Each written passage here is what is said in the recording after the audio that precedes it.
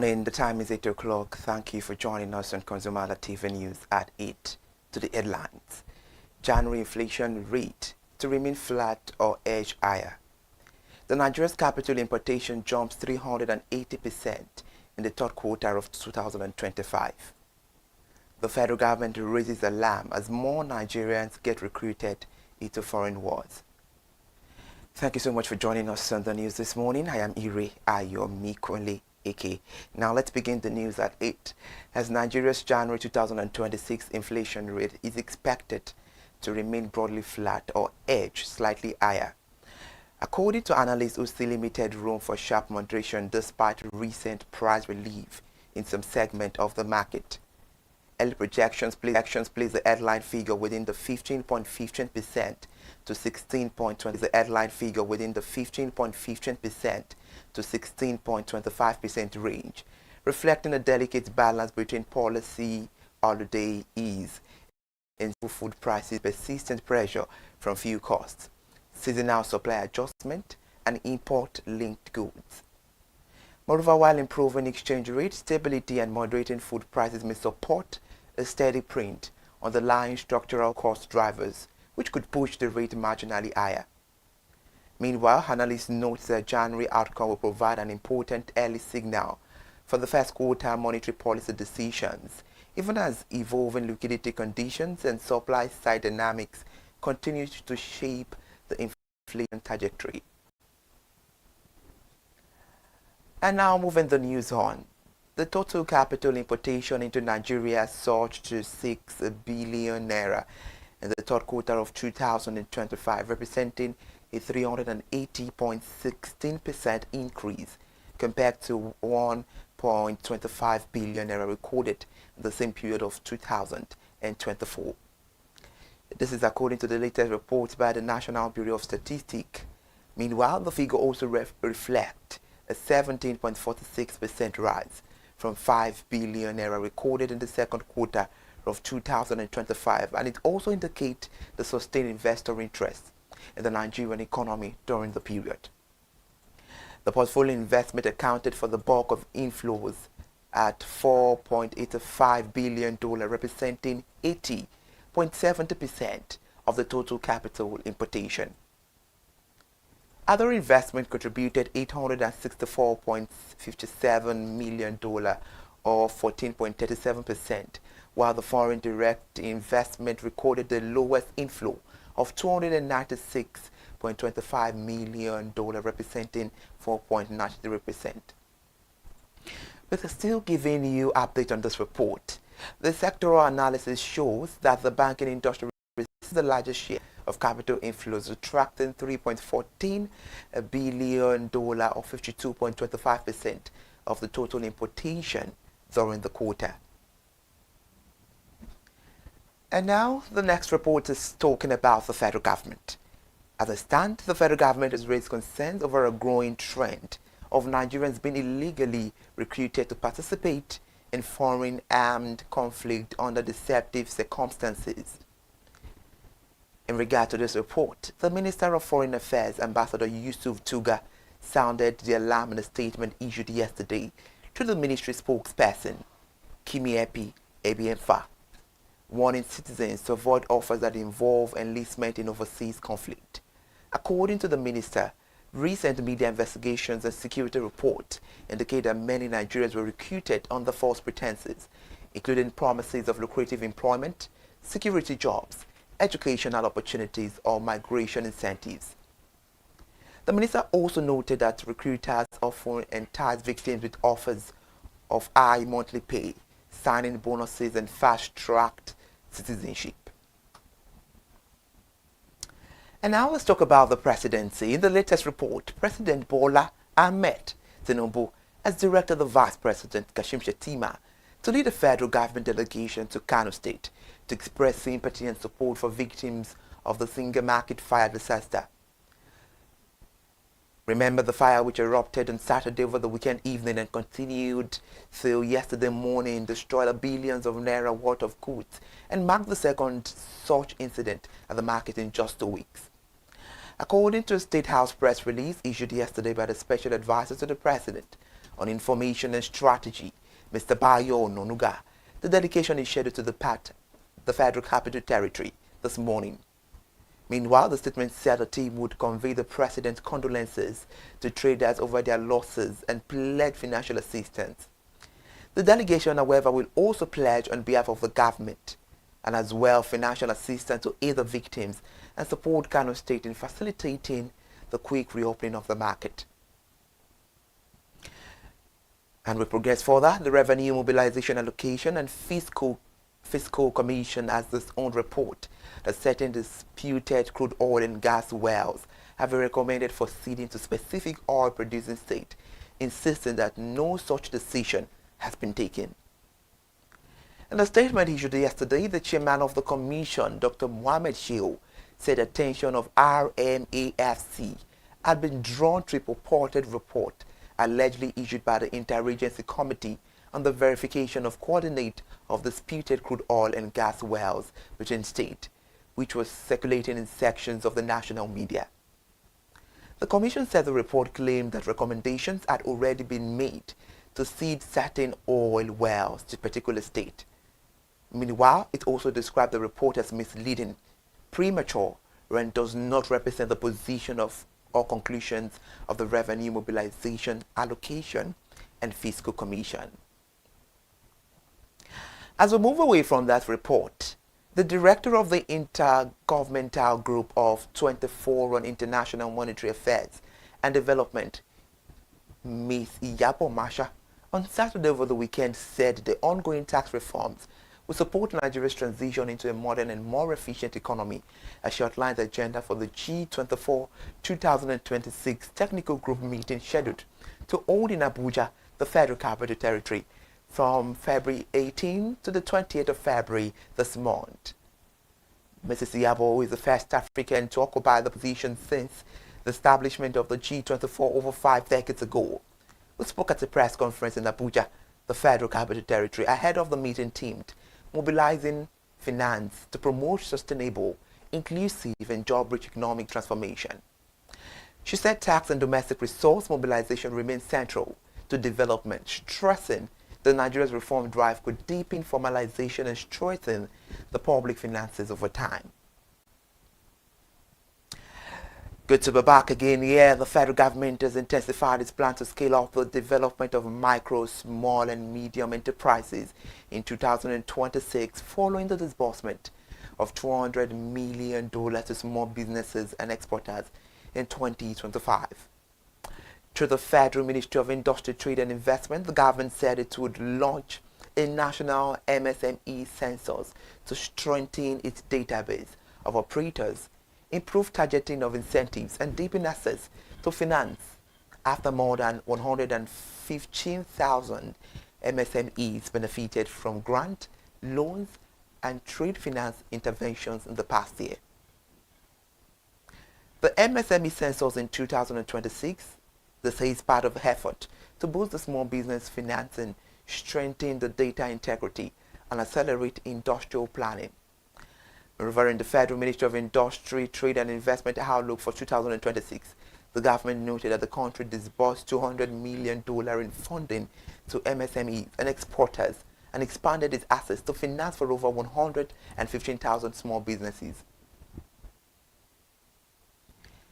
In a new development, Nigeria has purchased at least 1.37 million electricity meters in China under the $500 million World Bank funded Nigeria Distribution Sector Recovery Program, as the federal government stepped up its effort to close the metering gap affecting millions of electricity consumers. This was according to a restructuring paper released by the bank on its website and obtained on Saturday over the weekend.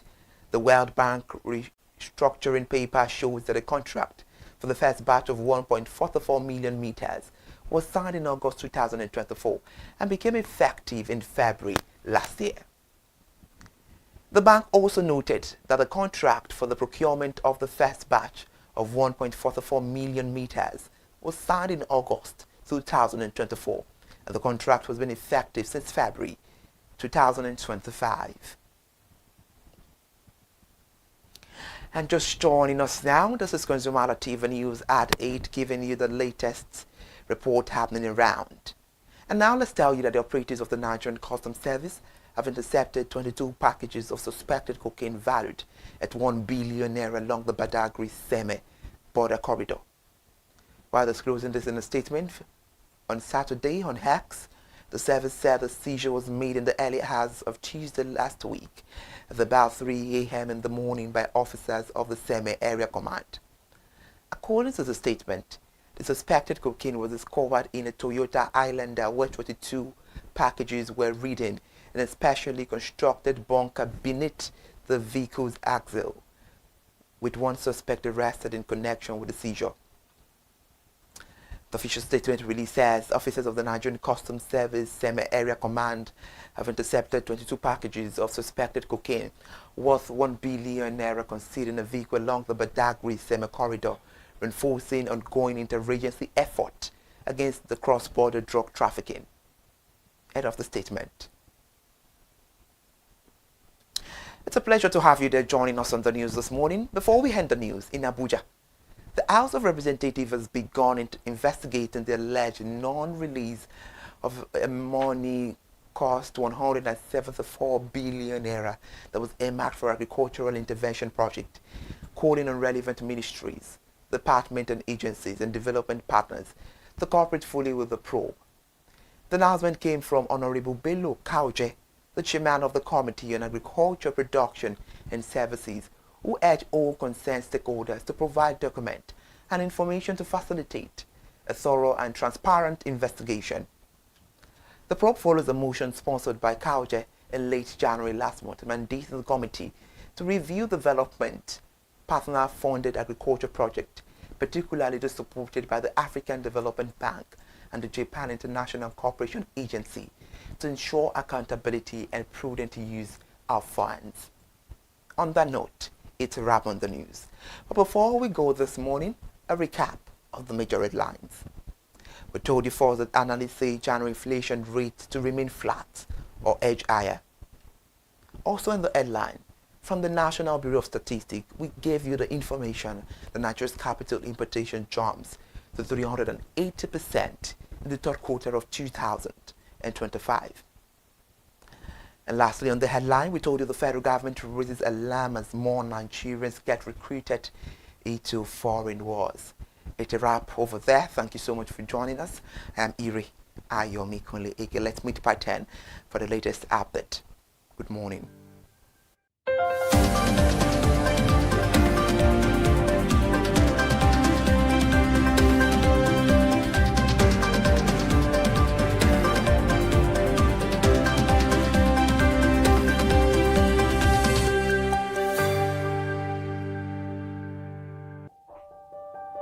Hey there, do you know in the world today, everyone is a consumer, and as consumers, we all have the right to be heard. In Nigeria today, as a consumer, you have all right to product information, right to fair pricing, right to return goods, right to product labeling, right to fair dealings, and a lot more.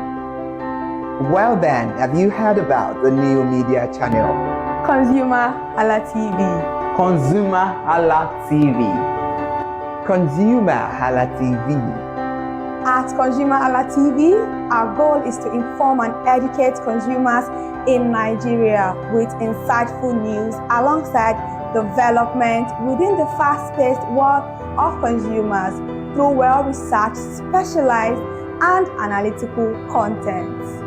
Our vision at ConsumerHallaTV is to create an engaging platform that provides right connections for meaningful brands in Nigeria, thus creating a more caring world for consumers where business thrives. And guess what? Our ConsumerHalla brand is the first consumer complaint resolution portal in Nigeria, powered by a 72-hour feedback mechanism. We offer consumer advocacy, informative talk shows, branding promotions, advertising, and lots more. Connect with us via our YouTube channel at ConsumerHallaTV. Follow us on our Facebook page, ConsumerHallaTV, our Instagram page, ConsumerHallaTV, and do well to subscribe to our YouTube channel. Subscription is free. ConsumerHallaTV. At ConsumerHallaTV, you deserve to be heard. At ConsumerHallaTV, you deserve to be heard.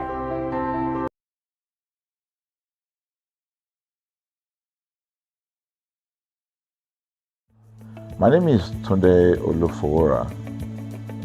I'm the CEO of Brand Communications. We are we call the publisher or the owner of the new initiative called ConsumerHallaTV. ConsumerHallaTV is actually Nigeria's first consumer-centered, or call it consumer-centric television platform that aims to bring voice to the over 220 million Nigerians. It was a vision that came to my heart about 10 years ago. I remember that I was traveling. I traveled out of the country, on airline, and I had this unpleasant experience. It was a trip to an African country from Nigeria, and I actually went with a local flight from Nigeria. I wouldn't want to mention the name of the airline, and then it was to South Africa, and we landed in South Africa, and let me just paraphrase it. When I was coming back, I had some money, some dollars, and that someone had given to me to hand over to another person in Nigeria. So I wanted to help out. I didn't want to carry the cash on myself. So for whatever reason, I opted to. I had a small case, and I felt that it was safer for me to put the money in my luggage. So I put it in a safe place in my luggage, got everything intact, and I checked in my luggage.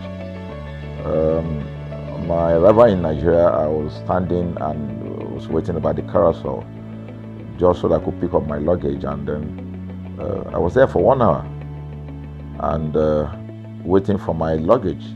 I didn't know that my luggage already arrived, and it was one of the luggage that was moving around on the carousel. So after about 1 hour wait, I looked to my left and my right. Almost everybody had gone. I think there were just about 2 or 3 left. So I beckoned on the woman that was on my side, and I noticed she was really in tears. Madam, what happened? She said, her bag has just been torn and a lot of things stolen.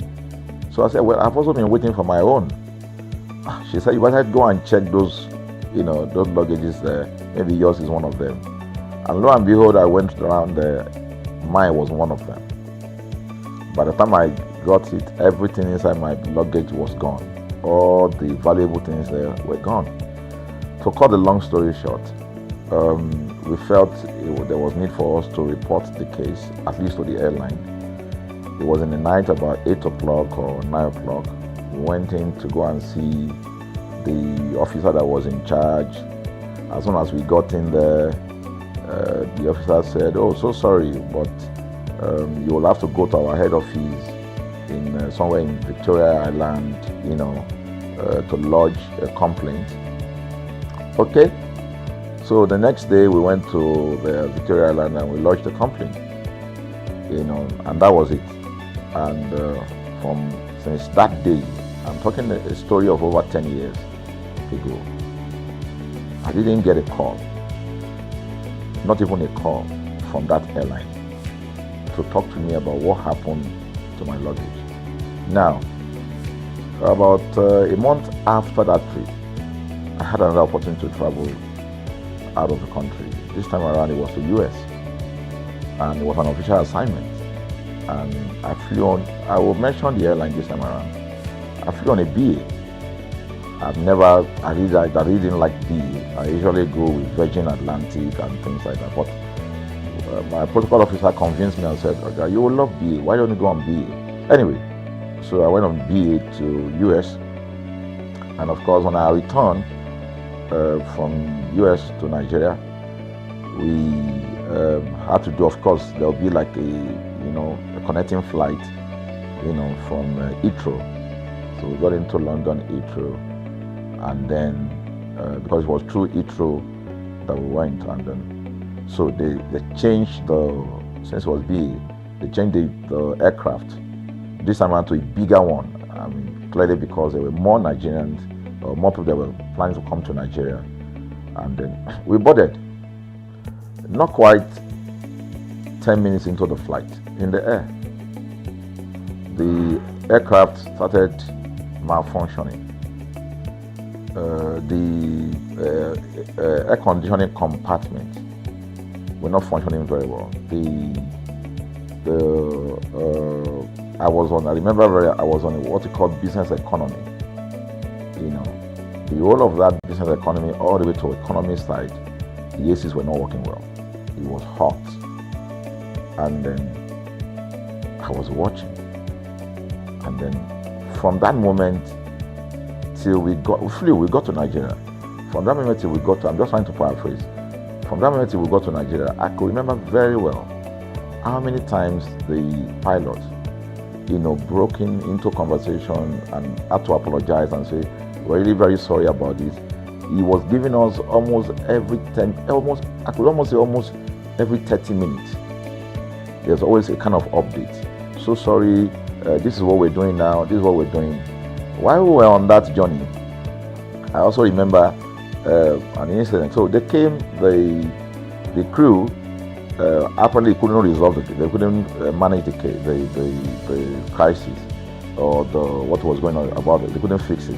So they came up and said, "We're so sorry, but for all the inconvenience, we're declaring, free lunch, free whatever it is you want, you can get." So trust Nigerians, you need to hear how everybody was jubilating, But something struck me. The experience I had just about a month before, and this experience, somehow I started comparing them. I was trying to see how this matter will be managed. Again, to cut the story short, we landed in Nigeria on a BA. Before we landed, the pilot announced and said that for the inconvenient, they will be giving a voucher of £50 to everyone that flew on that aircraft. I thought it was a joke. I mean, it was my first time with BA, but for what I knew or know of the British man would never even play with his 1 penny, talking of £1. So I felt that must be a joke of the year. So we left. I got back to my office. I think it was just about a week after. My officer, our guys in our mail room came up and said, "Oh, you have a parcel." So I said, "Parcel? Yeah." So they bought this parcel wrapped. I opened it, and boom, I bought the document out. It was the £50 voucher from BA. So what's the tenor of this story? An experience with one airline was terrible, no apology. An experience with another one, even though it was a bad experience, but it was very well managed. So managed that even if we have suffered anything in that aircraft, you probably, for the sake of how they manage it, will have forgiven them. So that was how this journey started. So I started thinking in my mind, this is what we go through in this country. But are we different from other nations? So God put in my heart the idea of ConsumerHalla. That's why the Halla came with consumer. And we started that journey about 10 years ago. We started by creating a platform called ConsumerHalla, where consumers, so I discovered that Nigerian consumers don't have a voice. So things happen, and that's it. We live with everything. So we started the journey from creating the platform. We have an app, we even have a magazine, and we thought we could move it from that to the next stage, which is the television. So the TV today, has come. So I would say precept by precept, line upon line, we have been able to build on our aspiration, to finally bring to birth this unique and exciting platform, So it's a digital telecast, and our goal is to further connect consumers in Nigeria to brands with insightful news, development within the fast-paced world of consumers. The world of consumers is growing at a very fast pace, So we want to inform Nigerians. We want to get them educated about their rights, So our role is that we're going to educate consumers in Nigeria, all right? So by bringing them specialized and what you call analytical, research-based content generation that will inform, educate, sensitize the audience, So that's ConsumerHalla TV. So I call it an offshoot of our ConsumerHalla brand.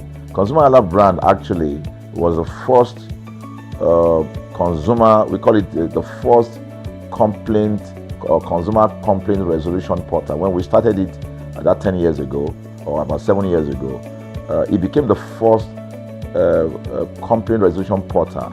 We created it so that Nigerians can actually lodge complaint on that portal. We spent a lot of resources to build a very robust platform where today, if you have any complaint, about any brand, any leading brands in Nigeria, and you go on that platform, you can actually click, just a click, you can find the brand, you can actually lodge your complaint, and once you submit it, that complaint will be routed to that organization, and within 72 hours, we will obtain feedback for you. We build it in such a way that we have connection to almost all the organizations, and it's been working. We've resolved several complaints for people without having to charge them any penny, because the idea is not to charge. So what we have done with ConsumerHalla TV is to take it to the next level. So we hope to change the narrative. We want to give the right direction.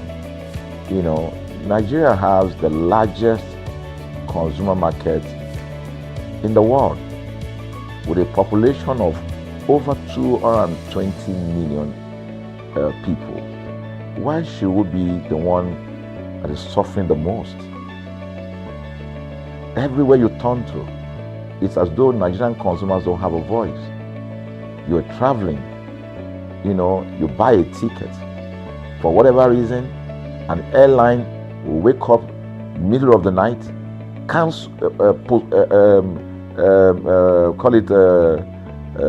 delay the flight for whatever reason, and then you'll be waiting at the airport for hours. You'll be there for 2 hours, 3 hours, no any explanation.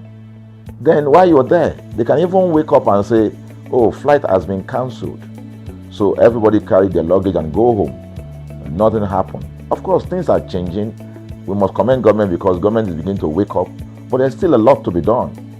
And we believe that we can help to make, bring about those right changes. So we offer deliberately, part of what we do is that we also offer advocacy.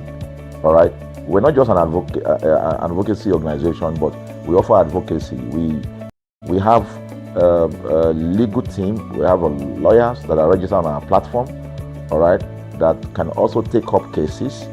Okay, so and we've taken up many cases like that, and won those cases. So ConsumerHalla is a platform to help consumers to. We're not fighting brands, but rather we say we're bringing about an amicable, resolution of conflict, such that it will be beneficial to the consumers and also be beneficial to the brand. I remember the word of Jeff Bezos. Bezos is the founder of Amazon. He said that the most important single thing, all right, for an organization is to focus obsessively, use the word obsessively, on the customer. We often say that customers is a king. They should sit at the top of the ladder. In our environment, customers are the ladder. A brand wakes up today, decide what product to produce. They wake up today, decide how much the consumer should pay. They wake up to decide everything for consumers. So consumers are just at the receiving end, and yet they are milking the consumers. There's no price regulation in this country, none. People just wake up and fix prices. Look at power. Government wakes up, we change policy, we wake up and we get people to pay more. We think it's time for consumers to begin to speak out. In speaking out, in engaging, we can get the brand to begin to do what is right. And of course, I know that the consumers themselves need to be educated. So our role, our vision also is to ensure that we educate consumers, we bring awareness. A lot of Nigerian consumers don't even know about their rights. You buy a product from a supermarket. I've had this experience. You buy a product from a supermarket, all right? For whatever reason, you take that product back to your house, and maybe something went wrong somewhere. By the time you take that product back to the shop where you bought it from, and you say, okay, this thing, you know what's going to tell you? Okay, now me make them. Let me make them now. That's why I buy them. Meaning that there's nothing I can do to the product. So you lose the product, then you lose your money, because the money is not refunded. The product you can't use. Only in Nigeria. Only in Nigeria. Let me give you another experience I had. In the course of this, because I went around, in doing this. I was in US, I was in UK, I was in South Africa, I was in Germany, just because of this, to just study the environment. I was in a friend's house in UK, in London, and then what happened? We were going to go out, and he was going to dress up. So he said, to me, I was seated in his sitting room. So he said, wait a minute, I picked up an iron, that's the pressing iron, 2 days ago or so from a store. Let me try this, let me just stand, use that to iron my shirt, and we can go out. So I was seated, the TV was on, I was watching. While I watched him, he brought out the pressing board, spread it out, brought the iron out in my presence, plugged in the iron, and then as soon as he switched on the power button, we just had a spark. Boom! The guy was raged. Then he goes, What just happened?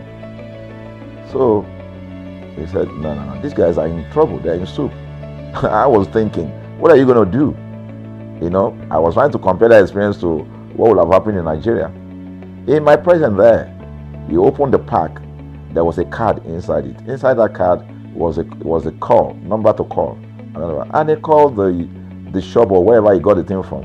I was hearing the conversation that was going on.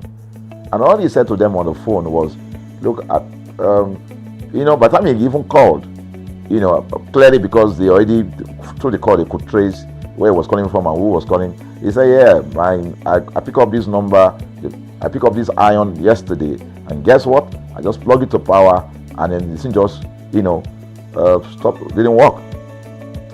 At the other hand, I could hear the voice, we're so sorry. We're sorry about that. And they said, this is your address, yeah? Don't worry, we'll get you a replacement. All right. So my friend handed the call and dropped the. So I said, so what's going to happen? He said, don't worry yourself now. Shebi, we're here. They will bring a replacement. I said, they will bring a replacement. He said, yes.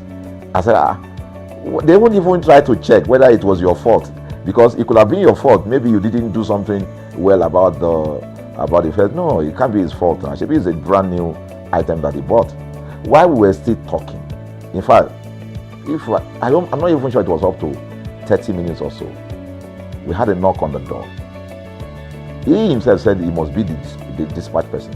By the time he opened the door, it was a dispatch man that was on the other side. And then the dispatch man was at the door. Just watched it. Was at the door. I was seated in the sitting room. The guy was at the door to meet with the dispatch guy. The dispatch man that brought the replacement iron, I heard him say, "We're so sorry." So I was so shocked. I mean, a dispatch man, this guy is a dispatch, so also apologize. I was so touched by it that even a dispatch man was so trained, to tell the guy, "We are so sorry." And guess what? He brought the replacement iron. By the time my guy opened the iron, it was a bigger size iron. So they replaced with a bigger size iron. The guy never asked for the one that went bad. He didn't say, "Okay, where is the other one that we gave to you," so that he could take it back. No, he just brought a new one and gave it back. So I asked my friend, I said, "Can you interpret this to me?" He said, "Here in London, if they didn't do this, they know the next thing I will do." He said, "I'm just going to grab a lawyer and I'm going to tell them they've destroyed something in my house. By the time I'm done, they will pay through their nose." Because the consumers are conscious of their rights.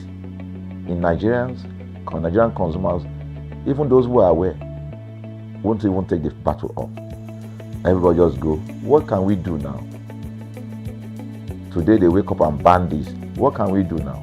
So we're going to change the narrative. We have to stand up. So the vision of ConsumerHalla TV is really to create an engagement platform that constantly mirrors the minds of consumers and provide right connections for meaningful brands in Nigeria. Thus, we believe, will be forming part of that our overall vision, of creating a more caring world of consumers where businesses thrive. So I think that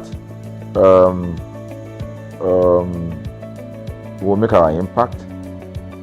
We ask you to join us on this journey.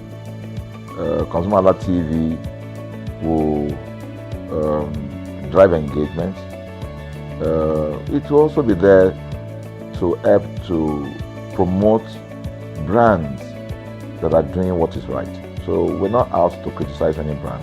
Rather, we have to complement what the brands are doing, because there is no organization that or a business that was set up to fail.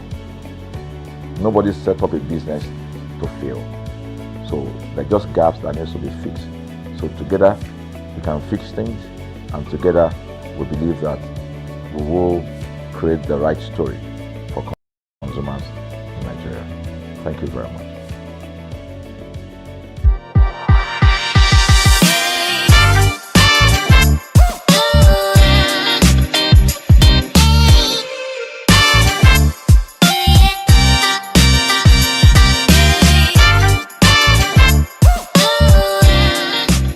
Hello consumers, welcome back to another episode of Market Today on ConsumerHalla TV. Today we are back at Aswani Market. This market is located between Oshodi and the Solo axis. Now, most of you know this market as an international thrift market, but what if I tell you that this market is more than that? In this market, you can get both the thrift and the ready-made product. Now, this market has all to offer you based on your budget, the quality and the quantity that you want to buy. Already, this feels like a long introduction, so come with me. Let's explore what Aswani Market has for us in terms of goodies, in terms of the products, in terms of the items that you can get for today. My name is Uwoke Peace, and this is Aswani Market on Market Today.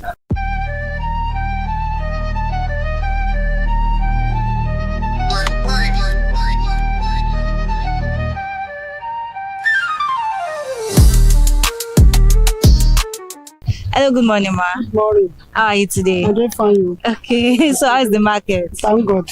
Okay, ma, so can you tell me what you sell in Aswani International Market? So I need international market every Tuesday. But what do you sell in this market? And they're selling shoe, slippers, everything. Okay, so can you tell me the type of shoe that you have here? Who are the people that you sell shoes for? Is it that you sell shoes for? Is it only for men or for female? Should be relent Only for women. Only for women. Okay, now so how much do you sell them? And they sell this one 8,000. Okay. Selling this one 15,000. Okay, so what's the difference? Kí ni yàtọ̀ eléyìí àti eléyìí? Quality jura wọn gan. O quality jura. Okay, so kí ni wọ́n pẹ̀lú àwọn bàtà àwọn ibà? Half shoe. Half shoe obìnrin. Half shoe obìnrin. Okay, so what about the slippers? I see that you have slippers here. That one is mass selection. Mass selection.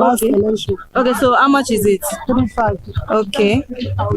This one 3,000. Jale. Okay. So you really see by kí ni wọ́n pẹ̀lú àwọn bàtà wọn?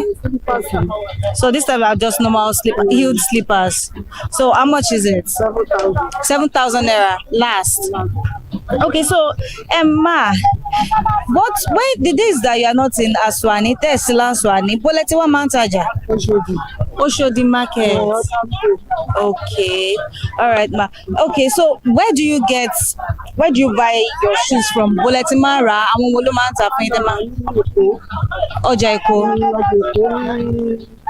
A máa ń lọ rà ní Band Glass.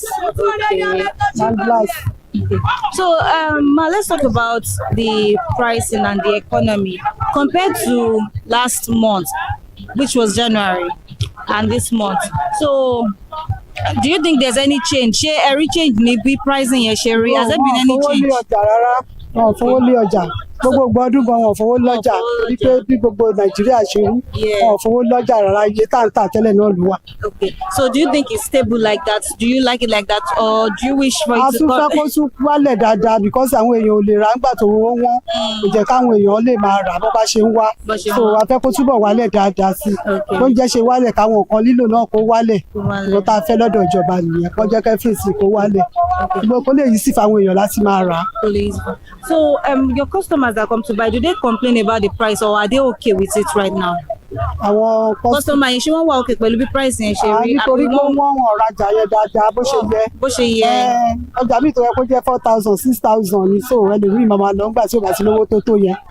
So kíjọba bá jẹ́ kí gbogbo àwọn oúnjẹ wálẹ̀ bó káwọn nǹkan lílò náà kàn jẹ́ kó wálẹ̀. Wọ́n ṣe yẹn fún wa wọ́n jẹ́ káwọn nǹkan lílò náà kó wálẹ̀. But mommy, you know that this is Aswani market. Once in a week. So wọ́n dẹ̀ sọ pé tí wọ́n bá ti ṣọjà ẹ̀ whenever this market comes up in the week. Ná Monday náà o. Wọ́n máa ná Monday. Àwọn bí òkìrìkà ló máa ń pọ̀ jù ní Monday. Gbogbo bí ló máa fún àwọn olókìrìkà ní Monday. Wọ́n máa ná Monday. Mi ò ná Monday, Tuesday ni máa ná. Okay. Bọ̀ wọ́n sọ pé tíyàn bá ti wá lọ́jọ́ Tuesday yẹn bó ṣe jọ ọjọ́ ọjà yẹn pé nǹkan máa ṣí kó máa ń wálẹ̀. Náà ó ṣe náà la máa tà fún wọn kó máa ń wálẹ̀. Ó sì yàtọ̀ ju gbogbo ọjà àbòmí lọ. Ọjà Aswani máa ń ship láti ilẹ̀ wá. Ọjà tó máa ń ship la máa ń tà l'Aswani. La máa ń tà l'Aswani. Okay, so Ma, for the viewers, can you please just tell us your name? Rebecca Faremi. Ma? Rebecca Faremi. Okay, Mrs. Rebecca Faremi. All right, thank you so much for your time today, Ma. Okay.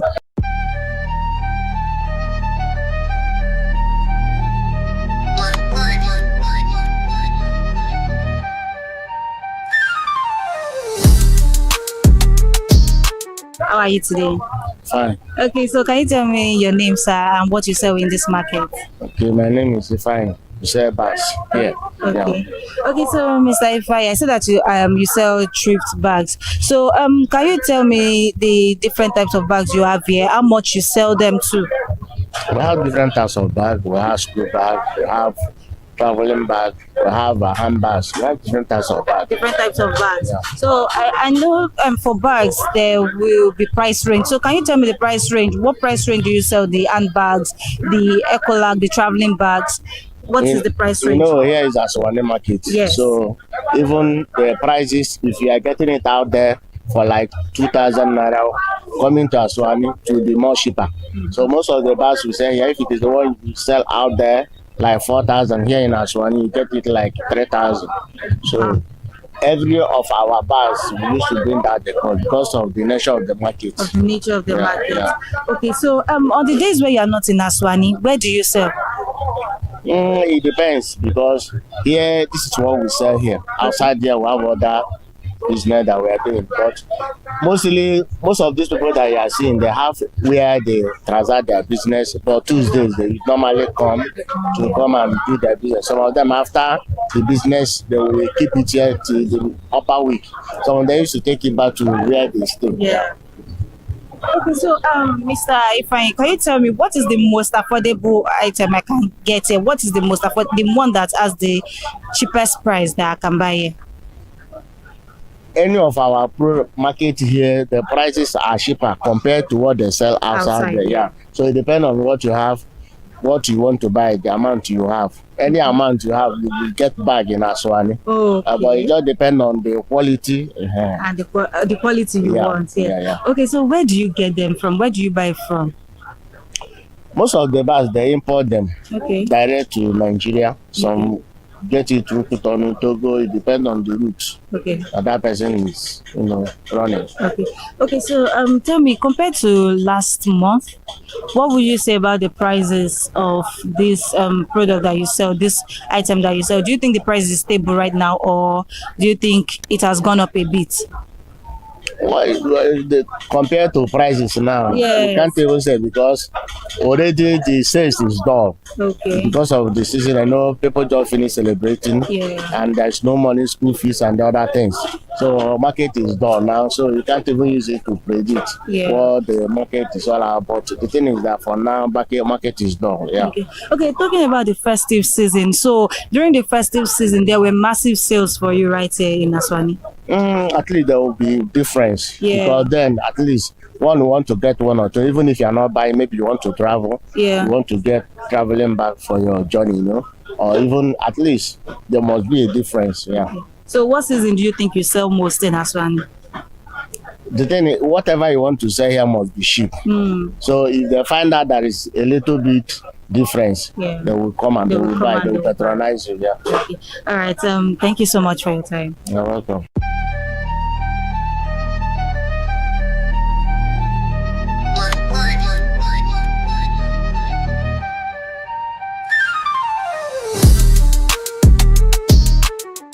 Good morning, ma. Good morning. How are you today? I'm fine. Okay, but so ma, can you tell me your name and what you sell in Aswani International Market? I'm Mrs. Ibrahim Oluwatoyin. Okay, ma. So ma, what do you sell in this market? I sell okrika, bra, pints, and sobra. And sobra. Okay. So let me ask: do you take in bill, or do you, sell one? How do you sell? I buy bill. Okay. Then I will lose it. Then I will sell one. You sell one. Okay. So how much do you buy the bill? Before the bill of sobra, we normally bought it 150. Later, from 150 to 200. From 200, the one I bought this Thursday, I bought it 400,000 naira. Wow. So at Arena. Yes. 400,000 naira. Yeah. Wow. Okay, so how much do you now sell it? Since you bought it 400,000 naira, if you are going to resell it now, so how much do you sell it? Okrika is grade by grade. Yes. There are some that we receive 500. There are some that you will sell 3,000. Okay. Then 2,000. Yes, it depends on the grades and the. Okay. So do you have the 500 naira grade here? No, I don't have it. What you have is the 2,000. I have 2,000, 1,000, 3,000. 3,000. Yeah. Okay, so ma, how do you ensure good quality? When you go to Arena, you take the bill. Yeah. How do you ensure that what you get inside that bill is good quality and not bad quality? You see, okrika is black market. There are some that when you carry it, you will laugh, and there are some that when you carry it, if you don't have heart, you might get BP or collapse. Wow. So it's black market. You cannot predict what is inside there because it's black market. It's black market. Yeah. Okay, so compared to last month, last year, what would you say about the prices of how you sell now? What would you say about the pricing? Do you think it's more stable? Do you think it has gone higher? What would you say? As at this week, yes, the the price has gone higher. It has gone higher. Yes. Okay. Because instead of 400, they said that because they have even had more dollars into the container of the bay, that they are going to sell it 450. 450. Yes. If you go today, you are going to get it more than 400,000. More than 400,000. Yes. And what do your customers have to say when when these things keep adding money, when the prices keep on going up? It's what we buy. We will tell them things are costly. Although we will show them the receipt that see what we buy. Okay. So that is what we buy. That is what we are going to sell. That's what you're going But so far it's quality. There are no option. They are going to buy it. Okay. Okay. So I see that you sell top bra, you sell pants, and do you have every size, or you just have exclusive to a particular size? No, in that bay you have different type of sizes. Okay. So it's from there you will select. So if you come, I'm going to give you your size. Okay. So all sizes are there. All right. Yeah. All right. Thank you so much for your time, ma. Thank you.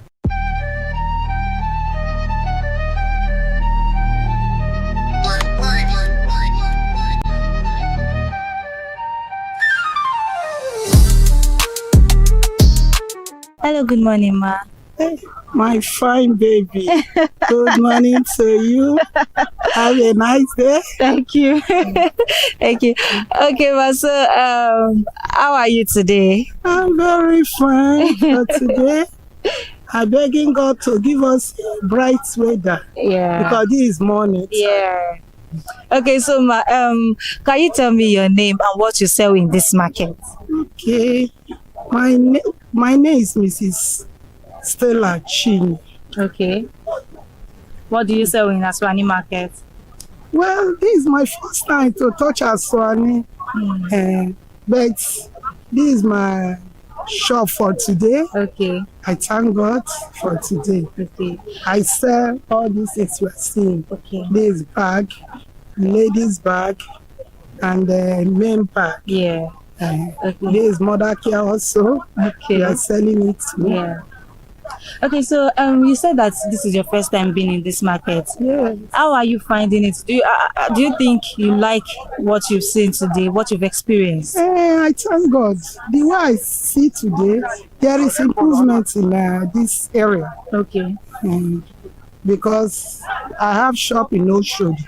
That is the place I sell. Okay. So somebody tell me I should come and try this area today. Yes. So that is it. I thank God for today. So do you like it? Well, I like it. Do you think you can come back and sell here? I can come. Okay. I can come. Okay. All right, ma. So let's talk about the prices. How much do you sell the bag? You have school bags there. You have traveling bags. Yeah. I see that you have lunch Lunch bag. lunch bags there. Yes, so how much do you sell? How do you sell them? Like this is a lunch bag. Okay. We sell in a good price. Okay. As far as your customer, because we sell in wholesale prices.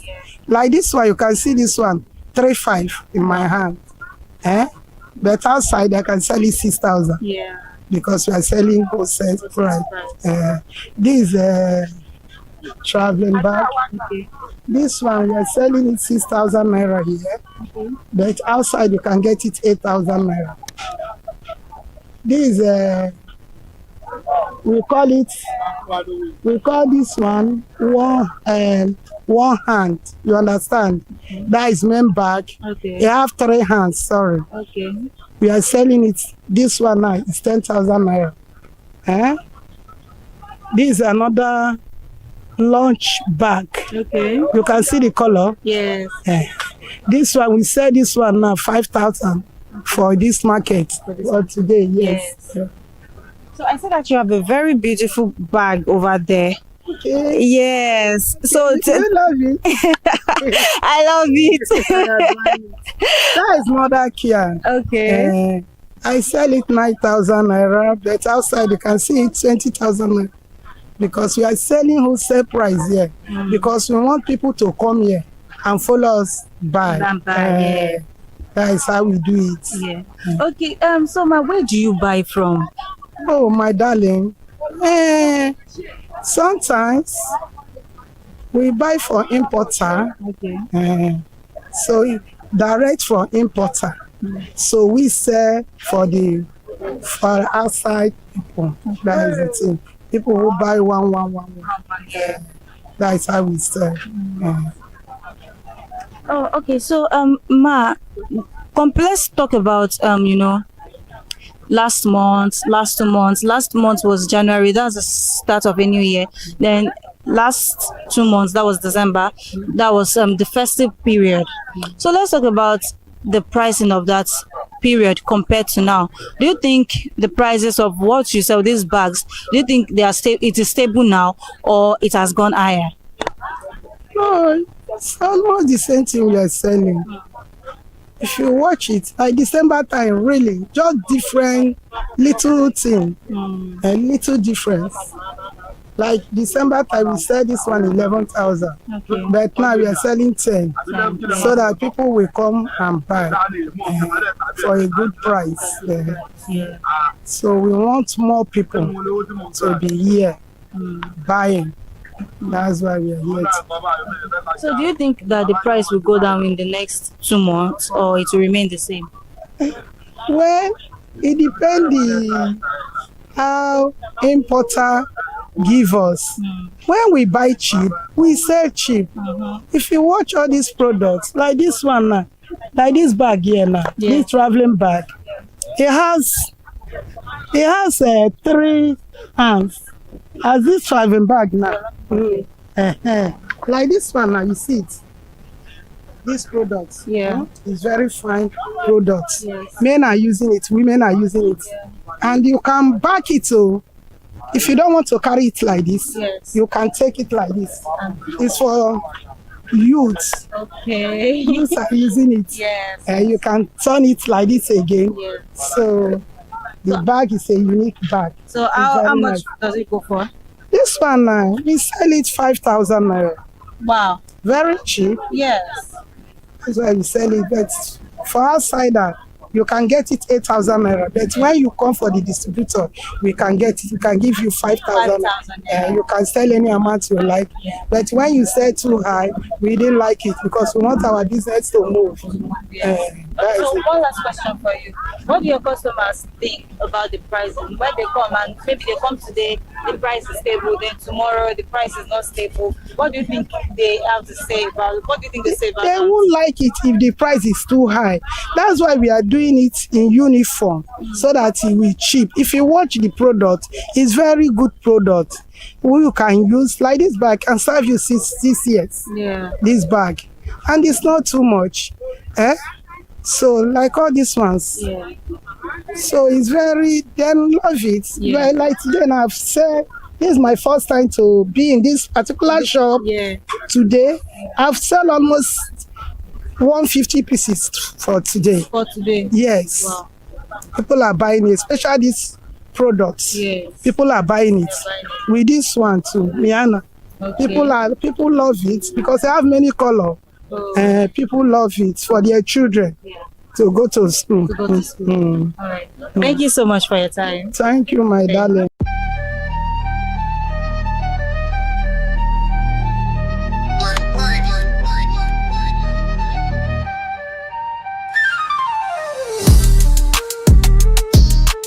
Hello, good morning, ma. Good morning. How are you today? I'm fine. Okay. How is the market today? We thank God. Okay, ma. So can you tell me your name, ma? My name is Sister Ngozi. Okay, Sister Ngozi. Okay. So what do you sell in Aswani market? As you can see, I deal on shoes. Yes. I sell children's shoes, ladies' shoes, and men's shoes. Okay. So you cater to all gender? Yeah. Okay. All right, ma. So the children's shoes, the female, the ladies' shoes, and the men's shoes. Can you tell me the price range? How do you sell them? Like the ladies, I have levels. Okay. There's one that is heels. I have flat slippers. Okay. So let's go from the heels. We sell from 20,000 naira down. I have the one of 10,000. I have the one of 15,000. Okay. Then the slippers, I have the one of 12,000 and 10,000. And 10,000 naira. What about the men's shoes? The men's shoe, I have the canvas from 15 upwards. 15 upwards. But but this is Aswani market. Yeah. And people say that when you come to Aswani market, because it's once in a week market, you can get things at affordable prices. Do you think this is affordable right now since we are in Aswani? To me, it's yes. affordable. Okay. But if you want more cheaper one, we have where you can get more cheaper one. More cheaper. But it's not great as this. Okay. We have levels by levels of shoes, as in grade. Yeah. As per me, I sell first grade. You sell first grade. Yes. Okay. But if you come to Aswani, you can get children 100 naira, 200 naira. So it depends on the level of shoes that you want. That you want. Yeah. Okay. Okay. So how long have you been in this market? How long have you been selling in Aswani? Let me say 10 years now. 10 years. So for 10 years, you'll be coming to Aswani every Tuesday. Every sell. Tuesday. So on the days when you are not in Aswani, where do you sell? I have shop right in my business. Oh, okay. At Isolo. At Isolo. Yeah. Okay. So what makes you come to Aswani to sell? I mean, for you to be coming here every Tuesday for the past 10 years, that means it's been profitable. Yes, it's profitable. It's profitable for Yeah. you. Okay. Where do you buy from? Where do you get your goods from? I have someone that imports market to me. Someone used to sell market to me from overseas, as in from Spain. Okay. I have someone that used to bring market for me. That bring it to market. Yes. Okay, so buying from Spain, does it affect how you sell to your customers? Does it determine your price? It does not affect, because the kind of customers I have, I bring what they want as per the grade they need. Yeah. And the price I give to them is affordable price. The price.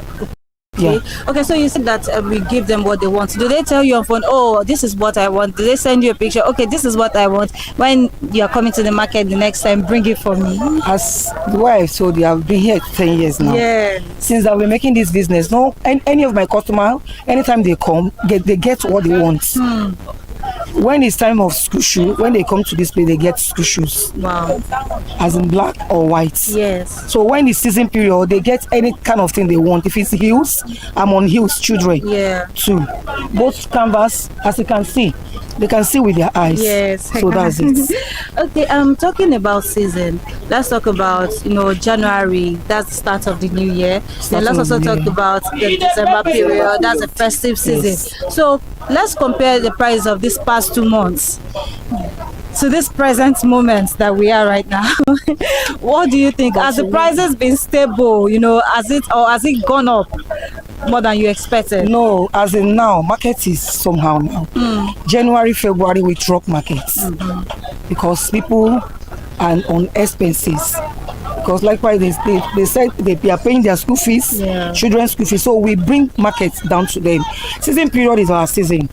We sell any amount you want to sell. Like now, I can sell children 5, but when it's season period, I don't sell 5. I can sell from 7,000 up. Because even when we buy in the markets, the price they give to us is not what they are giving to us now. They increase it too. They increase the price. Yeah.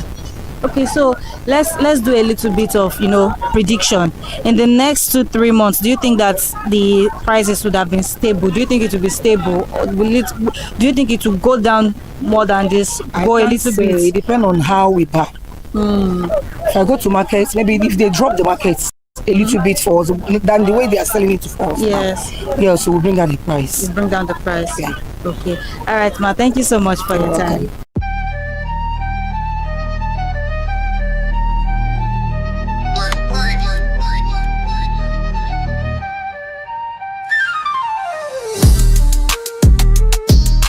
Hello, ma. Good morning, ma. Good morning. How are you today? I'm fine. Very good. Yeah, I'm fine. Thank you. Okay, so ma, can you tell me your name? My name is Mrs. Chinasa Ozoigwe. Okay, Mrs. Chinasa, can you tell me what you sell in Aswani I market? sell clothes, ladies wear. Ladies wear. Yeah. Okay, so is it thrift ladies wear or ready-made that you sell? Ready-made. Ready-made that you sell. Okay, so let's talk about what you sell. Since we know that you sell ladies wear, can you tell us the prices for the tops, for the gowns, for the skirts? Just tell us the price of what you have here. Yeah, we have like all this clothes top. Yeah. We have one of 4K, we have one of 3K. Okay. We have basic top. Okay. Those ones 7K. 7K. The one of 7K. The one of 3K. The one of 252. We have like sleeveless, like something like this. Okay. Can get it for 25. Okay. Something like this can get for 25. Something like can get it for 3,000. Okay. 4K. Okay. We have this like something like this cap now still 4K. 4K. Okay. Yeah. Okay. So what about the gowns? You have gowns here. I see that you have gowns here. You have joggers. So that's like something like this now. This one we are selling 8K. 8K. 8K. Okay. Yeah. Okay, so the gowns, the range, what type of gowns? The short gowns, the longer. Do you have turkey wear? Tell us. Yeah, I have turkey wear. Okay. They have the ones of 35,000. We have them for 45,000. We still have the one of 25. We have one 18. And do you have them here? Yeah. Okay. Yeah. Okay, so Aswani is not just a thrift market. We can find ready-made. Yeah. Yes. Okay. Depending what some people is saying. If you want Araha market, is here. Okay. If you want original one, is here. Yeah. We still have like shotguns from 3,000, 5,000. Yes. It depends on your budget. Yes. And quality. Yes. Okay. Yes. All right. Now, how long have you been in this market? More than 12 or 13 years. Wow. Yes. You know, Aswani market is like every Tuesday. Every Tuesdays, and you've been coming. Yes. Wow. Okay, so on the days when you're not in Aswani, where do you stay? Where can people find you? Alaba Suru, yes. Okay. Alaba Suru. Yeah. Okay, ma.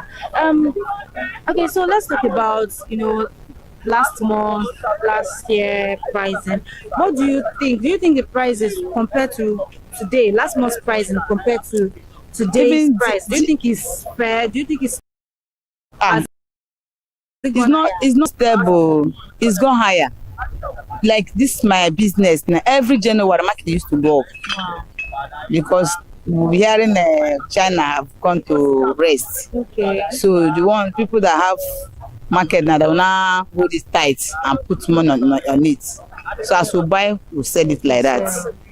Okay. So you buy majorly from China? No. We used to buy here. They used to send from China to here now. They will buy from people that inside this market? No, for Lagos. For Lagos. Yeah. Okay. Sometimes we go to Yaba to buy. Yeah. And you come here and you resell. Okay. So now that the pricing is not stable, it has actually gone higher according to you. Yeah. What do your customers say when they want to buy? Sometimes they will complain, but there's nothing they can do. They will still buy. Unless we don't have the money, but if they have the money, they will buy. And do you think you have loyal customers that will still buy no matter how bad or how they will buy? They use. God is so faithful. Wow. It's God that's selling market anyway. Yes. Thank you so much for your time. You're welcome.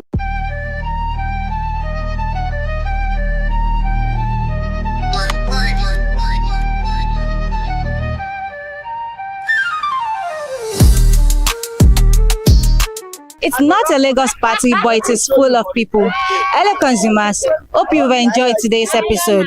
As we can see, we have toured Aswani market and we have discovered that this market has two sides. The ready-made products and the thrift market. But what we have also discovered is that despite the two sides that this market has, you can get whatever item you need based on the budget, the quality and the quantity that you want. It is not over, but until the next episode, you can catch us on ConsumerHalla TV on YouTube, Instagram, TikTok, Twitter, and Facebook. My name is Nwoke Peace, and until the next episode, bye for now.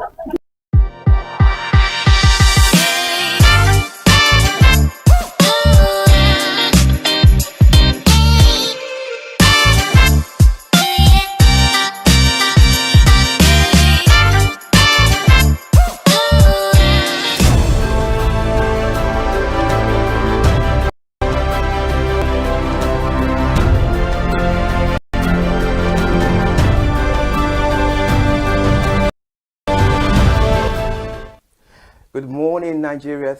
Thank you so much for joining us on Perspective, the breakfast show on ConsumerHalla TV, where we talk about all pressing and burning issues making the rounds.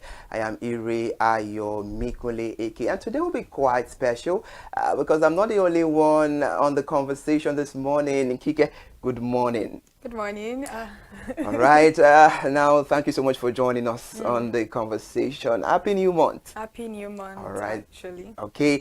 I'm sure you're ready for the conversation. I am. This is my first time on Perspective. All right. So Good then. cool. Let's kick start. On today's edition of Perspective, will be Meto Decal a bit, because we'll be looking into the crucial role of a medical laboratory scientist in the fight against the antimicrobial resistance.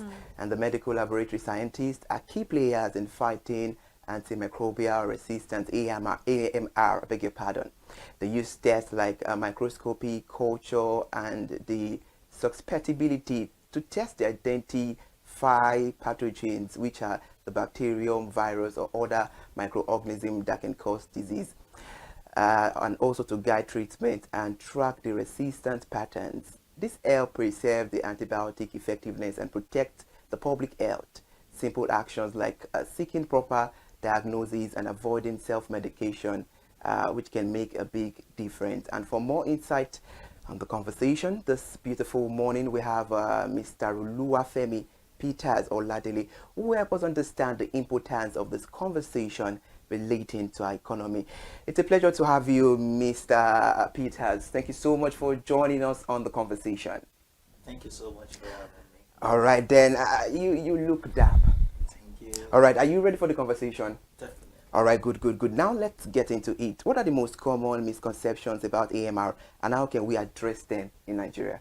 So, the biggest one would be the common knowledge which we are driven by at this part of the world, which is that every ailment, every sickness is malaria or typhoid.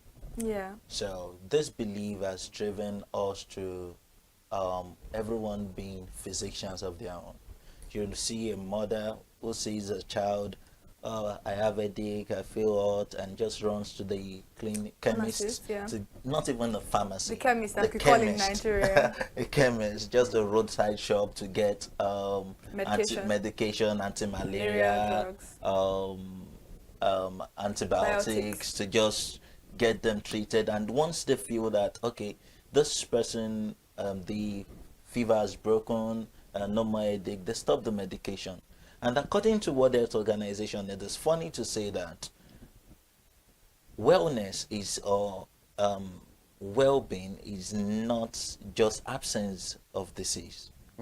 It's not just when you don't feel well. It's the complete and wholesome physical, mental, and social well-being. There are some people, they don't feel hot, they don't have fever, but then they are sick. They are mentally sick. So if you not say that, okay, it's only when you have fever that you're sick, it's a fallacy. So the major misconception is the fact that we do not understand that well-being or wellness is far beyond just absence of these symptoms. Okay. There are many diseases that might have the same symptom. Take, for example, the common cold. Yeah. Influence caused by maybe influenza, and also look at compare that with pneumonia, bacterial pneumonia. Yes. Though they do have the same catarrh, cough, and all that, but then if you use antibiotics for what you can just treat with by just resting, because your body makeup has its own war machineries that fight these things, which are the white blood cells. So sometimes what we just need is rest, but then everything is malaria, typhoid. So I believe that with this understanding that not everything needs treatment first, and the right way, how do you know that your the cause of your car's fault if you don't take it to a mechanic to diagnose it? Exactly.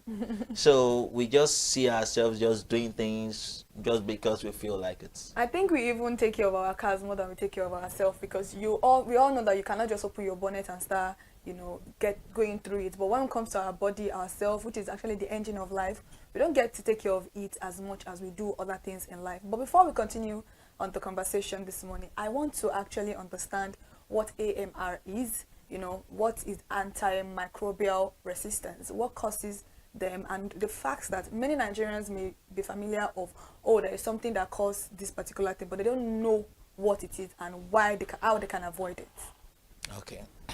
In simple terms, let's take for example, someone comes to you and gives you a slap through this door. The next day, the person comes through this door and gives you the same slap. The third day, the person comes through this door and gives you the same slap. What would be your response? You might want to close the door to prevent that kind of assault.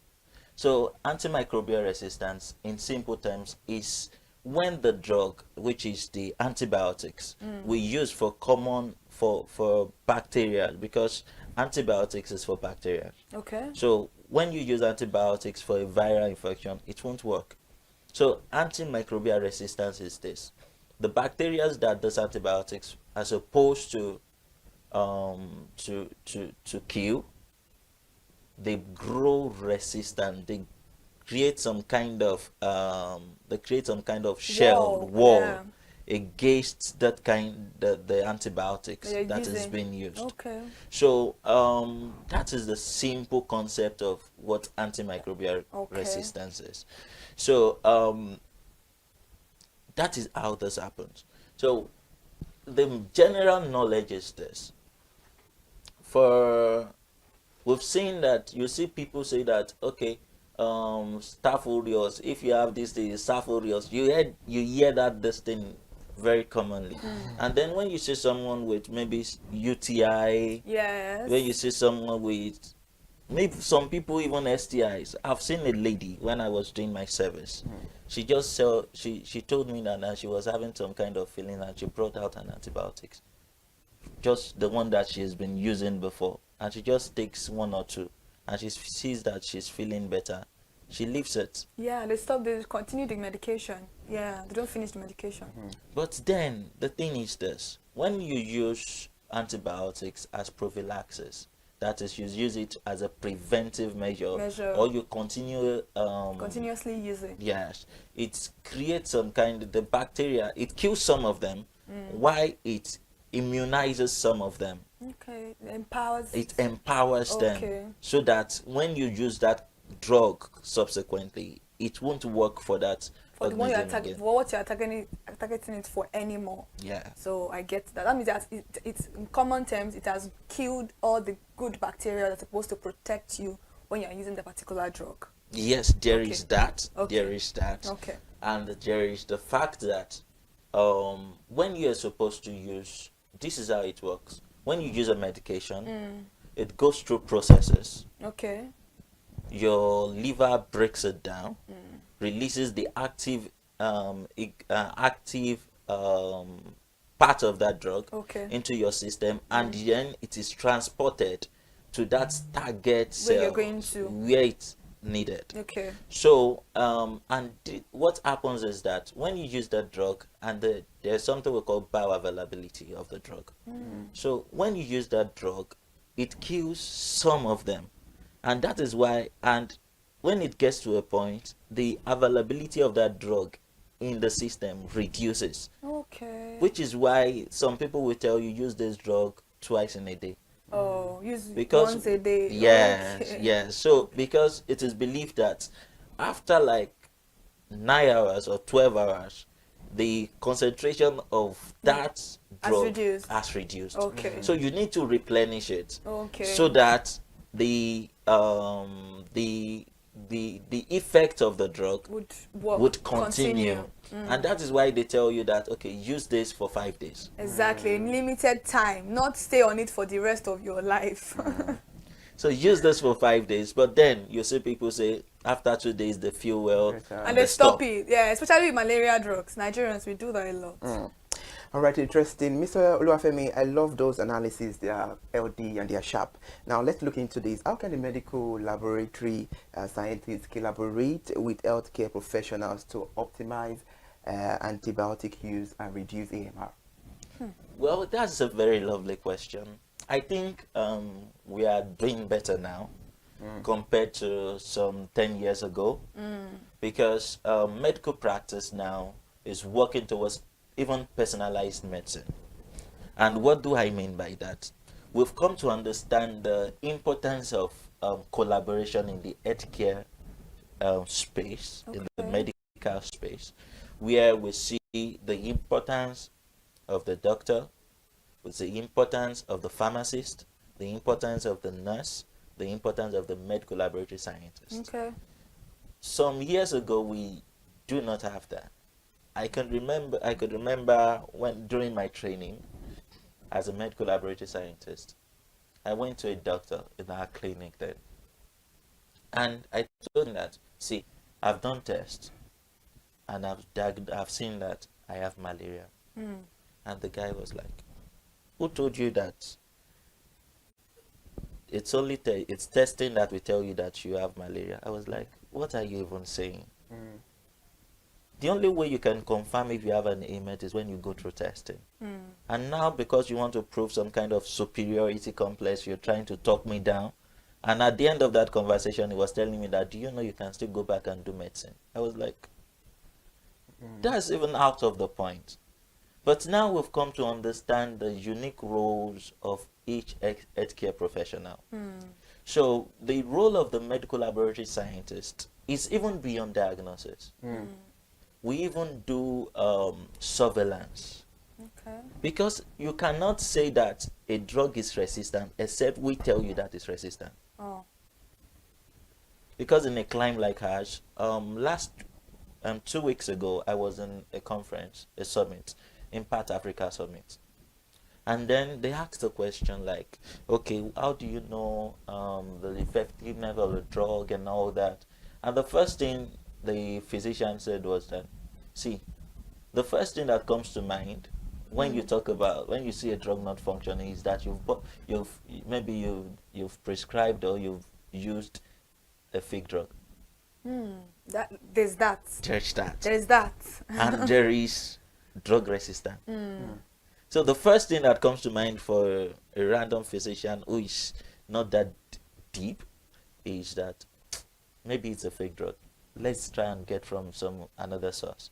But then you cannot confirm that a drug is resistant if we have not told you that it's resistant. Because what we do in the lab is that we try to isolate the organism. We try to grow it in the lab. And then we test different drugs. We identify it that, okay, this is this, this is that. Then we try to test different drugs against that organism. And then we now track the one that is effective, the one that is not effective. We call it resistant drugs, and we now detect the ones that are sensitive. So you're saying that it's not only antibiotics that can be resistant to somebody. No. There can be other drugs also that can be resistant to somebody, because I think in the last 3 years, antibiotics has been the forefront of conversations for medical practitioners about resistance, about how they will do surgeries for people and then they will try to treat some infections with antibiotics, and it doesn't work anymore. All because of the fact that the people, Nigerians, we tend to use a lot of antibiotics. I don't know who is prescribing it for us, but any little thing we are going to, just like a UTI you mentioned, most ladies will tell you, I'll use Flagyl 400 and then I'm good to go. You didn't go to the hospital to know whether you can use it. You didn't even know whether you can take injection for it, because a lot of people think infection is stereotype alone to sexually transmitted disease, whereas you can get UTI as a lady in a different form, but they don't know. Maybe they are shy to talk about that with their doctors. Maybe they don't want to be judged, because most of them will be like, why would I go to the hospital to go and tell a male doctor or a female doctor that I have? They'll be like, oh, maybe I am loose. Those are conversations that medical practitioners need to actually have with different people. They need to bring out this awareness that there's some illness that is not even associated to STI, but many people don't know that. We are, according to maybe research or statistics, is common for women to actually have infection. Maybe because of where you are using your toilet, maybe the water you are using. The first time I got a UTI infection, it was the water in where I served in Ibadan.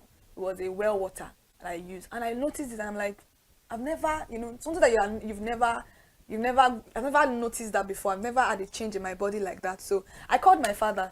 You know, I called my father like, Dad, this is like, okay, go to the hospital. Somebody told me, a friend of mine told me to use Flagyl 400. I've never heard of Flagyl as 400 milligrams. I only know the Flagyl, and that Flagyl that we even use for stopping poo. It's not even a right medication for stopping poo. So I don't use it anymore.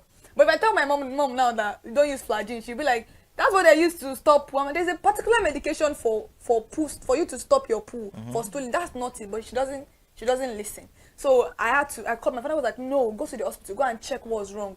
Because I just explained my symptoms to my friend, my female friend. And she was like, no, just use Flagyl, that's it. So maybe she has gotten it a lot of time, because that was the first time I was getting it. So I had to go to the hospital, and when I got, they were like, oh, buy a grapefruit or a grape wine. Make sure you finish the whole bottle and just come for 2 days medication, 2 days injection. And I went, and in that 2 days, that was. And when I told her, I was like, are you sure it's gone? Because I treat mine sometimes for like 2 weeks. And I'm like, you can see the difference of someone that went to the hospital. And the doctor even explained to me that sometimes if you take a lot of grape, or what they call it, this grape juice, it tends to help your bladder release more, because you are forcing your pee, it's not coming out. But then your bladder is full, but because of the fact that you have a little bit of obstruction, that is the reason why. So just make sure you always take grape fruit, or I can't remember the name of but it tastes like grape. But I remember I took that Eva wine or something, that red one. That's what he recommended for, and I don't think he even gave me any medication. It was just those 2 days injections, and that was it. But for my friend, it was a different experience entirely. So it could be that for her now, maybe she's already getting that resistance that you are talking about. But how can you be on that Flagyl is very bitter. So I don't know how you're using it for a whole, and she's telling me 1 in the morning, 1 in the night. So you're telling me I'm going to use like 3 sachet for like, because I'm treating something. No, that's not going to work for it. So that's why I'm very particular about. It's not now just about antibiotics. There are also other medications that you can actually develop resistance for. Yes, there are actually other resistance is resistant. It can be to a viral drug. It can be to many kind of medications, any kind. But the most common one has been antibiotics. Okay, because that's what is very common. That is the most common one. And people just believe that if it has worked the first time, it will work the second time, which is not entirely true. The body has, take for example the UTI, the body has good microorganisms that actually protect you.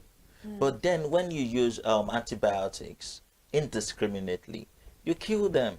Those are the good bacteria I was talking about. Yeah. So you kill them, and then you allow for these bad microorganisms to be playing ball. All right, interesting. Mr. Olufemi, while making your analysis the other time, you made mention of the role of the laboratory, and you made mention of surveillance. Now, let me ask you, can you please elaborate on the role of surveillance in tracking resistant patterns and informing public health policies? So, like I said the other time, we've had a lot of policies around antimicrobial resistance, which has helped also in preserving and protecting higher burden on our healthcare system. Because currently, you will talk about brain drain. I saw a consultant, I think nephrologist, saying that in the current statistics for consultant nephrologists is 1 to 1, is it 1 million in Nigeria?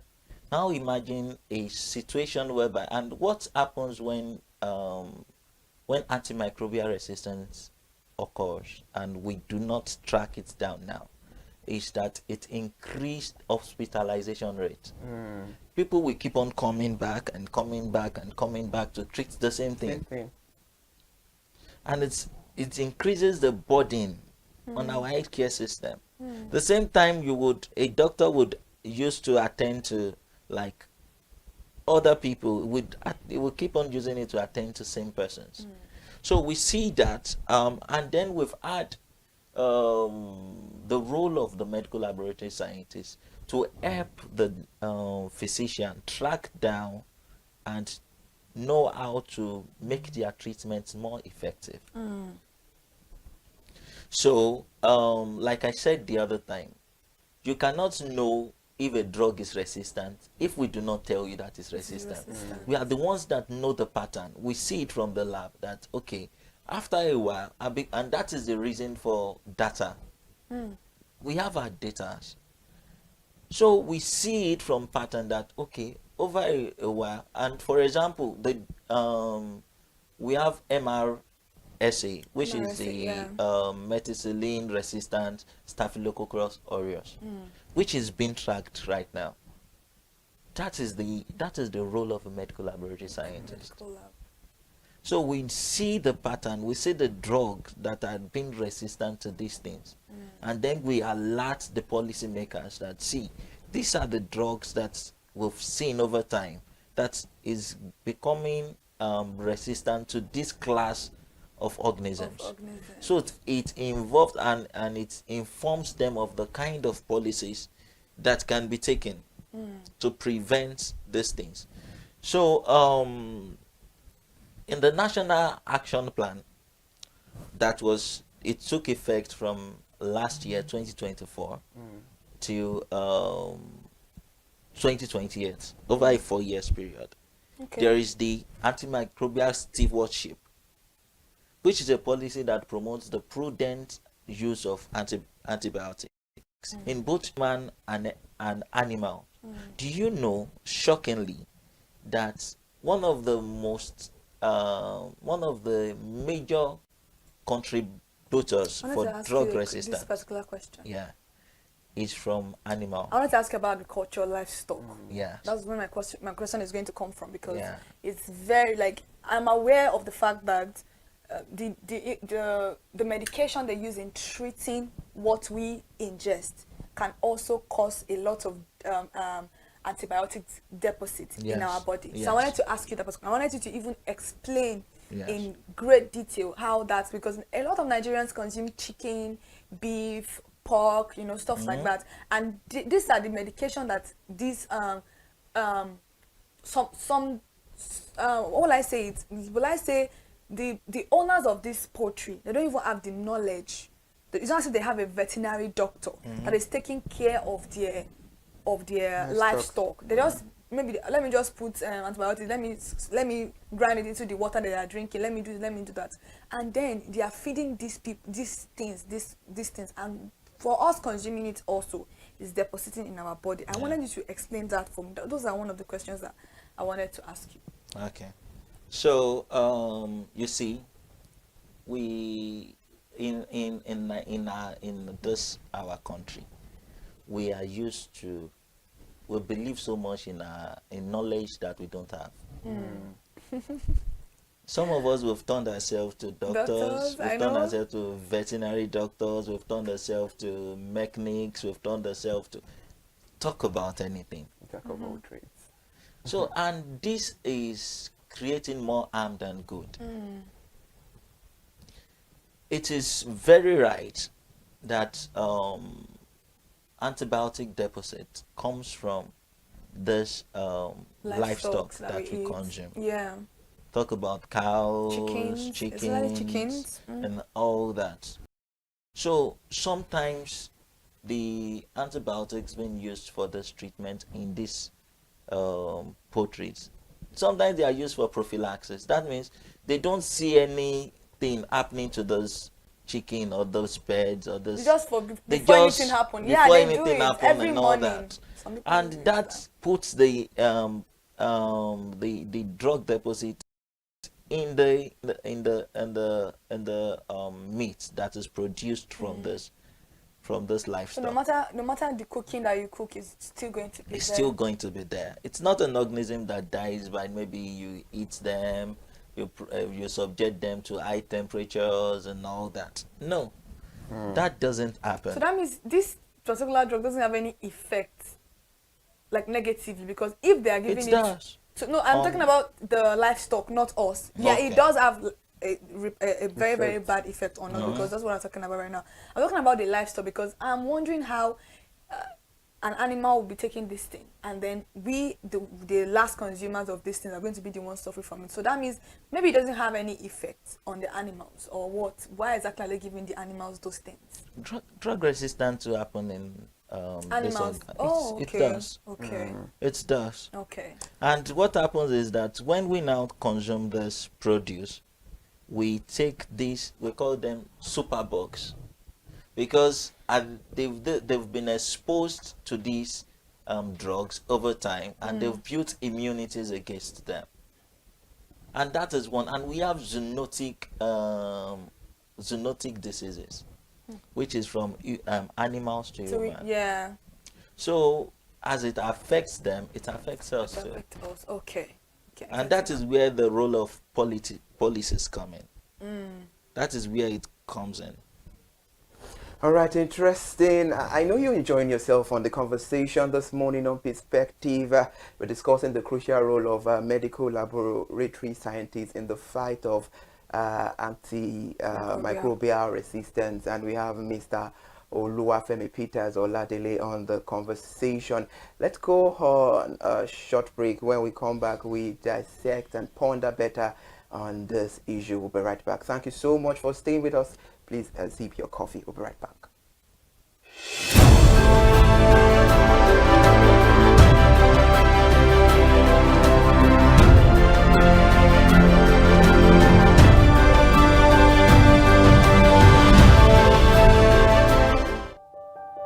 Hey there, do you know in the world today, everyone is a consumer, and as consumers, we all have the right to be heard. In Nigeria today, as a consumer, you have all right to product information, right to fair pricing, right to return goods, right to product labeling, right to fair dealings, and a lot more. Well then, have you heard about the new media channel? ConsumerHalla TV. ConsumerHallaTV. ConsumerHallaTV.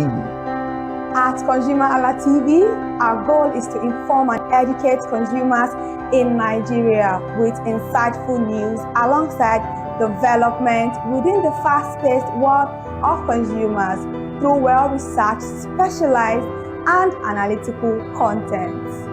Our vision at ConsumerHallaTV is to create an engaging platform that provides right connections for meaningful brands in Nigeria, thus creating a more caring world for consumers where business thrive. And guess what? Our ConsumerHalla brand is the first consumer complaint resolution portal in Nigeria, powered by a 72-hour feedback mechanism. We offer consumer advocacy, informative talk shows, branding promotions, advertising, and lots more. Connect with us via our YouTube channel at ConsumerHallaTV. Follow us on our Facebook page, ConsumerHallaTV, our Instagram page, ConsumerHallaTV, and do well to subscribe to our YouTube channel. Subscription is free. ConsumerHallaTV. At ConsumerHallaTV, you deserve to be heard. At ConsumerHallaTV, you deserve to be heard.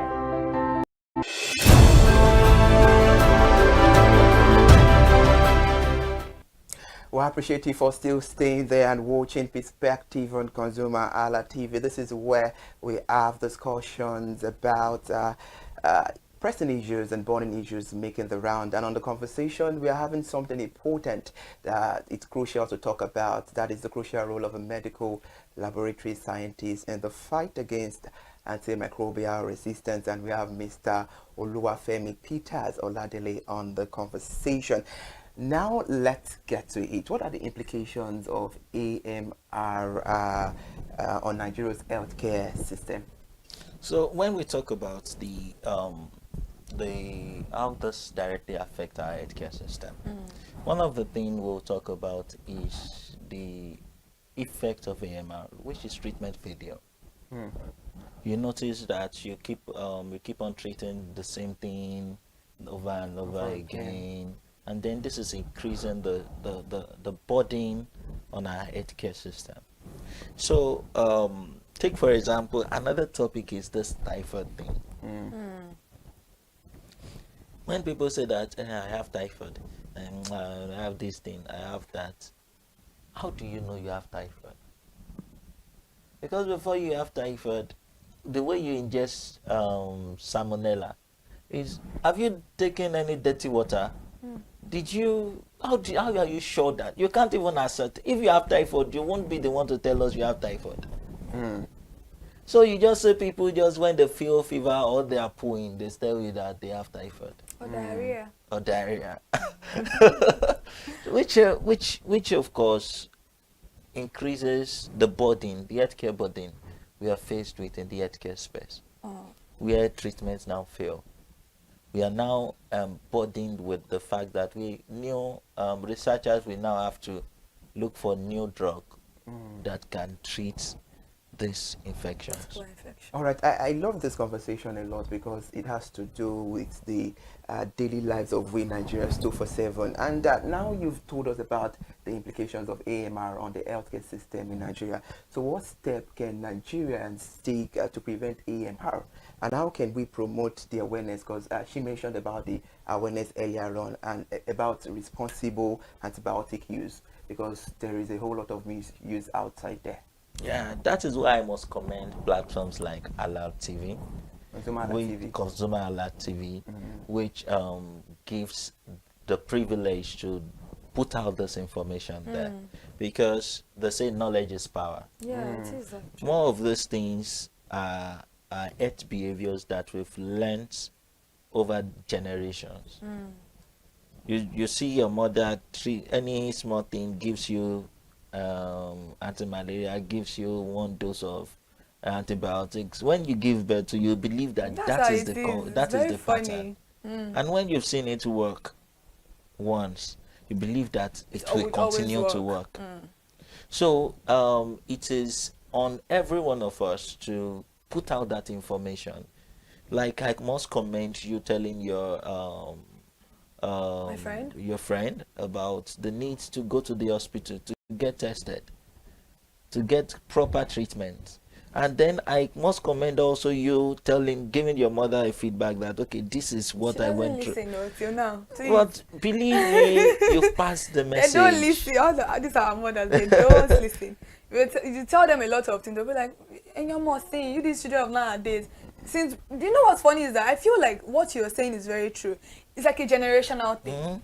My mother did it, so why is it going to be a problem for me? This issue of dusting powder, all this rub for children. If I tell my mother, when I give birth, you will not shake my baby because of shaking baby syndrome. She doesn't believe any of that. Didn't I do it for you? You know how did you? Did you die? She tell me, shock, like, you know all those. They are very funny that there are things that, and I now explain to her that, do you notice that the mortality rate in the country has dropped? Because people that are giving birth after you guys are more aware. You can't compare the mortality rate of when you were giving birth as at that time, even up to 2007, compared to it now. Even we losing mothers now, some mothers already have their birth plan. They will ask you, do you have blood in store for me? Because they are informed of all of these things. So, but the older generation would not listen. They would not listen to you because we have that issue. And these are issues that I feel like the public healthcare system needs to address. Maybe there's a need for just not taking drugs to rural area. There is a need for proper education. And I love the fact that you came here this morning to address people, to let them know that this is what is going on in the country. You having your baby on the same bed with you is as you saying that you want to just kill that child.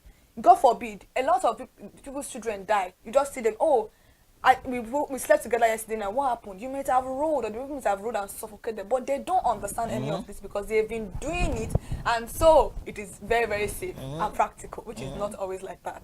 Very true. All right, now, what do you think is the fears of Nigerians that make them neglect hospitals and laboratory when they are feeling ill and prefer to do self-medication? Because this is becoming alarming, and right now we need to create that awareness that what you're doing is bad, and it's high time people stop it and do the right thing at the right time.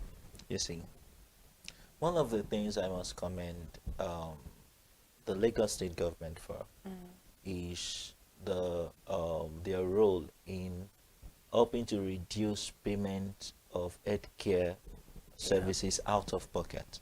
Okay. So you see the Lagos State, what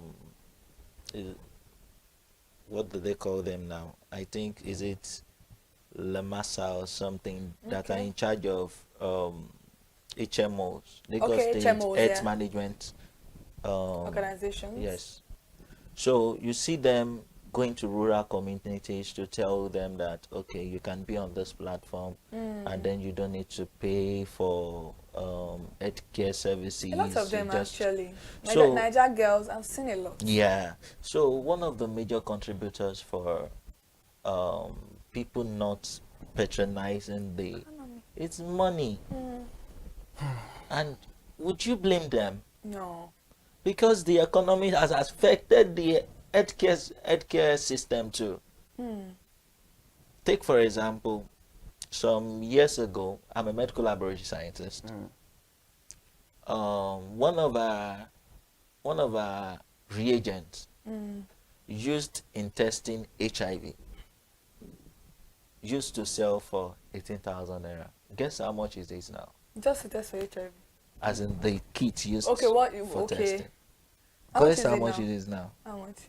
120,000. I was thinking about that. 18,000. From 18,000. That was when? That was about a year ago or a year and a half. That's 2023. Let's say 2023. Let's say 2023. Wow. Now it's 120,000. Where would the money come from? People will pay. So one of the major reasons why people don't use healthcare facilities is because of money. And then the solution to that is we should encourage our people to be on HMO platforms. So it's not only because many people think HMO is just for office people, 9 to 5. No. So it's not just for office people. No, it's not. It's not. It's Mm. not. With the policy in Lagos State that every worker must be on HMO HMO. If you are employing more than 5 staff, you must place them on HMO. So Ilera Eco is also like an HMO. Yes. Because I know that Ilera Eco, Yes, I think it's Ilera- for elderly. Is Ilera it just Eco. for elderly people? It's just No, it's for everybody. Okay, okay. That one is for reducing Yeah. the money. It only works for public hospitals, right? Yes. Okay.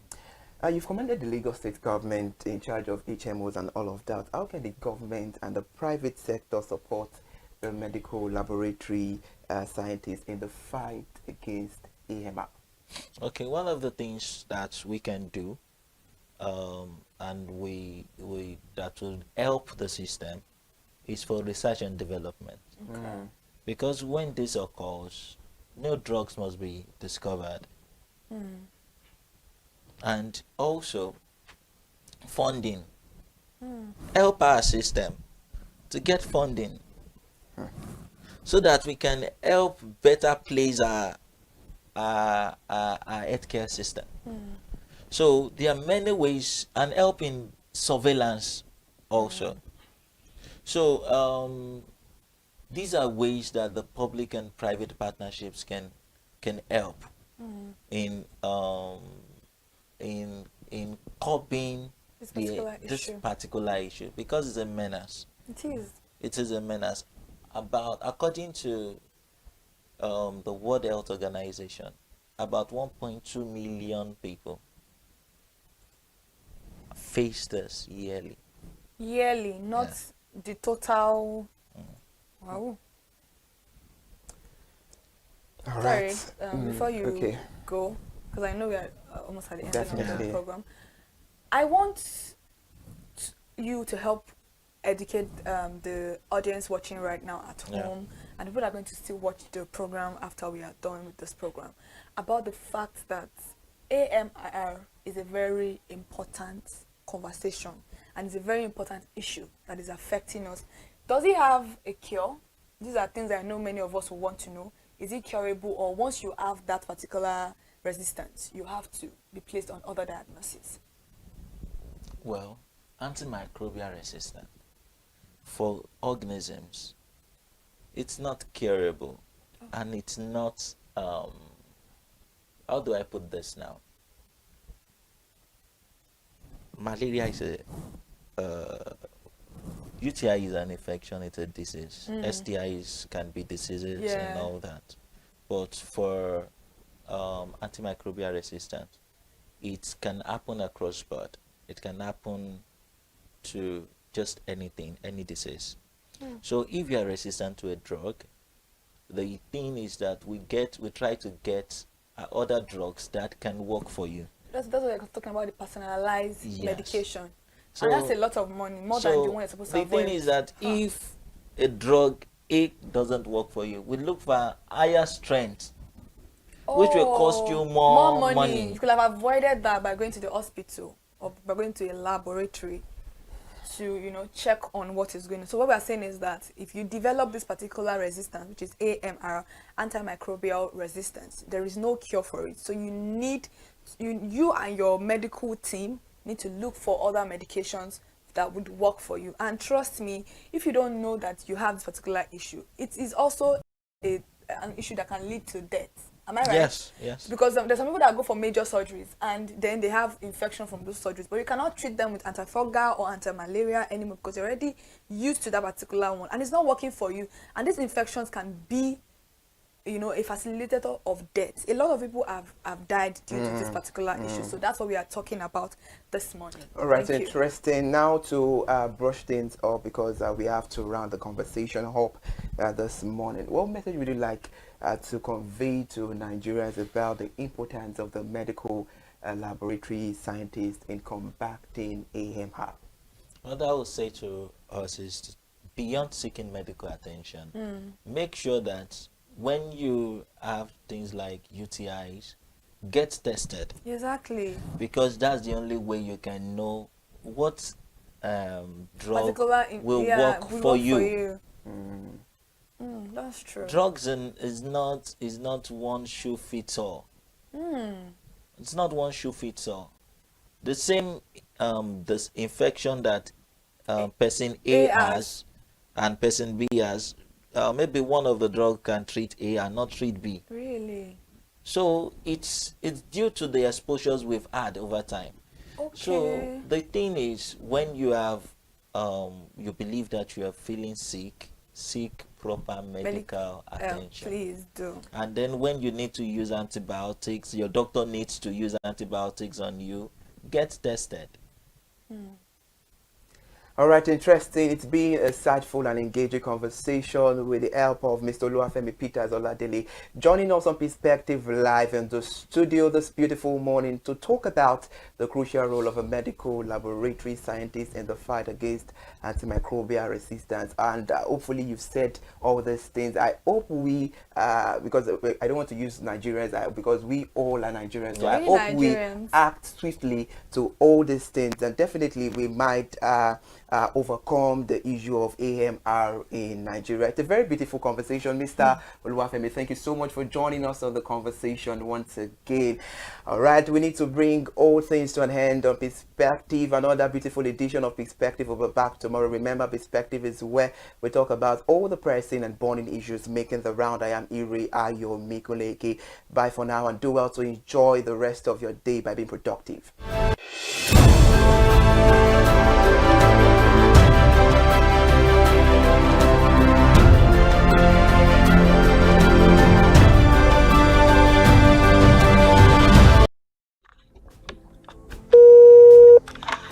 Hello consumers, you have the right to be heard, absolutely. So join us on the conversation, share your brand experience, where you tell us all your experiences about brand on the outer world via our YouTube channel every Wednesday from the hour of 4:20 to 5:20. You can watch us via our YouTube channel, ConsumerHallaTV, and subscription is free. Follow us on all our social media platforms, ConsumerHallaTV. Share your brand experience. It's about storytelling. It's about experiences. Hello consumers, you're welcome to another exciting episode of Consumer Voice on ConsumerHallaTV. I am Matilda Omenai. As you already know, Consumer Voice is a show where we'll be visiting different places in Lagos to check out people's preferences, hear what the consumers have to say about different leading brands that they make use of. Hello, it's your boy Iremofeko Forola, and you know what? They call me the AUF General Overseer. Every day is a blessing and it is meant to be enjoyed maximally with AWOOF packages that put a smile on our faces. And guess what? That is why this show AWOOF is for you. You can get to know about trending market slashes, promos, offers, and juicy deals that put a smile on your faces, and you can always enjoy them maximally. And you know one thing that's so interesting about this show? It is a blend of English and Pidgin. As I dey run you English, now I go dey marry am with Pidgin, make am spicy. So catch me every time on the show to enjoy more about trendy AWOOF packages. Peace. Public service announcement. Hello consumers, I am Kikelomo Ajibola and welcome to the Scam Alert segment on ConsumerHalla TV. Scam Alert educates viewers about various scams affecting consumers. We learn tips on how to identify fraudulent activities and provide advice on protecting our personal information. We aim to raise awareness and empower viewers to avoid falling victim to scams. We cover various topics such as phishing, identity theft, fraudulent investment schemes, and many more. You want to catch up on how these scammers invade our lives? Join us every Tuesday by 12:30 p.m. for Scam Alert on our YouTube channel at ConsumerHalla TV. Subscription is absolutely free. And in case you're not following us across all our social media platforms, follow us on Instagram, Facebook, X, TikTok at ConsumerHalla TV. Don't say I didn't do anything for you this 2025. Bye. Welcome to In the Marketplace. We are taking you on a journey behind the scene of Nigeria's most vibrant market, from the sight and sound of the market to the stories of the people who makes it thrive. We will be sharing the untold stories that brings this market to life. Join us as we explore the history, challenges, and triumphs of the market vendors. We will dive into the daily lives of the people who call markets home and uncover the secret that makes this market special. You will get to see the passion, energy, and dedication that goes into making this market success. Tune in to the In the Marketplace on ConsumerHalla TV on Thursday by 11 a.m. to experience the sight and sound. Don't forget to follow us on all our social media and on ConsumerHalla TV. I am Elizabeth Abefe. Hello fellow consumers, are you looking for a program where we give analysis about brand and a program where we project the voice of the consumer? Join my team and I on Consumer Analytics and Resolution Box by calling on the program to get your issues resolved. And in case you are wondering where Consumer Analytics and Resolution Box will be showing, please join us on our YouTube channel at ConsumerHalla TV. Subscription is free by 2 p.m. to 4 o'clock p.m. every Monday and Wednesdays. Consumer Analytics and Resolution Box will be airing and will be here to provide you any information on brands and also issues that you have pending for us to resolve. Also follow us across all our other social media platforms, Instagram, Facebook, X, TikTok at ConsumerHalla TV. And that is why at ConsumerHalla TV, you deserve to be heard. Hi everyone, I am Iri Ayomikunle Eke. Join me live on Perspective every Mondays to Friday from the hour of 9 to 10, where we have meaningful and engaging conversations about all the burning and pressing issues making the round. Issues related to our economy and my favorite time on the program. I get to recommend good movie for you, and I'm also waiting for you to recommend movies to me also in the comment section. Screen time is not just all about entertainment, it is relaxing and also educational. So that is why we are bringing to you Screen Time on ConsumerHalla TV. And in case you're wondering where to join us every Mondays by 5 o'clock p.m. at ConsumerHalla TV on our YouTube channel. Subscription is very, very free. And in case you have not followed us across all our social media platforms, please do so. We are begging you, on Instagram, Facebook, Twitter, and also TikTok at ConsumerHalla TV. What are you waiting for? Click on that follow.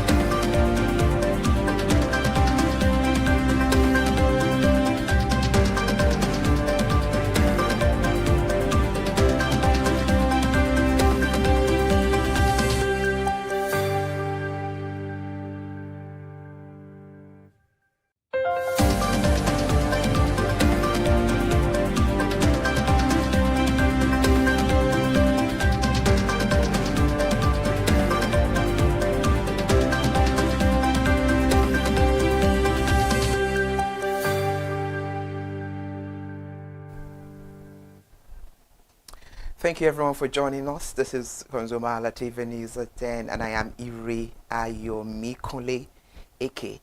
Let's begin the news at 10.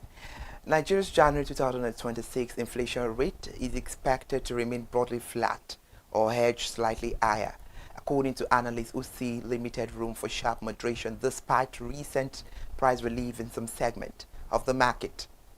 The early projections place the headline figure within the 15.15% to 16.25% range, reflecting a delicate balance between post-holiday easing in stable food prices and persistent pressures from the fuel costs, and also seasonal supply adjustment and the import-linked goods.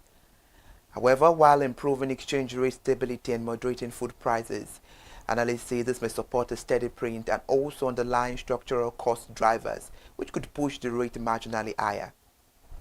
Furthermore, analysts note the January outcome will provide an important early signal for the first quarter monetary policy decision, even as evolving liquidity conditions and surplus side dynamics continue to shape the inflation trajectory.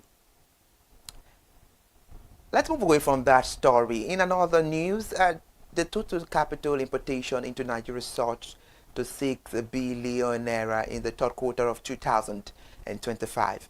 And this represents a 380.16% increase compared to $1.25 billion recorded in the same period of 2024.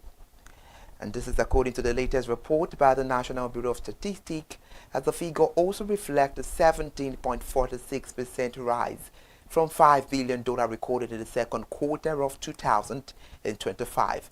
And this indicates the sustained investor interest in the Nigerian economy during the period. The portfolio investment accounted for the bulk of inflow at $4 billion, and this represents 80.7% of the total capital importation. Other investment contributed $864 million, or 14.37%, while the foreign direct investment recorded the lowest inflow at $296 million, representing 4.93%. And now the sector analysis showed that the banking industry received the largest share of the capital inflows, attracting $3.14 billion, or 52.25% of the total importation during the quarter. And the next report is from the federal government. The federal government has raised its concerns over a growing trend of Nigerians being illegally recruited to participate in foreign armed conflict under deceptive circumstances. The Minister of Foreign Affairs, Ambassador Yusuf Tugur, sounded the alarm in a statement issued yesterday through the ministry spokesperson, Kimebi Ebienfa, warning citizens to avoid offers that involve enlistment in overseas conflict. According to the minister, recent media investigations and security reports indicate that many Nigerians were recruited under false pretenses, including promises of lucrative employment, security jobs, educational opportunities, or migration incentives. And now the minister noted that recruiters often entice victims with offers of high monthly pay, signing bonuses, and fast-tracked citizenship. In Abuja now, talking about the presidency, its President Bola Ahmed Tinubu has directed his Vice President Kashim Shettima to lead the federal government delegation to Kano State to express sympathy and support for victims of the Singa Market fire disaster. The fire, which erupted on Saturday evening over the weekend and continued till yesterday morning, destroyed billions of naira worth of goods and also marked the second such incident at the market in just 2 weeks. According to a State House press release issued yesterday by the Special Advisor to the President on Information and Strategy, Mr. Bayo Nonuga, the delegation is scheduled to depart Abuja today. The statement said the team would convey the President's condolences to traders over their losses and pledge financial assistance.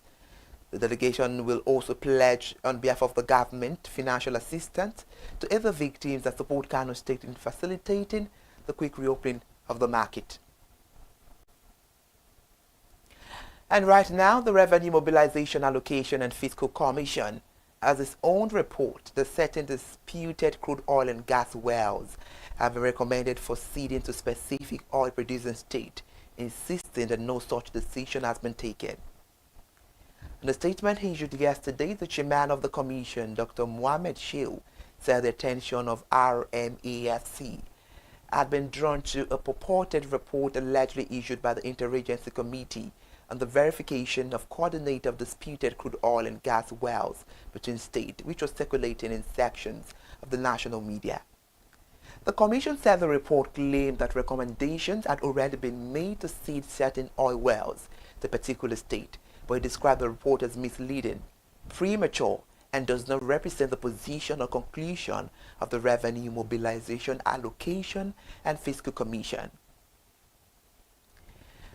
In the new light, the director of the Intergovernmental Group of 24 on International Monetary Affairs and Development, Yabo Masha, on Saturday over the weekend said the ongoing tax reform would support Nigeria's transition into a modern and more efficient economy, as she outlined the agenda of the G24 2026 technical group meeting scheduled to hold in Abuja from the 18th of February to the 28th of February this month. Mrs. Yabo Masho is the first African to occupy the position since the establishment of the G24 over 5 decades ago, spoke at a press conference at the Federal Capital Territory ahead of the meeting themed Mobilizing Finance to promote sustainable, inclusive, and job-rich economic transformation. She said tax and domestic resource mobilization remains central to development, stressing that Nigeria's reform drive could deepen formalization and strengthen the public finances over time. Thank you so much for joining us. This is ConsumerHallaTV News at 10. Away from that report now let's head back to the federal government. In another report, the federal government has intensified a plan to scale up the development of micro, small, and medium enterprises in 2026, following the disbursement of $200 million to small businesses and exporters in 2025 through the Federal Ministry of Industry, Trade and Investment. The government said it would launch a national MSME census to strengthen its database of operators, improve targeting of incentives, and deepen access to finance after more than 115,000 MSMEs benefited from grant, loans, and trade finance interventions in the past year. The MSME census in 2026 is part of effort to boost small business financing, strengthen data integrity, and accelerate industrial planning. Moreover, in the Federal Ministry of Industry, Trade and Investment outlook for 2026, the government noted that the country disbursed $200 million in funding to MSMEs and exporters and expanded access to finance for over 115,000 small businesses. Let's talk about electricity. Nigeria has purchased at least 1.37 million electricity meters in China under the $500 million World Bank funded Nigeria Distribution Sector Recovery Program, as the federal government stepped up its effort to close the metering gap affecting millions of electricity consumers. This was according to a restructuring paper released by the bank on its website and obtained on Saturday over the weekend. The World Bank restructuring paper shows that a contract for the first batch of 1.44 million meters was signed in August 2024 and became effective in February 2025. Still reporting on the news, the bank noted that the contract for the procurement of the first batch of 1.44 million meters was signed in August 2024, and the contract has been effective since February last year. The operatives of the Nigeria Customs Service have intercepted 22 packages of suspected cocaine valued at 1 billion naira along the Badagry-Seme border corridor. I beg your pardon there.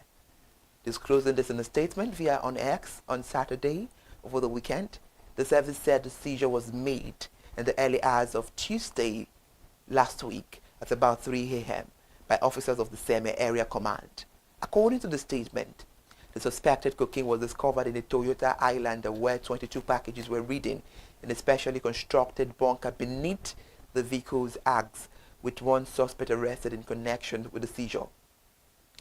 The official statement really says officers of the Nigerian Customs Service Area Command have intercepted 22 packages of suspected cocaine worth ₦1 billion concealed in a vehicle along the Badagry semi-corridor, reinforcing the ongoing interagency effort against cross-border drug trafficking. End of the official statement. Thank you so much for joining us on ConsumerHallaTV News at 10. Before we end the news, let's move to the Federal Capital Territory. In Abuja, the House of Representatives has begun investigating the alleged non-release of ₦174 billion earmarked for agricultural intervention project, calling on relevant ministries, departments, and agencies and development partners to cooperate fully with the probe. The announcement came from Honorable Bello Kauje, the chairman of the Committee on Agricultural Production and Services, who urged all concerned stakeholders to provide document and information to facilitate a thorough and transparent investigation. The probe also follows a motion sponsored by Mr. Kauje in late January this year, mandating the committee to review development partner-funded agricultural projects, particularly those supported by the African Development Bank and the Japan International Cooperation Agency, to ensure accountability and prudent use of funds. And that was the moment. Thank you so much for joining us on ConsumerHallaTV News at 10. Follow us on all our social media platforms: Instagram, X, TikTok, and Facebook, ConsumerHallaTV. And subscribe to our YouTube channel for more updates. I am Iri Ayomikuli. A pleasure to have you there.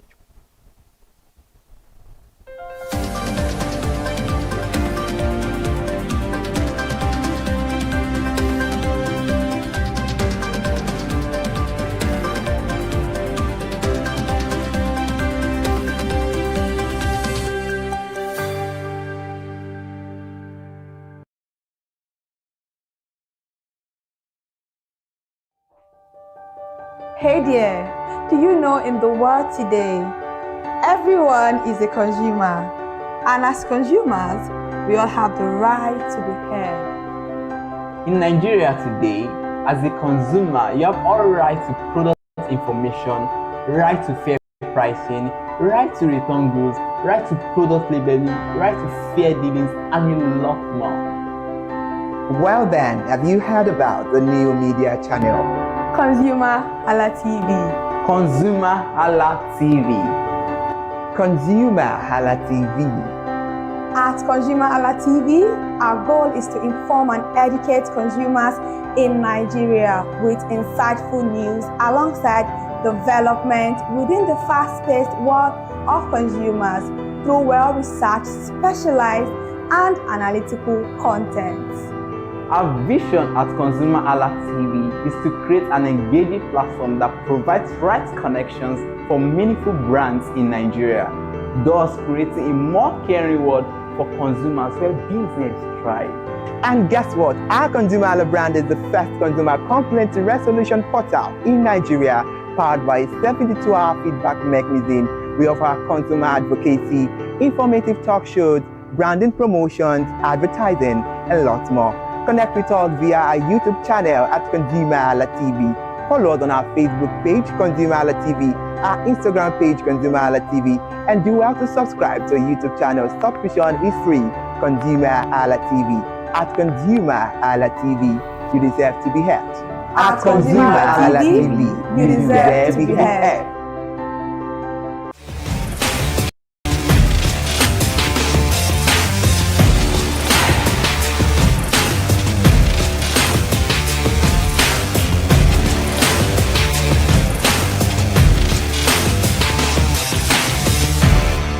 Life of a student often means tight schedules, long lectures, and quick meal in between. For many students, biscuits have become their favorite snacks, whether doing lectures, whether late night reading, or doing classes, and today with different brand of biscuit that we have available in the market, students have their favorite biscuits based on price, taste, and how satisfying it is. I am Elizabeth Abepe, and today I'm live here at Nigeria Institute of Journalism, Lagos, Nigeria. You're welcome to Consumer Voice on ConsumerHalla TV. I will be calling this student edition. Yes, we will be asking students which biscuit is their favorite snacks and when do they like enjoying it. What is the story between them sticking to a particular brand? Come with me as we go find out from students.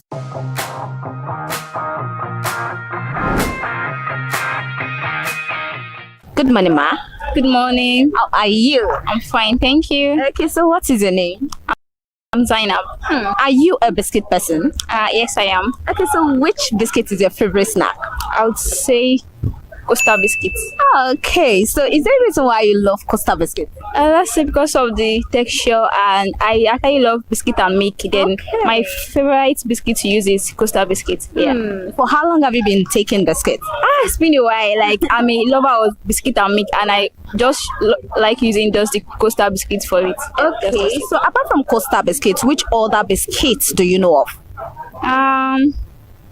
Do I don't really take biscuits, but if I want to take biscuits, it's just Costa, and it's always biscuit and milk. That is the Costa and milk. Okay, so when do you take this biscuit? When do you eat it? Is it before class or during lecture or when you are reading? During lecture? No. Let's say when I'm home. Okay. Yeah.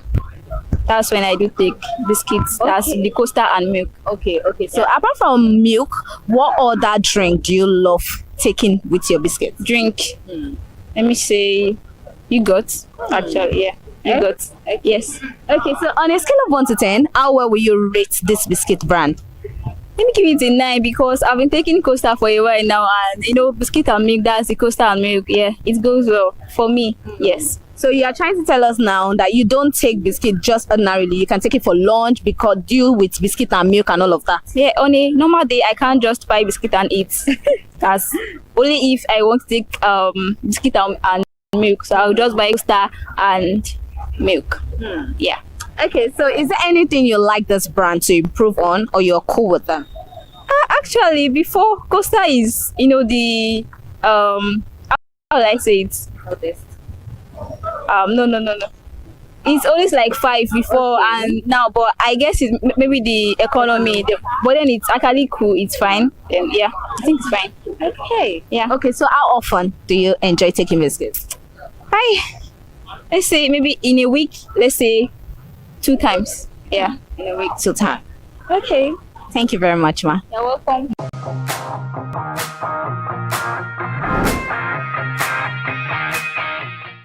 Okay, good morning, ma. Good morning. How are you? I'm good. Okay, so what is your name? Oluwanifemi. So are you a biscuit person? Oh, yes, I love biscuits. Like anything. Okay. I love it. Okay, so which brand of biscuit do you like taking? I love Fab biscuits. Because Fab biscuit is like God. Chocolate inside it, the butter. Oh my God. It will melt you. Okay, so you should not take it with Nitro Choco. God. Oh my God. Don't finish them. So apart from Fab biscuits, which other brand of biscuit do you know of? There's this biscuit. I don't remember the name. I've forgotten this name of this biscuit. Can I still remember? Let me choose Paleji. I've forgotten that biscuit. Okay, so do you used to eat Paleji? Yeah, I used to Paleji. Because biscuit is very. It's nice. Yeah. Okay. Which tea do you take? Milk, Fab with milk, or you just like it eating it like that? Just online Fab with Nutri Choco. Nutri Choco. Yeah. Okay. So how long have you been eating Fab? Last year. Last year. So showed it to me. Okay. It's nice, and I just tried. I beg. Biscuit and biscuits. Make I try them, and it's nice. And since then you've been enjoying it. Yes, I love it. Which flavor of Fab do you like? We have the chocolate, we have the chocolate one. I don't like the vanilla one like that. I still prefer chocolate though. Okay, because of the chocolate inside itself. Yeah. Okay, so it doesn't worth it. Does the amount worth it? Yeah, it's worth it. How expensive is it? I think 500. And you're cool with it? I'm cool with it. Okay, you have no choice. Okay, so are you the type that enjoy eating your biscuits, doing lecture, or while reading? Or how does biscuit snacks? I watching a movie, like during my quiet time. Okay, so you've never sneak a biscuit in the lecture room before? When I'm famished, once in a while. Once in a while. I'm not like when I'm famished. Okay, when you didn't eat at home, take early breakfast. Yeah. Have you been caught before in the class? Yeah. My classmates like, hey, foodie, like, are you savvy? I know. Okay, so on a scale of 1 to 10, I want you to rate Fab biscuits. 9. 9. I was expecting. I love it. I take it to Nutri-Chocolate. I was expecting like a 10 from you. 9, but I just don't. I forget. I'm still trying to remember that part of biscuit I like, but I'll still give it 9. It's still the second part of biscuit I love. Okay, 9 over 10. Yeah. So, is there anything you would like them to improve on these Fab biscuits? Is there anything you don't like about them and you want them to improve on it? The money, a little bit. The money is more like we. Okay. You see the house now, small. I give me say 450 in the supermarket. Why? Other sales 500, but supermarket must be cheap. It's still the same price as it's selling it outside, selling it in the supermarket too. So they should reduce the price a little bit so that people like you can enjoy it better. Yes. Okay, so apart from this Pauji, do you know any other biscuits that you've eaten before, maybe way back while growing up and all of that? This biscuits, I think ginger biscuits. It's very spicy. I love that biscuits. Did you miss ginger biscuits? Yes, I miss the biscuits. Is it still available? Yeah, I just eat it once in a while. But is it like before?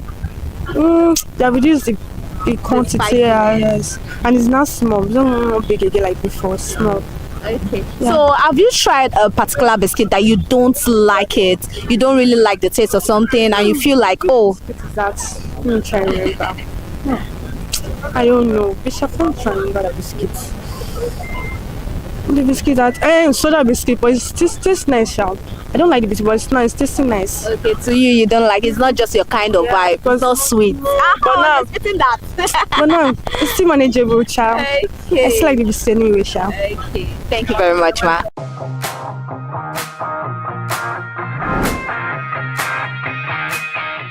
Good morning, ma. Good morning. How are you? I'm doing great. Okay, so what is your name? My name is Precious. Precious, are you a biscuit person? Yes, I am. So which type of biscuit do you love taking? I love taking Happy because it makes me happy. Oh, I love that rhyme.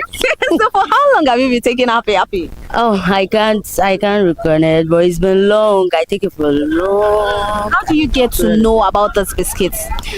I don't know. I saw it in the market and I saw people eating it a lot. And I was like, let me try this biscuit because fine. Aside from Happy, I've tested other biscuits. There's no biscuit I've not tested. Okay. Though. Now, so I tested other biscuit, but this Happy was. You stick to it. Okay. So which other biscuit do you know of? And you've tried? I can. That's the only biscuit I can remember. Though I've tried fishy. This fishy biscuit too. Yes, I had that biscuit too for a long period of time. Okay, so which biscuit do you grow up eating? When you were growing up, there are particular of biscuit training. There is this Speedy. Speedy. I wish I can remember all these biscuits. Different type of all these baby biscuits. Yes, you can.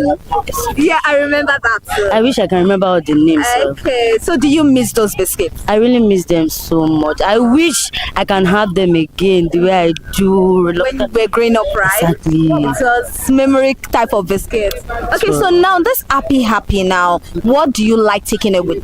Are you the type that take it with tea, or is there a favorite drink that you pair it with? Yeah, the favorite drink I pair it with is Fanta. Fanta? Why Fanta? Because the taste of the Fanta and Happy is given. It's given. So on a scale of 1 to 10, I want you to rate Happy over 10. So rate Happy over 10. Okay, let me give them 9. 9. Give one to myself. Okay, I like that. Okay, so are you the type that eats biscuit during lecture or while reading, or when do you like taking your biscuit? Well, sometimes I can take it during lecture, not often, and maybe when I'm reading or when I'm watching movie. So it depends. Okay, now talking about lecture, have you been caught eating biscuit before in class? I know, I've never been caught. What about? I'm always good in hiding. To take my biscuits. I'm always hiding it. What about your friends? Have they caught you before? No. None of my friends. Even your friends have not caught you in class. Nobody. How serious? They can only catch me doing it after lecture. But during lecture, we have to be private. Exactly. Okay. They can only see my mouth moving, but they don't know what exactly I was taking to my. Okay. So are you the type that take biscuits maybe just for snack, or maybe in the afternoon for lunch? I take it alone. I can take biscuits in the morning, I can take it in the afternoon, I can take it in the night. There was a time I was taking biscuit back to back to back. So have you had any bad experience with any biscuit that you don't like and you feel like nope, everything is cool with everything is cool? Okay, thank you very much, ma.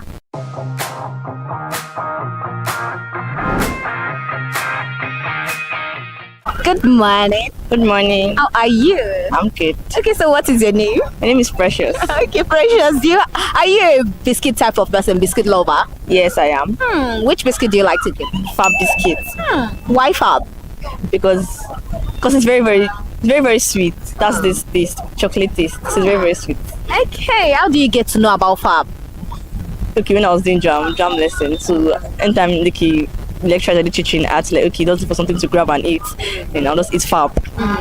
Okay, so ever since then you've been glued to it? Yeah, very, very glued to Fab. I won't eat it if I came for this program. Are you serious? Yeah. Okay, so for how long have you been taking it now? Can you remember for how long you've been taking it? For 3 years now. Yeah. So apart from Fab, which other biscuit do you know of or have you eaten? Paleji. Paleji. So now, why did you leave Paleji to move to Fab? I don't know. I think they stopped. I think they stopped reducing their. I don't know. I think their glucose or something. So I just had to move to another biscuit. Okay. So which biscuit do you grow up eating that brings memory, creates memory that you can't forget while growing up? Costa biscuits. Apart from Costa biscuit, what other biscuit made your childhood very fun? Paleji. Okay, so how do you enjoy? What do you take to enjoy eating with your Fab? What do I take? Yeah. What do you take? What favorite drink do you take with your Fab to enjoy it? Hollandia yogurt. Are you kidding me? Chocolate. Are you serious? Yeah. Okay, so apart from Hollandia yogurt, which other one? Fanta. Yeah. So when I'm eating Fab and Fanta, I'm already enough. Are you serious? Yeah. So you're not the type that only take biscuit for snacks, you can take it for lunch? Yeah. So are you the type that take biscuits during lecture, or you love taking it while reading, or long period of time? Have you ever eaten biscuits during class lecture? Yeah, I love eating biscuits during. I like my mouth is moving, so to avoid me sleeping inside the classroom. Have you? Yeah. Okay. Have you ever been caught before? Yes, a lot of times. What was the reaction like? Because I've eaten this, let me eat. They didn't ask you to stand up, they didn't ask you to throw it out. No, keep it. Okay. So that does not stop me from eating it. So you still try taking it again? Yeah. Okay, so I want you to rate Fab over 10. How will you rate Fab? Fab over 10 now. 100 over 10. You broke your scale? Yeah. Are you serious? Okay, so is there anything you like this brand to improve on? Which brand? Fab biscuits. They should increase their quantity of biscuits inside the nylon. Yeah. So how affordable is it? Okay, I think it started from 300, from 300, 350, 400, but now it's not 500 naira. And but okay. Now I'm thinking to buy it. I don't know who do they use the chocolate inside. I'm supposed to get it, no matter what. Yeah. Okay, thank you very much, ma.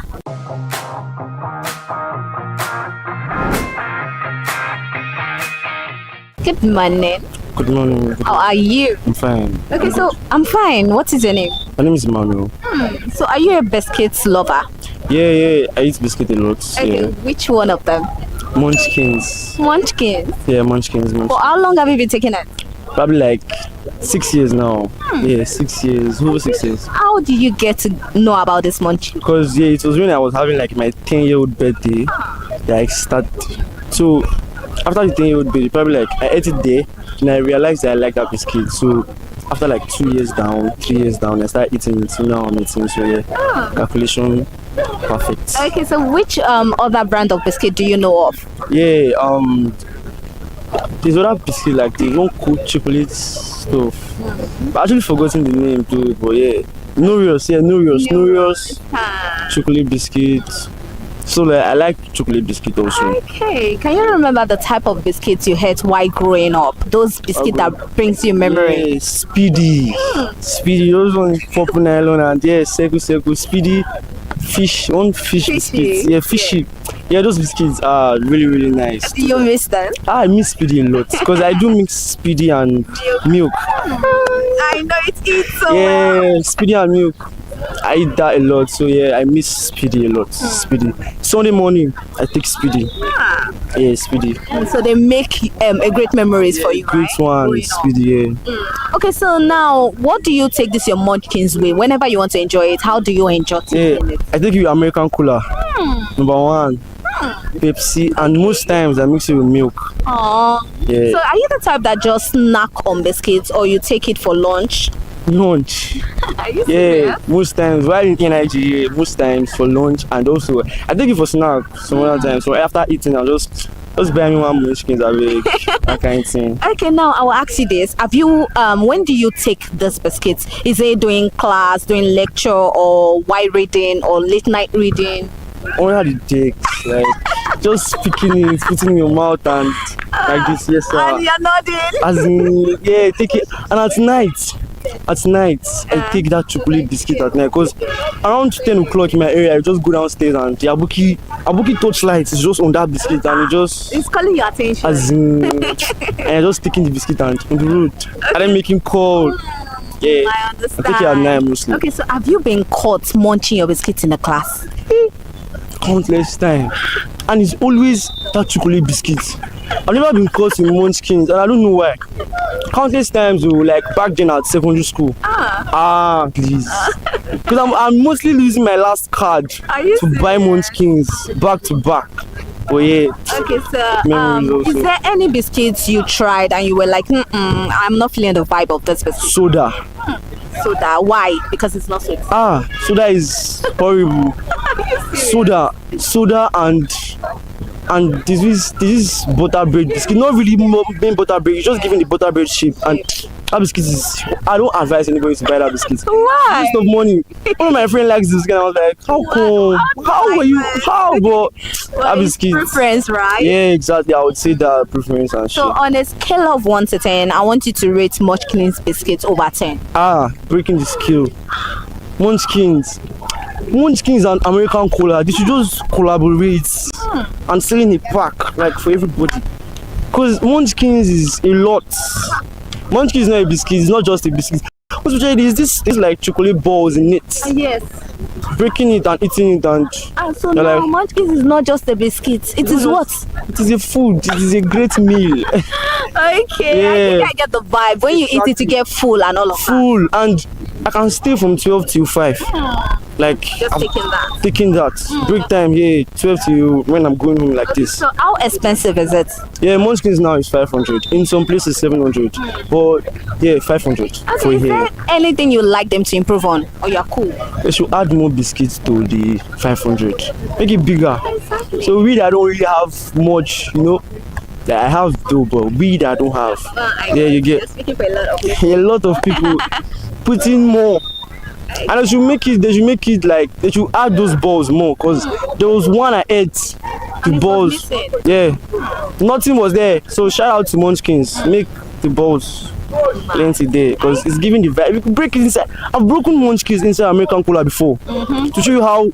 You added it inside American Cola. How did you enjoy that? Man, it's like you soaking biscuit inside. Yeah, you know the vibe now. I don't know the vibe. Not the vibe alone. It is very, very interesting. Okay. But I just did it once, and I was just like, and it was because I don't want the teacher to get me. So we need to be exactly. You need to explore. I explored on Munchkins, yeah. I can Cool. see you really do like Yeah, monkeys. yes. Thank you very much.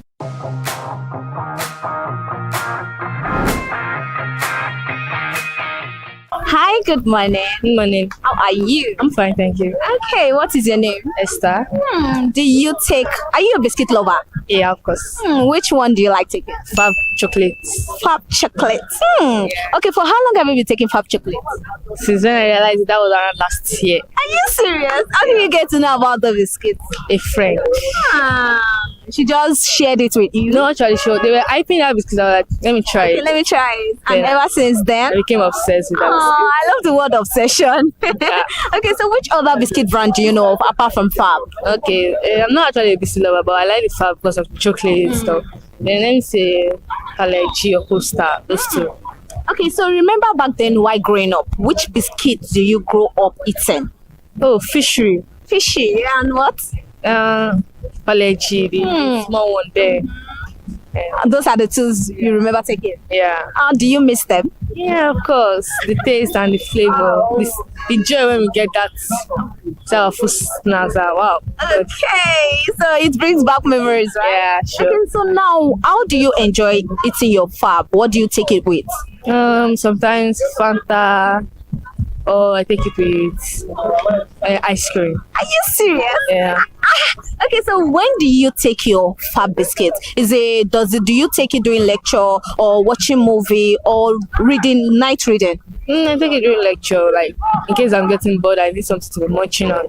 To keep you alive. Yeah. So have you ever been caught while taking biscuits while in lecture? Yeah. Are you serious? Share with me the experience. How was it like? I was asked to share the biscuit with everybody. Are you serious? How do you feel then? I was just embarrassed a little bit and everything was okay. And ever since then, did you later try that? Yeah. You still ate in class? Yeah. Okay, so on a scale of 1 to 10, I want you to rate Fab biscuits over 10. Okay, I would say 9.5. 9.5? Yeah. What happened to the remaining 5? I would say how it gets tender, the softness when it's already getting, let me say, after you open it, maybe like 5 to 10 minutes, it gets soft a little bit. So you want them to improve on that? Yeah. Okay, so apart from that, is there anything you'd like them to improve on? No, nothing actually. I like that biscuit. Yeah, chocolate is making sense. How expensive is it? Not actually expensive, but 500 naira is kind of something, but it's okay. You can't buy a lot of it because it costs a lot. Yeah, that's true. Okay, so is there a particular biscuit you tried and you don't feel the vibe? You were like, what is this? Have you tried any biscuit like that before? Yeah, Munchies. Why? Really? Yeah, I'm not an oats lover, so I think Munchies is from oats. So that's why you don't like it. Yeah. Okay. Thank you very much, ma.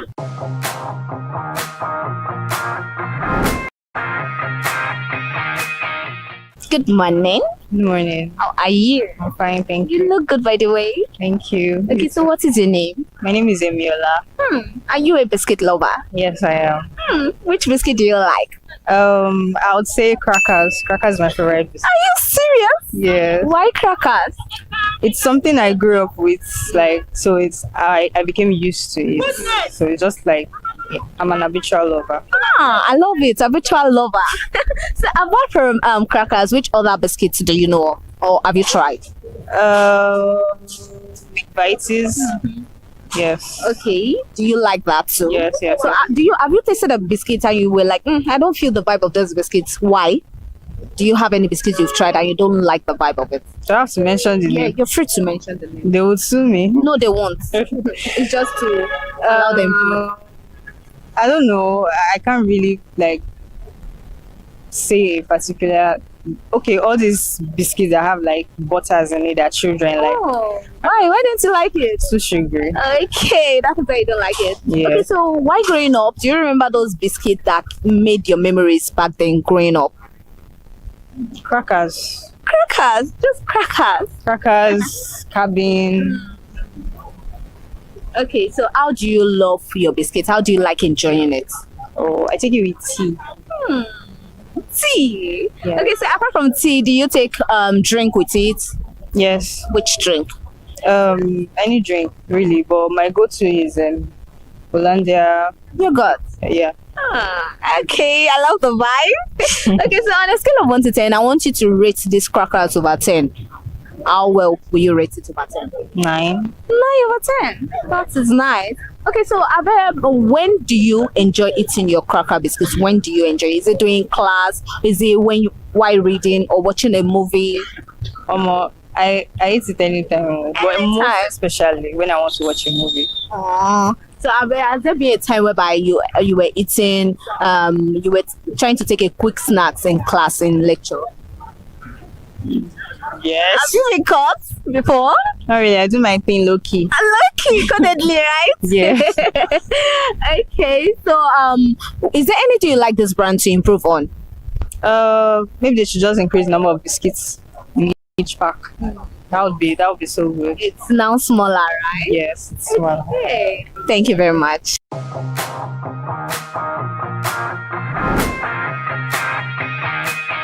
From their favorite brand to how they enjoy eating their biscuits. And I must say this conversation tells that even little snacks play a major role in the life of students. And today's edition, everybody is a winner because all students share their real life experience, and the main reason why they feel this particular brand is the best. From childhood memories to what they long for, everything was explored on this edition of Biscuits. And I must say, it was fun. I am Elizabeth Abefe. Do not forget to like, subscribe, comment under the comment section which biscuit is your favorite or which biscuit reminds you of childhood days and you can't wait to explore it again. And that will be all. Bye for now.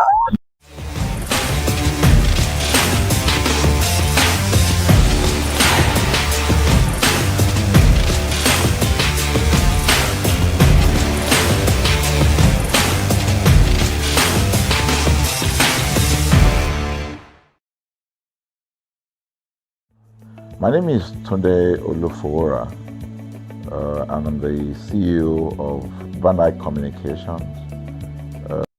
We are the we call it publisher or the owner of the new initiative called ConsumerHallaTV. ConsumerHallaTV is actually Nigeria's first consumer-centered, or call it consumer-centric television platform that aims to bring voice to the over 220 million Nigerians. It was a vision that came to my heart about 10 years ago. I remember that I was traveling. I traveled out of the country, on airline. And I had this unpleasant experience. It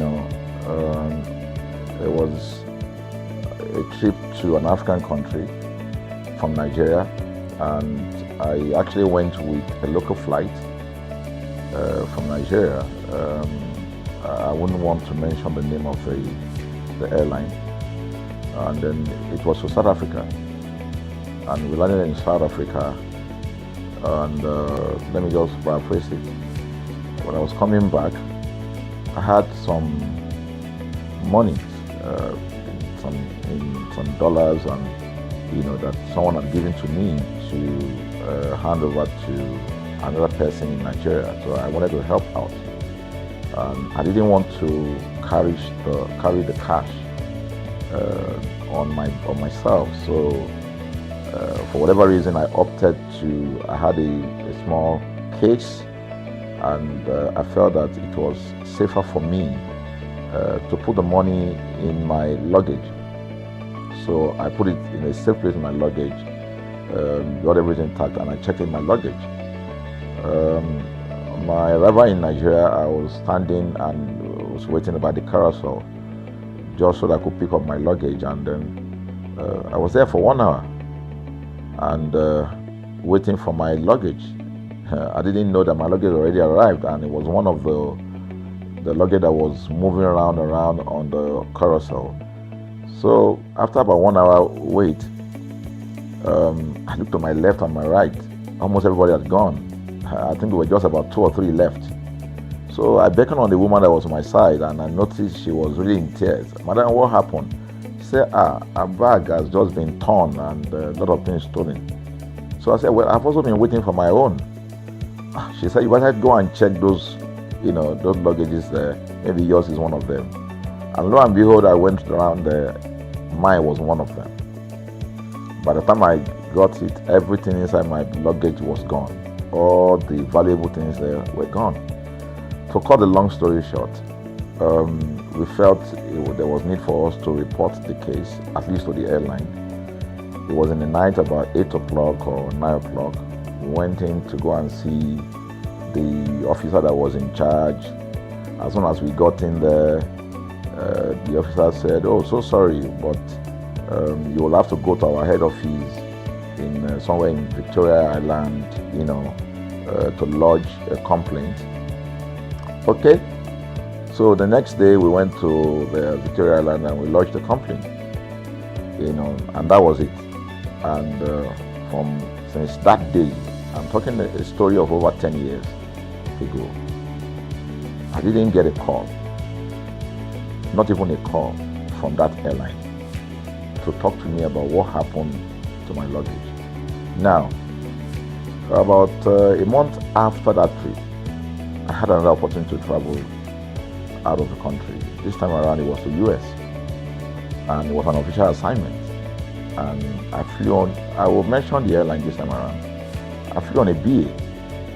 I really didn't like BA. I usually go with Virgin Atlantic and things like that. But my protocol officer convinced me and said, okay, you will love BA. Why don't you go on BA? Anyway, so I went on BA to US. And of course, when I returned from US to Nigeria, we had to do, of course, there will be like a connecting flight, from Heathrow. So we got into London Heathrow, and then because it was through Heathrow that we went, and then so they changed since it was BA, they changed the aircraft this time around to a bigger one. I mean, clearly because there were more Nigerians, or more people that were planning to come to Nigeria, and then we boarded. Not quite 10 minutes into the flight, in the air, the aircraft started malfunctioning. The air conditioning compartment were not functioning very well. I was on what we call business economy. The whole of that business economy all the way to economy side, the ACs were not working well. It was hot. And then I was watching. And then from that moment till we got to Nigeria. From that moment till we got to, I'm just trying to paraphrase. From that moment till we got to Nigeria, I could remember very well how many times the pilot, broke into conversation and had to apologize and say, we're really very sorry about this. He was giving us almost every 10, I could almost say almost every 30 minutes. There's always a kind of update. So sorry, this is what we're doing now, this is what we're doing. While we were on that journey, I also remember an incident. So they came, the crew apparently couldn't resolve they couldn't manage the crisis or what was going on about it. They couldn't fix it. So they come up and said, we're so sorry, but for all the inconvenience, we're declaring, free lunch, free whatever it is you want, you can get. So trust Nigerians, you need to hear how everybody was jubilating, But something struck me. The experience I had just about a month before, and this experience, somehow I started comparing them. I was trying to see how this matter will be managed. Again, to cut the story short, we landed in Nigeria on a BA. Before we landed, the pilot announced and said that for the inconvenience, they will be giving a voucher of £50 to everyone that flew on that craft. I thought it was a joke. I mean, it was my first time with BA, but for what I knew or know of the British man, A British man would never even play with his 1 penny, talking of £1. So I felt that must be a joke of the year. So we left. I got back to my office. I think it was just about a week after. Our officer, our guys in our mail room came up and said, "Oh, you have a parcel." So I said, "Parcel? Yeah." So they bought this parcel, wrapped. I opened it, and boom, I bought the document out. It was the £50 voucher from BA. So what's the tenor of this story? An experience with one airline was terrible. No apology.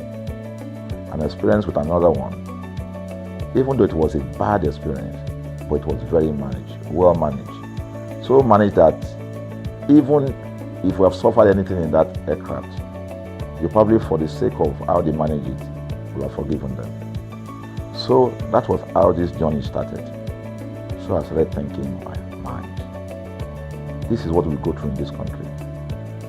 But are we different from other nations? So God put in my heart the idea of ConsumerHalla. That's why the Halla came with consumer. And we started that journey about 10 years ago. We started by creating a platform called ConsumerHalla, where consumers, so I discovered that Nigerian consumers don't have a voice. So things happen, and that's it. We live with everything. So we've started the journey from creating the platform. We have an app, we even have a magazine, and we thought we could move it from that to the next stage, which is the television. So the TV today, has come. So I would say precept by precept, line upon line, we have been able to build on our aspiration, to finally bring to birth this unique and exciting platform, So it's a digital telecast, and our goal is to further connect consumers in Nigeria to brands with insightful news, development within the fast-paced world of consumers. The world of consumers is growing at a very fast pace, So we want to inform Nigerians. We want to get them educated about their rights, So our role is that we're going to educate consumers in Nigeria, all right?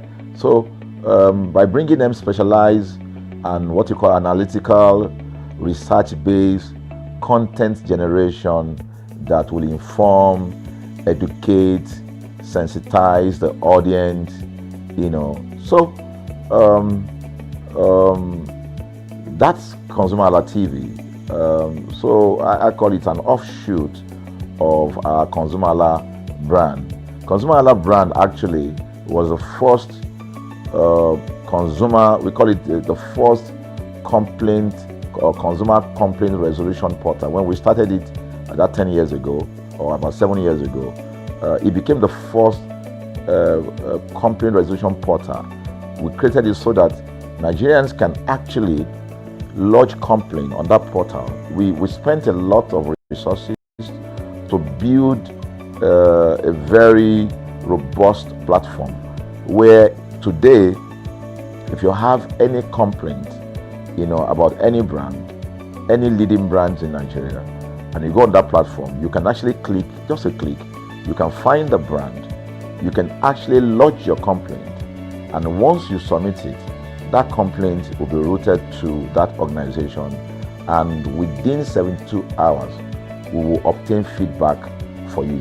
We build it in such a way that we have connection to almost all the organizations, and it's been working. We've resolved several complaints for people without having to charge them any penny, because the idea is not to charge. So what we have done with ConsumerHallaTV is to take it to the next level. So we hope to change the narrative. We want to give the right direction. Nigeria has the largest consumer market in the world, with a population of over 220 million people. why should we be the one that is suffering the most? Everywhere you turn to, it's as though Nigerian consumers don't have a voice. You're traveling, you buy a ticket. For whatever reason, an airline will wake up middle of the night,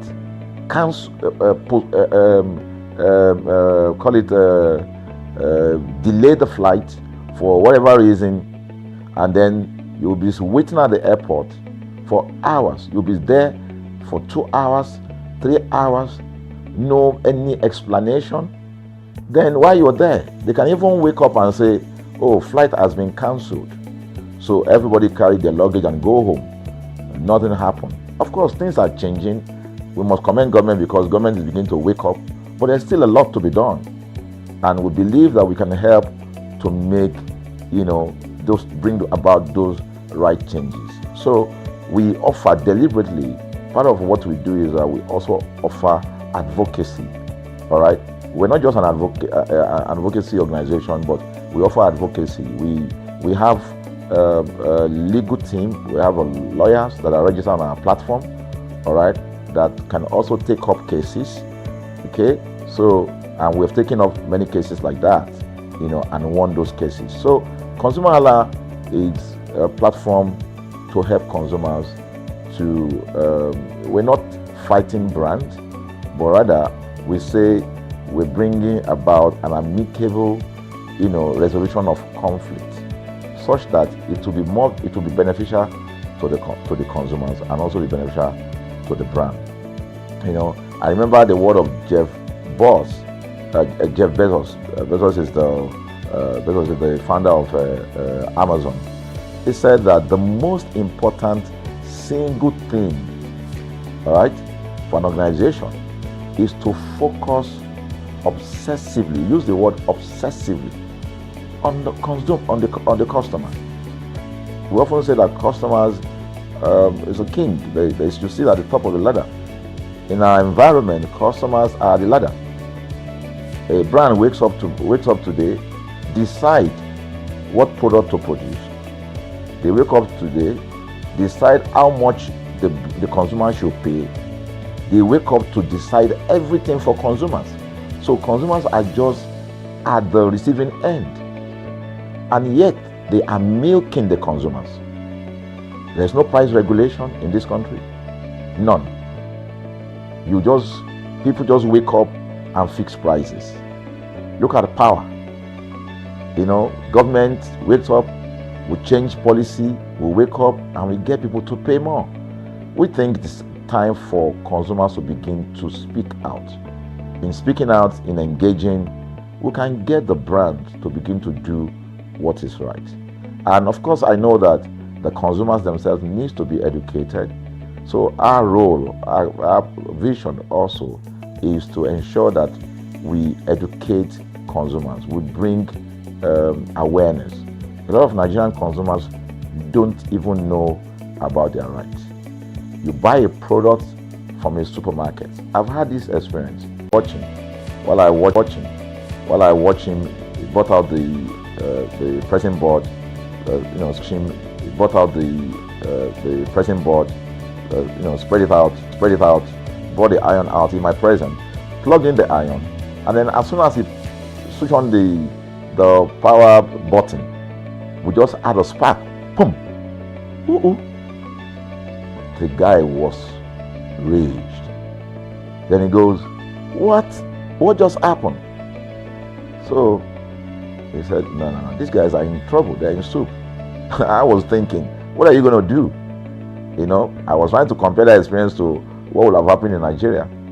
In my presence there, he opened the pack. There was a card inside it. Inside that card was a call, number to call inside it. Inside that card was a call, number to call.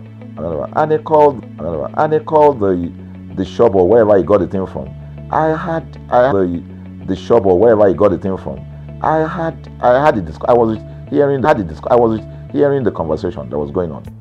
And all he said to them on the phone was the conversation that was going on. And all he said to them on the phone was, by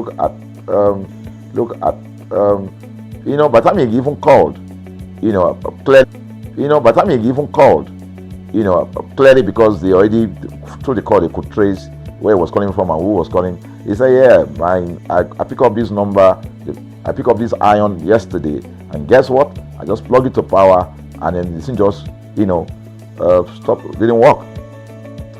At the other hand, I could hear the voice, oh, we're so sorry. We're sorry about that. And they said, this is your address, yeah. Don't worry, we'll get you a replacement. All right. So my friend handed the call and dropped the. So I said, so what? My friend handed the call and dropped the. So I said, so what's going to happen? He said, don't worry yourself now. Shebi, we're here. They will bring a replacement. I said, they will bring a replacement. He said, yes. I said, they won't even try to check whether it was your fault, because it could have been your fault. Maybe you didn't do something well about the first. No, it can't be his fault. Shebi, it's a brand new item that he bought. While we were still talking, in fact, I'm not even sure it was up to 30 minutes or so, we had a knock on the door. He himself said he must be the dispatch person. By the time he opened the door, it was a dispatch man that was on the other side. And then the dispatch man was at the door. Just watch this. Was at the door. I was seated in the sitting room. The guy was at the door to meet with the dispatch guy. The dispatch man that brought the replacement iron, I heard him say, we're so sorry. So I was so shocked. I mean, a dispatch man, this guy is a dispatch, so also apologize. I was so touched by that. Even a dispatch man was so trained, to tell the guy, we are so sorry. And guess what? He brought the replacement iron. By the time my guy opened the iron, it was a bigger size iron. So they replaced with a bigger size iron. The guy never asked for the one that went back. He didn't say, "Oga, where is the other one that we gave to you," so that he could take it back. No, he just bought a new one and gave it back. So I asked my friend, I said, can you interpret this to me? He said, here in London, if they didn't do this, they know the next thing I would do. So I'm just going to grab a lawyer. And I'm going to tell them they've destroyed something in my house. By the time I'm done, they will pay through their nose. Because the consumers are conscious of their rights. In Nigerian consumers, even those who are aware, won't even take the battle up. Everybody just go, what can we do now? Today they wake up and ban this. What can we do now? So we're going to change the narrative. We have to stand up. So the vision of ConsumerHallaTV is really to create an engagement platform that constantly mirrors the minds of consumers and provides right connections for meaningful brands in Nigeria. Thus, we believe, will be forming part of that our overall vision, of creating a more caring world of consumers where businesses thrive. So, I think that we'll make our impact. We ask you to join us on this journey. ConsumerHallaTV will drive engagement. It will also be there to help to promote brands that are doing what is right. So we're not out to criticize any brand. Rather, we have to complement what the brands are doing, because there is no organization that or a business that was set up to fail. Nobody set up a business to fail. So there are just gaps that needs to be fixed. So together we can fix things, and together we believe that we will create the right story for consumers in Nigeria. Thank you very much.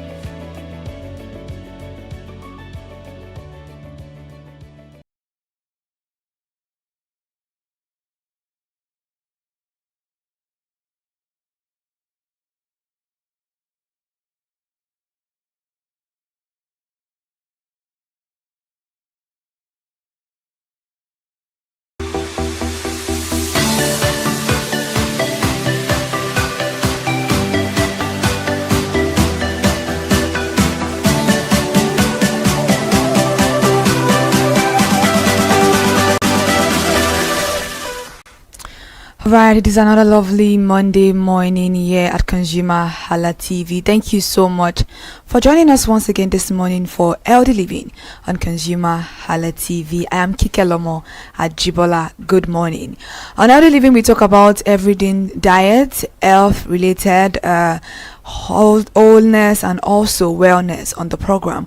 And normally we do have our constant face on the program to Minul for her, but unfortunately she's now. We'll be talking about a particular topic which is very, very common, very rampant, and I would say very people are very nonchalant about it. They don't really care about it. They don't think it is something that's crazy. So which is the harmful daily practices. You know, we have a lot of harmful daily practices that people do in the country and in our society as an individual, but then we tend to overlook it because our ancestors have been doing it and they had no issues with it. Nobody's dying or any other thing like that, but we keep on falling short in a lot of things and we don't look at this side. We tend to look at other things that are actually not even the cause or the root cause of our problem. So what do you think about these particular things, and if you actually know of some harmful daily practices people do, maybe you could enlighten us about it? I mean, when you said ancestors, it just made me smile because one thing is, I think with technology now, thank God, with the help of technology, we are now able to see practices that are very harmful that people do not know that could be very harmful. You understand? Because, like you said, sometimes we do some things because my mom, did it, so it was very good and all of those things. So at the end of the day, we do not realize. I do not know how. Probably because probably people were dying then, but they didn't really know the root cause of all this death. Yeah. You understand? So there couldn't be any statistics to put to it or anyway to just data to check. Okay, this is the cause of it. This is the cause of that. But now because we have technology, we have all these things, we can keep track of this is what you're doing that are happening, bad, and these are the numbers of people being affected as a result of these practices. So for practices, I think one of such practices would be for instance, when it comes to the use of you get to see people use what's it called, the towel, their underwears, they use it for quite a very long period of time, especially for tire. Sometimes you dry the body, people I saw on X, somebody was asking, was like, used clothes, for instance, you've worn a cloth and you still want to wear it some other time, that where should you put that cloth? Well, I don't understand.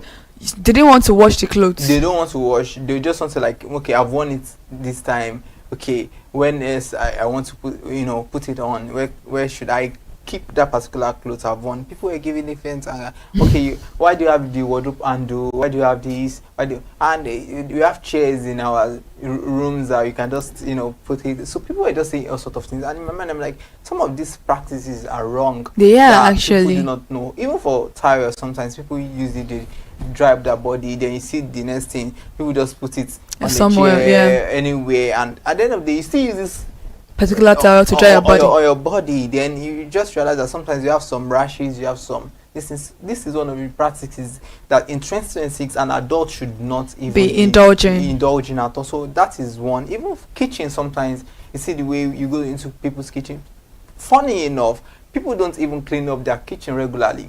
Yes, the people who do that, they cook, they just think, when you think, all this, your plates, your different utensils that you use, you just have to ensure that everything is well kept and clean at the same time. Not just after you finish cooking, you wash the plates, and that is not just the hygiene. You understand? You just have to ensure that you keep all of these things in check. All right, thank you so much, Irimofe. I would like to come back to that particular conversation, but let's go on a short break. We'll be right back.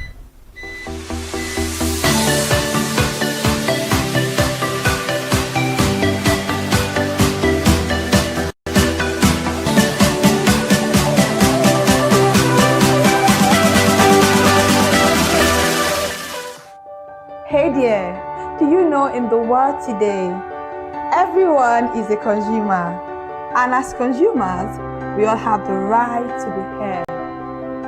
In Nigeria today, as a consumer, you have all right to product information, right to fair pricing, right to return goods, right to product labeling, right to fair dealings, and a lot more. Well then, have you heard about the new media channel? ConsumerHalla TV. ConsumerHallaTV. ConsumerHalla TV. At ConsumerHalla TV, our goal is to inform and educate consumers in Nigeria with insightful news alongside development within the fast-paced world of consumers through well-researched, specialized, and analytical content. Our vision at ConsumerHallaTV is to create an engaging platform that provides right connections for meaningful brands in Nigeria, thus creating a more caring world for consumers where business thrive. And guess what? Our ConsumerHalla brand is the first consumer complaint resolution portal in Nigeria, powered by a 72-hour feedback mechanism. We offer consumer advocacy, informative talk shows, branding promotions, advertising, and lots more. Connect with us via our YouTube channel at ConsumerHallaTV. Follow us on our Facebook page, ConsumerHallaTV, our Instagram page, ConsumerHallaTV, and do well to subscribe to our YouTube channel. Subscription is free. ConsumerHallaTV. At ConsumerHallaTV, you deserve to be heard. At ConsumerHallaTV, you deserve to be heard.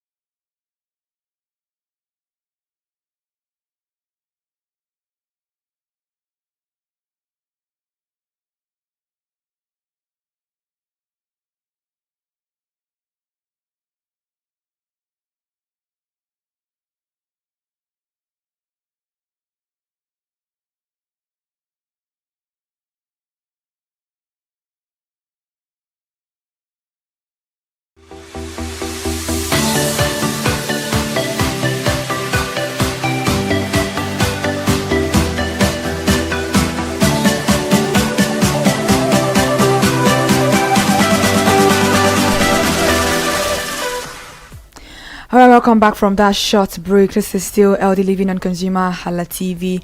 And before we went to the break, we were talking about the regular daily practices that people do that are actually not very good for lifestyle, and also the fact that we preach wellness and wholeness on the program is something that we have to bring this topic in for people to understand that yes, you may think this is right, but it's absolutely wrong.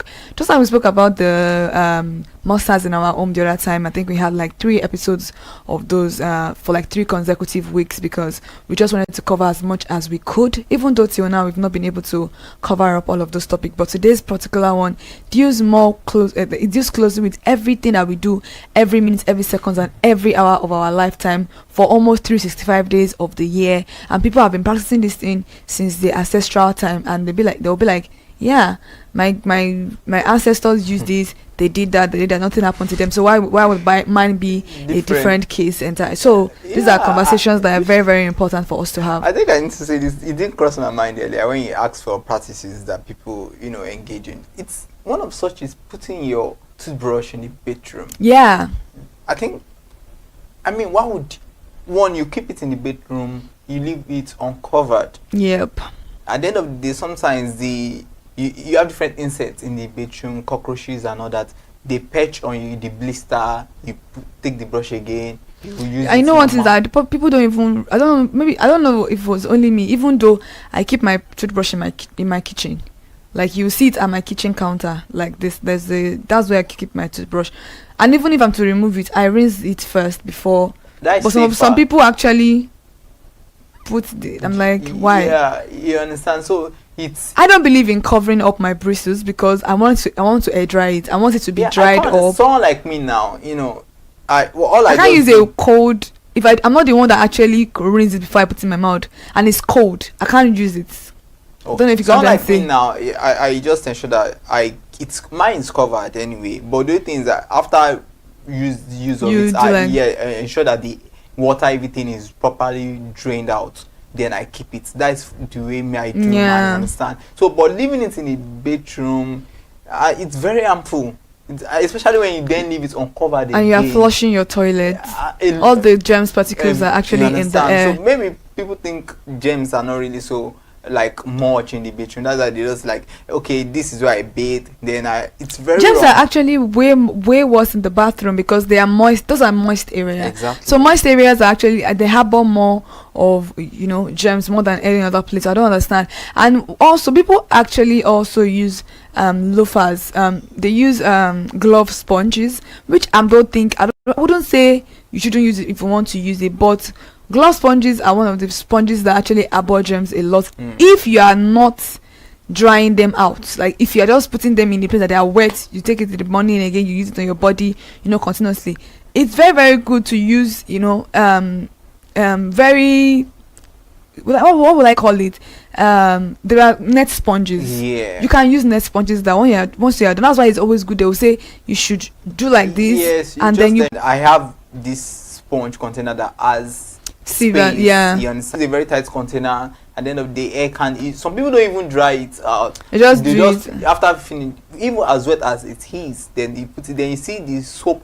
Especially if you it's now very soft. Yeah, I don't put my soap where my it's supposed to be a different thing entirely. So we should always these are just conversations that we are having here and there, but let's go into fully into the conversations of the day, which is while many daily practices can promote well-being, we are not actually putting that aside. Certain habits can be very harmful to the earth, particularly in Nigeria, where we actually commonize everything because our mothers, our sisters, our friends are doing it. Obviously to us they don't pose any risk, but there are a lot of these practices that pose risk, and I'm going to be talking about them one by one today. We may not be able to finish it, we may come back to it next episode or next week, but we're going to be talking about it. Number one is the poor dietary choices. A lot of people actually do this a lot. Staple foods like rice, yam, there are a lot. We eat a lot of carbohydrates in the country. Like we eat a lot of carbohydrates. You see people putting rice, spaghetti, beans. Funny enough, beans is more of carbohydrates than protein. Beans, some people even add yam to eat. All of these things, funny combination. They contribute to obesity and diabetes, and we have a lot of this in Nigeria. We have a lot of diabetes patients. Obesity is also here and there, and also the high intake of processed foods, sugar drinks, snacks, fast foods can increase the risk of heart disease and other health issues. Just like I would always say, we always snack a lot. We have gala, we have a lot of different snacks in the country, and some people cannot eat without taking carbonated drinks. Yeah, you could. I wouldn't say it's not good to actually want to step your foot down. But what happened to juice? What happened to yogurt? What happened to parfait? What happened to other things? If there's no money for parfait, buy juice. Don't buy carbonated drinks. These are things that, and even carbonated are processed food, processed drinks. So no matter which one you are taking, if they are not like extracted by you for yourself, they are still processed. Just one risk is better than the other risk. And let's talk about vegetable and fruit. People actually do not consume a lot of vegetable and fruit because they are like, what do I want to use it for? Like, it's not that necessary. Well, I think for me, because I saw an excess today, someone was like, can you imagine an apple is now 1,000 naira? Another factor that scare people out when it comes to fruits is they believe they are quite expensive. But the truth of the matter there are lots of you don't necessarily have to take apple. Yeah, you can take watermelon, you can get pineapple, banana, but banana you can actually take 2 from the bunch. Eat it in a day, you are good to go. Pawpaw. Yesterday I just had to get pineapple and pawpaw, and sometimes if you know that you can't get the probably banana that just is buy bunch, 200 naira. You can get from these guys that say ensure that the place is neat, but even before taking it you can ensure that you still wash it before you eat it, so that way at least taking some fruits. And for vegetables also, it doesn't necessarily have to be so expensive. You can get 500 naira vegetables just with tomatoes or whatever you want to. You don't necessarily have to pack everything in it. Even if you just, I feel like the thing is that many people don't actually eat vegetables because they don't want to eat swallow. But honestly, it's very, very important. If you don't even have to eat swallow with vegetable, you can eat vegetables with rice. You can eat vegetables a lot of things. Don't just make it stew alone every other time, or soup. These are not the things. Yes, they are things that you need in your body, but they are not balanced diet, if you get what I mean. Yeah. So now let's talk about water, which is hydration. It is very, very important that we take water in our system. Scientifically, they've proven this a lot of times, that water, our body is made up of water. Like, our body is, the higher percentage of our body is made up of water. The rest of them are just whatever we need to. But our body, it is very, very important that you have water in your system. And not drinking enough water, dehydration can negatively affect bodily function, particularly in hot climate. And we are in hot climate in our country. You know that Nigeria is hot and cold. Even when it's cold, you know that after it is cold, the next minute or anything, it is. And you can see from the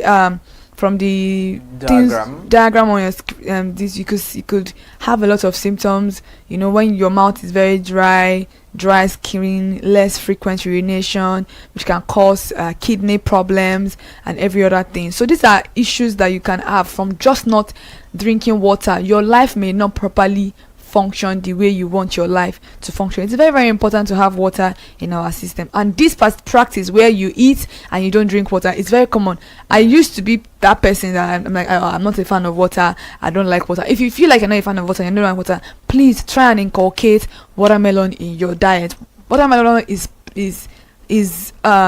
what would I say, it is 90% or 95% water, and it even give you more nutrition because you are taking water and you're also taking fruit at the same time. But you can also take a little bit of water. It is very, very important. Another thing is our sedentary lifestyle. People that tend to sleep, lazy around, sit down every time. Like, anything you are doing in life, you are sitting down. This low physical activities, many people actually live this life, and a lot of it is also because of urbanization and technology. It's actually increased the risk of obesity, heart disease, and other chronic illness. Obviously, if you're not stretching your leg, you're not working out, you're not outside every time. Like I personally do for myself.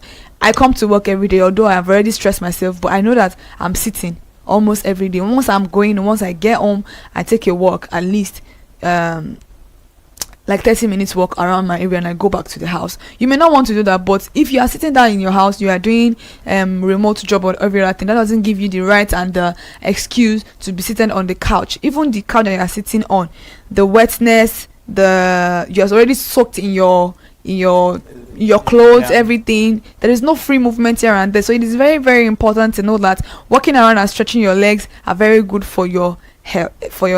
It is very, very important. Also practice walking, because especially for, like you said, urbanization and technology, most times people are sometimes it's just do away with that. Intentionally playing games, you understand, just drop the phone, because there are also health risks associated with you using your phone for a very long time. It's part of the sedentary lifestyle. And also, like you said, if you are the type of person, because I think Aproko doctor made a video and was like, for people who make hair, you understand, sometimes he was showing that video, very swollen, it happens a lot. There are ways they can just do that, and there is this kind of stocking, compressed socks. So sometimes if you know that you do all those kind of things, or you work in that kind of job that can bring about that kind of sedentary lifestyle, all you just have to do sometimes is just, even at work, intentionally take a walk. Don't sit down. Don't sit down for too long, because you might not know the effect that's causing later you even on your spinal cord, because we do practice safe sitting a lot of times, and this actually tells on our spinal cord. It's very, very important to understand that these are not just things that we put together to talk about. These are things that affect people on a daily basis. So it is just an awareness for us to know that these are things that are very, very that are affecting the whole purpose of living life in healthy and a meaningful way. Health is not just about a monetary. I say people say health is wealth. It's not the monetary. It's not a monetary aspect of it. It's the wellness of you living a fulfilled life when you are self-conscious and your your whole mind, body, and soul is intact. That's when you enjoy life the most. So now let's move to the one that is like a social would I say impediment right now. This is it is very, very important that we know that things that we think are for flex, there are for big boys, big girls, and mature, and necessarily not the type of thing that we need in our life, which is the tobacco, marijuana, alcohol, drugs, name it. They have a lot of them. Smoking tobacco is linked to numerous health issues. Even the manufacturers always put it at the carton, including lung cancers, heart diseases, and excessive alcohol consumption leads to liver disease, addiction, and other health complication. What more do you need? Kidney issues. What more do you need? It's a whole lot. What more awareness are we going to create for you guys to know that this thing is actually wrong for you? Yeah, you just have to know that for you to live, it's your sole responsibility. Yeah. And it's a lot of illnesses we have these days. It's as a result of what we consume, what we think in. And the truth is, there have been campaigns, there have been a lot of awareness. What we are doing right now is also awareness. But people, one of the disadvantages of using this thing is because at the end of the day, you get so addicted. You don't know. You can't live without it. Yeah, I nicotine, like somebody was saying, nicotine is one of the addictions that is very difficult to crack. Yeah. Because once you are used to, the use of nicotine, your body is used to it. Cigarette. At the end of the day, your body is used to it. Then for you to fight, even addiction normally, it's not easy to fight. Then you're addicted to taking tobacco or alcohol, marijuana. And, at the end of the day, we see what happens to people.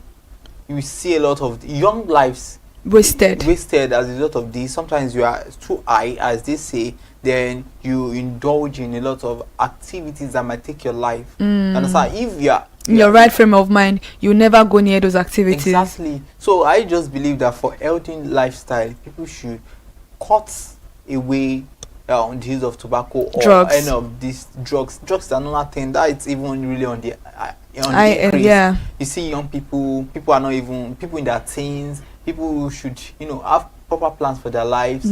They are not. They are so used to drugs. They are not the usual self anymore. You understand? So we just need, and I think, for instance, if you watch Bollywood films recently, there's a special campaign that you see at the beginning of the film. They've been doing that. You understand? They've been doing that. Recent times, they've now intensified it.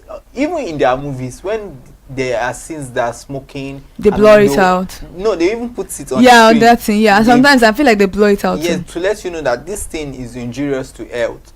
Do not just practice it because it's very good. So, sometimes even our music videos, we see these things there, entertainment, they bring it to our screen, they make it look normal. You understand? So, and these days, a lot of youths are so enticed with what they see on their screen. So I think we should also need to, even if music videos are having these things, let us ensure that the campaigns are strong enough to let people know that please do not enjoy. Some people look up to these celebrities and they see them, they go to different social functions, they are having it, it's just a normal lifestyle. So people should not emulate that part of their lifestyle. Yeah. And honestly, I don't know which is contradicting, because even at the packet of all of these things, they tell you smokers are liable to die young, but regardless of it, you still smoke. I mean, so what is contradicting? Is it the fact that you are emulating somebody that is doing it, or the fact that you are intentionally ignoring the warning of the manufacturer? Well, there are people that will tell you that I know smokers. Something must kill a man. Definitely, I know smokers that will tell you that I have been smoking for long. Did I develop any health issues? I'm still here. Even people that are not smoking, they're having lung cancer. All of these things. But statistics, out of 10 people, how many people that have lung cancer are not smokers? Yeah, smokers, or probably people who are not taking their lungs seriously. You understand? So many things. I'm not necessarily saying only people develop lung cancer as smokers. You understand? But at least the higher percentage of it, they exactly. are. So I remember growing up, smoking is not something that is common. In fact, they will tell you, don't go near that guy because he's a smoker. But now it's like a common practice. You see a a young boy on the road smoking. I'm like, what? It is a very common practice that people do. During that time, yeah, people do smoke, but like it is not as widely accepted as it is now. Like it's very, very normal for people to smoke now, which I don't understand why this is actually coming up. I don't know, and I just think, fine, we have campaigns, we have awareness. I think government needs to take it more seriously, because look at many youths out there, young people, they are just wasting away. I see videos of people who are so high on different substances, and it's not just tobacco, it's not many drugs you can't even put a name to. Yes, people are using it, and at the end of the day, the moment they start, for them to, I think we need more of rehabilitation for these people, and just more of awareness for them. And rehabilitation is not that easy also, because you could rehabilitate somebody and they relapse. Yeah, that is very, very common. Yeah. So it's just best for you not to even indulge in it at all. I'm talking from the angle of people. Yeah, I get you. Sold out to it already. I get you. So now let's move on to another one, which is the mental health issue. You know, in Nigeria, we don't take mental health very seriously. There is a pandemic going on right now where people are actually making fun of, which is Tourette syndrome. And I find it very funny that a lot of people think people that have Tourette syndrome are jokesters, like they're faking it. This is a neurological issue. It's not a mental health issue, but it's a neurological issue, and this neurological issue affects their daily lives. We have a lot of people that have Tourette in Nigeria, but because there is no particular name for it, we don't know that these people are dealing with Tourette syndrome. You know, it's very, very funny how there is a particular celebrity that I've seen having issues, and I didn't need anybody to tell me they had Tourette. I'm like, does this person have Tourette syndrome? And I had to go and check it up, and they were like, yeah, the person has Tourette syndrome, because even the person speaks about Tourette syndrome. Autism is something that's very, very common in Nigeria. Cerebral palsy is something that's very, very common in Nigeria, but people don't know the name of it. Then they didn't know that autism is. They're like, oh, it's only white people's sickness. It is not only white people's sickness or a rich man disease. No, the people in your house that have autism, there are different stages of autism that people don't understand. There are autism that particularly look normal. There are autism that are very, very worse. And another thing we don't talk about is people are triggered by sound. Yes. I can't remember the name it's called now, because people, for different people, I didn't initially know. There was a friend I used to have. The slightest, sharp sound would always give him this headache. So most times he was just always refraining from staying where there are too many people. So it really affected his social lifestyle. Yeah. But in this part of the world, we tell people, even the sound of vehicles, sometimes the loud music blaring out at clubs, at I don't like loud music too. It affects people, and it's part of it too. It's part of some people's lifestyle. They are triggered by it. By these things. Even when it comes to the mental health, I think globally there are more awareness. But in Nigeria, specifically, people still take it as, until when you now see that somebody commits suicide. Then you're like, we have depression is real. Anxiety is real. Panic attacks are real. They are not. People are not making all of these things up. We have people that have psychosis. We have people that hallucinate. We have people that have schizophrenia. We have people that have a lot of. Everything is not spiritual attack. Trust me. People that have depression are not spiritually attacked. They have depression. They need to take antidepressant drugs. Take them to the hospital. There was a particular lawyer that committed suicide. I can't remember her name. Once I think she jumped to the river. To the Tomila Bridge. So I think she told people that, oh, she's something. They took her to church, prayed, kept on praying for her, and she was well into her 40s, but she was not married, and she was a successful lawyer living in a very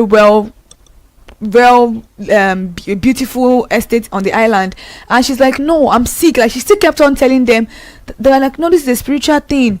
It's from the village people. They were kept on disregarding her feelings. Then I think 3 days before her death, she went to the hospital herself, and she was diagnosed with anxiety and depression.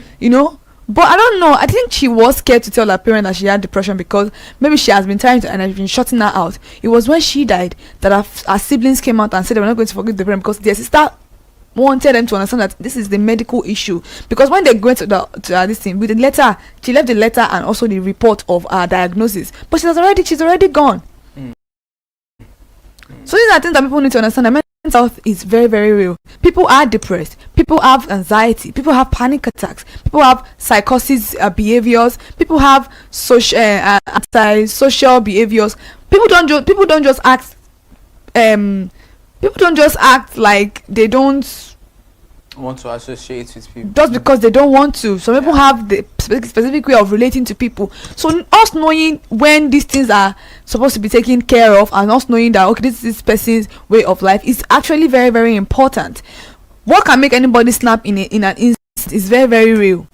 You know, they study some people that are murderers, people that kill outside the country. We don't study in Nigeria. We just sentence. We don't know why. What is the motive behind this senseless killing? We don't even check if this person is actually mentally unstable. There are a lot of mentally unstable people in the country that are wearing clothes, looking beautiful, doing makeup, you know, going out like normal people, and they're actually not okay upstairs.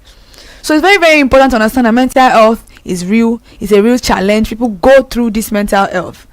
So it's not about just seeing things that you think they are possessed. They are not possessed. They might actually be hallucinating or having psychosis issues. And I think the place of religion in this also matters. It plays a very significant role. And I don't think your religion goes against you checking yourself. Seeking therapy. If you need therapy, please, like how would always say, speaking out. Fine, you need to know the kind of people you tell whatever the issue or the challenges are.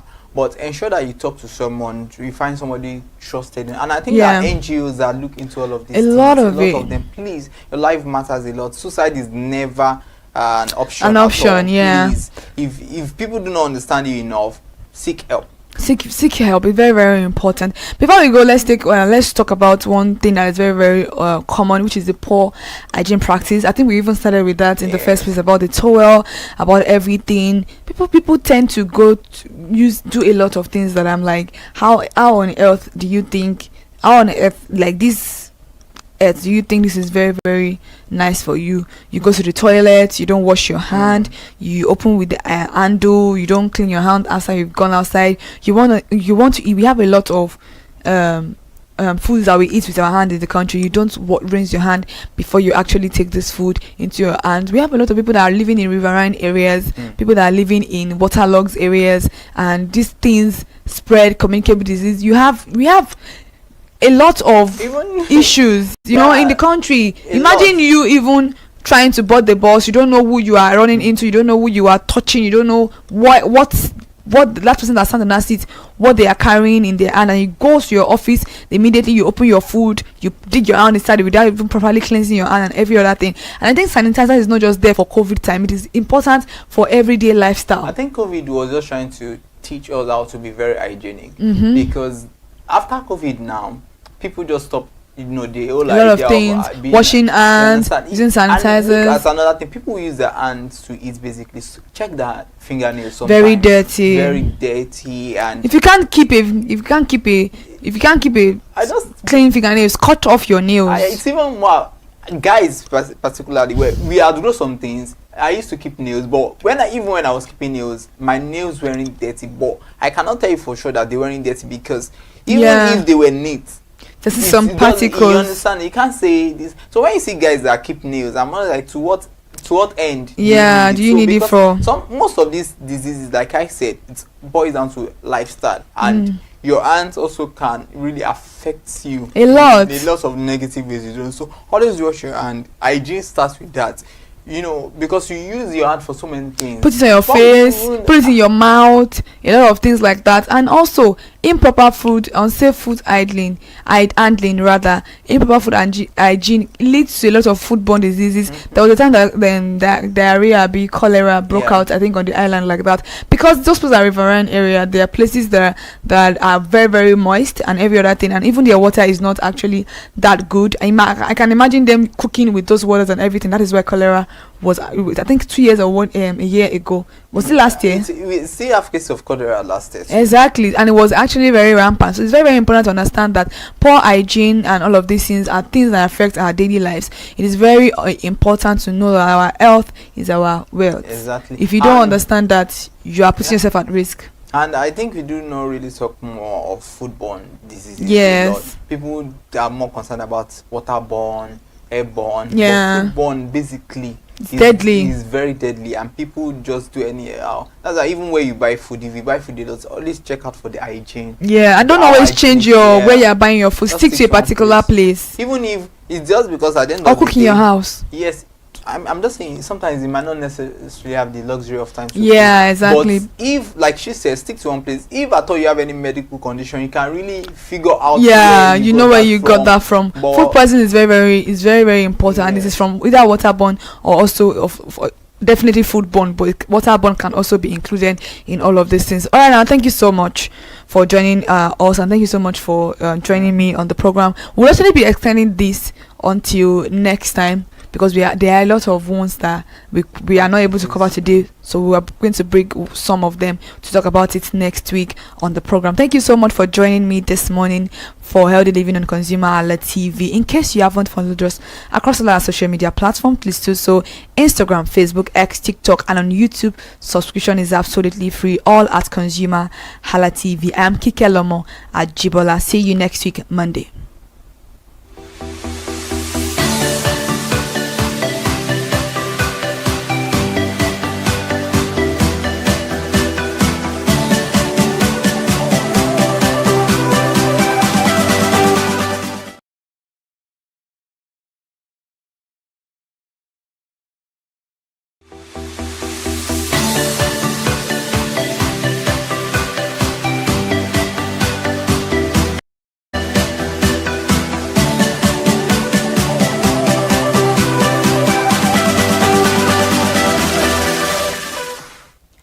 Good morning, and it's another beautiful Monday morning. And what more conversations to talk about? It is not about wellness and wellness on ConsumerHalla TV this morning. I'm Kike Lomo at Jibola, and you're watching Healthy Living on ConsumerHalla TV. Thank you so much for joining me once again. This morning, I have with me Iremofe Koforola in the studio. Yeah, good morning. Good morning. We are going to be talking about the conversation we left off last week, which is about the harmful daily practices that we have become a part and parcel of most of us, and we don't even know to be a thing where people hide to do them. But now it's like a normal thing. You walk on the streets, you see a very young guy, a normal guy going smoking. He's smoking. You see all this sachet alcohol sachet littered everywhere, and you see them drinking it on the road, in the bus. You know, it's like a normal daily daily lifestyle. So I don't know how that has become something that is very common, because like I think the thing about this whole issue is that what you see is what you tend to practice most times. The reason why it was a little bit curtailed during the past years is because people knew that it was a bad habit, not like now that it's very, very glorified. Yeah, I think I made the point last week, and I stated that where one thing we are most aware of and is the media. We live in an age whereby everybody is aware of the media, and when you see musical videos, you see movies, tantalizing images all around you. You see all these things, so they are just like they are beckoning on you, and like just grab me, you understand. So people see all these things and they think it's normal for them to, drink, smoke, and every other thing they can think of. And it's not just limited to use of tobacco or cigarettes or alcohol. Yes, different harmful drugs. You understand? So especially teenagers this age, you just see that they indulge in all of these practices. It's very alarming, and I just think government needs to create more awareness. Yes, there have been awareness, there have been campaigns and all that, but we still need to create more awareness. And parents, most especially, we see, like you said, when we were much younger, you can't see, it's very curtailed. And you see that even some parents send their little children to get it for them, and these children, they see the Egmont Adugbos, everyone around them, they see them smoking, so they think it's normal. So when they watch on the TV television series, they see all these things again. So they just need to create awareness that even if they say smoking is not good for people younger than 18, it's not just people younger than 18, it's very harmful. So some people will tell you that, or some children tell you, I can't wait to be 18 so that I can enjoy these things, because they think it's a way of enjoying life. But don't you think that awareness is like already out there? In fact, if you buy a pack of cigarettes, it's written there clearly that smokers are liable to die young, and people are still, indulging in this thing. Don't you think that people just want to do what they want to do, regardless of how much awareness is out there? Well, it's a matter of addiction. Sometimes people are so addicted to it, and because I know someone whose brother introduced him to smoking. And they feel like, okay, sometimes, and you just try to imbibe every Western culture we learn. Some people don't really understand why.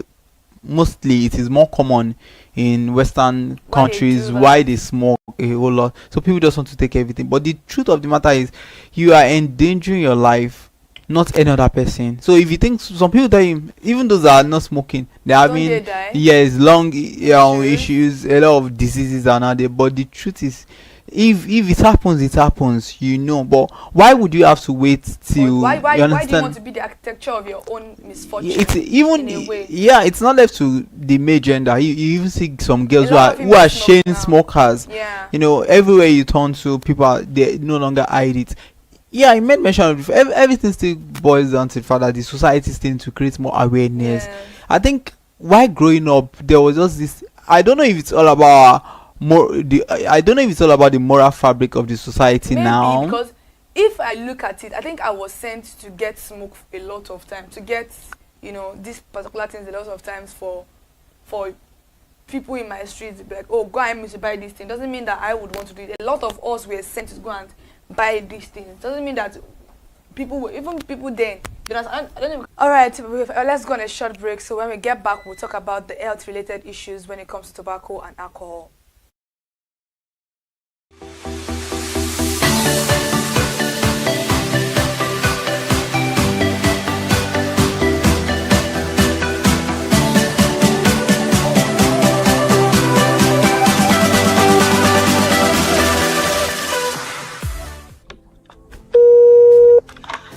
Hello consumers, you have the right to be heard, absolutely. So join us on the conversation, share your brand experience, where you tell us all your experiences about brand on the outer world via our YouTube channel every Wednesday from the hour of 4:20 to 5:20.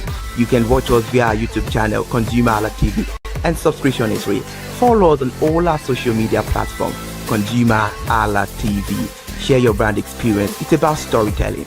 It's about experiences.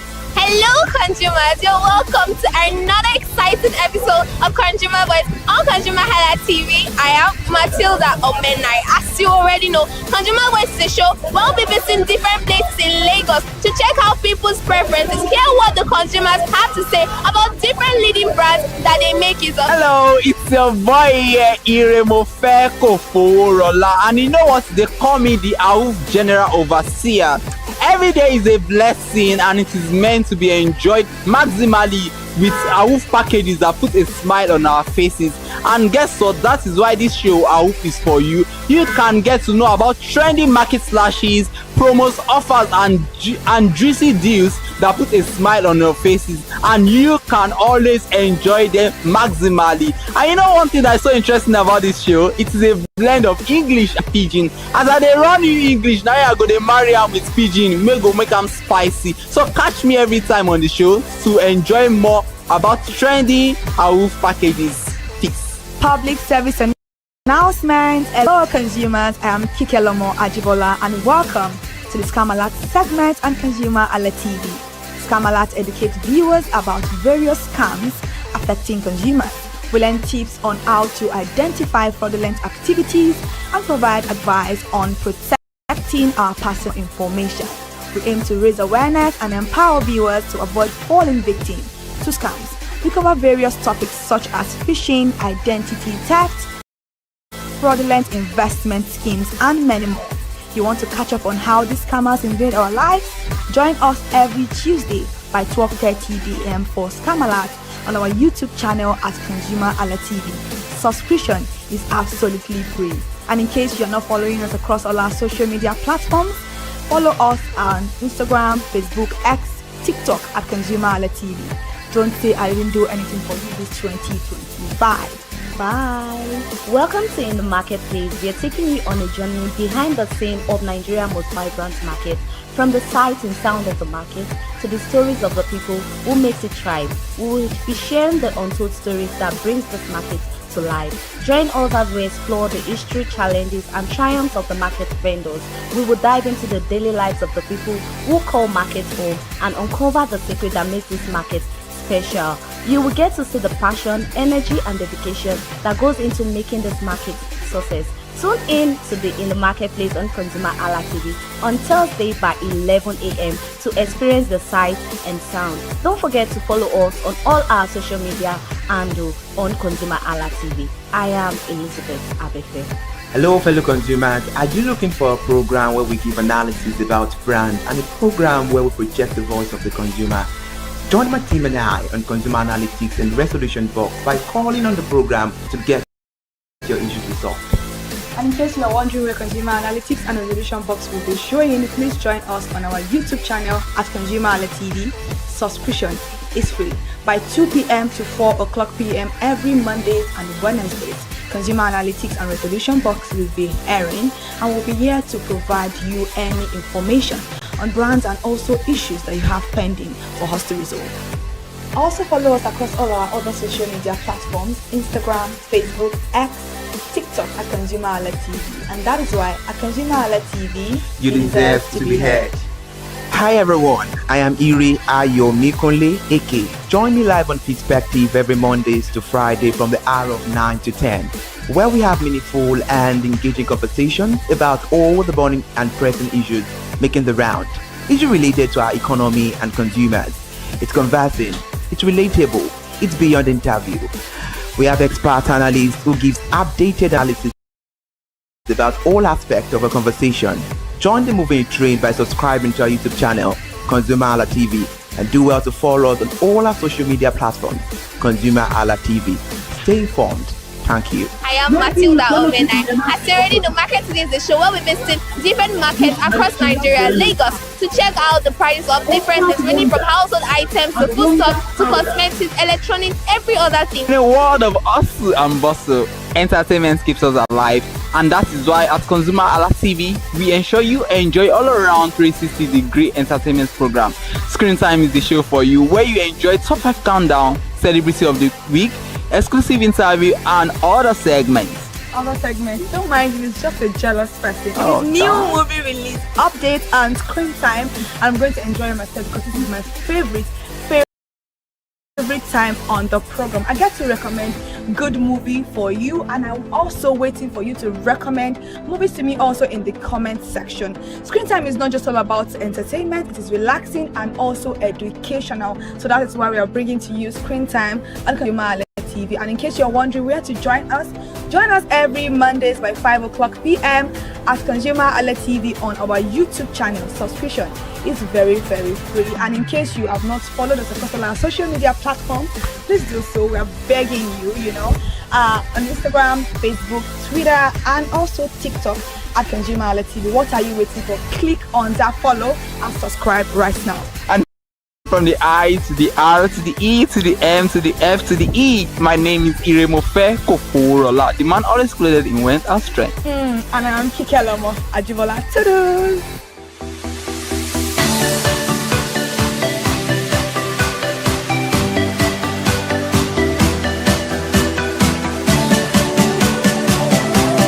Hi people, my name is Mo Fakorede and I am a filmmaker and a film director, and you're watching ConsumerHalla TV. ConsumerHalla TV is everything consumer advocacy, consumer rights, everything that has to do with consumers. On this TV, you'd watch, you'd learn, you'd be educated, and you'd be entertained. Keep watching ConsumerHalla TV. My name is Olubukola Ozone, a photographer and a social media enthusiast.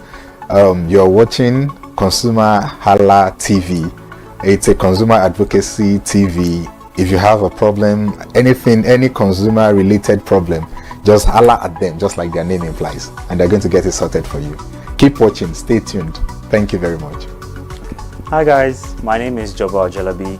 I'm a marketing communications professional. I currently lead marketing at Flash Change, a fintech startup. Keep watching ConsumerHalla TV, a consumer advocacy channel. Hello, my name is Sharon Rotimi. I'm an actor and I am on ConsumerHalla TV.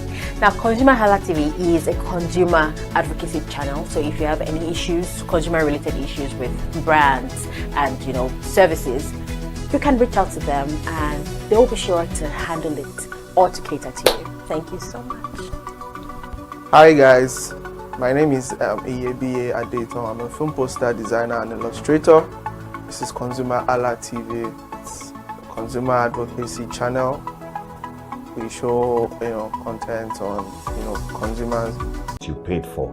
I know that through ConsumerHalla TV, you are going to be able to get what you have paid for quality-wise and also give a voice to you in wherever it is that you do. I am here to support and give a shout out to say that keep watching ConsumerHalla TV and we'll have a better quality for value in Nigeria and in the global space. Please continue to watch ConsumerHalla.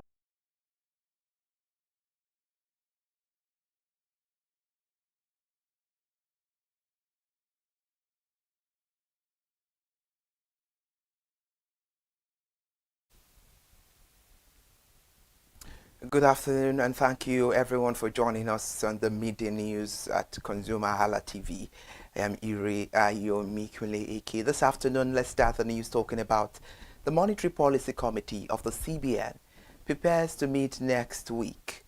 A new survey data showed that the majority of Nigerians favor lower the lending rate, even as concerns about inflation remain widespread. This was according to the latest CBN January 2026 Household Expectation Survey.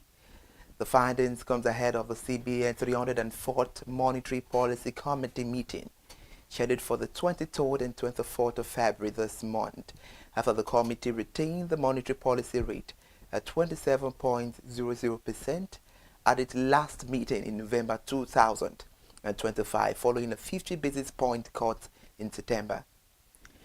The findings from the CBN January 2026 Household Expectation Survey shows that 65.0% of respondents believe lending interest rates should fall, while 12.2% prefer an increase and 15.1% want rate to remain unchanged, and about 7.7% expressed no opinion. The Nigerian foreign exchange has an opening rate of about 1,353 naira 54 kobo per dollar and is expected to trade near to 1,350 naira per dollar, with daily averages and closing rate ranging from 1,353 naira per dollar to 1,355 naira per dollar. The official window remains stable and bullish for the Nigerian currency, even showing slight strength compared to early February. The naira, however, traded around 1,348 naira per dollar to 1,358 naira per dollar in the past week, and this week appears to lack significant wholesale or retail foreign exchange auctions, unlike previous update. However, the recent actions by the CBN regarding the foreign exchange include increasing the retail foreign exchange liquidity by narrowing the gap between official and parallel market through allowing licensed bureaus of change operators to purchase up to $150,000 weekly, aiming to improve the retail supply. And now, talking about the season, a leading global appliance company, Media, is igniting a culture of giving while promoting family bonding through a series of activities this holy month of Ramadan. The company announced the initiative in a statement yesterday. However, according to the statement, the campaign tagged Media Ramadan will feature activities aimed at supporting Nigerian Muslim communities by feeding and sharing gifts that will help them make the most of the fasting season. The official statement says Media will be spreading the message of love, giving and sharing among Muslims in 3 major cities, Lagos State, Ibadan, and Kano State, while emphasizing the importance of small domestic appliances and they are used in making meals for breaking or fast iftar. Still talking on the news, speaking about the campaign, the media marketing manager in Nigeria, Kenneth Ekweme, stated that during Ramadan, Muslim faithful fast for long hours and the needful needs to be done to give back to the society. As we move away from that now, Nigeria's January 2026 inflation rate is expected to remain broadly flat or edge slightly higher. According to analysts who see limited room for sharp moderation despite recent price relief in some segment of the market. Early projection places the headline figure within 15.15% to 16.25% range, and this reflects a delicate balance between the post-holiday easing in stable food prices and persistent pressures from fuel costs, seasonal supply adjustment, and import-linked goods. However, while improving exchange rate stability and moderating food prices may support a steady print, underlying the structural cost drivers which could push the rate marginally higher. Meanwhile, analysts say that January outcome will provide an important early signal for the first quarter monetary policy decisions, even as evolving liquidity conditions and supply-side dynamics continue to shape the inflation trajectory. We're talking business news now. The total capital importation into Nigeria surged to 6 billion naira in the third quarter of 2025, representing a 380.16% increase compared to $1.25 billion recorded in the same period of 2024. According to the latest report by the National Bureau of Statistics, the figure also reflects a 17.46% rise from $5.12 billion recorded in the second quarter of 2025, indicating the sustained investor interest in the Nigerian economy during the period. The portfolio investment accounted for the bulk of inflows at $4.85 billion, representing the 80.7% of the total capital importation. Meanwhile, other investment contributed $864 million, or 14.37%, while foreign direct investment recorded the lowest inflow at $296 million, representing 4.93%. The sector analysis shows that the banking industry received the largest share of capital inflows, attracting $3.14 billion, or 52.25% of the total importations during the quarter. Let's tell you that the federal government has raised its concerns over a growing trend of Nigerians being illegally recruited to participate in foreign armed conflict under deceptive circumstances. The Minister of Foreign Affairs, Ambassador Yusuf Tuga, sounded the alarm in a statement issued yesterday to the ministry spokesperson, Kimebi Ebiefa, warning citizens to avoid offers that involve enlistment in overseas conflict. According to the minister, recent media investigations and security reporting indicate that many Nigerians were recruited under false pretenses, including promises of lucrative employment, security jobs, educational opportunities, or migration incentives. The minister noted that recruiters often entice victims with offers of high monthly pay, signing bonuses, and fast-track citizenship. And right now, we're talking about President Bola Ahmed Tinubu and the latest development. The president has directed his vice president, Kashim Shettima, to lead the federal government delegation to Kano State to express sympathy and support for victims of the Singa Market fire disaster. The fire, which erupted on Saturday evening and continued to yesterday morning, destroyed billions of naira worth of goods and marked the second such incident will happen at the markets in just 2 weeks.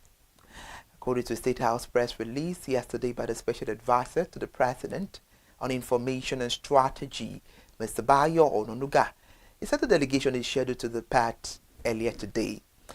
The statement said the team would convey the President's condolences to traders over their losses and pledge financial assistance. And the delegation will also pledge on behalf of the government financial assistance to aid the victims and support Kano State in facilitating the quick reopening of the market. And now let's talk about another update from business news. The Revenue Mobilization Allocation and Fiscal Commission has its own report The certain disputed crude oil and gas wells have been recommended for ceding to specific oil-producing state, insisting that no such decision has been taken.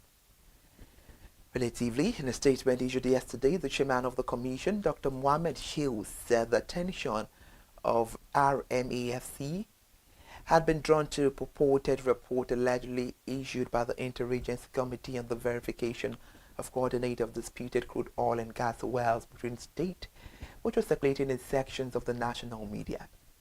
The commission said the report claimed that recommendations had already been made to cede certain oil wells to a particular state, but it described the report as misleading, premature, and does not represent the position or conclusions of the Revenue, Mobilization, Allocation, and Fiscal Commission. The director of the Intergovernmental Group of 24 on International Monetary Affairs and Development, Mrs. Iyabo Masha, over the weekend on Saturday, said the ongoing tax reform will support Nigeria's transition into a modern and more efficient economy. As she outlined the agenda for the G24 2026 Technical Group meeting scheduled to hold in Abuja from the 18th of February to the 20th of February. Mrs. Iyabo Masha is the first African to occupy the position since the establishment of the G24 over 5 decades ago. Spoke at a press conference in Abuja ahead of the meeting teamed Mobilizing Finance to promote sustainable, inclusive and job-rich economic transformation. She said tax and domestic resource mobilization remain central to development, stressing that Nigeria's reform drive could deepen formalization and strengthen the public finances over time. And before we go, let's take one more from the federal government. The federal government has intensified plan to scale up the development of micro, small and medium enterprises in 2026, following the disbursement of $200 million to small businesses and exporters in 2025. And now through the Federal Ministry of Industry, Trade and Investment, the government said it would launch a national MSME census to strengthen its database of operators, improving targeting of incentives and deepening access to finance after more than 115,000 MSMEs benefited from grant, loans, and trade finance interventions in the past year. The MSME census in 2026 is part of its effort to boost the small business financing, strengthen data integrity, and accelerate industrial planning. However, in the Federal Ministry of Industry, Trade and Investment outlook, the government noted that the country disbursed $200 million in funding to MSMEs and exporters and expanded its access to finance for over 115,000 small businesses. We wrap up the news this hour this afternoon. I am Iri Ayomi Konleke. Thank you so much for joining us. Follow us on all our social media platforms and subscribe to our YouTube channel. Stay industrious this afternoon.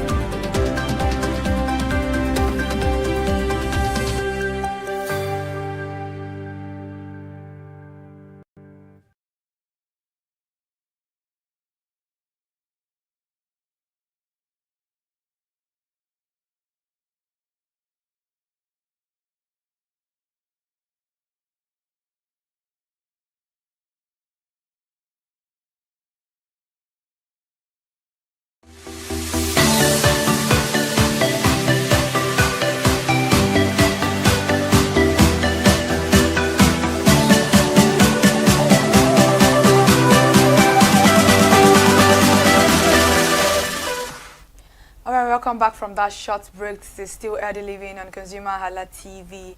And before that, this break, we're talking about tobacco and alcohol use. And I said I was going to talk about the health-related issues that are linked to this thing. Of course, there are lots of numerous health-related issues, including lung cancer and heart disease. I don't think a lot of people know that you can get heart disease from smoking. They only know that you can actually get lung issues from smoking.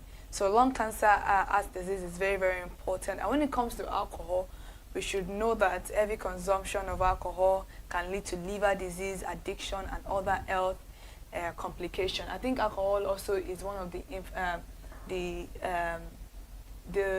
what would I say, the fueling, the resources that actually fuel diabetes, because there's a lot of sugar content in that. So if you are an alcohol consumer, you drink a lot of alcohol, you are at the risk of a lot of things not working out for you, maybe even drug-related issues. You're always distorted. You cannot put yourself into check. So please, let's understand the fact that even though you want to be the big boy, big girls out there, you want to be the movers and the shakers of anything that can I don't even know how you guys say it, but just know that these are things that are very dangerous to your health. These are things that can jeopardize a human future. So if you're not careful about it, you may not like the way you would end up with this particular thing that you think you are flexing with. Absolutely, I can't agree less. Another thing is, let's talk about mental health issues. It's very funny how we have a lot of craziness in this country and people don't take mental health very, very seriously.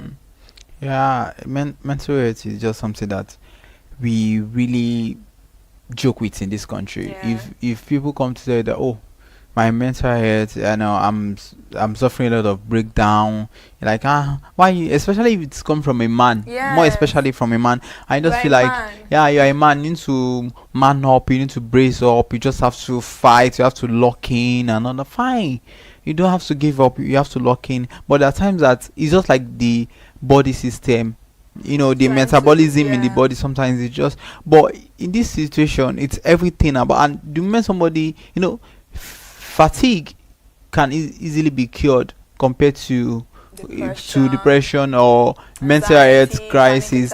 You understand? So when people are tired, they need a break. The same way when it comes to mental stress, you need to stress. Yes, you need to take a break. So we need to create more awareness. I think even mental health, we need to create more awareness the same way we are creating awareness on you understand, for other things. Yes, it's very important. Like you need to see the statistics of people who commit suicide yearly across the continent, not just in Nigeria, but I just think that especially in this part of the world, Africa, we joke a lot about it, and it's now that people are beginning to understand you understand what this thing can cause. Absolutely. So I just think we need more awareness. That's just all I can say about mental health. And there's a lot of stigmatization when it comes to mental health. We ignore the stress, we ignore anxiety, we ignore depression due to social stigma, and it can worsen mental health conditions. So now it's not only about the people, it's about the person suffering from this thing. They're like, what will I meet? What would people say? They will tell me I am weak, especially as a man. They will tell me I am creating an excuse. They'll tell me I'm not a serious person. Stuff like that are things that affect human being. And it can also, and where we can get a lot of issues is the fact that we have the lack of work-life balance, Overworking without taking time for relaxation can lead to burnt out and stress-related health problems.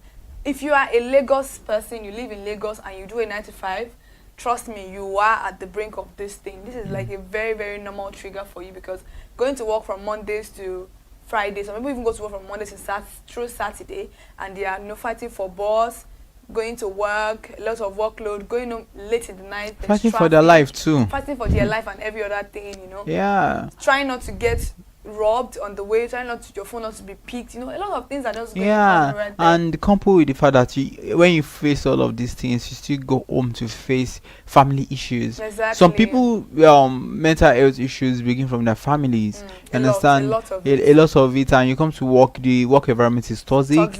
And you don't have friends that somebody once said that we can easily identify a fake bag, a fake clothes, but we can't easily identify a friend or a family or loved one that is suffering from mental health issues. Like you said, stigmatization. People believe that it's just like people living with HIV. You just like people. What will people say? And sometimes we even see the traces.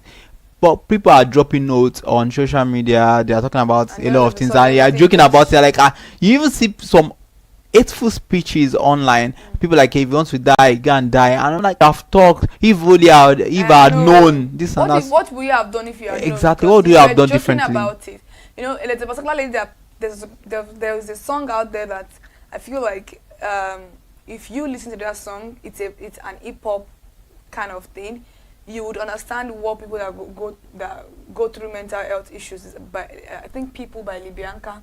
She made the song very, very nice, very soothing to the ear, but deep down in the message you understand what she's trying to say. Okay, yeah, this is exactly what is going on. I think she said she wrote that song during her darkest time of her life, and it depicts what mental health is about. Yeah. Depression is real, guys. Schizophrenia is real. There are people that are working and they are not mentally okay, and you wonder why people just just murder somebody, butcher up somebody. You know, people's lives are not even very. They don't even care for humanity. They don't even care for human life. So these are things that we need to watch out for. Yes, and most times it's when people are losing weight. It begins like it's like something's wrong with you. But sometimes people are adding weight. People are overeating. Thank you. It's because of depression. So it happens. Obesity sometimes yes, is a thing. Exactly. So people use food to cure trauma. Yes, even sleep. Real. Some people oversleep. They just overdo things. While some people they reduce those activities they do. You understand? So when you observe, so it's one of the bad lifestyle that people need to put in check, because we're looking at healthy practices that are harmful. So in as much as somebody could have depression, we should ensure that the person gets right treatment, and it could be in form of therapy. And please always look out for your friend, check on them.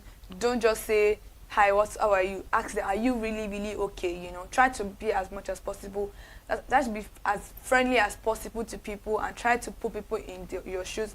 Those little things can change somebody from committing anything that is maybe taking their life or any other thing. They may think and say, okay, yeah, a particular person cares about me, because most times people always think that, yeah, you don't care about me, so what am I waiting in this life for? So these are things that are very, very normal. Now let's talk about the main issue, like the very, very common part, which is the poor hygiene practice. You know, people, I feel like COVID was that one time that people were very mindful of the way that we wash our hands, you know, because these are easy ways for us to spread infection, diseases, especially in crowded areas. Look at this particular finger here. A lot of people are walking around with this finger. Especially a particular gender. A particular gender does this. If you cannot clean your fingernails, why are you keeping long nails? I don't know. Maybe especially men. When I see men with long nails and they are quite dirty, gender, that the nails are long and dirty. Why? I'm like, to what end are we? I know sometimes we will outgrow some things. I remember then I used to keep nails, but I just woke up one morning and I was like, what's the point? You just have to ensure that, and you still use your hands to eat. So when you use your face, your mouth, exactly, and it goes around. Some people are so fond of touching their faces. Yeah, the same hand again, they would use it to eat. You want to eat, there's some food that you need to wash. Some people don't even wash all this food. Even the food they want to eat, they won't wash it. There's some food you need to wash, some fruits you need to wash. People, so you just they pick it up and just and they eat. And then you eat it. And then why? You know, the question that begs for answer anyway. So the same way people do not wash their hands even before eating. I know I used to know of someone that I would not even, like, you've not washed your hand, like, I'll die and I die. Yeah. This person would not wash their hand, and you know. So it's just something very, if you don't take hygiene very in the right way, you just fall sick over time. And you know, your water, your food, your clothes, everything around you, you just have to ensure that it's very neat. Some people don't even bother to wash their bedroom. They don't wash their, restroom. Their kitchen is dirty, everything. So you just have to ensure that hygiene is paramount. And children need to, it begins from childhood sometimes. Yeah. When, children, they have tendencies to just learn everything.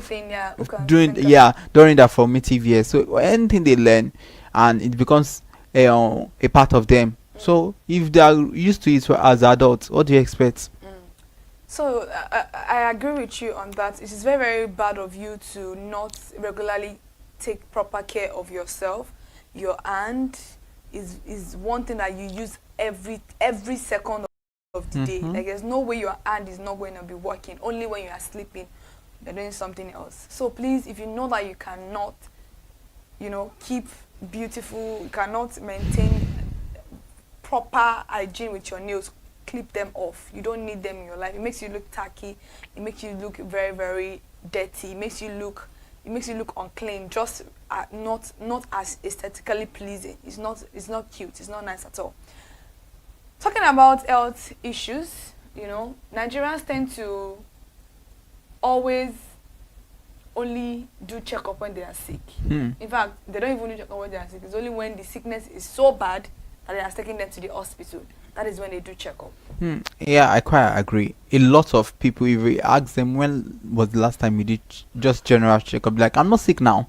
I'm not sick. What am I doing? And I think it's because everything still boils down to awareness. Yeah, in as much as government is creating awareness, we still need to create more awareness, especially for older people. And again, healthcare system in Nigeria needs proper restructuring. A lot of you understand? restructuring. Because even public hospitals, they are not free.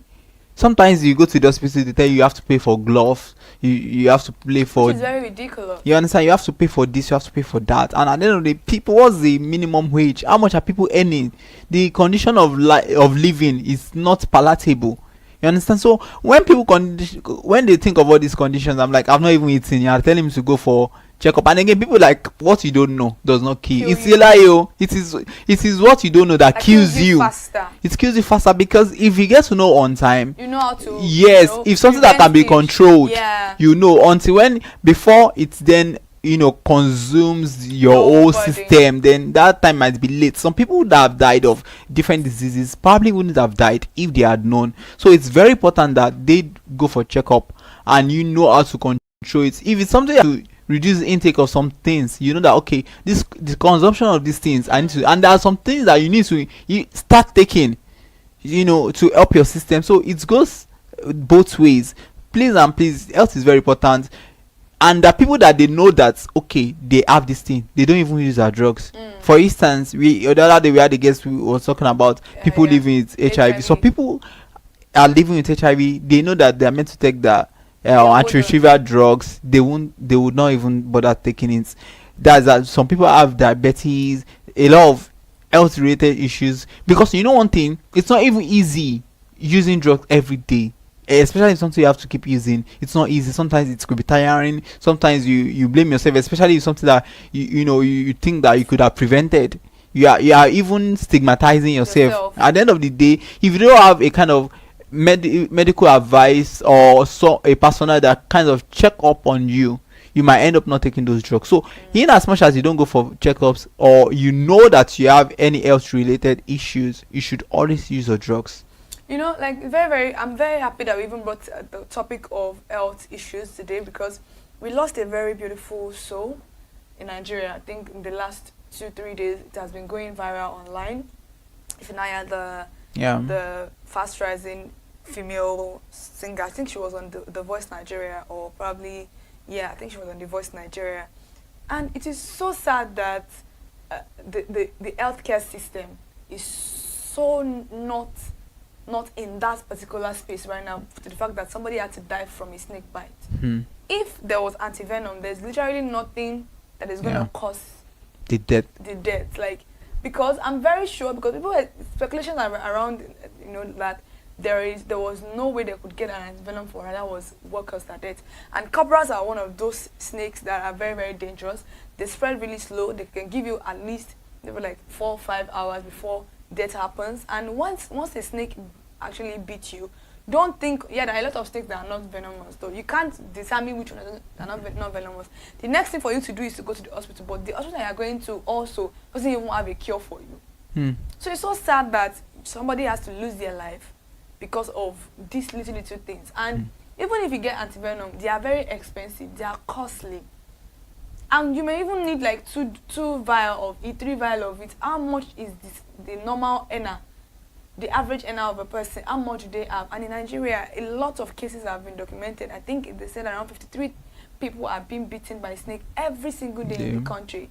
And then we have these things in our society. So why aren't venom not available? It's just the same way a doctor tweeted one time and he was like, please don't fall sick, because if you fall sick, the health system, a Nigerian doctor in the healthcare system is very bad. So they're trying to tell you that please do everything possible within your means not to fall sick, because if at the end of the day, who will take care of you? Government is not doing anything when it comes to healthcare system. There are so many sectors that government needs to really look into. Seriously, it goes to intensive care units. I see you go to there in this country. There are so many people begging for their lives, just like.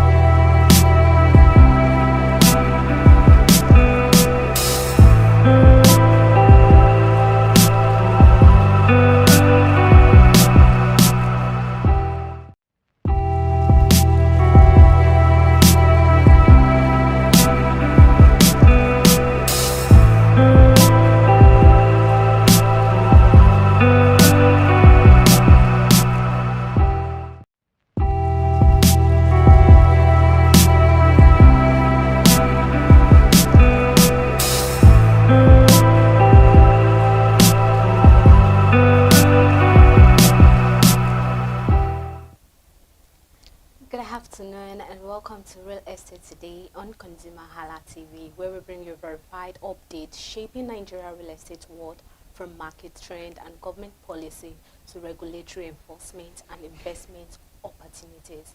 And on today's program, we'll be highlighting the policies, market shifts and opportunities that affect you as a buyer, renter, investor or developer. As someone who is renting, because you cannot just be paying VAT on every other thing, then building, every other thing, then building, people majorly Nigerians have a lot like that weighs them when it comes to building. People getting properties, people renting, and all that. So when you then include VAT on properties, on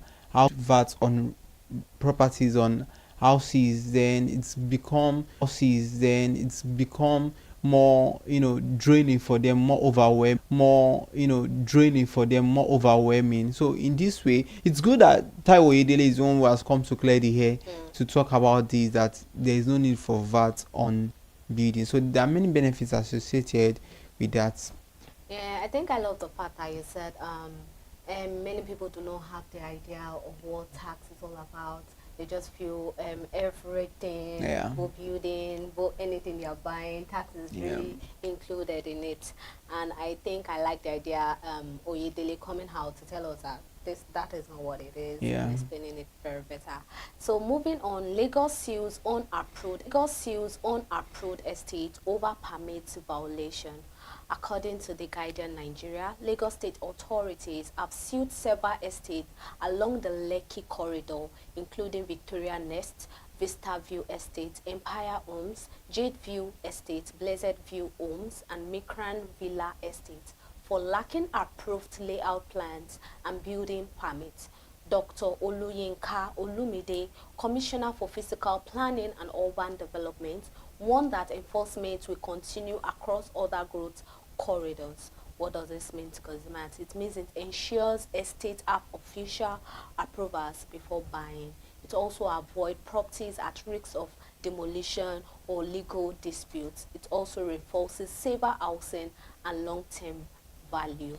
And I think if they are really very conversant, we've talked about demolition, all these permits, there are things that you need to, the official authorization you actually need to follow concerning building, which is very, very important. Because when you don't go through this process, whether you don't have permits and all of that for your building, it makes the structure look so illegal. And just like we said, it can attract demolition. Not only demolition, if at all they want to consider you and ask you for a fan, it could be a very, very huge fan that even you'll be like, and I know, I would have just followed the proper procedure. Yeah. Well, I don't know when we would begin to stick to regulations and policies in this part of the world. And it is not just you as the estate now who is going to suffer from whatever the consequences are. People who have properties in their estate who go about their daily activities. You cannot just imagine you waking up one morning and it has been sealed because people were meant to follow due process when it comes to housing policies. They fail to follow all of these things. Then at the end of the day, you suffer at the end of the day too. So it is very important that even if you are renting or buying property anywhere, please try to find out majorly. Sometimes you do not know some things and it comes as a shock to you, but it's better to go through the extra mile, the extra pain, and ensure that yes, you verify before you put all your eggs in that basket. In this way, it's very important. And look at it, it's not just one estate, it's several estates. And if you get to look, if you dig deeper, you get to know that yes, several estates across. It's so funny that these days I go to different places, especially when it comes to Ireland, you see different estates, and my mind like, ooh,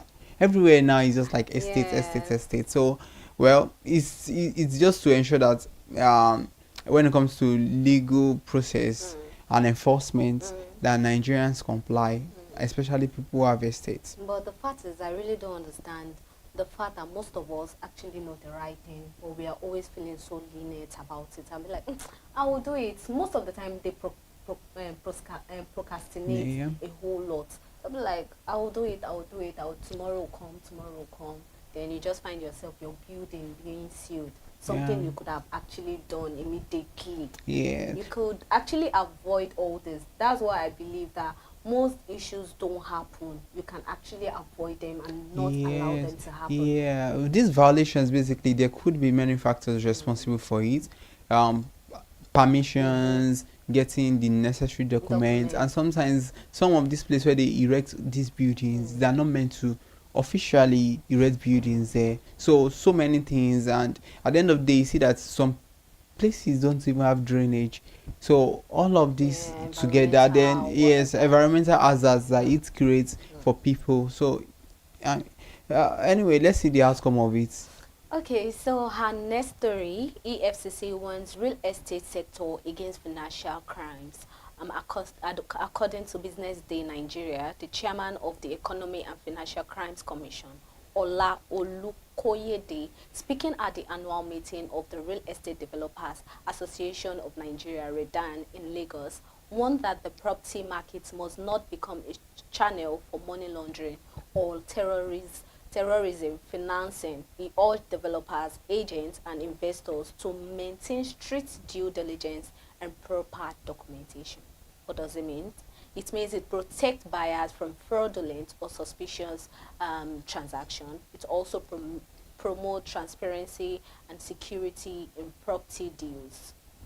Yeah, it's very important. I think we mentioned on these in one of our episodes. And it's very important because at the end of the day, we should always ensure that this basically is EFCC warning that if you are into real estate, please in not any way should you use it as a channel to promote any form of money laundering or terrorism, because people hide under legal means to do shady stuff. So in this way, it means that if you are caught, you would be prosecuted because you have been warned.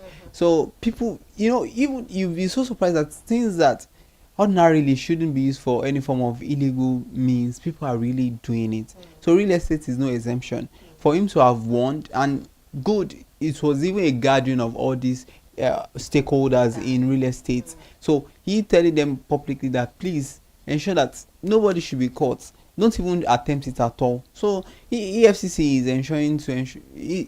ensuring that they do their own part, and it is now left to everybody to comply to ensure that we have cases of terrorism today, cases of money laundering, different cases of even kidnapping. Then when you begin to trace it, you'll be so surprised that so many things begin to unravel when you begin to, dig deep. So please, if you're into real estate, if you know anyone, anyway, I don't know if I would say there is room for whistleblowing. Let us ensure that yes, everybody complies to the law. Just like you said, everybody loves going. You say real estate here, because it's a lucrative business, it's always booming, and what is really current. And I just like the fact that they've issued a warning, because most of the time we just see a whole lot of people that do not even have the criteria of what to of becoming a real estate agent. You just see people moving. Everybody now is an agent under the influence, like, oh, there's money in it and all of that. So I think, yes, and I think it doesn't necessarily have to be big, like big crime. Even if you are into real estate or any form of landed property and you are collecting money from people, you collect money from several people just for one property. You sell land. It's also a form of criminal activities. It's fraudulent, because at the end of the day, you are scamming people off their hard-earned money. So at the end of the day, whether big or small, not just money laundering, any form of fraudulent practices, EFCC, if they nab you, then you're on your own. Okay, next we turn to the tax reform and mortgage access to shape market trajectory. According to Business Day Nigeria, beyond VAT relief, industry experts at the 10th Afacro's Real Estate Outlook Conference noted that the new tax regime combined with improved mortgage access is expected to influence how Nigerians finance and purchase homes in 2026. This alignment of incentives and financing could stimulate format home ownership and capital inflows while stabilizing market price. What does it mean? It means easier mortgage access makes home ownership more attainable. It also means buyers can plan purchases with clarity on financing support. It encourages strategic investment decision in housing markets. Yeah, there's always room for improved mortgage policies and plans and access for people, because many people have gotten properties today as a result of mortgage policy. So beyond the VAT relief, it's also important that we talk about the mortgage access to people. That way it makes more people more homeowners, and it can improve and boost the real estate world. So it's a very good one. Everything Irimofe said right there. Okay, so in the development, Lagos dominates office market with 69% of managed office supply. According to Nairametrics, the Nigeria Managed Office Report 2026 by Fortran and Company reveals that Lagos account for 69% of all managed office supply in Nigeria, making the country corporate property hub. Businesses, both local and multinational, are increasingly choosing service and manage office spaces in Lagos for flexibility, lower upfront costs, and scalability. Canon, for instance, established its West African base in Lagos in 2026 and continues to drive demand. Manage offices offering fully serviced workspaces, utilities, reception, and flexible leashes are now preferred by tech firms, start-up and growing businesses. Seeking cost efficiency, analysts note that this trend is reshaping commercial real estate, with Lagos capturing attention due to its business ecosystem and connectivity. What does it mean? It means job creation and rental opportunities expand as corporate occupancy rises. Property investors can target office leasing for strong yield. Entrepreneurs and start-up options. Yeah, well, Lagos ecosystem would always give room for all this kind of opportunities. So if not Lagos State, which other states would you have been anyway? So it's the hub for not just entertainment, also business, for tech and everything. So it wouldn't be so surprising to find out that investors and everyone in business has decided to choose Lagos. You have a lot of managed work spaces, for different companies, and it's a commercial city, and you expect that people would definitely be interested. It is not just today that people, you have more people coming into Lagos because they recognize the opportunities there, and even investors. You see foreign investors, moving in, and they come to Lagos. So it is just that up for commercial activities. So it's very good. The only thing I just want is that there should be more improvements when it comes to all of these work spaces, because there are many, and I think it makes it easier for people to work. You don't necessarily have to have an office. So once you can just get access to a very good workstation, then you are good to go. So I see a lot of people on social media, they talk about their workspaces where you can just come in, old meetings, conferences, very comfortable. You are relaxed. There's Wi-Fi, there's internet access. So that way, people would always like, okay, these spaces are managed. I don't have to pay heavily to get spaces to do whatever I want to do. So that way we have more of it. So it's really boosting the economy as well. I'm going to agree with the facts, with everything you said concerning Lagos. Most of the time, if you ask people that don't stay in Lagos, one thing they like Lagos about, they will always tell you the job opportunities. Yeah. That Lagos is really well known for that. But the main reason why most of them don't really like coming into Lagos, they will tell you, the traffic. It's congested. It's because people recognize this opportunity, and they just, when it comes to the commercial activities in Lagos, it's a whole lot. We all know that it is the up for so many things. So it's just the congestion. And I think government just needs to find means through which we can control that more. Yes, we need to control it, in as much as, yes, it's commercial city, but at the same time everybody's comfort, so that it can reduce accidents, it can reduce traffic, it can reduce crime as well. You wouldn't want investors coming to a city whereby there is increase in crime rate. You understand? Okay, real estate emerges as top investment in Africa. Nairametric. According to Nairametric, which analyzes investment trade across Nigeria, Ghana, Kenya and Uganda, real estate has emerged as the most preferred investment asset among domestic and diaspora investors. In Nigeria, this demand supports long-term stability and income generation in residential and commercial sectors. What does it mean? It means real estate remains an edge against economic volatility. It also means strong demand may drive long-term appreciation. It confirms market confidence and encourages strategic investments. I think we've always talked about real estate always booming, everybody going into real estate. It confirms market confidence and encourages strategic investments. Yeah, and this is based on facts and figures, and it is not just essay. It is what it's published. It's what economists, different people from different sectors are coming to say that one thing when it comes to real estate, it has a lot of appreciation value. So why wouldn't people want to just invest in it? Economic wise, it boosts the economy. In terms of even providing urban development, real estate, it's going to top different sectors when it comes to it, and it's something that cuts across different geographical location. It's not just in Lagos, it's not just in West Africa or just within African continent. It gives room for investors, collaborations, and people in diaspora also. They can tap into the opportunities associated with real estate. So definitely I'm not surprised with all these developments. And like they always say, lands appreciate, it does not depreciate. So most of the time real estate is just the real goal. Okay, now Consumer Corner, whereby we give you tips or we break everything we've been saying so far. We break it down for you to understand fully better. But before we dive into that segment, we will be right back.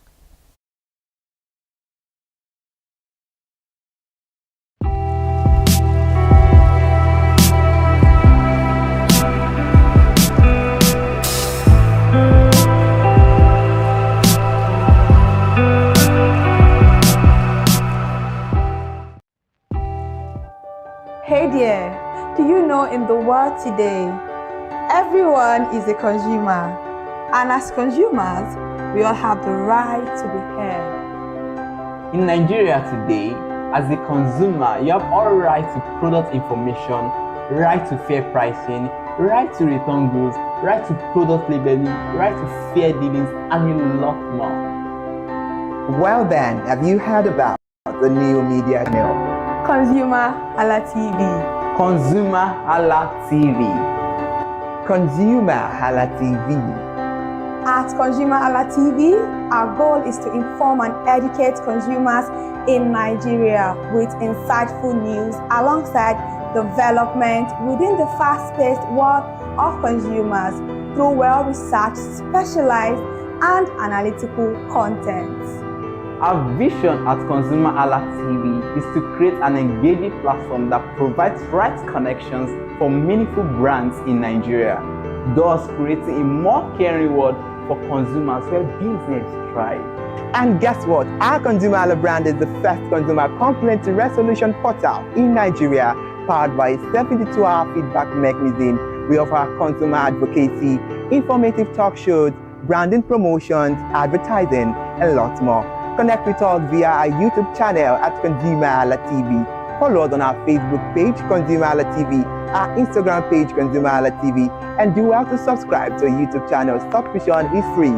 ConsumerHalla TV. At ConsumerHalla TV, you deserve to be heard. At ConsumerHalla TV, you deserve to be heard.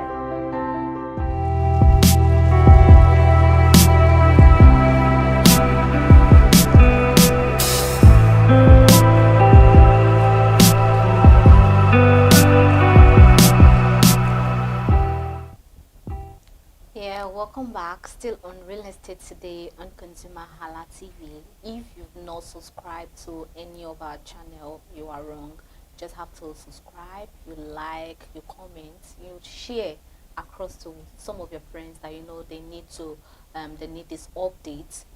There's no fun in gatekeeping. You just have to share around and let people know what they are missing. Okay, now we are at the section or the segment of Consumer Corner, whereby everything being said so far, we have to break it down for you to understand better. So check approvals and permits before buying properties. We've said, myself and Rufe, I've said a whole lot concerning this. In order for you not to get your building demolished, you have to check approvals and permits before buying properties. Do the right thing at the right time. It's very, very important. Take advantage of VAT exemptions on land, buildings, and rents. Important.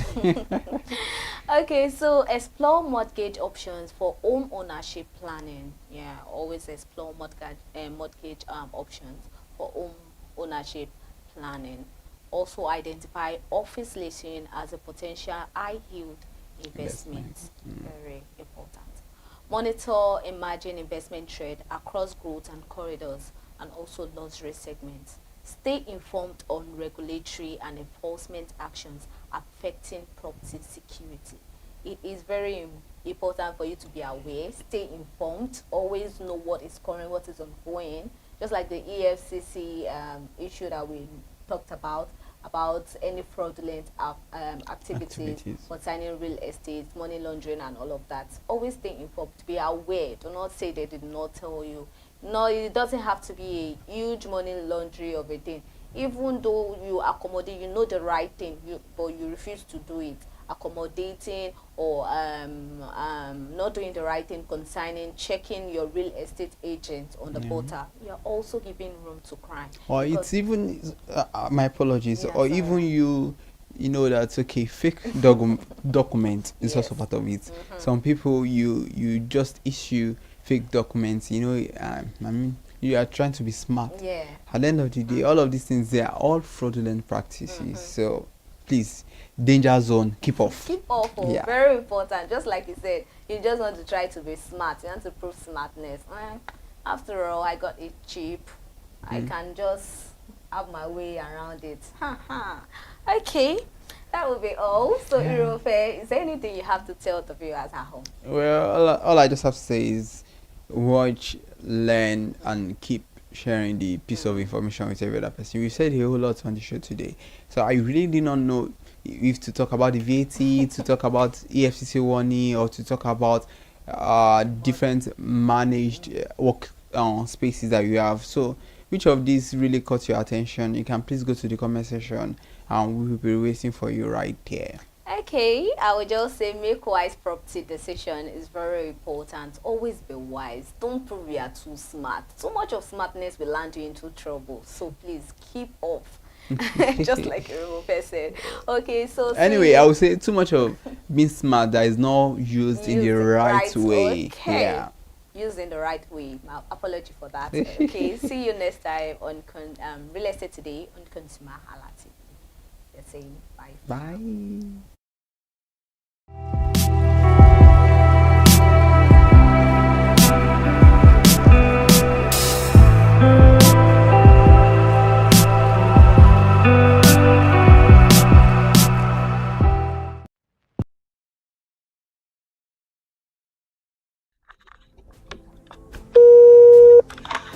Hello consumers, you have the right to be heard, absolutely. So join us on the conversation, share your brand experience, where you tell us all your experiences about brand on the outer world via our YouTube channel every Wednesday from the hour of 4:20 to 5:20. You can watch us via our YouTube channel, ConsumerHallaTV, and subscription is free.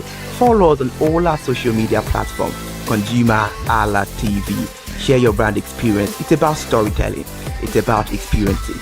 Hello consumers, you're welcome to another exciting episode of Consumer Voice on ConsumerHalla TV. I am Matilda Omenai. As you already know, Consumer Voice is a show where we'll be visiting different places in Lagos to check out people's preferences, hear what the consumers have to say about different leading brands that they make use of. Hello, it's your boy here, Iremofeko Foworola, and you know what? They call me the AUF General Overseer. Every day is a blessing and it is meant to be enjoyed maximally with AUF packages that put a smile on our faces. And guess what? That is why this show AUF is for you. You can get to know about trendy market slashes, promos, offers and juicy deals that put a smile on your faces, and you can always enjoy them maximally. And you know one thing that is so interesting about this show? It is a blend of English and Pidgin. As I dey run you English, now I go dey marry am with Pidgin, make am spicy. So catch me every time on the show to enjoy more about trendy AUF packages. Public service announcement. Hello consumers, I am Kikelomo Ajibola and welcome to the Scam Alert segment on ConsumerHalla TV. Scam Alert educates viewers about various scams affecting consumers. We learn tips on how to identify fraudulent activities and provide advice on protecting our personal information. We aim to raise awareness and empower viewers to avoid falling victim to scams. We cover various topics such as phishing, identity theft, fraudulent investment schemes, and many more.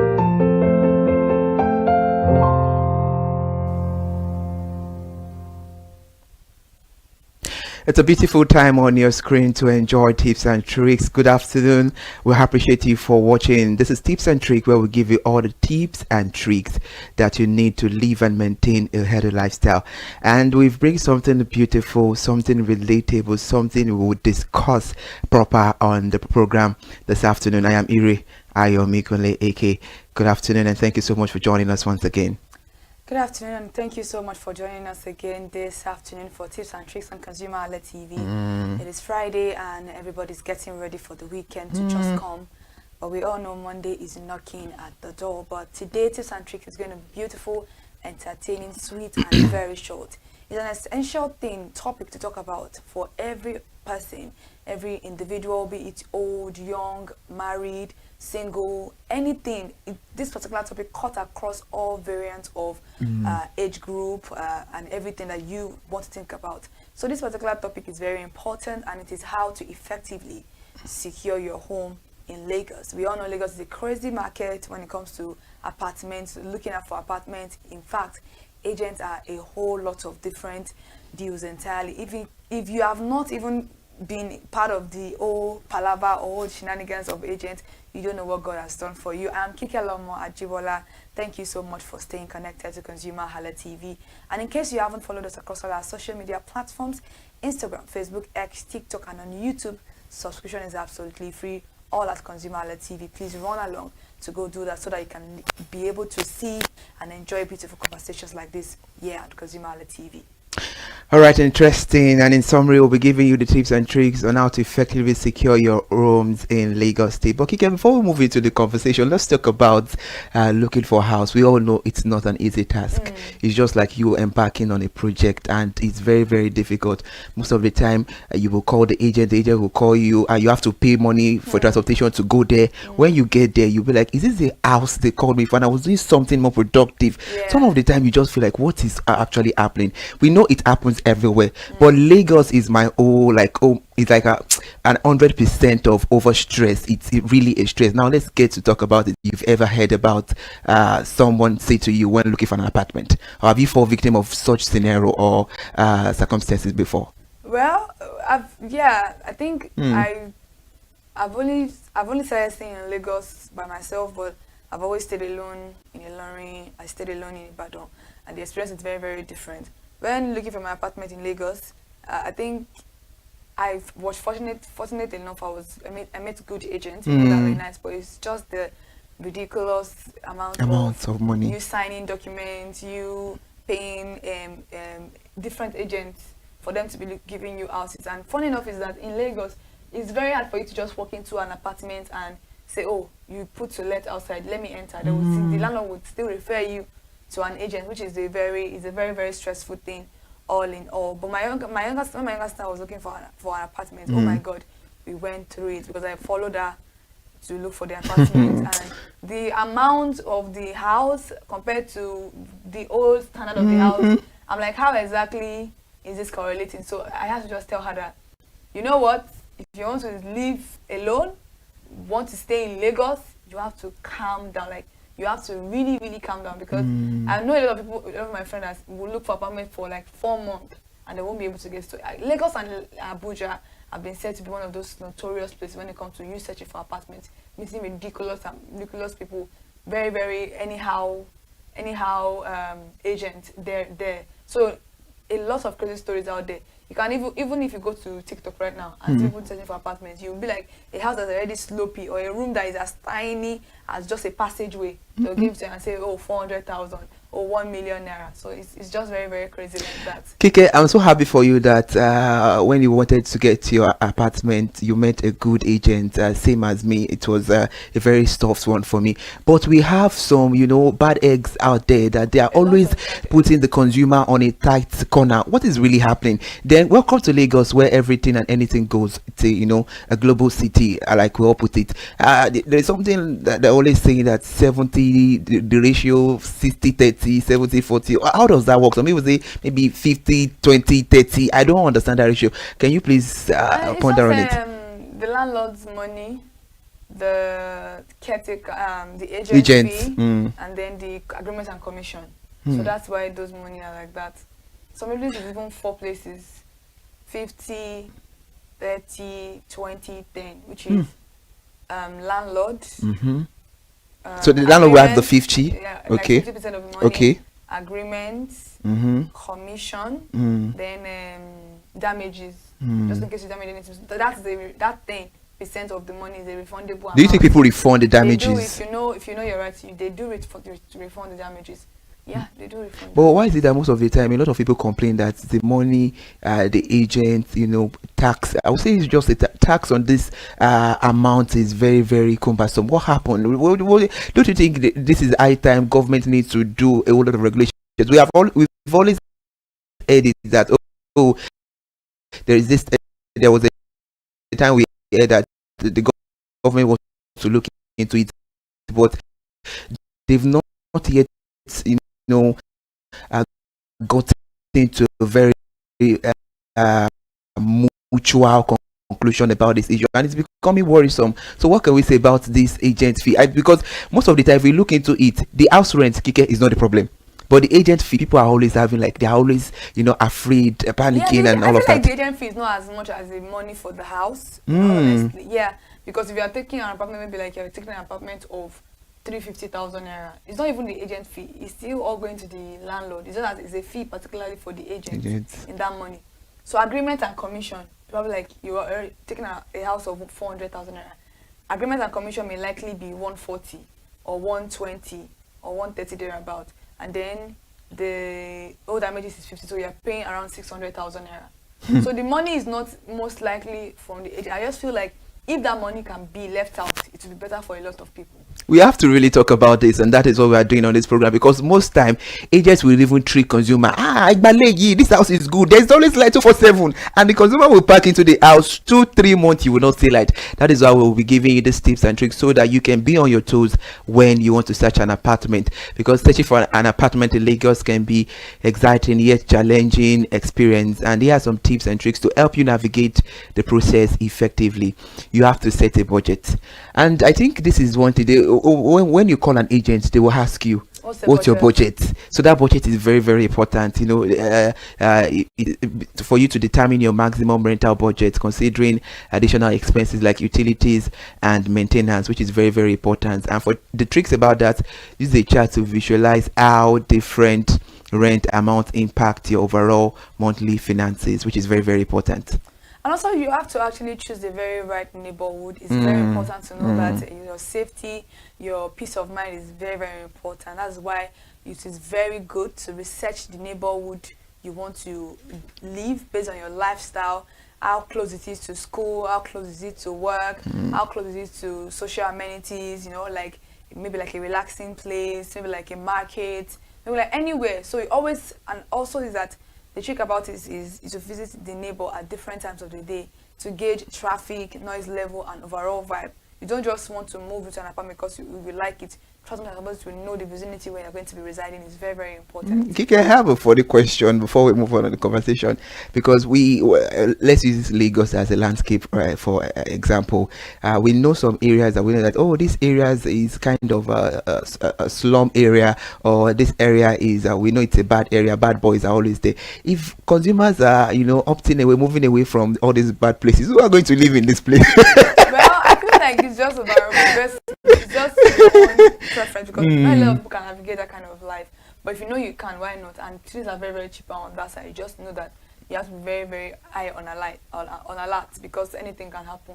Your phone could go missing, you could get robbed and stuff like that. So that's why it's always good to stay in a very gated and a well-secured environment, especially in Lagos State, because even in a gated and well-secured environment, your security is not still guaranteed. I can't agree less with you, and that is why most people will say God Almighty is the highest security. Now, she made mention about something, and that is where I'm headed to, that when you go to TikTok looking for houses and stuff like that, this is where our online resources come in. Use online resources, you know, utilize a reputable real estate website and apps for listing and reviews. You know, set up alerts for new listing within your criteria for timely notifications. And about that, real estate today is always on Monday, where you meet our colleague in the studio, where you get some tips and highlights that will help you as well. It's very beautiful tips and tricks I just dished out. Another one is to inspect the property thoroughly. Always visit the apartment in person. Don't let them just show you pictures. Trust me, in Lagos State, a lot of what I ordered versus what I get is exactly what you should be getting. Check for the plumbing, electrical issues, and overall cleanliness. And the trick is that to bring a checklist to ensure that you don't miss any important details during your inspections. It is very, very important to know that when you are visiting the apartment, if it has a running tap, check all of the taps. Trust me, you wouldn't even know. Check the flush, check the electricity, check everything. It's always important to do this, because you wouldn't know what you're actually getting yourself into. Once you've paid, there is no refund. They don't refund you. So shine your eyes. Then ask the right questions. Of course, Yoruba will say "Biru Kim Fajad." I mean, you asking question, of course, does not lead to fight or chaos. You know, the tip is inquire about the lease terms, maintenance policies, and included utilities. And then the tricks is to prepare a list of questions ahead of time to stay organized and ensure you get all the necessary information. It's very important to ask questions. And also check safety and security feature.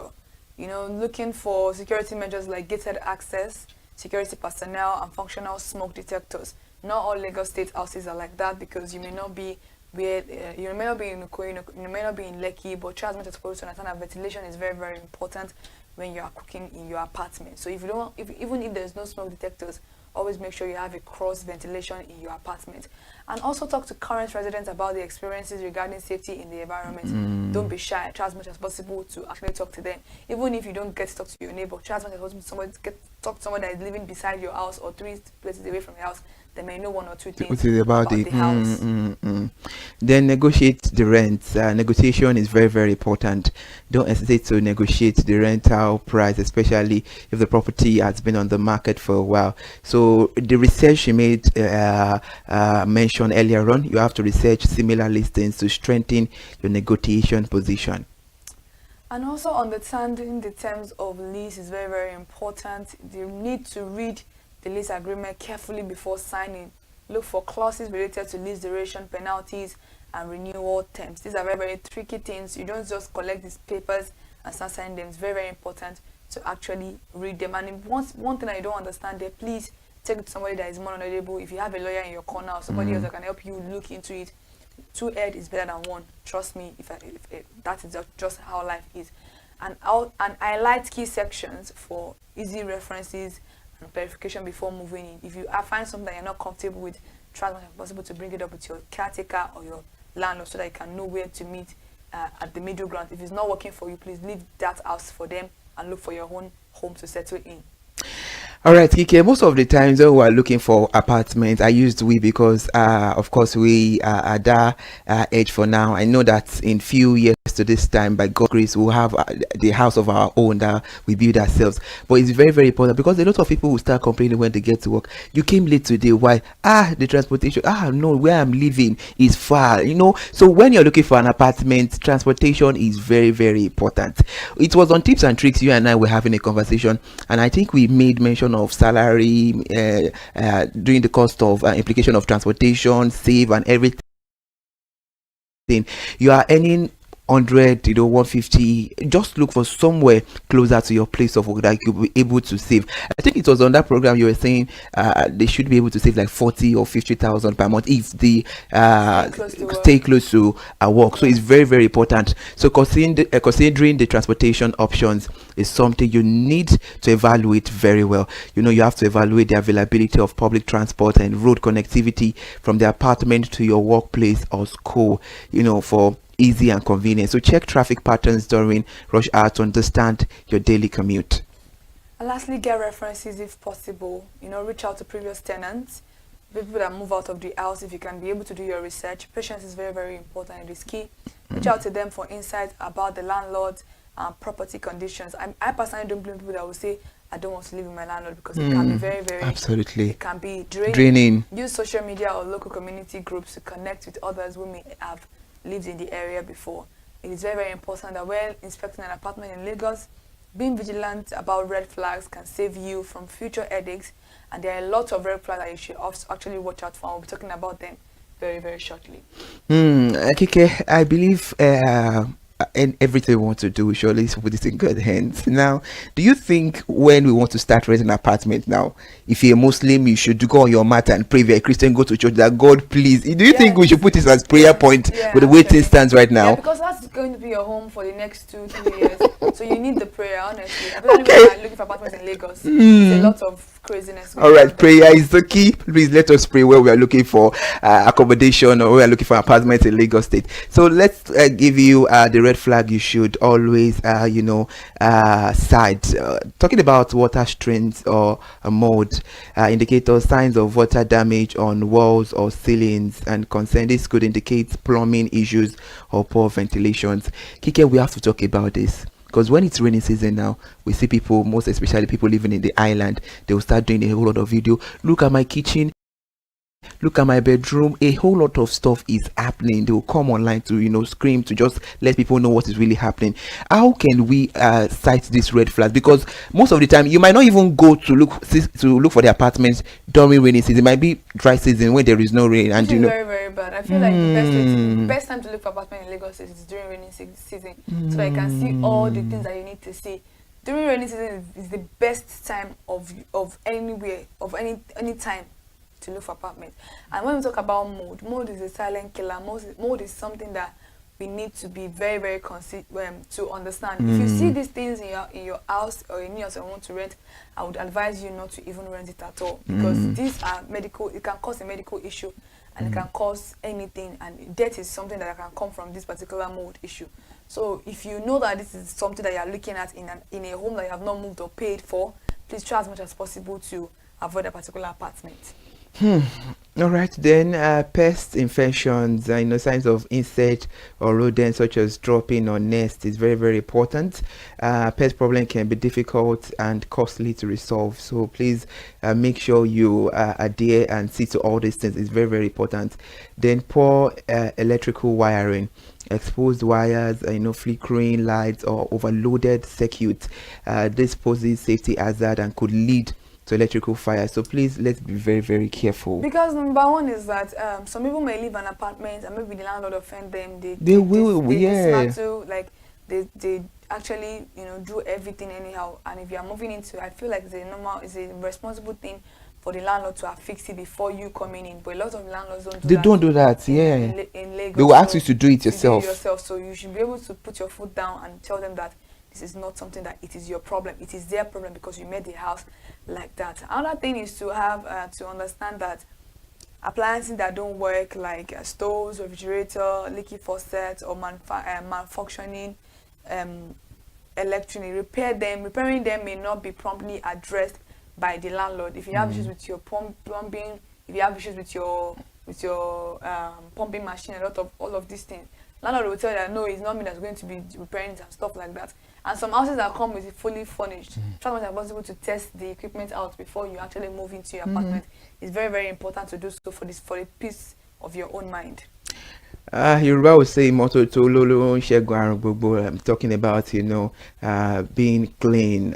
So unusual odor is very, very important. Strong smells such as mildew, sewage, or cooking odors. So odors can indicate underlying issues such as poor ventilation or plumbing problems. So please, we should always pay attention to all these things. We talk about noise pollution, we talk about air pollution, so make sure you do a research around that. Okay, is there any noise pollution here? Is there air pollution? Just for your safety. Health is wealth. I mean, Lagos State smells enough. There's room to now be smelling also. You have to be very, very careful, and mold can also be an indicator of a problem. You might have and I think a lot of houses in Lagos have sockaway issues. So you need to be very, very careful with the kind of apartment you are actually, getting into. And inconsistent maintenance, lack of upkeep, common areas like hallways, stairways, and landscaping. If you enter some apartments, you see that they are very, very unclean.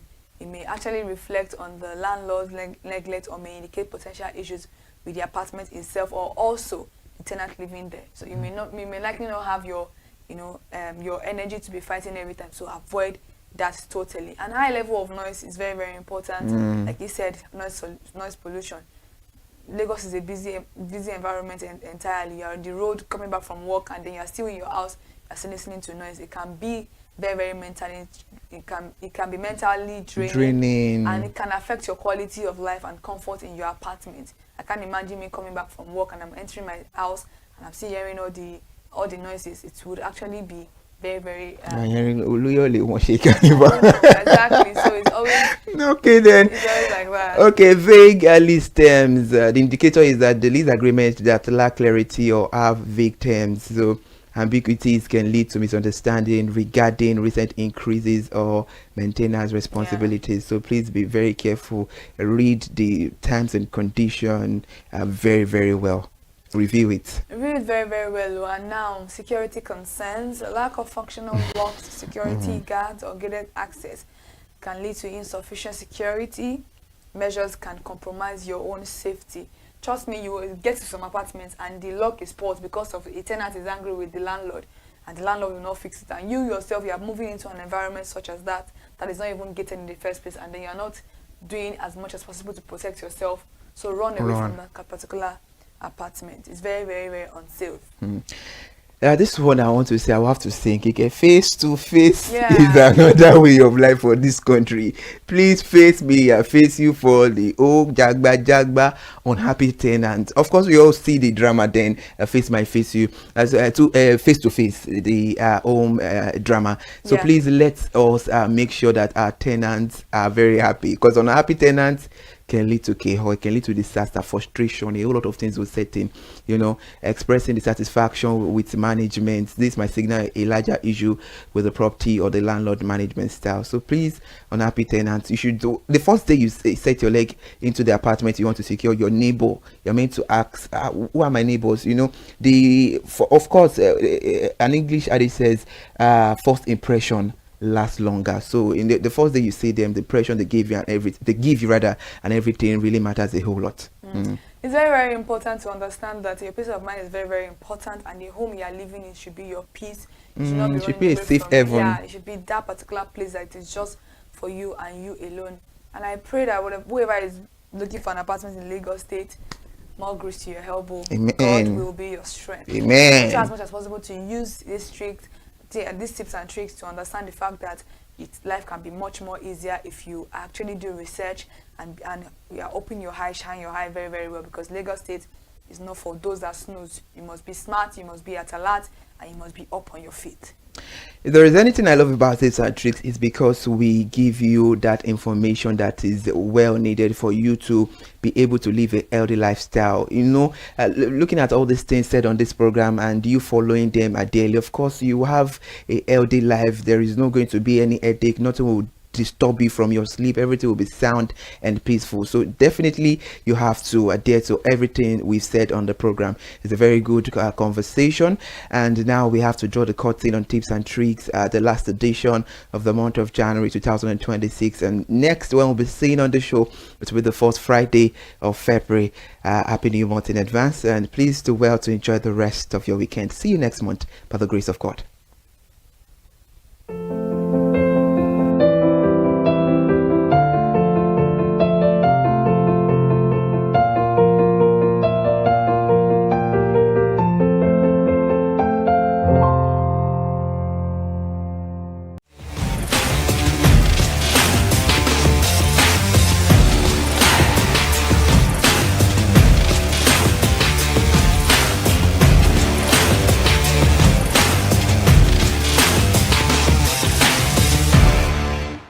Hello, consumers. Commercial bank plays a major role in our daily life, from saving money to transfer, payments, and loans. But with so many commercial banks operating in Nigeria, consumers are left with choices based on their personal experiences. And yes, today I am live here in Lagos, Nigeria. I am Elizabeth Abefe, and you're welcome to Consumer Voice on ConsumerHalla TV. This is a platform where consumers share their experiences and also make their choice. And today we will be asking every understanding Nigeria out there their experience with commercial bank. Why do they bank with them, and what makes this bank very special to them? Come with me, let's go here. Real banking experience.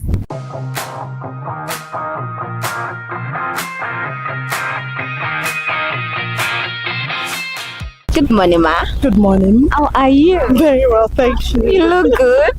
Thank you. Okay, so what is your name? My name is Olabisi Ogundipe. Okay, so do you make use of commercial bank? Yes, I do. Which of them? Two of it. Officially two. Okay, name them. Okay, GTB and UBA. So which of them do you use frequently, like most of the time? I would say I prefer using my UBA. Is there a reason why you stick to UBA? Yeah, based on the charges, and if I have to get debit and reversal, it's quite fast. That's it. Okay, now apart from these two banks that you make mention of, have you ever used other banks? Yeah. Which of them? Do you want me to? Okay, I have the ones that are not commercial bank. Money points. Okay, now sticking to commercial bank, what's your experience, your customer service like with UBA? I would say, I said two banks, right? From those two I could figure out, I think UBA is still the best when it comes to customer service. This same discussion we are having right now, we had the same thing at home. So at some point, and myself like, no, it's not like that. They pay me, and I thought that it's not that they paid me, right? But the thing is my experience with them. I initially was using, it was not UBA initially. It was those days when I was still in school. So the merger days, so the merger become UBA. But my experience with them has been awesome. Customer service wise, they are. I've never walked into the bank maybe when I have issues. I always do everything online, especially on X with UBA. Once I give them on X, immediately they'll call me. I know how to escalate my matter myself. So UBA will give you a call if they are saying that you're not even responding to that your tweets. But please don't go to GTB. Why? Yes, I am boldly saying it. Yes, why? I could show you on my phone a tweet, a DM I've given them 2000 now. We're in 2026. Yes. I think that should be like 2021. Wow. And no response. But if you want to really get to their customer care, you call them around 8 o'clock. Wow. Yeah, I'm telling you, that's why you call them. Yeah, you have to load your phone at least maybe a 500 naira time. You call them, that you get response for GT. But saying you want to deal with them online, sending mail, you're just wasting your time. Okay. I'm serious. So is there a time whereby you've been debited or you were shocked with the amount of money that was removed in your account and you were shocked? And maybe recently, and that was still with GT. Wow. That was still with GT. I never experienced such with UBA. That was still with GT. And I got maybe like 100 and something for SMS charge. Wow. 1,000 something. Not 200. 1,000 something. I think they said from December to January, and I'm like, at some point I've gone to the bank that I don't want to receive SMS. I filled several forms and still did not stop. So my experience with them, but I still use them because most of my international customer, I'm a fashion designer, so that have left the shore of Nigeria still have their account, so they prefer to do transfer to that bank for me because the charges will reduce bank to bank. You understand? Okay, so now can you trust your money with UBA? Wholeheartedly, I'm telling you. They don't pay me for this advert. I'm just a client. Okay. But I can tell you, UBAs. Okay, now let me ask you this. Can you trust your money with GT Bank? No. I can't.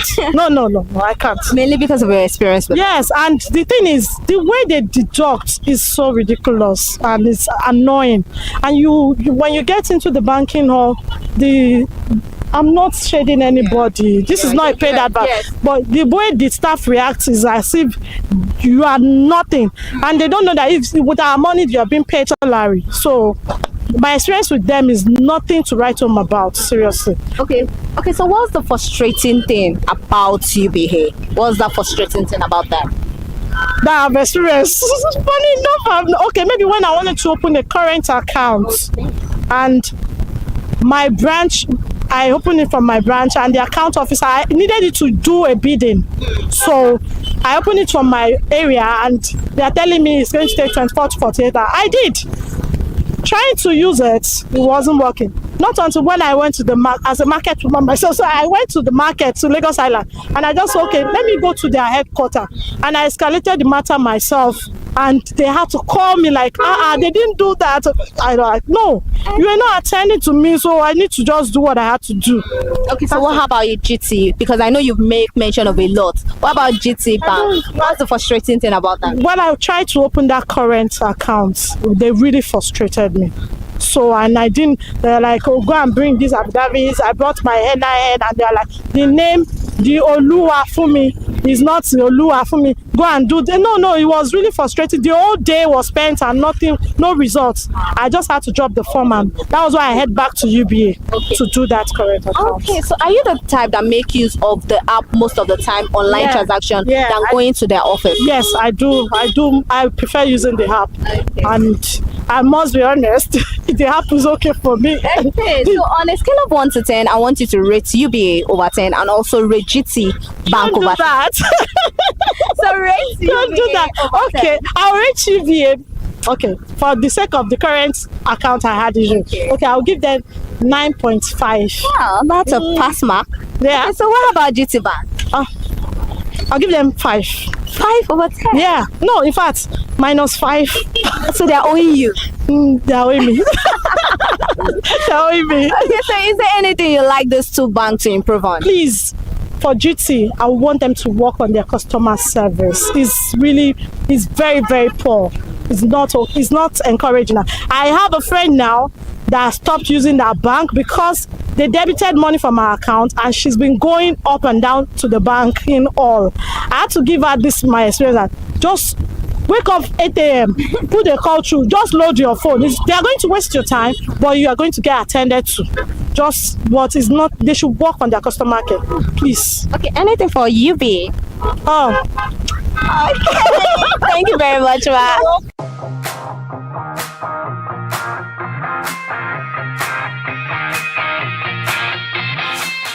Morning, ma. Good morning. How are you? I'm good. Okay, so what is your name? My name is Eseodome. Okay, so do you make use of commercial bank? Why not? I use, yeah. Which of them? I use this UBA. So for how long have you been banking with UBA? I've been banking with UBA for more than 5 years. 5 years? More than 5 years. More than 5 years. How do you get to know about this bank? I get to know about the bank because I'm in worry. The bank, they told me they are good and they can perform. So apart from UBA, which other bank have you banked with? I'm banking with Union Bank. I bank with online banks, OPay. I have money points. Okay, so now why then do you stick with UBA?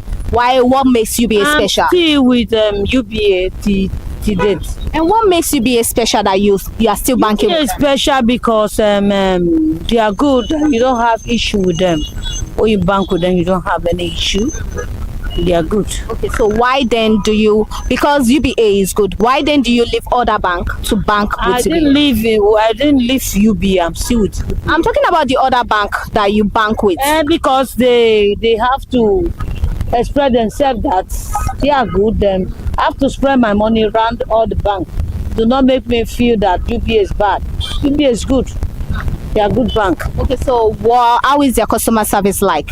Their customer service, as soon as you get there, they attend to you. So are you the type that makes use of app on your phone, or you prefer going to the office? Because I like to go to office because I don't want issue. Because when you go there, if there's problem, you start using app, you start queuing up to get how they can solve your problem. I don't want such a thing. So what I do, I prefer going direct. You understand? I don't want to have the say, what did you I don't want to do my things direct. Even they ask me for help for several times, I said no.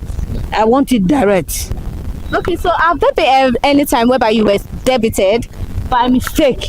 When I was in Abuja, I was debited, and I asked them. I think it was my mistake. It was my mistake, but I was expecting them to support me. They are supposed to support me. They tried their best, but at the end of the day, the man who took my money, he took it just like that. Till now, I could not get the money. Even after going to lodge the company? There, I was begging them to see how to help me. No help. Till now, I lost that money. 40,000 naira. I will not lie to you. That's just the truth. Okay, now, can you trust your money with UBA? Why not? I still trusted them because they never asked me to make that mistake. I made that mistake by myself. I made a mistake by myself. They tried their best to see how they can make it work. I didn't do follow-up.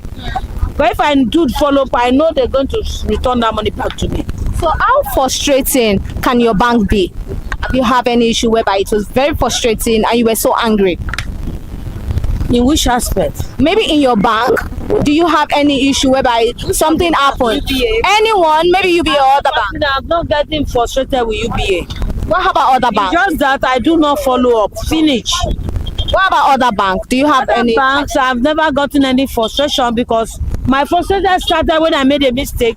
Instead of adding one number, I added another number. I sent the money to another person. Bringing the money back was a problem for me. Okay, now I want you to rate UBA over 10. How will you rate them over 10? I can rate them, they are good. UBA, let me tell you, UBA, they are good people. UBA, even if you have 1,000 naira, you can take 900 naira. 900 naira out of that 1,000. they will still end. You can still collect that money. Some bank they might say, no, 5,000, 10,000 you cannot withdraw. UBA, even if it's 500 naira, they will give you. I don't know how they do it, I don't know. But I notice even when I have one time, even when I go, I press, they will still release the money for me. Wow. I begin to wonder how they're doing it. But that aspect of where I made a mistake, that was my fault. I will not condemn that. It was my fault.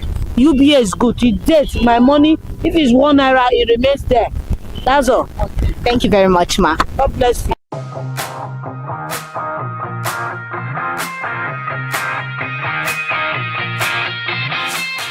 Good morning, sir. Good morning, my presenter. How are you? I'm fine. Okay, so what is your name? My name is David. Okay, so do you use commercial bank? Yes, I do. Which of them? Zenith Bank. Apart from Zenith Bank, which other bank do you know of? We have Access Bank, UBA, Fidelity Bank, First Bank, Union Bank, Polaris. So apart from Zenith, apart from all those ones you make mention of, which of them have you used apart from Zenith? Yes, I've used Access. Then back then, Diamond, that is no more. GT Bank. Okay, so why then do you now stick to Zenith? From the onset, it has been Zenith I've been using, and every other ones that I use came later. So I'm used to Zenith and I like their service. Okay, so now you make use of which other bank? GT Bank, Diamond that is no longer in existence, and Access. Okay, now why do you now open bank with other ones?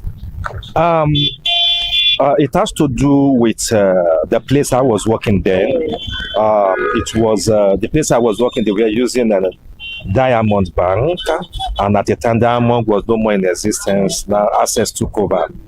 That's the reason for that.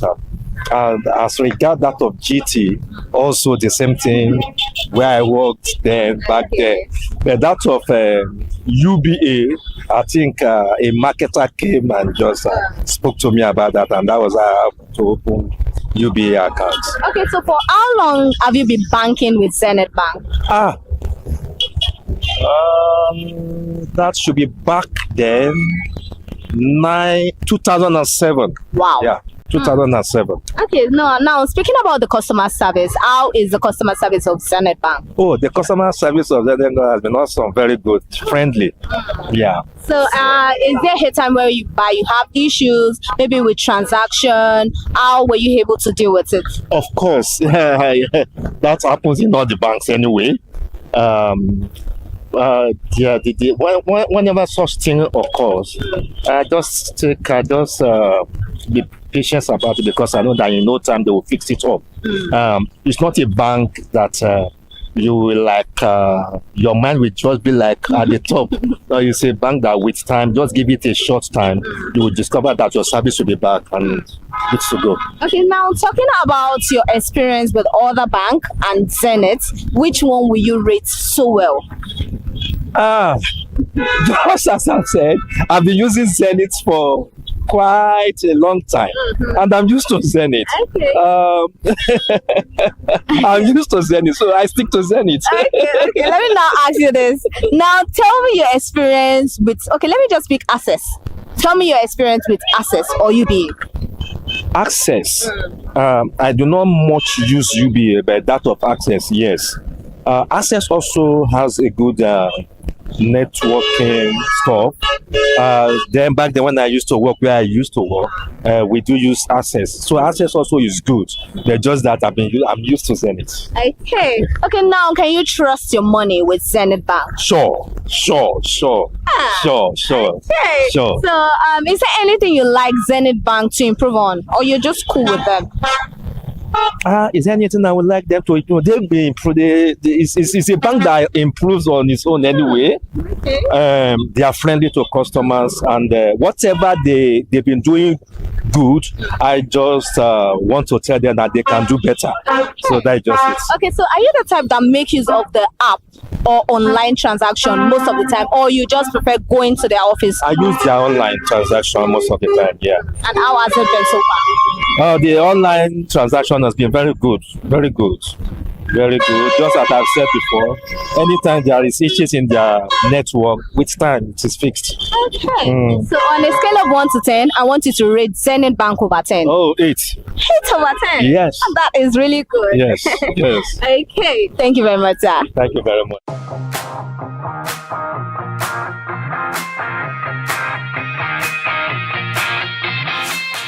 Good morning, sir. Good morning, ma. How are you? I'm fine, ma. Okay, so what is your name? My name is Michael. Okay, so do you use commercial bank? Yes, I do use commercial bank. Which of them? UBA and Jubilee Mortgage Bank. Are you serious? Yes. Which one do you use the most? UBA. UBA. Why do you prefer UBA? Because I like their service. How do you get to know about UBA? How do you get to be banking with them? One of my cousins actually introduced them to me. And ever since then you've been using it? Yes, ever since I've been using it. Okay, so how is their customer service? Oh, it has been nice, but the only issue that I have with them maybe sometimes is the network issue. Okay, so apart from network issue, have you had any issue like maybe transfer, reversal and all of that with them that you had to like go to the bank? If yes, how were they able to rectify it? I think the last time I had that issue of transfer with them, I think the money was not reversed. So after some time, I used to go to the bank, but the queue is much. So when I misplaced that my phone, I was unable to go to the bank to meet the customer service to retrieve it. So the money just went like that. So you just left the money like that? Yes. Okay, so on a scale of 1 to 10, how will you rate UBA? Over 10 now. I want you to rate UBA over 10. How will you rate them? Maybe 6. Why 6 over 10? Because of the network issue and sometimes, and my major challenge with them now is I don't think I'm the one that asks for that service because my transfer limit now I cannot it has not been upgraded. Transfer up to 0 this thing. When you get to 7,000, I cannot make any other transaction. Yes. Okay, so that's the main reason. Based on your experience, that is why you're giving them 6 over 10. Yes. Okay, so is there anything you like this bank to improve on? The network and I think basically network. Network. Yes. Okay, thank you very much, sir. Thank you, ma'am.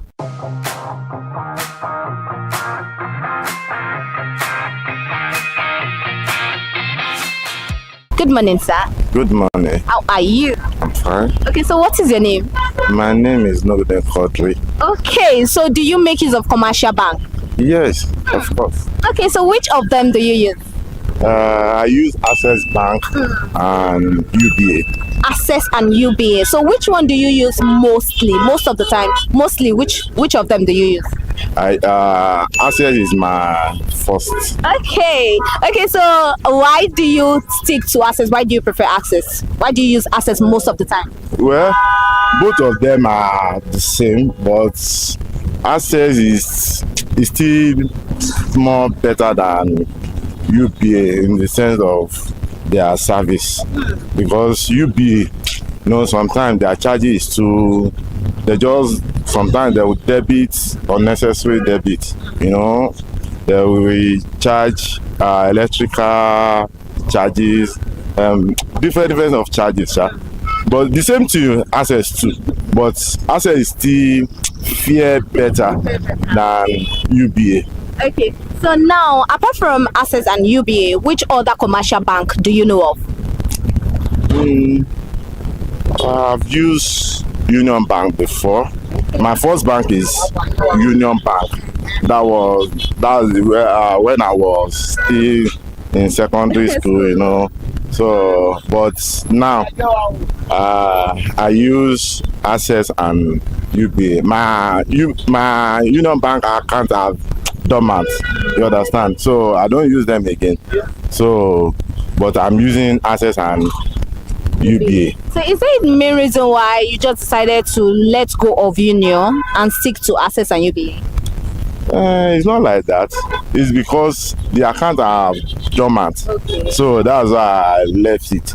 But if I still have a chance, because I still have a little money there. In there? Yes, I still have a little money. But if I have an opportunity to meet them, whether they can reopen it for me, so I can still use it. Okay, now talking about access, how do you get to bank with them or open an account with them?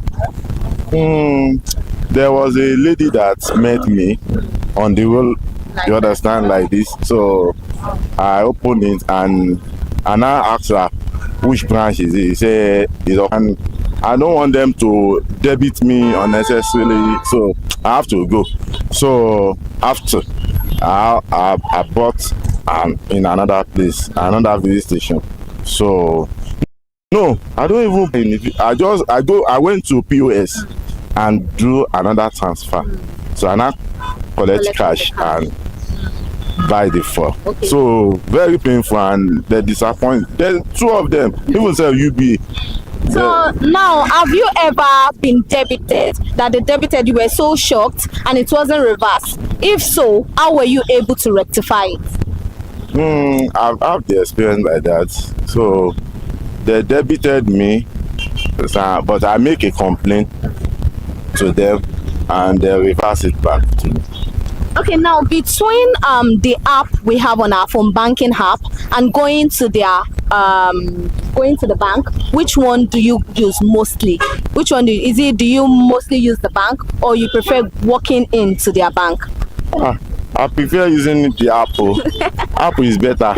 So Apple is better, but you know, sometimes app too used to have feel ahead. They used to pop sometimes. So see, the last time I went to bank, I can't remember. So I normally use my app. Okay, so is there a main reason why you don't like going to the bank? It's because of sometimes if you go to a bank, so you met a lot of people, queues, you know. So how do you deal with the unnecessary charges? Maybe SMS charges, electronic charges, and you just wake up, they've deducted a lot of money. How do you feel? And how do you? It's painful now. You can't just come and be deducting my money. You understand? They normally, both of them, UBA Access, both of them, they normally deduct our money. So I can't count it because I decided to quit with the ATM. Okay. Because I quit with the ATM. You know all these 419 stuffs. So I quit it, but I normally use transfer, and my transfer, the transfer I'm using, they normally charge. Sometimes they charge 26 naira.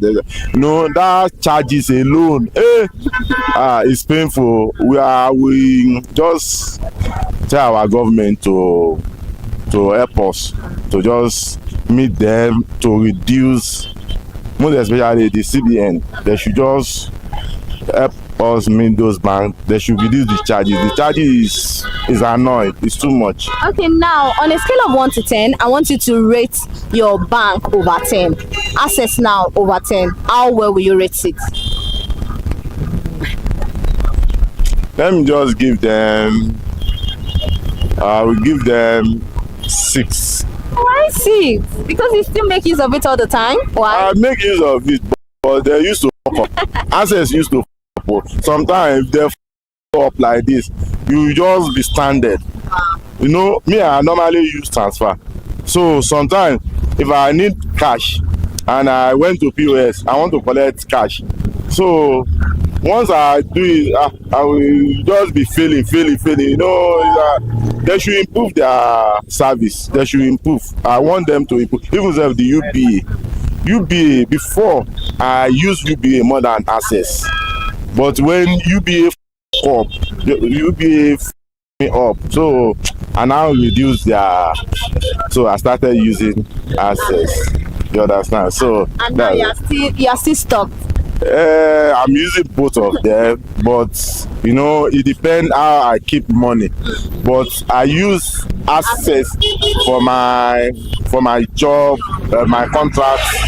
money, you understand? But sometimes I use UBA for my own service, my own personal service. So that's how I use it. Sometimes if I make a gain from work, because that gain I make, I put it in UBA. So, and if I want to if I want to give them money at home, so I use UBA to give them, you understand? But for work, I want to buy materials, I want to buy this, I normally use Access. Because Access is it's still better than UBA. Okay, thank you very much, sir.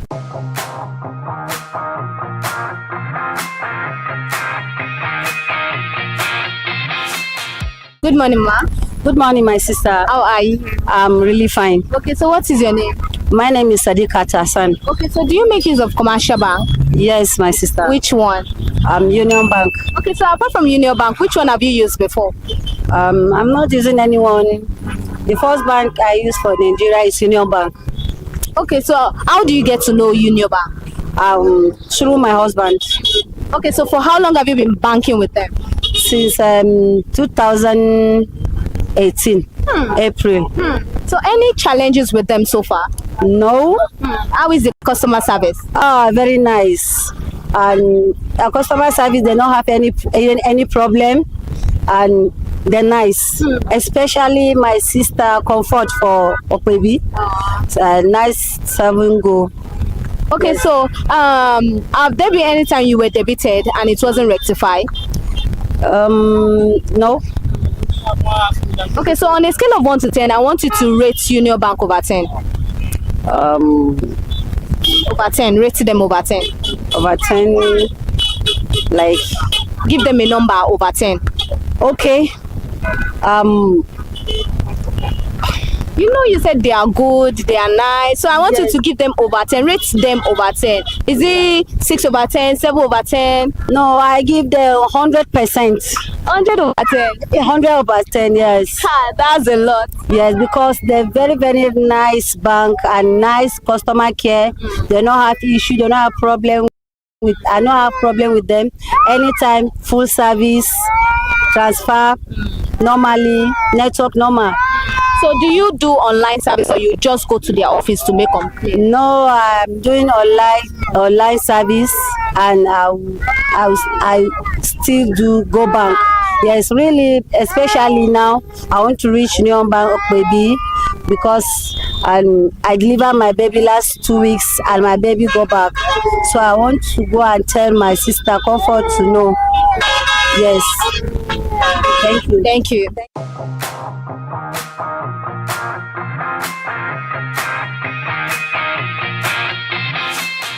Morning, sir. Yeah, good morning. How are you? I'm fine. Okay, so what is your name? My name is Marco Yola Martin. Okay, so do you make use of commercial bank? Yes. Which of them? I use GTB, First Bank, Access. So you are using 3 commercial banks? Yes. Which of them do you use most of the time? Which one is the one you make use mostly? I use GT Bank. GTB Bank. Okay, now I'll ask you, how do you get to be banking with GTB? How do you get to be banking with them? I did a long time, but how I get to know about the GTB Bank,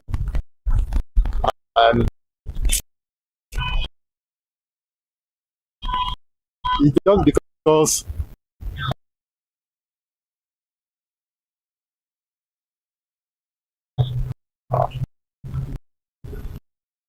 I say from friends. Yes. Let me say word of mouth. Okay. Yeah.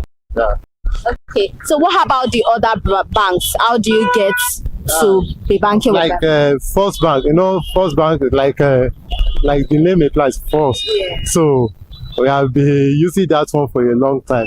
So that's how but Access, my place of work, they recommended that, okay, that's what it's be using. That was how I started using the bank. Okay, now I want you to talk about the customer care service of GT Bank and also Access, because you make use of Access majorly because of work, and GTB you make use of it most of the time. Yeah, when it's called customer service, the customer service is that to me, when I have any issue with any transaction or with bank, it's easier for me to communicate with customer service of GTB, because I can talk to them on WhatsApp or by email and they will respond. They will respond. They will don't take time, unlike other banks. Yeah, unlike other banks. Yeah, sometimes like I'm using Senate as well. Sometimes in the maybe last year December, I have an issue because like me, I don't even like go and queue in the queue. So anything that is not that major, I think I should be able to communicate through any means at my own comfort. Yes. So that's why I enjoy most with GTB. What about Access? Any issue? How is the customer service like? Yeah, Access. Personally, I don't have that issue with them that I need to even look for their maybe WhatsApp contact or whatsoever. No, I don't have. Okay. So is there a time whereby you were debited and you were so shocked, or maybe you made a transaction, they refused to reverse it? Have you ever have experience with any of that? With any of that, no. Because the reason why I say no is that even though if they debited me and I have issue, I know that I have to hold on for at least 24 hours. So before that time, I will just see that they reverse it. The theory of the bank, even the fall of the bank, I'm using. So that one. So I don't really bother. I don't have issue with that. So apart, I can remember there was a time that with my first bank that I will use ATM to collect. So, and these days, for like 3 years now, I don't even use ATM. Even though I have it. So anything I want to do, I prefer my app. I do it. That's what I'm doing. I don't even use a USSD. I like using the app of those banks that I'm using. Okay, so now you are the type, you don't even have to go to the bank, you don't have to go to their office, you just make use of the app and lay your complaint, and instantly they will rectify it. Yes. Okay, so on a scale of 1 to 10, I want you to rate GTB Bank over.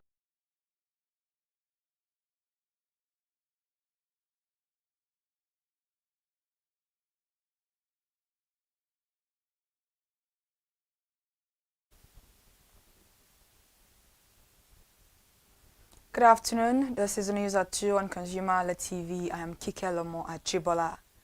The first news this afternoon, as the monetary committee of the Central Bank of Nigeria prepares to meet next week. New survey data shows that a majority of Nigerians favor lower lending rates, even as concerns about inflation remain widespread. This was according to the latest CBN's January 2026 Household Expectation Survey. The findings comes ahead of the CBN's 304th Monetary Policy Committee meeting, scheduled for February 23 and 24, 2026, and after the committee retained the monetary policy rate at 27.00% at its last meeting in November 2025, following a 50 basis points cut in September.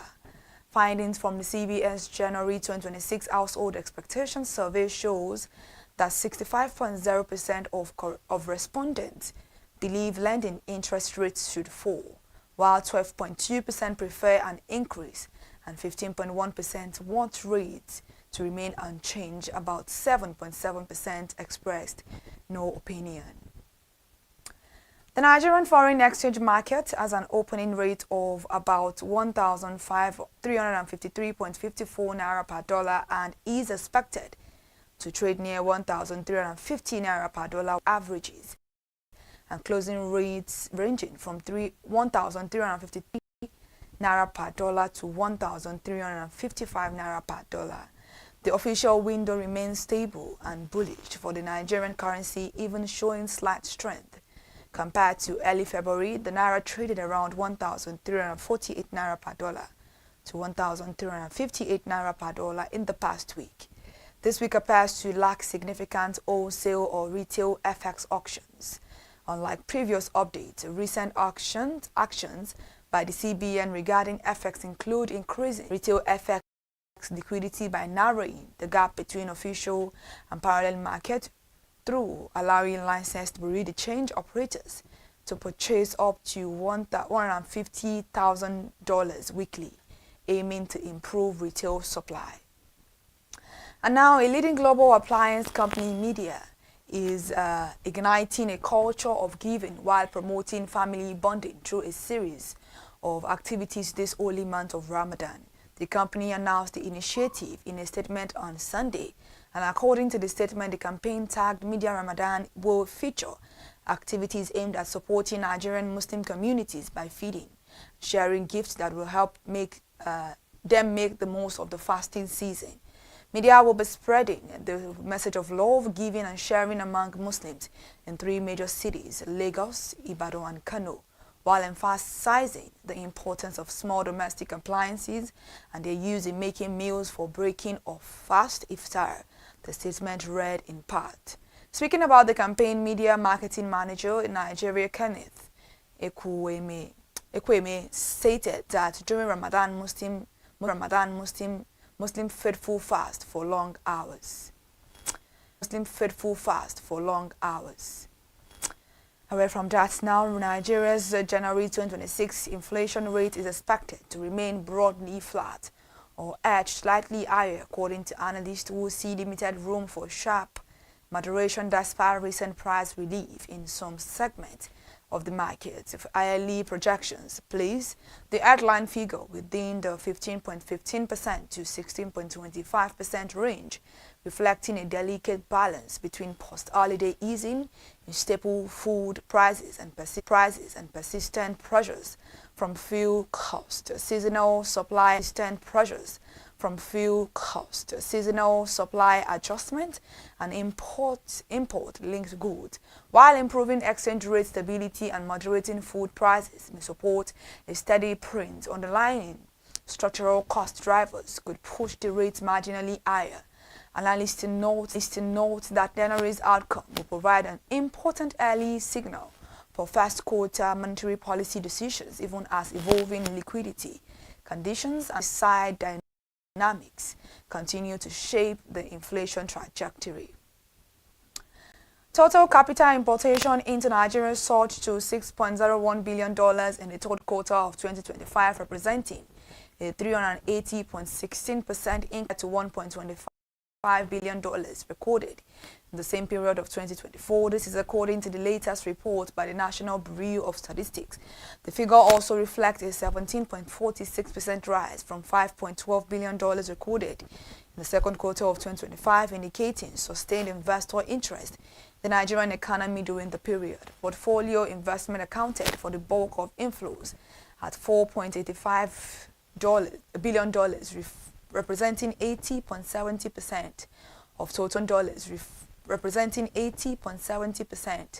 of total capital importation. Other investment contributed $864.57 million or 14.30%, while foreign direct investment recorded the lowest inflow at $296.25 million, representing 4.93%.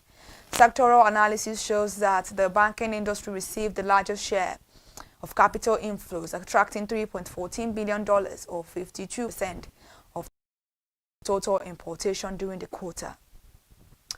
The federal government has raised concerns over a growing trend of Nigerians being illegally recruited to participate in foreign armed conflict under deceptive circumstances. Ministry of Foreign Affairs Ambassador Yusuf Tugar sounded the alarm in a statement issued on Sunday. The ministry spokesperson, Kimi Ebienfa, warning citizens to avoid offers that involve enlistment in overseas conflict. According to the minister, recent media investigations and security reports indicate that many Nigerians were recruited under false pretenses, including lucrative employment, security jobs, educational opportunities, or migration. The minister noted that recruiters often entice victims with offers of high monthly pay, signing bonuses, and fast-tracked citizenship. And now President Bola Ahmed Tinubu has directed Vice President Kashim Shettima to lead a federal government delegation to Kano to express sympathy and support to victims of the Singa Market fire disaster. The fire, which erupted on Saturday evening and continued into Sunday morning, destroyed billions of naira worth of goods and marked the second such incident at the market in just 2 weeks. According to a State House press release issued on Sunday by the Special Advisor to the President on Information and Strategy, Bayo Ononuga, the delegation is scheduled to depart Abuja on Monday. The statement said the team will convey the President's condolences to traders over their losses and pledge financial assistance. The delegation will also pledge on behalf of the government financial assistance to aid the victims and support Kano State in facilitating the quick reopening of the markets. The Revenue Mobilization Allocation and Fiscal Commission disowned reports that certain disputed crude oil and gas wells have been recommended for ceding to specific oil-producing states, insisting that no such decision has been taken. In a statement issued on Sunday, the chairman of the commission, Dr. Mohammed Shehu, said the attention of RMFFC has been drawn to a purported report allegedly issued by the Interagency Committee on the Verification of Coordinates of Disrupted Crude Oil and Gas Wells between states, which was circulating in state sections of the national media. The Commission said the report claimed that recommendations had already been made to cede certain oil wells to particular state, but it described the report as misleading, premature, and does not represent the position and conclusions of the Revenue Mobilization Allocation and Fiscal Commission. Away from that, now the director of the Intergovernmental Group of 24 on International Monetary Affairs and Development, Yabo Masha, on Saturday, said ongoing tax reforms will support Nigeria's transition into a modern and more effective economy, as she outlined the agenda for the G24 2026 Technical Group meeting scheduled to hold in Abuja from February 18 to 20. Masha, African to occupy the position since the establishment of the G24 over 5 decades ago, spoke at a press conference in Abuja ahead of the meeting themed Mobilizing Finance to Promote Sustainable, Inclusive, and Job-Rich Economic Transformation. She said tax domestic resource mobilization remains central to development, stressing the Nigerians' reform drive could deepen formalization and strengthen public finances over the time. And lastly, this afternoon, the federal government has intensified plans to scale up the development of micro, small, and medium enterprises in 2026, following the disbursement of $200 million to small businesses and exporters in 2025. Through the Federal Ministry of Industry, Trade and Investment, the government said it will launch a national MSME census to strengthen its database of operators, improve targeting of incentives, and deepen access to finance for after more than 115,000 MSMEs benefited from grant, loans, and trade finance interventions in the past year. The MSME census in 2026 is part of effort to boost small business financing, strengthen data integrity, and accelerate industrial planning. In the Federal Ministry of Industry, Trade and Investment Outlook 2026, the government noted that the country disbursed $200 million in funding to MSMEs and exporters and expanded access to finance for over 115,000 small businesses. All right, thank you so much for listening to the news this afternoon on ConsumerHallaTV. To stay connected for more news updates, follow us across all our social media platforms: Instagram, Facebook, X, TikTok, and on YouTube. Subscription is absolutely free. All our ConsumerHallaTV. I am Kike Lomo at Jibola. Continue to have a lovely day.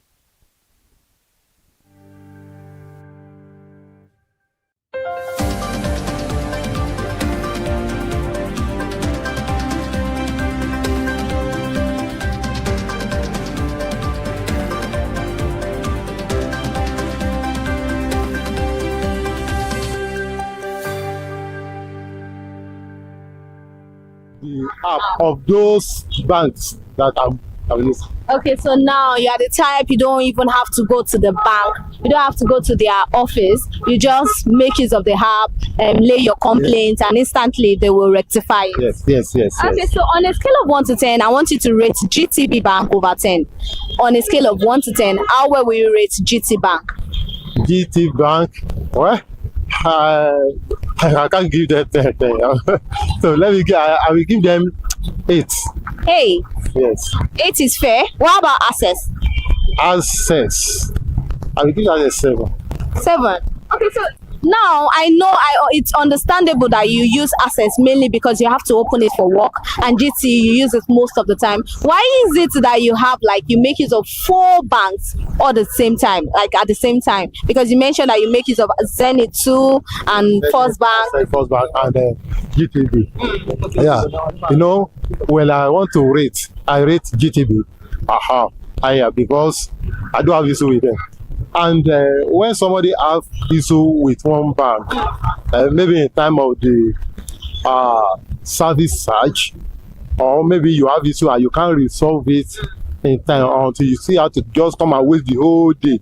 Okay. So people will get tired with that bank and switch to another one. Not that they will close the account with the former one they are using, but they will not making use of that one more, most of them. Okay. So that is why for that my GTB. But the any other one, I said that Access, that is more for my office. But if I'm to use a bank regularly, I'm using my GTB. For me, regularly. Okay, so now you are trying to say you have issues with that other bank. You were making use of them before, but because of the issues and queuing of banks, that was why you now switch to other banks. The remaining 3, I'm making use of them. But the one I'm making use most often, frequently, is GTB. GTB. Okay. So, okay, thank you very much, sir.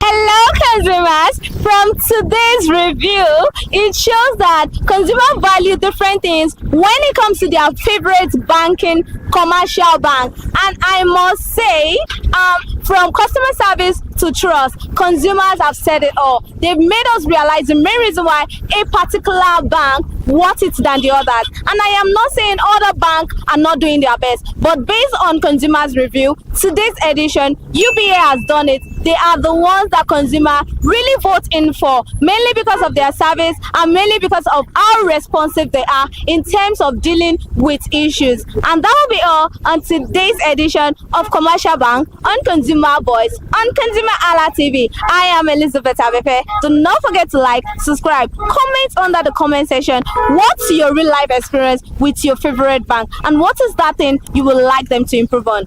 Bye for now.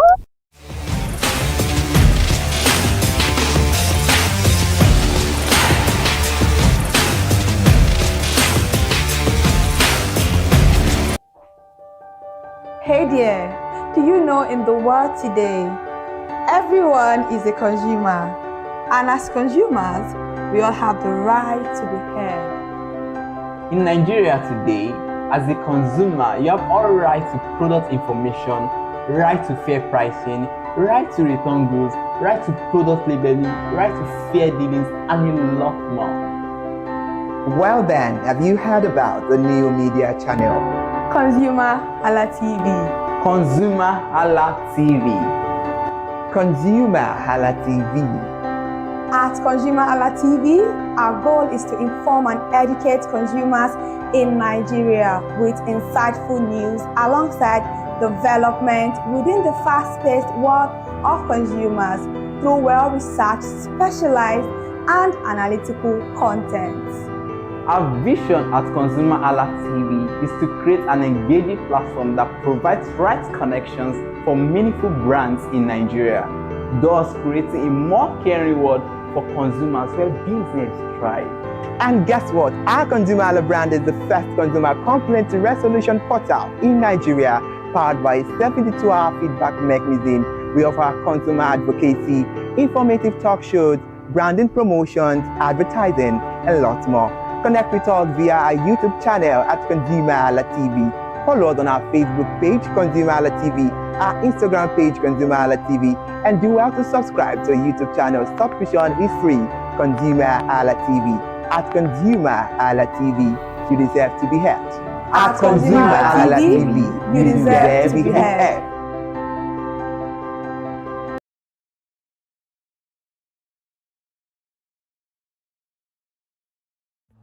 My name is Tunde Olufowora. I'm the CEO of Bandai Communications. We are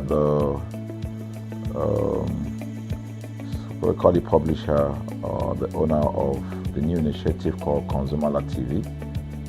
ConsumerHallaTV is actually Nigeria's first consumer-centered, or called a consumer-centric television platform that aims to bring voice to the over 220 million Nigerians.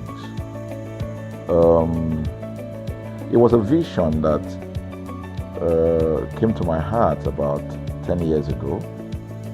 I remember that I was traveling. I traveled out of the country, on airline. And I had this unpleasant experience. It was a trip to an African country from Nigeria, and I actually went with a local flight from Nigeria. I wouldn't want to mention the name of the airline, and then it was to South Africa.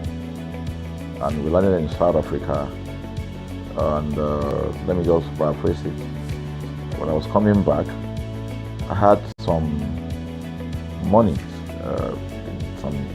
some dollars, and that someone had given to me to hand over to another person in Nigeria. So I wanted to help out.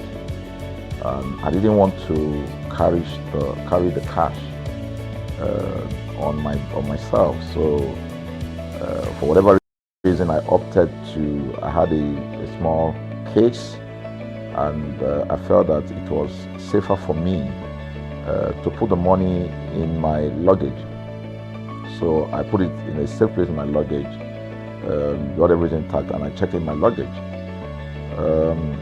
My arrival in Nigeria, I was standing and was waiting by the carousel just so that I could pick up my luggage, and then I was there for 1 hour and waiting for my luggage. I didn't know that my luggage already arrived, and it was one of the luggage that was moving around on the carousel. So after about 1 hour wait, I looked to my left and my right. Almost everybody had gone. I think there were just about 2 or 3 left. So I beckoned on the woman that was on my side, and I noticed she was really in tears. Madam, what happened? She said, her bag has just been torn and a lot of things stolen. So I said, well, I've also been waiting for my own. She said, you better go and check those luggages there. Maybe yours is one of them. And lo and behold, I went down there. Mine was one of them. By the time I got it, everything inside my luggage was gone. All the valuable things there were gone. To cut the long story short, we felt there was need for us to report the case, at least to the airline. It was in the night, about 8 o'clock or 9 o'clock. We went in to go and see the officer that was in charge. As soon as we got in there, the officer said, "Oh, so sorry, but you will have to go to our head office in somewhere in Victoria Island, to lodge a complaint." Okay. So the next day we went to the Victoria Island and we lodged a complaint, and that was it. And since that day, I'm talking a story of over 10 years ago, I didn't get a call, not even a call from that airline to talk to me about what happened to my luggage. Now, about a month after that trip, I had another opportunity to travel out of the country. This time around it was to US, and it was an official assignment. And I flew on, I will mention the airline this time around.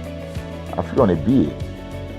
I really didn't like BA. I usually go with Virgin Atlantic and things like that. But my protocol officer convinced me and said, okay, you will love BA. Why don't you go on BA? Anyway, so I went on BA to US. And of course, on our return from US to Nigeria, we had to do, of course, there'll be like a connecting flight, from Heathrow. So we got into London Heathrow, and then because it was through Heathrow that we went, and then so they changed since it was BA, they changed the aircraft this time around to a bigger one. I mean, clearly because there were more Nigerians, or more people that were planning to come to Nigeria, and then we boarded. Not quite 10 minutes into the flight, in the air, the aircraft started malfunctioning.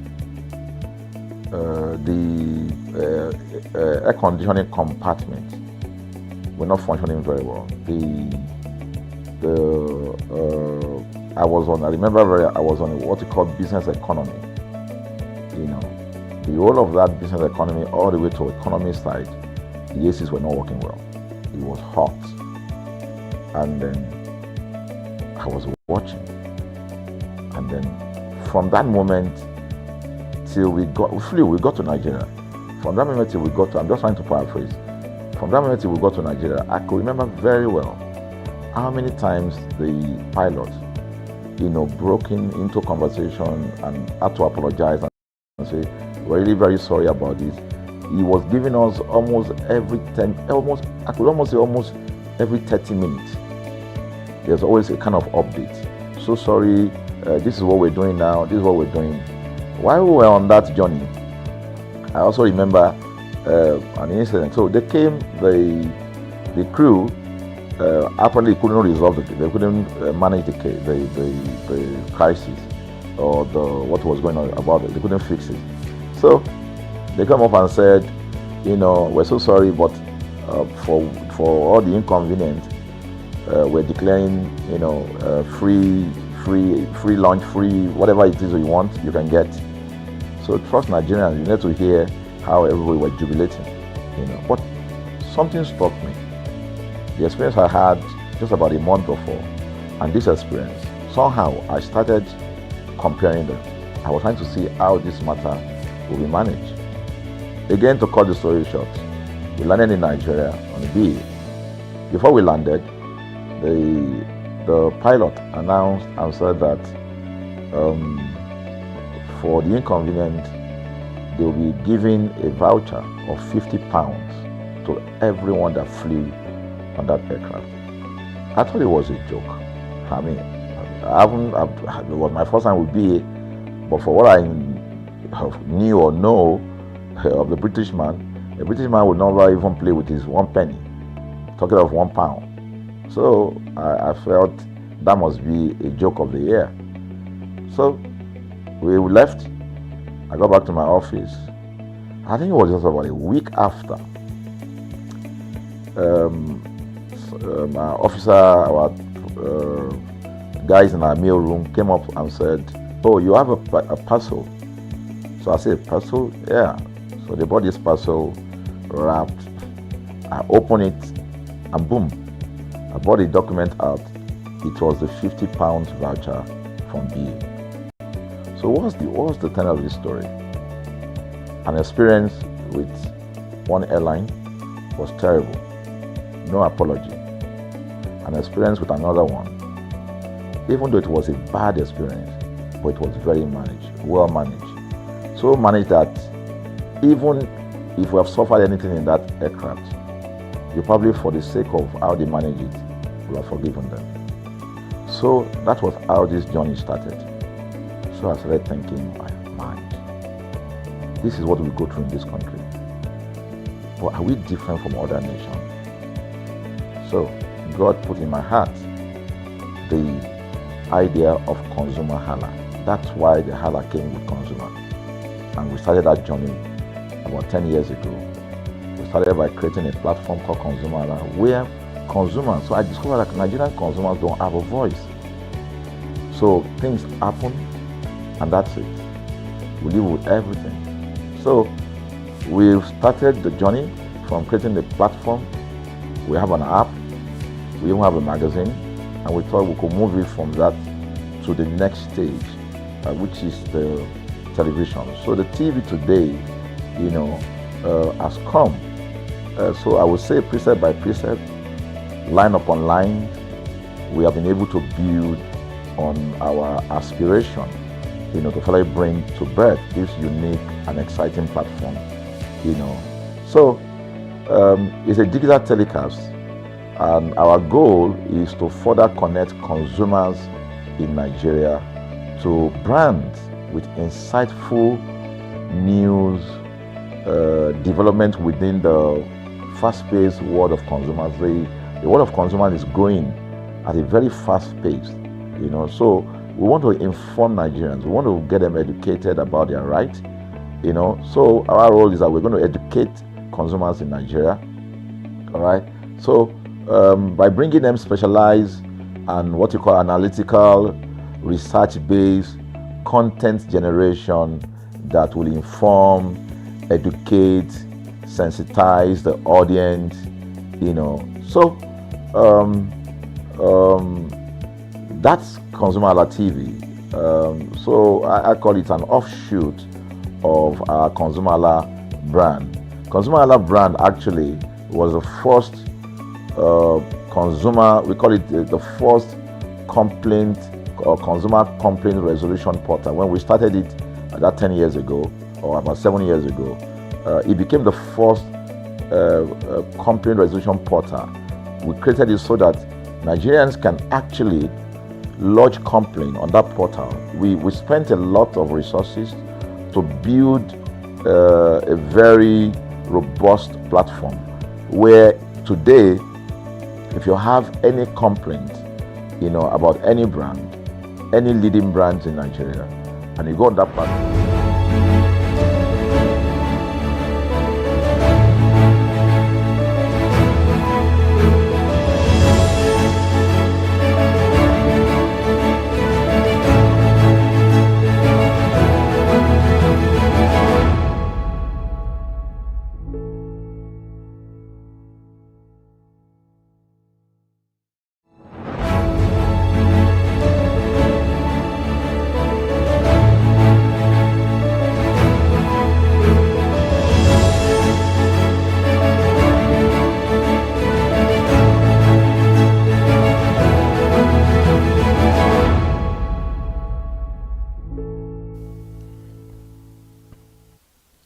It's high time we are so intentional about Monday, because Mondays are for everyone who have mission. And on that note, welcome to today's Monday edition of Consumer Analytics on ConsumerHalla TV, where we analyze, we project, we do proper survey on brands, especially on what the consumers are saying about the brand. I am Ire Hayomi Kunle Eke.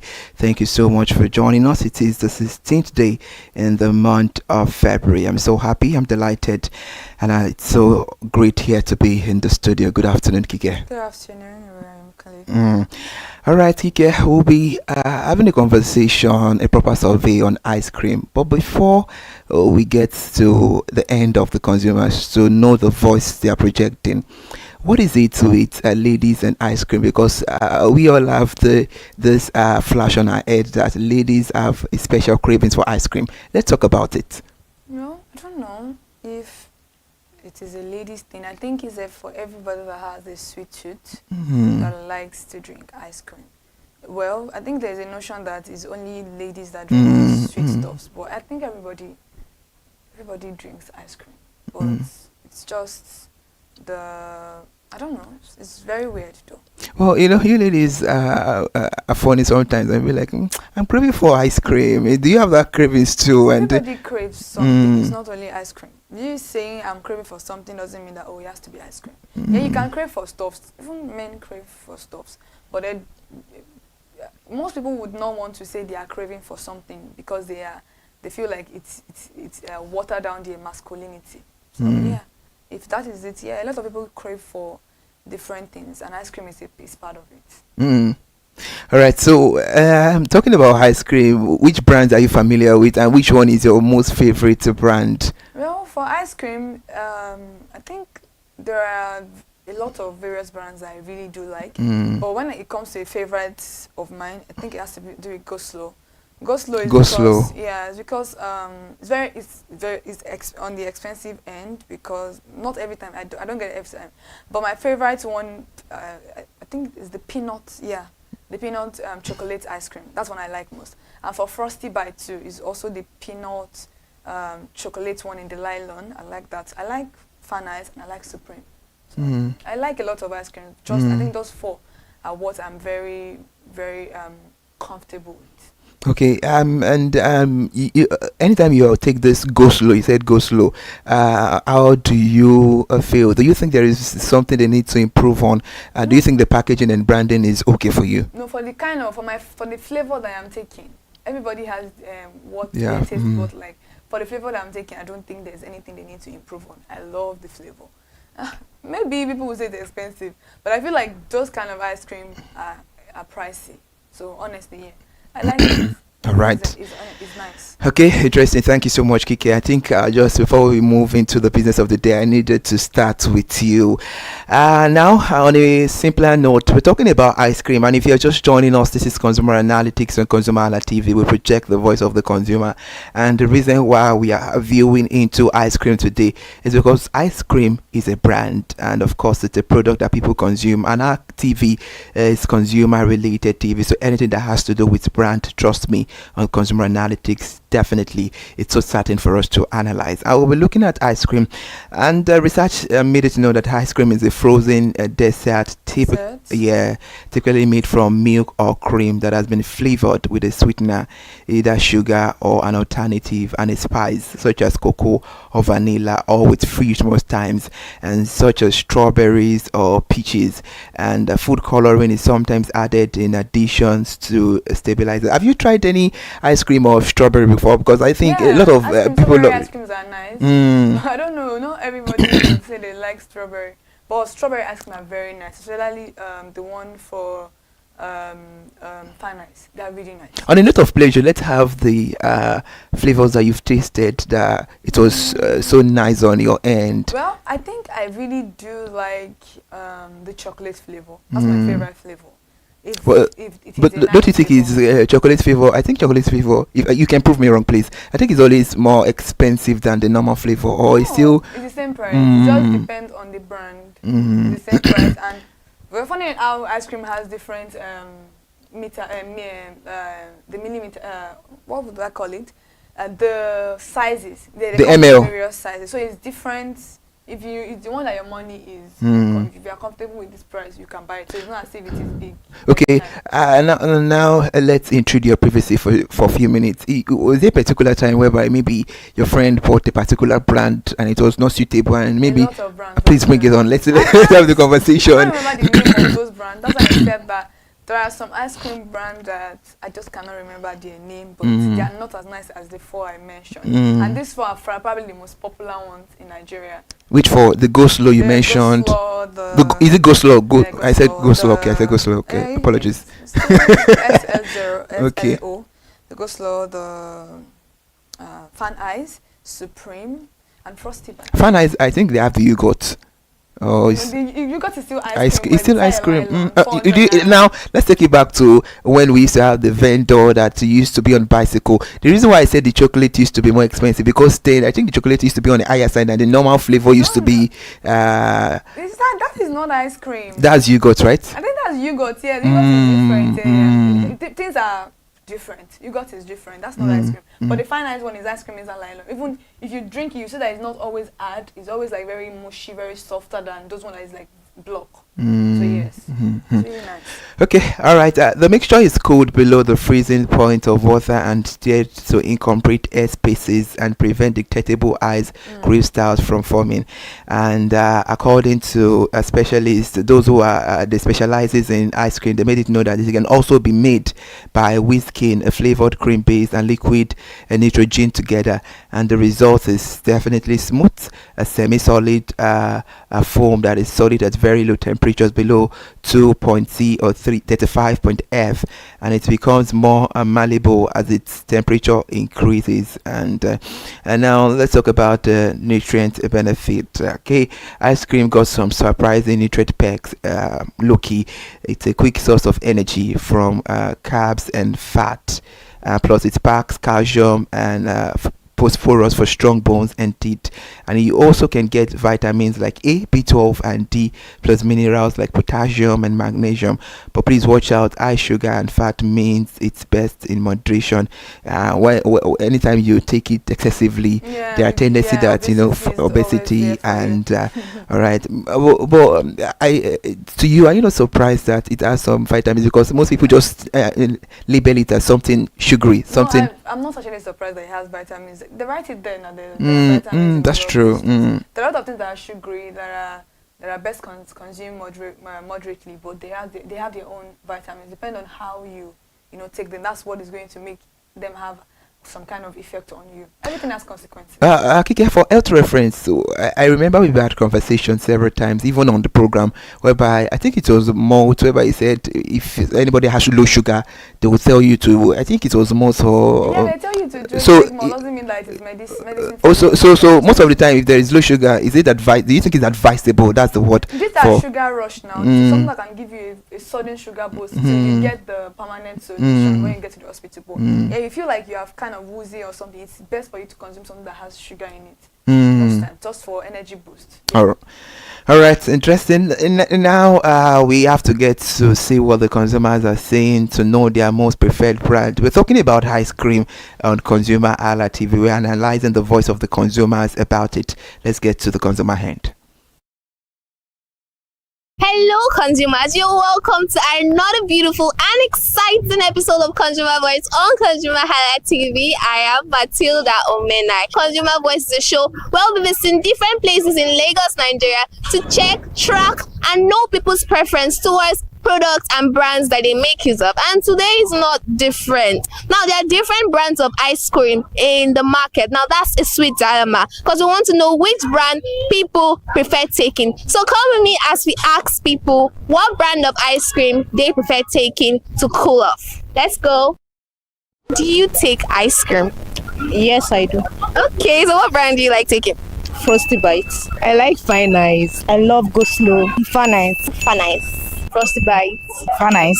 Fun Ice. We have heard what the consumers have to say and they know their winner. So do you want to know the winner for today? Yes. Drum roll. Fun Ice has won for today's episode. They talked about how much they love the kind of flavors they make, the taste, and how creamy it is. And they also criticize other brands on their taste, affordability, and other things. But like I always say, this is not a show to criticize other brands. It's for them to know where to make improvements. And that is all we have for today's episode of Consumer Voice. I am Matilda Omenai, and until next time, bye. Thank you, Matilda Omenai. I would pick your lines which you said that this is not to criticize brands but to do a survey and to let manufacturers know the way consumers are feeling about their brand. Kike, and now it's been the survey has been well done and we can see it's Fun Ice. Let's look at the categories of brands of ice cream we have. I think Fun Ice does a lot of, they have numerous flavors, than other brands, or do you think? They're the same. Go Slow has numerous flavors as well. No, they have numerous flavors than most. I think they have the largest range of flavors. Yeah. Go Slow has that, but it's expensive. So why do you think consumers are opting on Fun Ice? Is it because it's everywhere on consumers? It's affordable. Go Slow is everywhere. Supreme is everywhere. Frosty Bites is everywhere.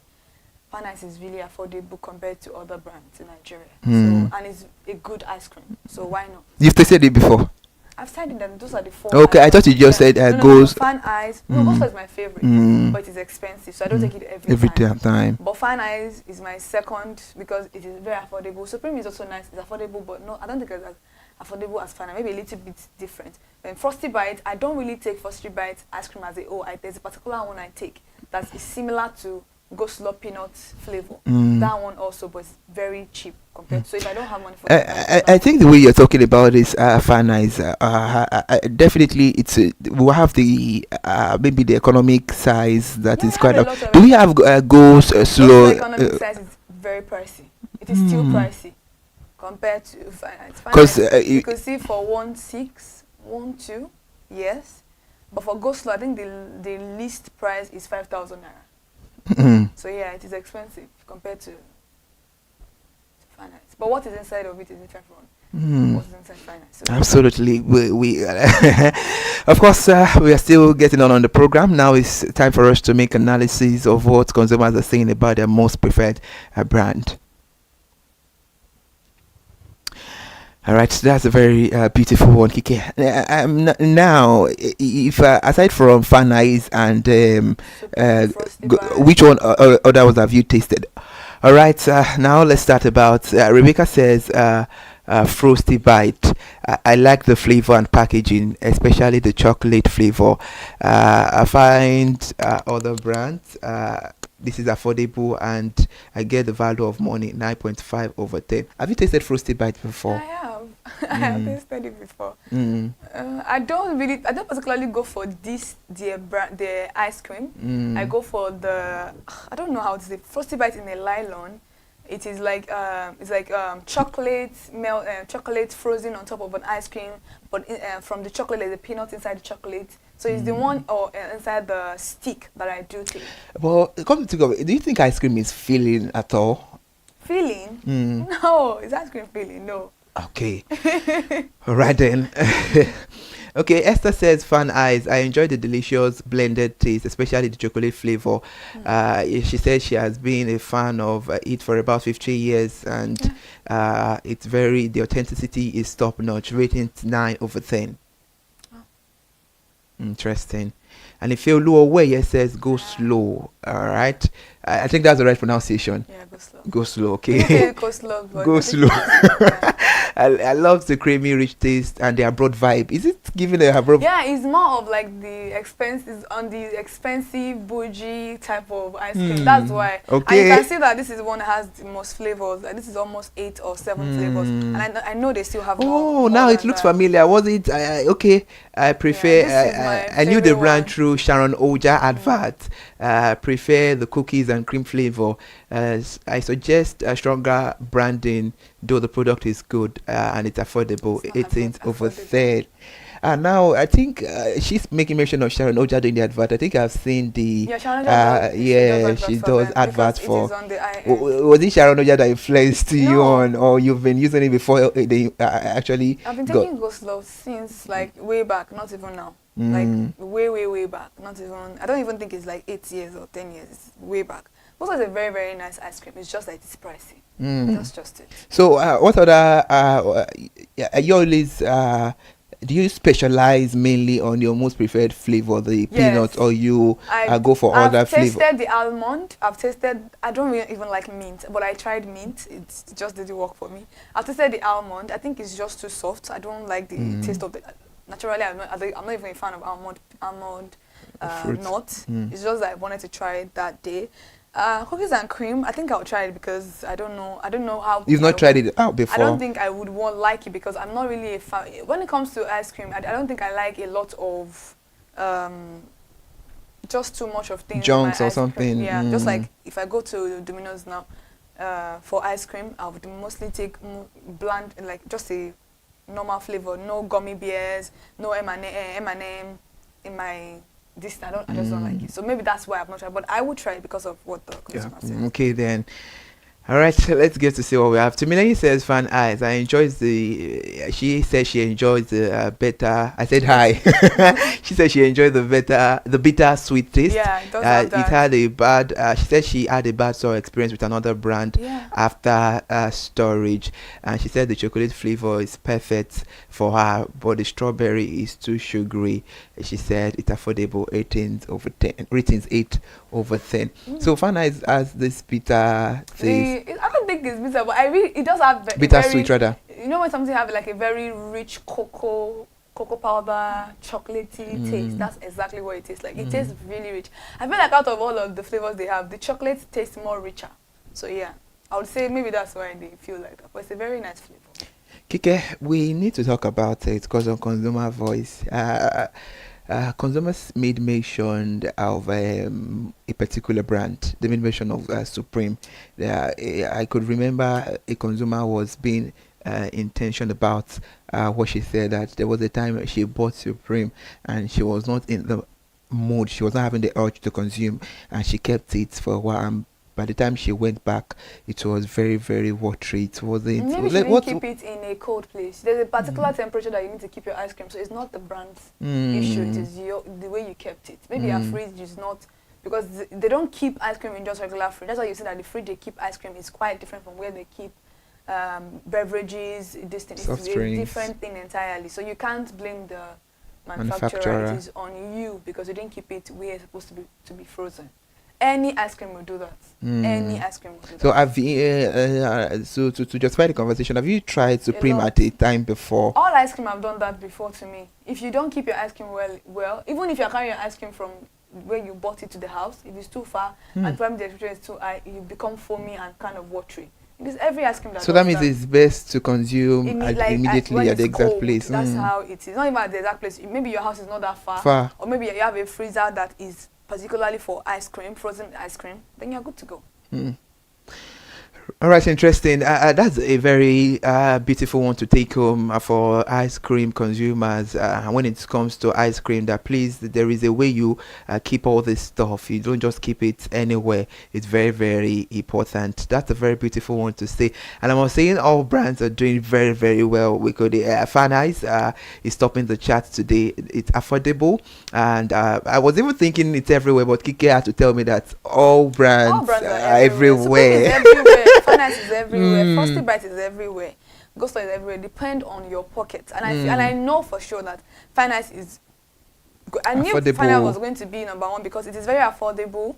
And what is affordable is what is going to be on the lips of and it's very good. So why is the combination? Now let's look at the brand, the household name between the brands of ice cream we have. Which one do you think has been a household name for a while? That has been out. Honestly, I don't know, but I would probably say between Fan Eyes or Supreme. Or even Frosty Bite. I know Frosty Bite has been since. So, yeah. All right, it's very interesting one on the conversation. Of course, new day, we learn new things, and I'm very sure you've learned one or two from the consumers about their voice, about the reason why they're sticking to the brand they are opting on. It's a very beautiful feeling, and in general, I must say that all manufacturers, when it comes to ice cream, you people are doing very well and taking it back. We're not limiting it to ice cream alone, taking it back to all the editions of consumer analytics that we've had in the past. All manufacturers are doing beautifully well because it's so amazing. It takes a giant step to be a manufacturer, to produce, to satisfy consumer, because we human beings, of course, you cannot satisfy human beings, but we give it to you. You people are doing very well, and of course we've come to the end of the conversation. It's a very insightful one, I must say. Like I said earlier on, please note that all conversation made on this program is not based on critics, but based on transparent functionality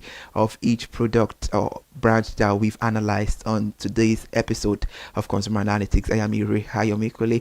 Thank you so much for joining us. We'll meet again on Wednesday for another beautiful and insightful edition. Bye for now.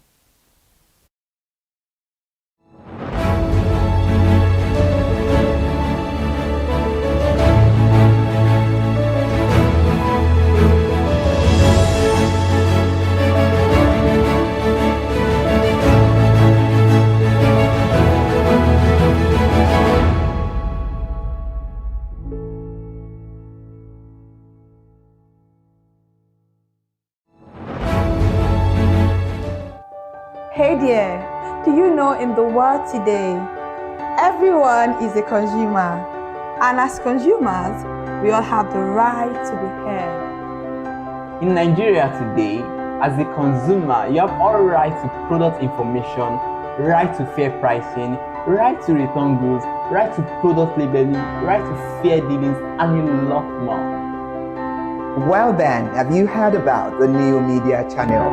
ConsumerHalla TV. ConsumerHalla TV. ConsumerHalla TV.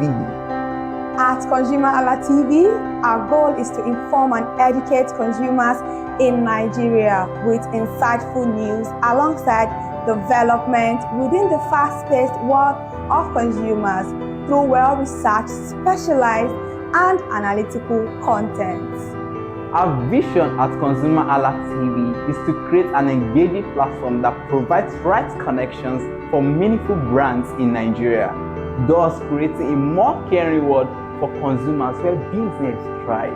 And guess what? Our ConsumerHalla brand is the first consumer complaint resolution portal in Nigeria, powered by a 72-hour feedback mechanism.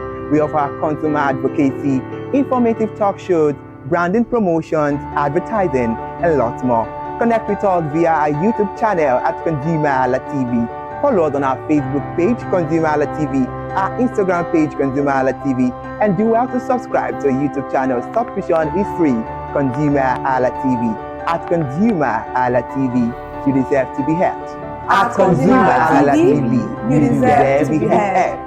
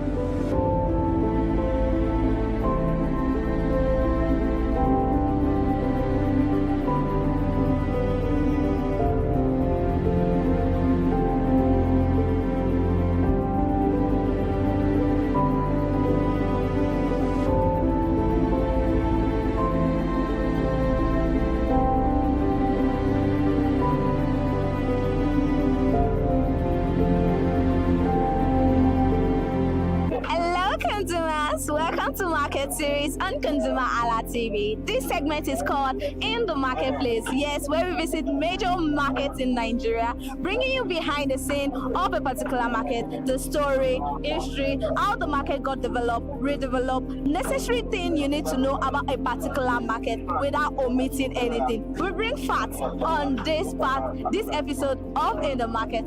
But today, I'm live here at Ijora Fish Market. Ijora Fish Market is a bustling hub nestled in the heart of Lagos with a history dated back. But then what made this market tick? Come with me, let's go explore from traders, leaders, the history about this market. What's so special? The challenges, the struggles of this particular market. You know what?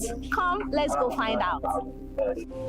Ijora Fish Market has existed for decades, with a true tracing back to the early mid-20th century, during a period when Lagos was rapidly expanding as a port and commercial city.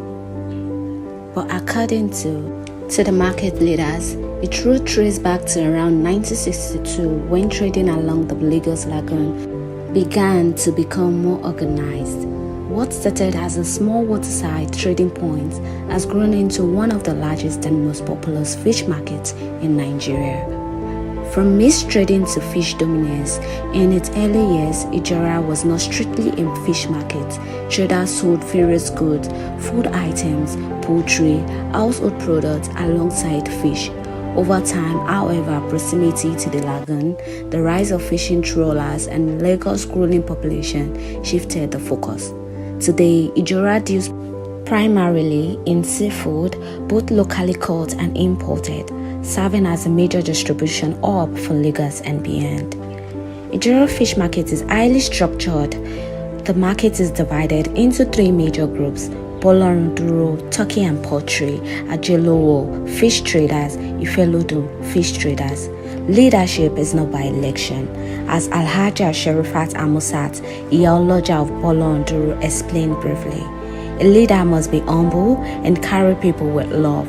Let's listen to what she has to say about leadership and also the do's and don'ts in the market. Káàárọ̀ ọkọ mi. Kí lorúkọ yín? Èmi ni Alhaja Sherifatu Ọlọ́runṣóyìn Amsat. Báwo lẹ ṣe jẹ́ nínú ọjà yìí? Mo jẹ́ ìyá ọlọ́jà nínú ọjà yìí. A ti tó ọdún mélòó tẹ́ ti joyè ìyá ọlọ́jà? Gẹ́gẹ́ bí ó ṣe wà, mo yìí náwọn tó tún ìjù mi tó jẹ́ jẹ́nára tó ìwà. Ipa mẹ́ta ni ìra wa nínú ọjà yìí. Bọ́lọ́ndúró, ajé lọ́rọ̀, ìfẹ́ ló dùn. Nísìnyí Bọ́lọ́ndúró lè mú ayé ẹgbẹ́ onítọ́kí. Ìyẹ́jẹ́ ajé lọ́rọ̀ wà, ìyẹ́jẹ́ ìfẹ́ ló dùn wà. Àwọn ìyá wa tún ìwà nínú ilé lọ́hùn tó ń ṣe olórí wa tó yẹ pé àwọn ní adébálọ́jà tó dẹ̀ jẹ́ ìyá alálùbáríkà sí wa. So oríṣiríṣi ìka mẹ́ta tẹ́ dárúkọ yìí sí, ṣé gbogbo ẹ̀ náà ló wà nínú ọjà táwa yìí? Bẹ́ẹ̀ ni gbogbo ẹ̀ la wà nínú ọjà yìí. Èmi ni ìyá ọjà Bọ́lọ́ndúró ní Tọ́kì, ìyá ọjà ajé lọ́rọ̀, àwọn ìyá wa pé àwọn tá gbá nídìí ọjà nídìí ẹja àwọn nìyẹn. Ìfẹ́ lódùn náà wà nbẹ, àwọn yẹn náà wà nínú ilé lọ́hùn. Àkọ́kọ́ ń bí ni tiwa Bọ́lọ́ndúró. Bọ́lọ́ndúró, Tọ́kì, ìfẹ́ lódùn. Ajé lọ́rọ̀. Ajé lọ́rọ̀, ìfẹ́ lódùn yẹn kí ni àwọn ipa abẹ́wò ni wọ́n wà? Sísè tó jẹ́ pé Bọ́lọ́ndúró Tọ́kì ni, kí ni ìfẹ́ lódùn? Ìfẹ́ lódùn àwọn náà ń tẹja. Ajé lọ́rọ̀ àwọn náà ń tẹja. Àwa ń ta Tọ́kì, àwa náà dẹ̀ tún tẹja pẹ̀lú ẹ̀ náà. Okay, so kí ni wá ní ìtàn ráńpẹ́ tẹ́lẹ̀ sọ fún wa nípa ọjà Ìjọra Fish Market? Ṣe rí nípa ọ̀rọ̀ Ìjọra yẹn, àwọn ìyá wa ló lè sọ nípa tó àwọn ló tẹ̀bí dó. Àwa náà wá darapọ̀ mọ́ wa ni. Nígbà tá a ní ìfẹ́ pé àwọn náà fẹ́ wá sọjà, a lọ bá wọn. Ìyá wa ìyá alájẹ jẹ́nára wa, ìyá alájà Pópóọlá, Fúsàt Pópóọlá, àwọn nìyá jẹ́nára wa. Lẹ́yìn náà yóò gìdọ̀ alájẹ ògìdọ̀. Gbàtẹ́mi dé mo lọ bá wọn, mo ní mo fẹ́ darapọ̀ mọ́ wọn. Alájà Fúsàt Pópóọlá wọ́n dẹ̀ tẹ́wọ́, wọ́n gbà wá as jẹ́nára wa. Èmi náà jẹ́ wàǹbí adé ń tajà, wọ́n fi mí jẹ ìyá ọjà onítọ́kì. Kí ni àwọn nǹkan tí wọ́n máa ń wò tí wọ́n lè fi yọ̀yàn as olórí nínú ọjà? Nǹkan tó máa ń wò pọ̀, tí èèyàn bá ń lọ tó ń ṣe dáadáa, tó ń kí àwọn èèyàn, tí ò ṣe gàgídígàgan, tí ò jọra ẹ̀ lójú, tí ò gbéraga, tí ò sọ pé àwa la wà ń bẹ̀ kíláàbù, tó dẹ̀ respect àwọn àgbà. Ṣé mọ̀ pé bí èèyàn ṣe ń lọ ìwọ̀n máa wò ní ẹsẹ̀, wọ́n máa wò ṣe sí ẹ̀, wọ́n máa wò wà sí ẹ̀, kó di pé wọ́n máa mú èèyàn fi jẹ oyè. Ṣé ti lérò tẹ́lẹ̀ rí pé ẹ máa jẹ ìyá ọjà? Tí ẹ rí gbọ́ rí ni tí ẹ rí gbọ́ kọ̀ wá mú mi ni wípé kí n wá jẹ ìyá ọjà lọ àwọn ọmọ ọjà, wọ́n wá mú mi pé àwọn fẹ́ kí n darapọ̀ kí n jẹ ìyá ọjà. Báwo ni inú yín ṣe dùn lọ́jọ́ náà? Alhamdulilayi, mo dúpẹ́ lọ́wọ́ náà. Ó ṣe á ti tó ọdún mélòó tẹ́ ti joyè? Ó ti lọ bí 15 years, sí mọ́ 20 years. 20 years? Bẹ́ẹ̀ni. Okay, so a mọ̀ pé àti jẹ́ olórí nínú ọjà kò easy, kò ń ṣe nǹkan tí ó easy bẹ́ẹ̀. Báwo ni ẹ ṣe ń kó? Àjẹ́ mọ̀ wípé ẹ̀ka yẹn náà ti sọ pé kò yí sí, èèyàn máa ṣe jẹ́jẹ́ pé mo ti pè wọ́n sí ẹ̀kọ́ lẹ́wọ̀n dá mi lórí ẹ̀kẹ́ tí mo ti pè wọ́n. Ọlá ìfẹ́ tí ò bá dẹ̀ ti gbéraga tó tọ́ pé ẹ̀yin lè mọ̀ pé ọ̀gá ni nísìn ní ìgbéraga ní ìrè nǹkan lórí wọn. Ìjọba ẹ fún mi lówó tí ẹ̀yẹ tó bá dé tó bá wẹ̀ wá ṣe fún mi.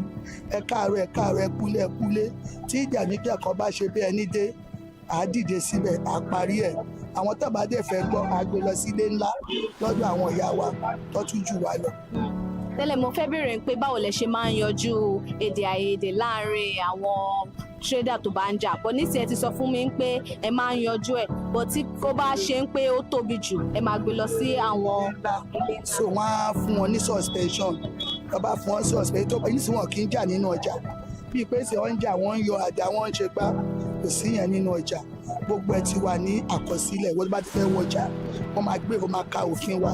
Tó bá dẹ̀ ti rí fún, wọ́n máa fẹ́ suspension pé kó lọ sílé. Tó bá dẹ̀ ti lọ sí táìmù tó bá fún, tó bá pé tó bá rẹ́ni èèyàn rẹ̀ lẹ́yìn bá wá bẹ̀bẹ̀, wọ́n lè dínkù, àmọ́ á lọ suspension. So ẹ dárúkọ àwọn òfin díẹ̀ tẹ́ rántí tí yóò gbọ́dọ̀ rò nínú ọjà. ìkíní èèyàn gbọ́dọ̀ jà nínú ọjà, ìkejì èèyàn gbọ́dọ̀ jalè nínú ọjà, ìkẹta èèyàn gbọ́dọ̀ búyàn àbí pé ẹ lágbájá kan ṣẹ̀ mí tó fẹ́ dá sẹ̀ríà fún tó bá ṣẹ̀ ọmọ mẹ́jọ àtọ́dọ̀ àwa ayọ̀ ọjà wọ́n á dẹ̀ jókòó wọ́n á bá wọn parí ẹ̀ kólúkàkú máa ṣe bó ṣe ẹ̀tọ́gbọ́n kíjà máa rí sípé ṣé bí wàá ṣe wà lẹ́gbẹ̀ẹ́ ara wa sí tó pe kọ́sítọ́mà mi èmi ń bọ́kọ̀ pé tẹ́lẹ̀ rè kíní kan bàbá ó ti tó ọba lọ pé ó ti tó ọba dẹ̀ ti gbọ́ a máa dìde sí wọn a máa bá wọn yanjú ọba dẹ̀ ti gbà wọn lórí àwọn ìyá wa ńlé ńlá wọn máa jókòó wọn máa gbọ́ tẹnu oníkàwé kan máa fún wọn ẹni tó bá jẹ̀bi tó ṣàṣejù wọn á fún suspension. So kí ni nǹkan pàtó tí ẹ fẹ́ràn jù nípa ọjà ìjọra fish market? ọjà ìjọra fish market ló jẹ́ jẹ́ wa lálùbáríkà tí ò bá mú kọ́bọ̀ débi báyìí tó bá mọ̀ wọn ara ẹ̀ tó kọjá yìí ẹ tó jalè tí ò mú kan mọ́kàn bá ní ẹ sáré fún mi lélẹ́yìí mo fẹ́ tà wọ́n á gbé fún ẹ wàá tà bí àgbà ìbàjẹ́ màá mi ẹ fún mi lélẹ́yìí mo fẹ́ tà wọ́n á tà gbaranda tàbí báyà dá máa káàkiri wọ́n á wà á gbà tó bá dẹ̀ ti ta á mówó wá fún wa padà bá ṣe ń ṣe nìyẹn títọ́ náà máa fi di ẹni tiẹ̀. So báwo ni ìbáṣepọ̀ tó wà láàárín àwọn olórí àti àwọn tó ń tajà nínú ọjà? Àṣepọ̀ wà dáadáa nínú wa ṣàkókò tí kò má ti kọ̀ ọ̀rọ̀ pẹ̀lú èèyàn bẹ́ẹ̀ mọ̀ wá fóníwà òun ló ń jọ̀rẹ́ àṣepọ̀ wà láàárín wa dáadáa. Okay, aago mélòó ni ọjà yìí máa ń ṣí? Aago mélòó ló máa ń ti ṣí? a máa ń bẹ̀rẹ̀ ọjà láago 6 báyọ̀ di 6 o'clock kó máa palẹ̀ mọ́ máa lọ pé. So ọjà ìjọra yìí sì tó jẹ́ pé gbogbo nǹkan tí wọ́n máa ń tà bíi frozen bíi ẹja tútù turkey, ibo ni ọjà yìí ti máa ń wá? Irú turkey yẹn sì ó ń wá láti àwọn míì wá láti Kòtónú àwọn míì wá láti Ìkẹjà àwọn èèyàn tí wàá ń dáṣẹ́lẹ̀ díẹ̀díẹ̀ tá a tún máa lọ rà káàkiri irú ṣífìtà yẹn sì a máa rà irú valentine kí a máa rajà ń bẹ̀ kò síbi tàgbé ti rajà káàkiri. Kí wá ní ìpèníjà tó wà láàrin pé kí ẹ máa kó ọjà wá láti bí Kútọ̀nù àti bí ọ̀nà tí kéréje tẹ́ ti dárúkọ yẹn kí ni báwo lẹ ṣe ń ṣe tẹ́ ṣe ń yìnbọn tẹ́ ń transport látòdìdì bẹ̀yẹn? Charity Kútọ̀nù yẹn náà àbí sábà náà torí gbàtọ́ tẹ pé àwọn fẹ́ kọ́ gbé tọ́kí ohun kíní wọlé but àwọn ṣì yẹn àwọn grosom àwọn valentine àwọn grosom kìíní àwọn agbègbè bíi Kòròdú àwọn tó ṣí kìíní wọ́n máa wá ń ta tọ́kí yẹn fún wa wọ́n ń ta àwọn ẹja náà fún wa a máa lọ ra àwọn irú ẹja sì wà ní Globe ó wà ní Wharf a máa lọ ra ń bẹ a máa ń kó wọlé a máa ń ta nǹkan wa bọ́tún ní wọ́n fẹ́ wa lọ́nà àbẹ̀ lọ sọ́nà mọ́. Okay, so kí wá ní ìpèníjà nínú kíyàn máa ta ọjà tútù tí ẹ̀ ń tà yìí kí ni ìpèníjà tó wà nínú ẹ̀? Kò sí ìpèníjà kan náà lọ́lọ́ títì wọ́n jẹ́ wípé ṣe mọ̀ pé àìsí ni irú èmi sì mi lè tọ́ ọba àìsí mi àti dàgbà a máa ń ná ọmọ lọ́dọ̀ tí wọ́n bá máa ta a máa bójú tó. Ok, àtìgbà wo lẹ ti lérò tó ti wà nínú yín pé ẹ fẹ́ máa ta àwọn ọjà tútù báyìí? Ó ní mo bí kọ́kọ́ bí 20 years náà mo ti dé bí báyìí tí mo ti bẹ̀rẹ̀ sí ní ìta náà dẹ̀ bá mi fa àlùbáríkà sí mi kọjá àyè mi bú àwọn ìyá wa tó jó lórí wa mi bú ọmọ ọjà mi ń lọ jẹ́ lọ ṣe ewu pọ̀ pé àwọn nídìí láti fi mí jẹ ilé ọjà mo dẹ̀ ní kí lọ́ọ́rí tó fẹ́ fi mí jẹ wọ́n ní ìpàṣẹ ìrìn ẹsẹ̀ mi àti ṣe sí mi ìhùwàsí mi. Ok, kí ni ẹ rí nípa ọjà ìjọra fish market ní ọjọ́ iwájú? Àwọn túbọ̀ máa gbèrú sí àwọn ọ̀ràn kọlọ̀rọ̀ kan ń bọ̀ àwọn ìyá wa tá ti bá inú wọn ti kú inú wọn yìí wà láyé ṣé mọ̀ wípé èèyàn kò lè lú ayé gbó ó máa lo tí ó máa gbé ẹlòmíì máa gbé ẹlòmíì máa lórí àwọn tá ti bá ní bí ìṣí àìmọye ìṣí bí ìṣí kẹrin karùn-ún tó ti lọ. Kí ni àwọn nǹkan mèremère tó jẹ́ ohun dáadáa tẹ́ ti gbé ṣe nínú òwò yìí? Àṣẹ mọ̀ Ọlọ́run ló ń fún yàn lálùbáríkà Ọlọ́run náà ó ti ṣe àti dúpẹ́ lọ́wọ́ Ọlọ́run àwọn ọmọ ní skul àdẹ̀dúpẹ́ lọ́wọ́ Ọlọ́run àwọn ọba tọ́lọ́run ní kárí ṣe àìṣe Ọlọ́run fún àlùbáríkà sí alhamdulillah. Ẹ ṣé ma. Area served as a landing point for fishermen and traders who move goods through water routes connecting Lagos Island, Ebute Metta, and Apapa. Fishing happened here, but it is not only the activity. Traders exchange farm produce, smoked food items, and household goods alongside fresh cash from the lagoon. Fish was important, but it was not yet the focus. As Lagos grew in population and industrial activity increased around Apapa, the demand for affordable protein rose sharply. Fishing gradually became the dominant trade in Ijora because the lagoon provided constant access to fish. The fish was close to major transport routes. Workers from the port and nearby industries needed food. Over time, fishing trading began to overshadow other goods. By the 1950s and 1960s, Ijora had become widely recognized as a major fish trading point, especially for smoked and preserved fish. One of the less discussed facts about Ijora fish market is the central role of women in its development. Women were responsible for fish smoking and preservation, distribution to other markets across Lagoon, price regulation with trading groups. Many of today's traders inherited their position through family lines, making the market both an economic and cultural institution. Mr. Aino Adekoya, chairman of Ajelowo Fish Traders Association for over 8 years, gave us a glimpse of Ijora's scale, history, and why the market is so resilient. Let's listen to. Good morning, sir. Good morning. How are you? I'm fine. How are you? I'm fine. Are you? I'm fine. What is your name, sir? My name is Aino Adekoya. Aino Adekoya. Who is Aino Adekoya in the market? Yeah, my Aino Adekoya is chairman of Ajelowo Fish Market where you are today. Chairman of Ajelowo Fish Market. Mama, ẹ káàárọ̀ ma. Ẹ káàárọ̀. Kí lorúkọ yín? Orúkọ mi ni Alájà Ògìdán Adéníjì. Báwo ni Alájà Ògìdán ṣe jẹ́ nínú ọjà? Mo jẹ́ igbákejì ìyálọ́jà general. A ti tó ọdún mélòó tẹ́ ti jẹ oyè yìí? Mo ti jẹ oyè yìí sí àti lé ní 20 years. 20 years? Okay. Ẹ káàárọ̀ sá. Ẹ káàárọ̀ ma. Kí lorúkọ yín sá? Orúkọ mi ni Kásùmọ̀ Ládipúpọ̀. Okay. Báwo ni Kásùmọ̀ ṣe jẹ́ nínú ọjà? Kásùmọ̀ is a very big family. Bí orúkọ Kásùmọ̀ yẹn, ibẹ̀ náà ni Chief Rotimi Williams, Senior Advocate of Nigeria ti jáde. Professor A.B. Kásùmọ̀, ibẹ̀ náà ti jáde. So it's a very big name. So that's it. Okay, so mama, ẹni àti tó 20 years tẹ́ ti joyè nínú ọjà. Okay, so kí ni ìtàn tẹ́ lè sọ fún wa nípa ọjà Ijora Fish Market? Ìtàn tí lè sọ fún yín ni pé Ijora Market ó ti wà tipẹ́tipẹ́, ọjà tó dẹ̀ dá ni. A pọ̀ tá jẹ́ olóyè, ṣùgbọ́n àwọn tó ti ṣíwọ́ iṣẹ́ ti ṣíwọ́ iṣẹ́, àwa tó kù. A jẹ́ ń kó àwọn ọmọ mọ́ra, a ní kóòrùm, a ní àìmọye kan anákọ̀ tó ń kẹjà wá fún wa. Ẹ̀yin tẹ́ wá wá yìí, àmọ́ tẹ́ bá wá bẹ́ẹ̀ fẹ́ ṣèrànlọ́wọ́ fún akẹ́kọ̀ọ́ wa tówó la máa fi tajà ni. Ta lè dá yín lóhùn sí nìyẹn.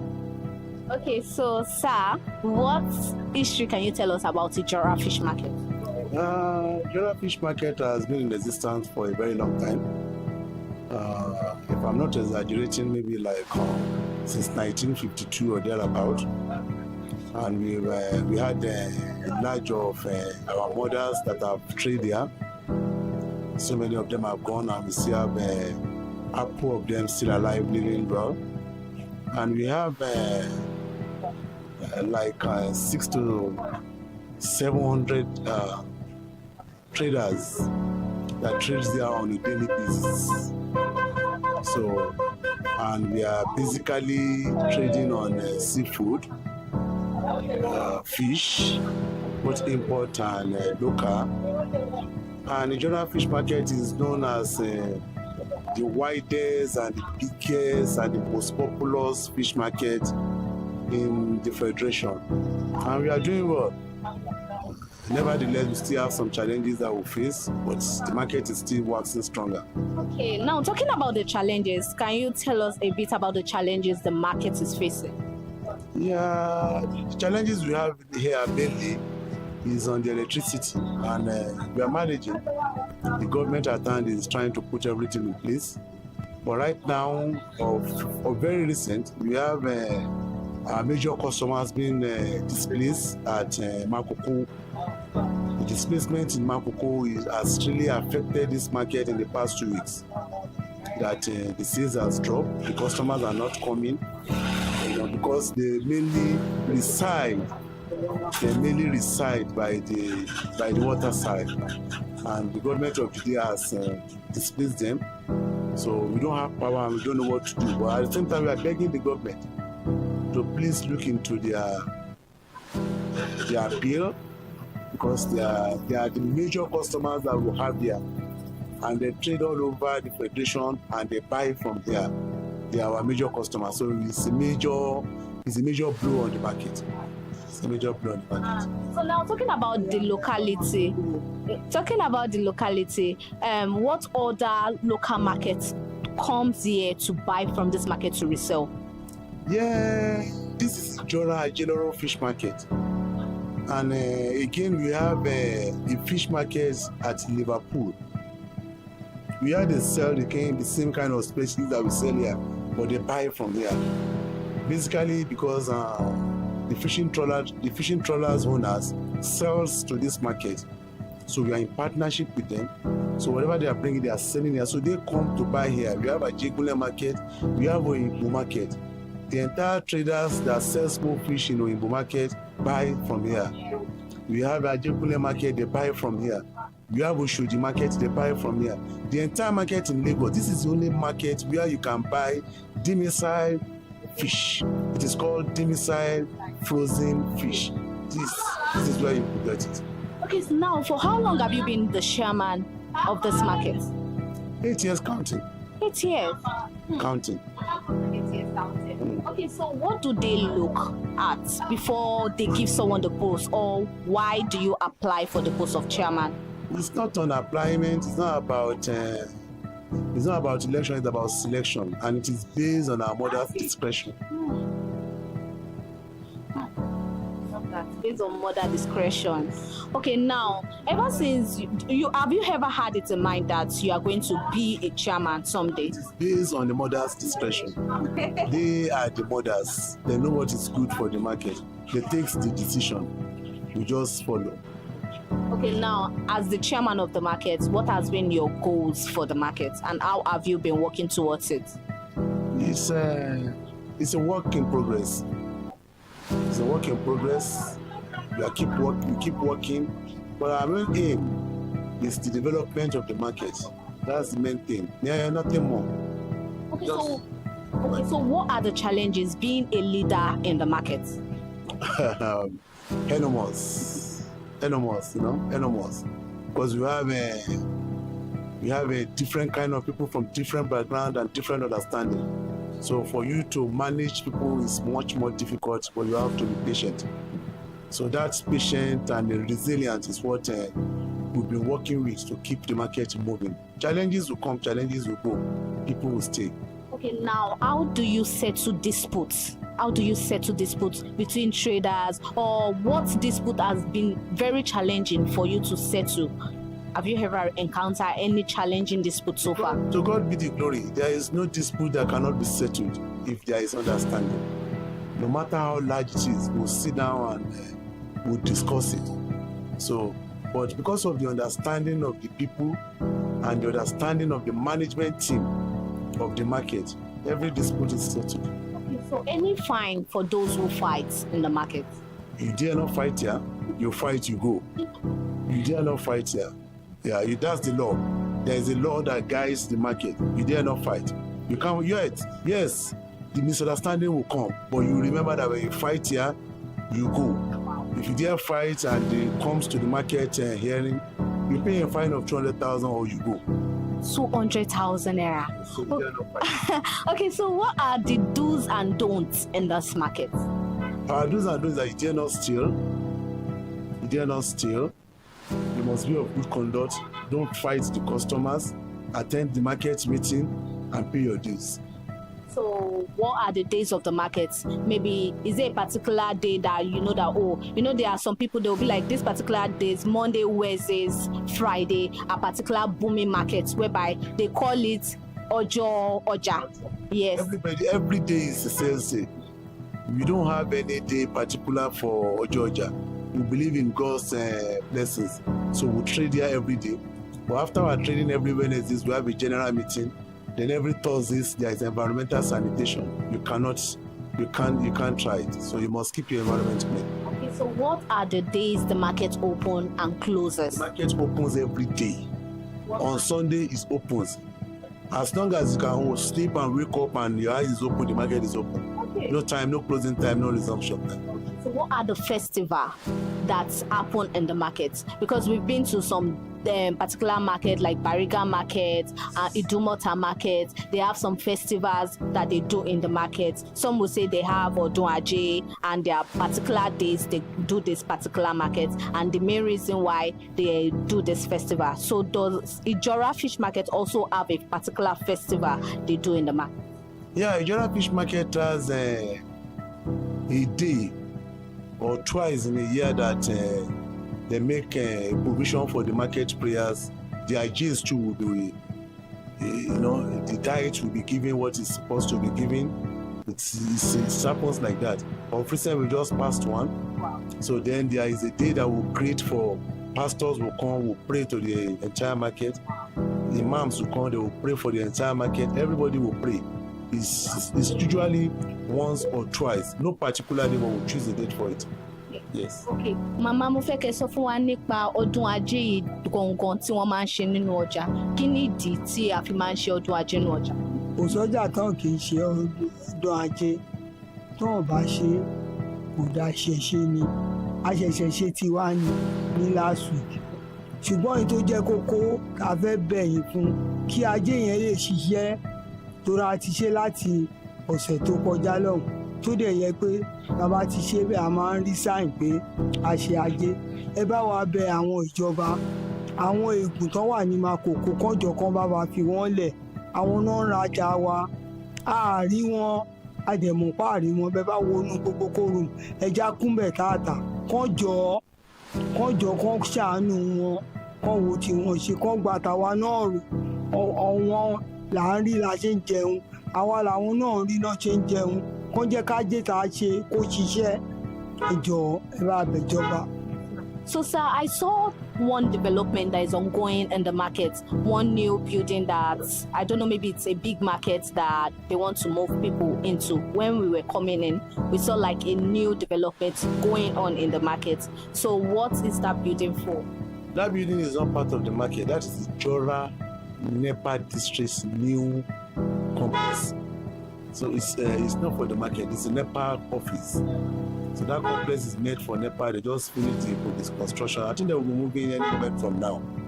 So it's just there, and it doesn't belong to the market. It's just situated at the center of the market. Yes. Okay, now you talked about no light and all of that, and we know anything seafood has to do with light. How have you then been coping? Well, to God be the glory, we've been able to manage ourselves.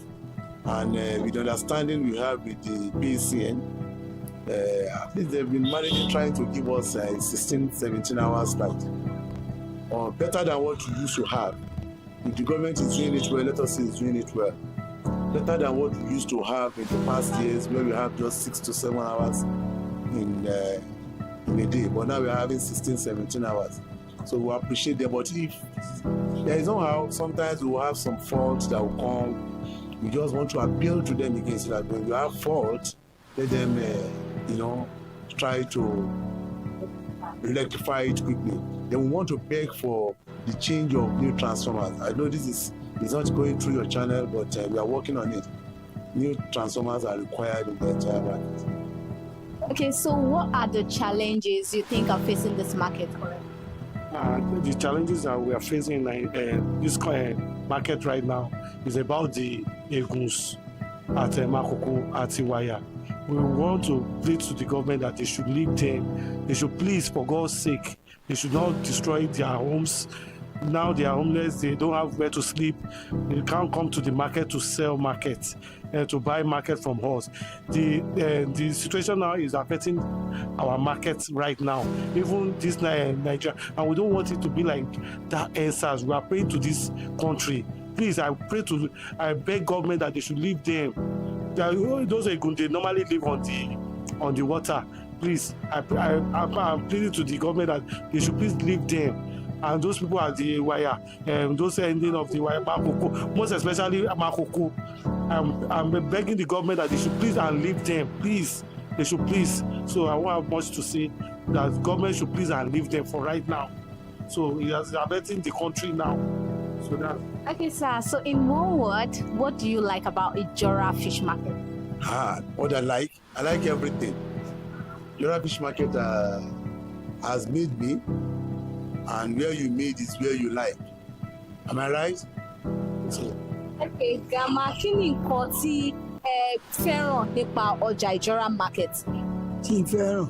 Fún ti fẹ́ràn ni pé tó bá lówó lọ́wọ́ tó bá dé Ijora ọlọ́pàá wàá rówó mú lọ́dẹ torí kò wàá rà láta wàá róní tọ́kí wàá réréje kò sí tó lè mú lọ́dẹ kò sí ni àmọ́ Makoko ẹgbẹ́ kan wọlé ẹ bá wa bẹ̀ wọ́n kọ́ máa wọlé wọn àtà o olè tó àìpé Makoko ọ̀hún gbóbẹ̀ ní bọ́ ẹ ṣe dé yìí ànídá yín lóhùn ẹ máa bá wọn tó fẹ́ rajà èrò máa pọ̀ kò séèyàn mọ́ ẹ jọ. Okay, so sir, what do you like about Ijora Olokpa Fish Market? This Ijora is a very good market. If you do not have money, you come to Ijora Olokpa. If your behavior is good, you will see people to give you money. So this Ijora is a very big market, and I have a lot of things to say about it. God even bless this Ijora, most especially in the whole Nigeria. This is the largest place we have in Nigeria that people comes, they can buy and sell. If you don't have money, you can easily move forward in this Ijora. So I'm still begging the government that they should leave people at Makoko. They should please, for God's sake, because one day everybody is going to die. So we don't want to die like a chicken or be homeless, you get. So the government should please, they should leave people from those people. When I went there about 2 days ago, when I see people there, the way they are living inside the boat, I was not happy. I was crying. In fact, I was not happy at all. Government should please, for God's sake, they should leave people from Makoko. They should please, for God's sake. So that's my word. Mama, kí ni ohun má lè gbàgbé tẹ́lẹ̀ gbàgbé tínú yín máa ń dùn tẹ́ bá rántí tó ti ṣẹlẹ̀ sí yín nínú ọjà? Mo ti lè gbàgbé pọ̀ o. Mo rán wọn wè nù bí. Mo kọ́lé, mo tún ra ilẹ̀, mo tún ra mọ́tò, mo tún rán ọmọ lọ sí àìmọye Canada, ìlú òyìnbó. Mi lè gbàgbé láyé o. What's your most memorable thing about that has ever happened to you in the market? The love of God. And His mercies that endure us forever. Despite its importance, despite being one of the major markets in Nigeria, Ijora Fish Market faced challenges over the years. The market has faced inadequate storage facility. Electricity remains a major challenge, though supply has improved from 6 to 7 hours to 16 to 17 hours daily. Traders still rely on generators and calls for new transformers to preserve seafood. For Ijora, power is not luxury, it is survival. According to Mr. Aino Dekoya, the rules that keep Ijora orderly: no fighting, no stealing, no harassment of customers, good conduct at all times. Violence is heavily punished. Fines can reach 200,000 naira, or offenders may be expelled. Traders also attend market meetings, pay dues, and participate in market prayer. Pastors and imams bless the market at least once a year, reinforcing both faith and unity. According to him, he said Ijora Fish Market is one of the widest, biggest, and most populous fish markets in the Federation. Fish here comes from fishing trawlers in partnership with the market. Products sold at Ijora also supplies sisters markets as far away as Liverpool, Ajegule, Uyimbo, Oshodi, and others across Lagos. Alhaja Ogidon Adeneji, Vice Iyawoloja General, shares how the market celebrates seasonal festival, boosts sales and prays for prosperity, but then lament recently that the festival that they are all to have been seeing the results has also been beholden due to their largest customers who have been undergoing some demolition. Let's listen to what she has to say. Good morning, ma. Good morning. How are you? I'm fine, thank you. Okay, so what is your name? My name is Alaja Silifat Ogunlesi. So what do you sell in the Ijora market? I sell frozen fish, chicken, and shrimps. So for how long have you been selling in this market? It's almost 30 years now. 30 years? Yes. So walk us through the journey of how you started this your business. The journey started with my mom's auntie. It was my mom's auntie that brought her into the business. So later, when I finished secondary school, I now joined my mom. So later, when my mom passed away, I continued the business. So how has it been so far? To God be the glory. How do you survive in the market? What are the challenges? Majorly, the challenge is NEPA supply. That's the major challenge we are facing in this market is the NEPA supply.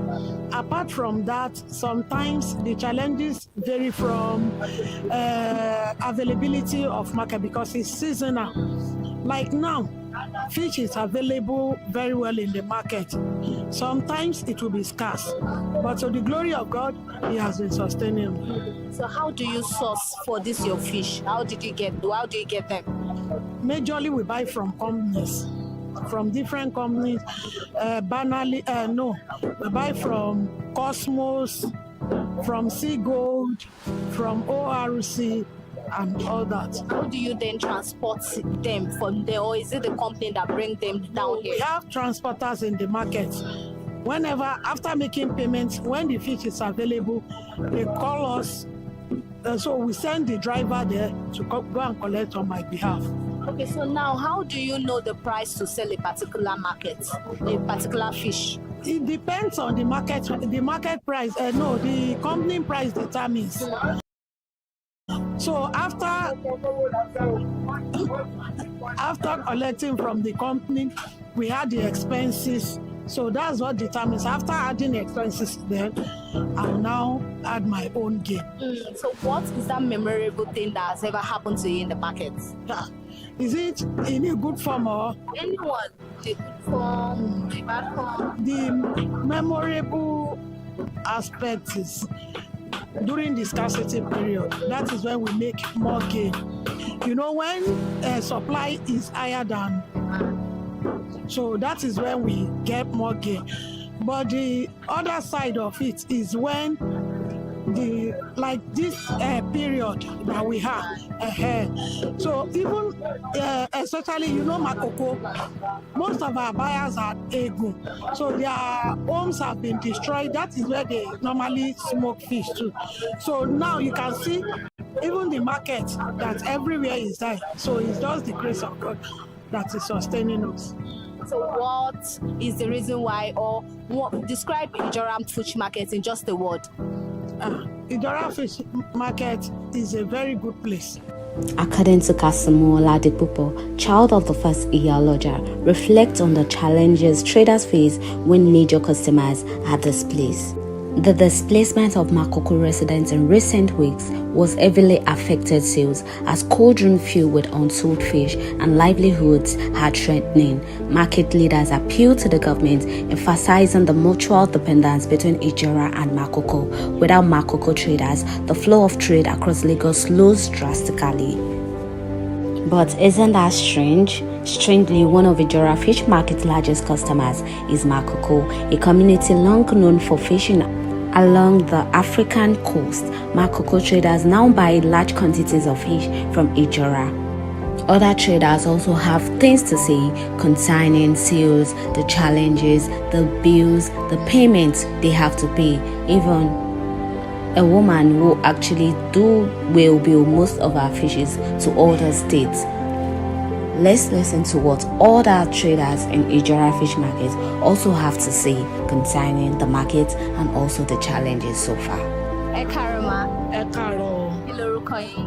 Orúkọ mi ni Mrs. Ọlásùnbọ̀ Àìná. Kí ni ẹ̀ ń tà nínú ọjà? Ẹja ni mò ń tà. Àti tó ọdún mélòó tẹ́ ti ń ta ẹja nínú ọjà? Ó ti pẹ́ nítorí ìdí ẹja ìlọ́bí mi sí. So báwo lẹ ṣe bẹ̀rẹ̀ journey yìí even though tó bá tẹ̀ jẹ́ pé inú ẹ̀ lọ́bí yín sí á níbẹ̀ ṣe bẹ̀rẹ̀ báwo lẹ ṣe bẹ̀rẹ̀. Mo lọ sí school, mo jáde school, mo ṣiṣẹ́ díẹ̀. So after iṣẹ́ tí mo ṣe mọ́mì mi fẹ́ kúrò níbí èmi wá bọ́ sí ipò mọ́mì mi. So bí mo ṣe bẹ̀rẹ̀ ní over 35 years now tí mo ti wà nídìí iṣẹ́ ìjà. So ṣé ẹ mọ ìtàn ráńpẹ́ kan nípa ìjọra market? Mo mọ̀ tàn ráńpẹ́ nípa ìjọra market. Ìjọra market yìí nígbà tó kọ́kọ́ máa bẹ̀rẹ̀ wọ́n bẹ̀rẹ̀ pẹ̀lú àwọn tó kọ́kọ́ ṣe kóòdù síbí bá àwọn tó ní àwọn Oòduà àwọn ló kọ́kọ́ ṣe kóòrùn sínú bíbá inú ọgbà yìí ni wọ́n ń lò so wọ́n rẹ́ǹtì kóòrùn ní àwọn ìyá wa rẹ́ǹtì kóòrùn lọ́wọ́ wọn nígbà yẹn ibi báyìí ni the first jet ní Lagos State tó yẹ pé wọ́n máa ń já ẹja sí ọkọ̀ ẹja ó máa ń bà tí sọ́dọ̀ wọn bí báyìí so tí wọ́n máa ń pín ayé ìgbà yẹn kò tí ì di ẹgbẹ́ ò tí ì di oní báàgì inú pákó báyìí ni wọ́n máa ń gbé ẹja sí ní ọdún náà nígbà yẹn so at times goes on gbogbo kan yí padà a dúpẹ́ fọlọ́. So kí ni àwọn ìpèníjà tí ẹ̀ ń dojúkọ nínú ọjà? Ìpèníjà tá à ń dojúkọ nínú ọjà yóò pọ̀. Èkíní àwọn NEPA ni first problem wa ní ibi báyìí. Àwọn NEPA fún wa ní problem gan. Ẹ wo ń sin àníná. A dẹ̀ ń sanwó ná. Àwa là ń sanwó ná jù. So táyé NEPA bá ti múná lọ tó bá ti múná méjì jọ́ mẹ́ta lọ gbogbo ẹja máa ti rọ̀ ẹja máa ti bàjẹ́ owó báǹkì dẹ̀ la fi ń ṣiṣẹ́ báǹkì kò ní bá wa gbọ́ pé wọ́n múná lọ a máa san interest owó wọn padà so kí gọ́ọ̀mẹ̀ntì bá wa rí sọ̀rọ̀ àwọn NEPA yìí owó tó dẹ̀ fún gbà lọ́wọ́ wa ó ti pọ̀ jù àwa náà dẹ̀ là ń jìyà iná jù wọ́n jọ abẹ̀ wọn ni kọ́ bá wa jẹ́ kí ọ̀rọ̀ NEPA kó stable ní àgàgà wọ́n dẹ̀ mọ̀ pé frozen food òun là ń tà pé iná gangan ni a ní ìdíkọ́jọ́ abẹ̀ wọn ni kọ́ bá wa wá nǹkan ṣe sí ọ̀rọ̀ náà nínú ìjọra ọlọ́pàá yìí abẹ̀ wọn. Kí ni ìpèníjà mìíràn ṣé yẹn nìkan ni ìpèníjà tẹ́ ẹ̀ ń dojúkọ ní ọjà? Ìpèníjà mìíràn tá a tún dojúkọ nínú ọjà wa tí wọ́n jù ẹja abẹ́yàn mú 1 million naira dání ó dàbí pépà ní tẹlifíṣàn ẹja kò ra 7 carton ẹja 1 million naira kò ra ẹja tí wọ́n jù so a máa kọ́kọ́ bẹ̀rẹ̀ láti òkè àtàwọn òyìnbó tó ń gbé ẹja yìí wá fún wa ní kíjọba ti bá wa kọ́kọ́ rí sí wọn ká máa ta pálí ẹja kan 100 plus 130 èlò làágbọ́n wa ń rí lórí ẹ̀ èèyàn mélòó ló lè avoid pé kí kòté tó yẹ pé wọ́n máa fi ń gbá wọ́n máa fi ń wọ́n lọ́tọ́ ta ló máa jẹ kòté ta ló máa jẹ kòté àbí ta ló máa jẹ ṣáwá ó ti dowó láǹsìn so látòkè ní gbogbo àwọn nǹkan báyìí sí ló ti wọ́n kíjọba jọ kán bá wa rí sí i lọ́dọ̀ àwọn òyìnbó yẹn kán jọ ẹja tí wọ́n jù àwágùn àrèrè ṣùgbọ́n torí pé business tá a mọ̀ nípa ẹ̀ ni òun ni a ṣe rárá manage díẹ̀ kọ́nà kó ṣàánú wa. Èso ibo ni ẹ ti máa ń kó ẹja wọlé? Ibi tá a ti máa ń kẹja wọlé Àpápá àwọn tó jẹ́ pé local fish tó yẹ pé ẹja alápò so tọ́pọ̀ bá ti bat sí Àpápá oríṣiríṣi wọ́n ní complain ibẹ̀ láti máa lọ kó but àwọn carton wọn àwọn òyìnbó yẹn wọ́n ní kó room sí everywhere so ọ̀dọ̀ wọn láti máa ń lọ rà. So kò síbòmí lẹ́yìn àfi ibi ọ̀dọ̀ wọn yẹn? Kò síbòmí rárá ọ̀dọ̀ àwọn òyìnbó yẹn láti rẹ̀. So wọn ò wá sọ èdè tí ẹja fi máa ń wọ́n? Wọn ò sọ jí o ẹ tó bá ti lọ́ wọn ní ìfúnjù wọ́n máa yọ orúkọ ẹ̀ kúrò nínú àwọn tó ń gbé ọjà so àdẹ̀ ní choice so ìjọba ní kó bá wa ṣe èyí tó jù níbẹ̀ kán jọ kán ṣàánú wa. So nípa ti NEPA tẹ̀sán yẹn ẹni gbà mí ẹja máa ń bàjẹ́ báwo lẹ ṣe wá ń yí mọ́tẹ́ṣẹ̀ṣẹ̀ ń wà nínú òkú. Nọ́nà mi a máa yí mọ́ náà dé kò sí kó àníbòmí àti ìgbàgbọ́ wa ní pé tábà lóòótọ́ kò sí oní businessman or businesswoman tí kò kì í short so ẹ̀ẹ́dẹ̀ni tó tún pé ẹ short kẹ kúrò nínú iṣẹ́ tẹ̀ ń ṣe ẹ máa yí mọ́ náà ni tẹ bá wá gé nínú mi ẹ máa fi ń pàṣẹ ara wọn ni so àwọn banks tá à ń lò náà tá à ń yówó lọ́wọ́ àwọn náà mọ̀ so a máa fi ń yí mọ́ra wọn náà ni so àdúrà wa ni pé kọ́lọ́hún Elédùmarè ó bá kó sáwọn NEPA nínú. kí ni wọ́n má lè gbàgbé tó ti ṣẹlẹ̀ sí nínú ọjà. ṣé sèmi àbí sọ́jà yìí ẹ̀ tẹ́ ẹ. ó lè jẹ́ kékeré. ayọ̀ ni mo rí nínú ọjà yìí so iná ń ṣẹlẹ̀ ọlọ́run bá gbẹ́ nípa pé tó bá mú high voltage dé so tó bá gbaná aṣáàdúpẹ́ fọlọ́run so ayọ̀ náà ni ká máa rí àníròhùn ìbànújẹ́ mọ́ nínú ọjà yìí agbára. so ṣọ́ọ̀bù yín dà. bíbá yìí ni ṣọ́ọ̀bù. ok so ṣọ́ọ̀bù yín sì ṣe máa ń sanwó fún níbi tẹwà yìí. a máa ń sanwó fún Nigerian Railways torílẹ̀ wọn là ń lò. ọ̀dọ̀ àwọn la máa ń sanwó fún. ok so lẹ́yìn owó ṣọ́ọ̀bù tún sí nǹkan kan thanks. a máa sanwó lọ́mọ a máa sanwó local government a máa sanwó. nílò pẹ̀lú gbogbo bí ọjà. ó ti di dandan lọ́mọ máa dalẹ̀ ní ìjọba kò sọ́fẹ̀ẹ́ lé ìjọba a máa sanwó lọ́mọ a máa sanwó lọ́ so kò sọ́fẹ̀ẹ́ ilẹ̀ lágbà lọ́wọ́ ẹ̀rọ ìdúgbò ìjọba lórí gbogbo nǹkan tá à ló ti di dandan ká sanwó tá a bá sanwó fún ìjọba wa náà lè béèrè ẹ̀tọ́ wa lọ́wọ́ ìjọba kí ìjọba ṣe fún wa gẹ́gẹ́ bí ọlọ́jà so àwa máa sanwó fún wọn àwọn náà máa ṣe ẹ̀tọ́ wa náà fún wa a dúpẹ́ lọ́wọ́ náà. kí ni ìdí tí ẹ fi fẹ́ràn ọjà ìjọra yìí.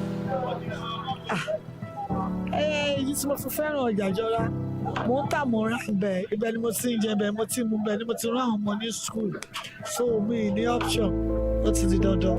Let's walk through what is being sold in Ijora Fish Market. Let's see the beauty of this market itself. What many people don't realize is that Ijora Fish Market functions as an distribution hub. Fish from Ijora travels far beyond its immediate surroundings, reaching markets across the mainland and even neighboring states. It is not just a local market, it is part of Lagos' food supply chain. Ijora Fish Market has fed Lagos for decades, shaped lives, built fortunes, and surviving floods, power cuts, and shifting tides. But some of its most loyal customers no longer fish for themselves. Some people say Makoko people steal fish, but what they catch is mostly local fish. To meet demand, they reportedly buy imported and frozen fish from markets like Ijora and then resell across the Lagos and even beyond the Federation. Is this true, or is there more to the story? These claims are not written anyway. They are spoken quietly in corners of the market. Good morning, ma. Good morning, my dear. How are you? Fine, I'm very fine. Okay, so what is your name? Madam Ruth is my name. So what does Madam Ruth sells in the market? We are selling fish, beef fish. We are selling fish, chicken, every frozen food we are selling. So walk us through that journey, how you started this business. When I started this business in 1992 callback, I started it in very good, and the business was so slow because that time things were not like this. If I tell you my capital I used to start this business, you say wow. But now things are so hard. We cannot meet up the challenges, my sister. The little one we can be able to manage because of our children. We go when we buy any small little profit. We feed our children school. Our children go to school. In fact, my sister, no capital for us to sell again because the market we buy then 2,000 naira. Now we buy 150, 170,000 per one.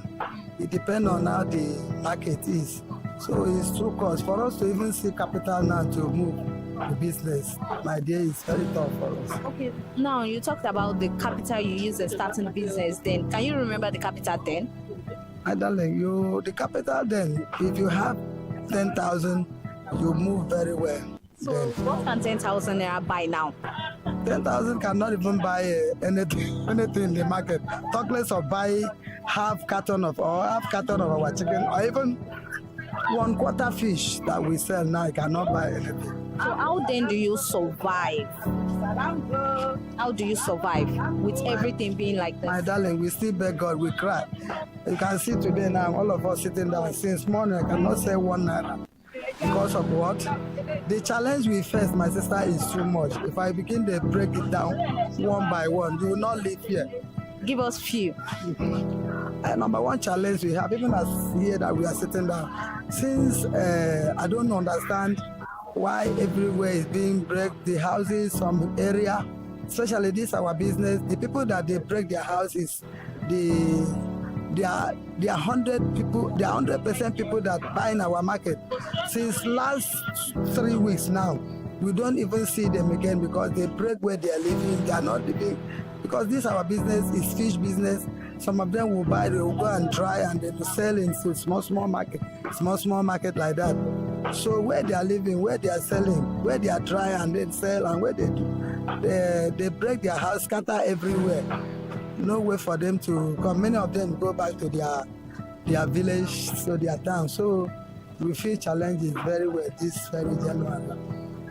Okay, so now what keeps you moving? What still keeps you in check in business? What keeps you moving? Well, I even cry. Now God will keep me moving because even when you go to even NEPA is another challenge we face in this market. NEPA don't give us joy at all. Even though they tell us we want to do this, we want to pay so amount, give us lights. If they give us light, we can be able to use the light because our market is light. Without light, we are nothing. So that challenge is even too much for us. That light is very, very important also. So what's the memorable thing that's ever happened to you in this business or in the market? You said? What is that memorable thing that has ever happened to you or happened to you in this market? Well, if I remember callback, especially this NEPA issue, we didn't face this NEPA issue before. But now, sometimes they will take light, they will not even inform you, will not understand what is the problem. So that challenge is too much. Before you know, all the market, maybe you borrow money and buy, everything will vanish in your hand. You remain square one, you now start afresh. In fact, the challenge is too much. In one word, describe Ijora market. What does Ijora, why do you like Ijora market? Well, since I start the business, I cannot move here and there. It's like my mama tell me a parable that if you want to sell this, face that thing, let that thing understand you, then you understand that thing. Since I start the fish business, I learn and I understand. I cannot go here and there. I still stand and say, for this fish business, I will make it. We have tilapia, we have oboku, we have different kinds of fish. If you want to buy fish, come to Ijora Olokpa to come and buy your frozen and seafood. God bless you.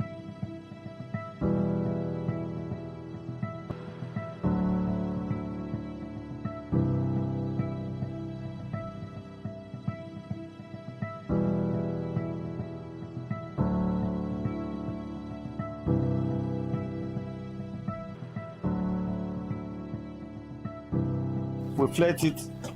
When we flet it, we can flet it to Abuja. Some people come from Kano, Abuja. So anybody that wants to buy kuta, they should come to Ijora Olokpa. So we normally flet it like this.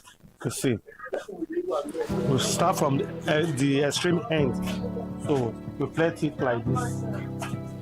You see, it's very easy. So this parakuta, anybody that wants to buy it, you can see the way we are fetting it here. So it's very easy and it's one of the best fish.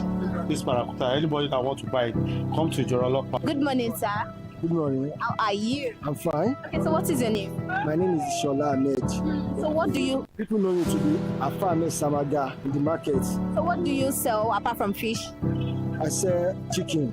That's kotonu, orobo, turkey, gizzard. Then I sell backfish and loose fish. We call this fish loose fish. So we have the different categories. We have shinos, barracuda, then we have poker. Okay, so now this fish is very big. Shinos. So we sell it per kg. So any size you want, we have it here.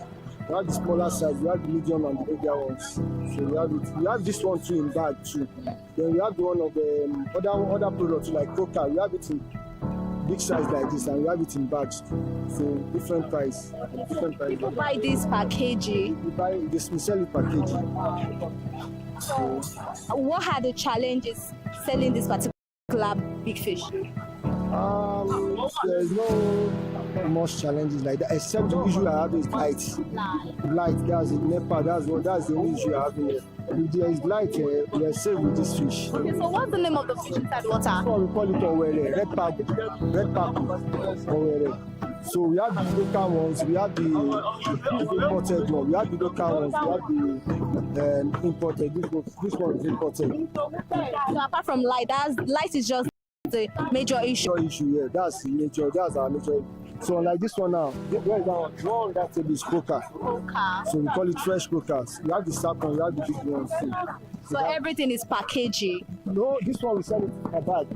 This one, the bag of cheese, it's because of the price. When you come here, you give it a better price. But we have the bigger one, we sell it per kg too.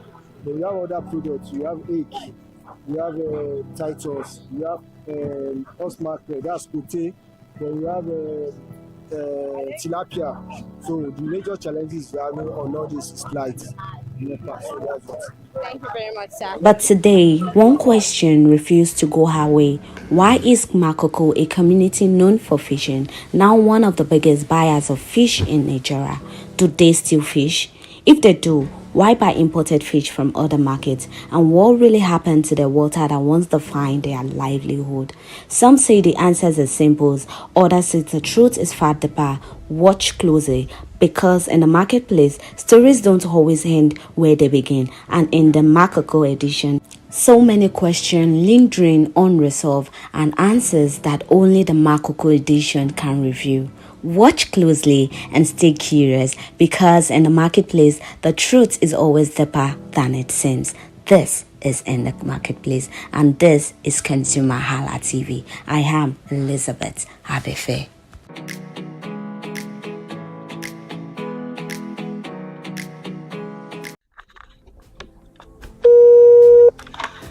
Hello consumers, you have the right to be heard, absolutely. So join us on the conversation, share your brand experience, where you tell us all your experiences about brand on the outer world via our YouTube channel every Wednesday from the hour of 4:20 to 5:20. You can watch us via our YouTube channel, ConsumerHallaTV, and subscription is free. Follow us on all our social media platforms, ConsumerHallaTV. Share your brand experience. It's about storytelling. It's about experiences. Hello consumers, you're welcome to another exciting episode of Consumer Voice on ConsumerHallaTV. I am Matilda Omenai. As you already know, Consumer Voice is a show where we'll be visiting different places in Lagos to check out people's preferences, hear what the consumers have to say about different leading brands that they make use of. Hello, it's your boy here, Iremofe Koforola, and you know what? They call me the AUF General Overseer. Every day is a blessing, and it is meant to be enjoyed maximally with AUF packages that put a smile on our faces.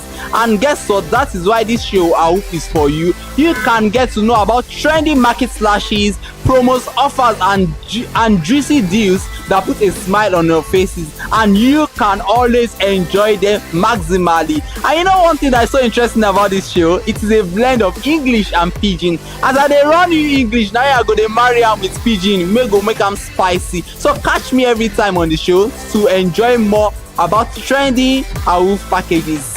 Peace. Public service announcement. Hello consumers, I am Kikelomo Ajibola, and welcome to the Scam Alert segment on ConsumerHalla TV. Scam Alert educates viewers about various scams affecting consumers. We learn tips on how to identify fraudulent activities and provide advice on protecting our personal information. We aim to raise awareness and empower viewers to avoid falling victim to scams. We cover various topics such as phishing, identity theft, fraudulent investment schemes, and many more. You want to catch up on how these scammers invade our lives?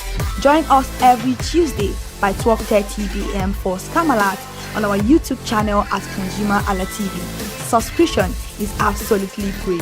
And in case you're not following us across all our social media platforms, follow us on Instagram, Facebook, X, TikTok at ConsumerHallaTV.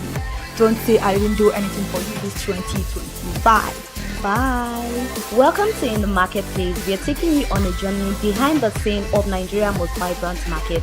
From the sight and sound of the market to the stories of the people who makes it thrive. We will be sharing the untold stories that brings this market to life. Join us as we explore the history, challenges, and triumphs of the market vendors. We will dive into the daily lives of the people who call markets home and uncover the secret that makes this market special. You will get to see the passion, energy, and dedication that goes into making this market success. Tune in to the In the Marketplace on ConsumerHalla TV on Thursday by 11 a.m. to experience the sight and sound. Don't forget to follow us on all our social media handle on ConsumerHalla TV. I am Elizabeth Abefe. Hello fellow consumers, are you looking for a program where we give analysis about brand and a program where we project the voice of the consumer? Join my team and I on Consumer Analytics and Resolution Box by calling on the program to get your issues resolved. And in case you are wondering where Consumer Analytics and Resolution Box will be showing, please join us on our YouTube channel at ConsumerHallaTV. Subscription is free by 2 p.m. to 4 o'clock p.m. every Mondays and Wednesdays. Consumer Analytics and Resolution Box will be airing and will be here to provide you any information on brands and also issues that you have pending for us to resolve. Also follow us across all our other social media platforms, Instagram, Facebook, X, TikTok at ConsumerHallaTV. And that is why at ConsumerHallaTV, you deserve to be heard. Hi everyone, I am Iri Ayomikunle Eke. Join me live on Perspective every Mondays to Friday from the hour of 9 to 10, where we have meaningful and engaging conversations about all the burning and pressing issues making the round. Hi people, my name is Mo Fakorede and I am a filmmaker and a film director, and you're watching ConsumerHalla and a film director, and you're watching ConsumerHalla TV. ConsumerHalla TV is everything consumer advocacy, consumer rights, everything that has to do with consumers. On this TV, you'll watch, you'll learn, you'll be educated, and you'll be entertained. Keep watching ConsumerHalla TV. My name is Olubukola Ozone, a photographer and a social media enthusiast. You're watching ConsumerHalla TV. It's a consumer advocacy TV. If you have a problem, any consumer related problem, just holla at them, just like their name implies, and they're going to get it sorted for you. Keep watching, stay tuned. Thank you very much. Hi guys, my name is Joba Jalabi.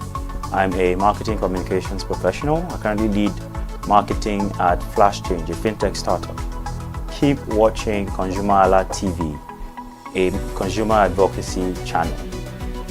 Hello, my name is Sharon Rotimi. I'm an actor and I am on ConsumerHalla TV. Now, ConsumerHalla TV is a consumer advocacy channel. So if you have any issues, consumer-related issues with brands and services, you can reach out to them and they'll be sure to handle it or to cater to you. Thank you so much.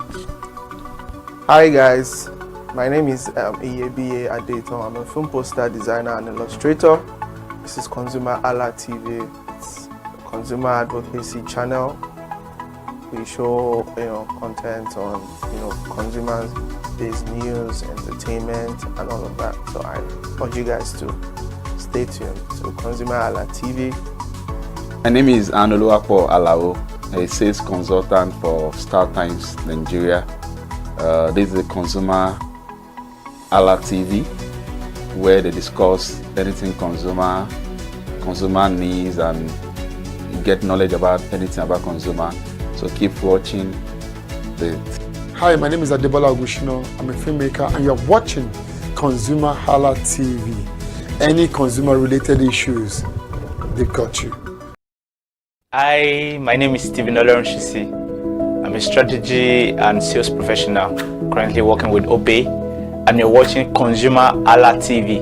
I mean, this is one of the channels that you don't want to but stay on. Consumer advocacy, brand promotion, everything consumer, what you need to learn for your business to grow. This is a channel where you learn, where you experience entertainment to but it's good for businesses, for brands, and for an entrepreneur. If you want to know more about businesses, want to know more about brands, please stay watching. All right, thank you so much, ConsumerHalla TV. Keep watching. Hello, good day. My name is Tunde Balogun. I'm the lead pastor at the Kingsborough Church in London. And you're watching ConsumerHalla TV, which is a new initiation into the TV industry in Nigeria, the first of its kind in Nigeria. And I know that it's going to bring value and quality into the service industry.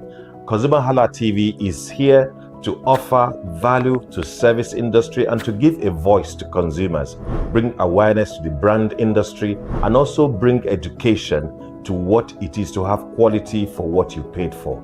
I know that through ConsumerHalla TV, you are going to be able to get what you have paid for quality-wise and also give a voice to you in wherever it is that you do. I am here to support and give a shout out to say that keep watching ConsumerHalla TV and we'll have a better quality for value in Nigeria and in the global space. Please continue to watch ConsumerHalla TV because it is here to make things work better for you. It is on this note that I would like to say a big congratulations to the chairman and CEO of ConsumerHalla TV, Pastor Tunde Olufowora, and all the staffs of this great organization. Thank you for what you do. You are making things happen for us, and I pray that God bless you. Thank you. Hello, my name is Toyin Balogun. I'm here to give a shout.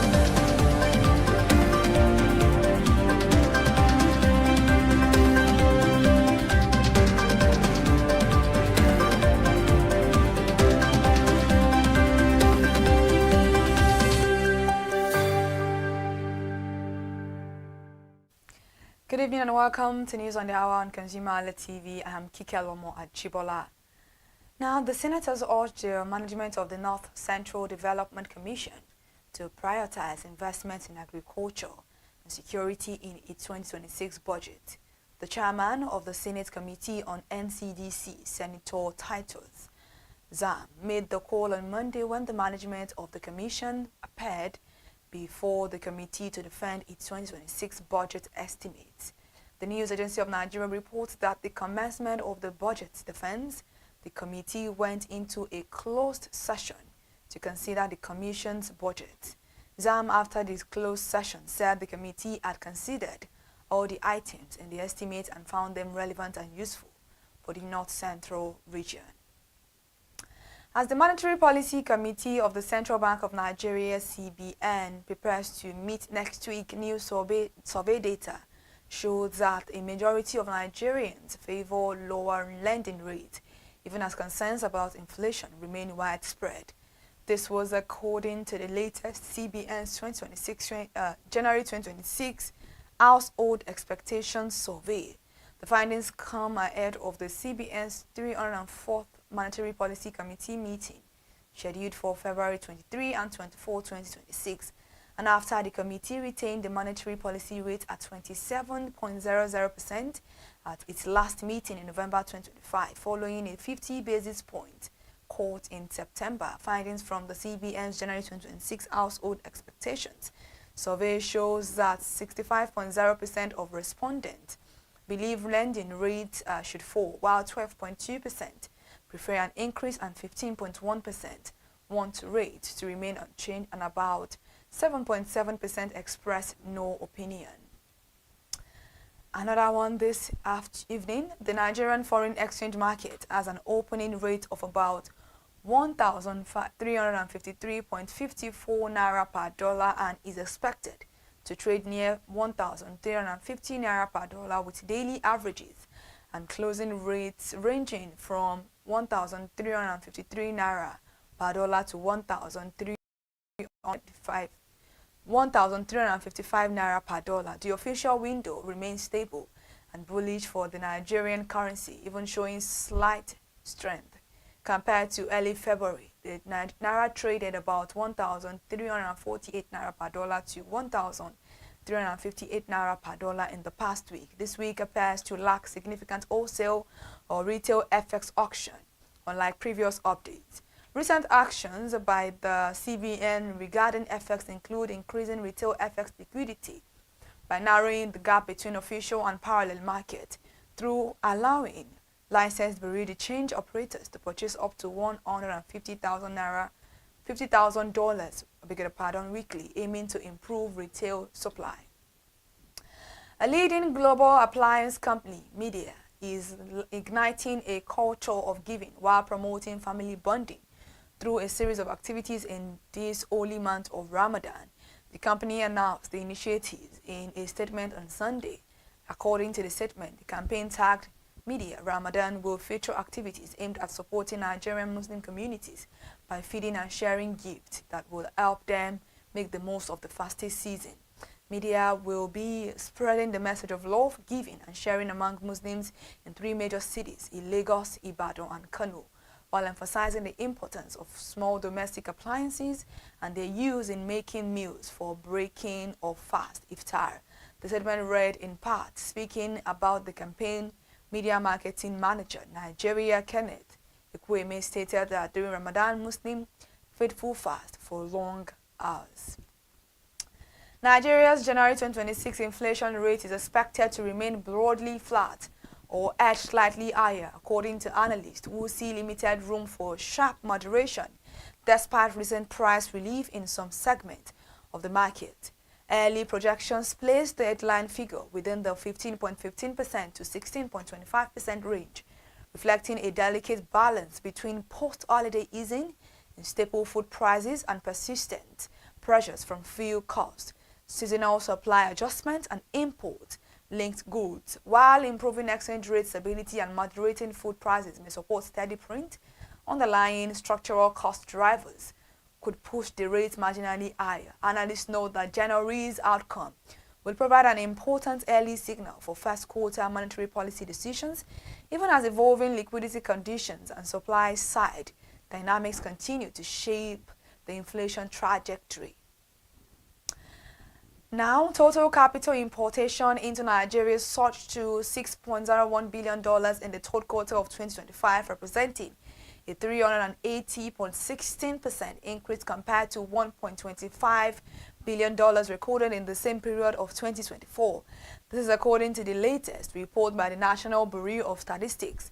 The figure also reflects a 17.46% rise from $5.12 billion recorded in the second quarter of 2025, indicating sustained investor interest in the Nigerian economy during the period. Portfolio investment accounted for the bulk of inflows at $4.85 billion, representing 80.70% of total capital importation. Other investments contributed $864.57 million, or 14.37%, while foreign direct investment recorded the lowest inflow at $296.25 million, representing 4.93%. Sectoral analysis shows that the banking industry received the largest share of capital inflows, attracting $3.14 billion, or 52.25% of total importation during the quarter. The federal government has raised concerns over a growing trend of Nigerians being illegally recruited to participate in foreign armed conflict under deceptive circumstances. Minister of Foreign Affairs, Ambassador Yusuf Tugar, sounded the alarm in a statement issued on Sunday through the ministry spokesperson, Kimiebi Ebienfa, warning citizens to avoid offers that involves enlistment in overseas conflicts. According to the minister, recent media investigations and security reports indicate that many Nigerians were recruited under false pretense, including promises of lucrative employment, security jobs, educational opportunities, or migration incentives.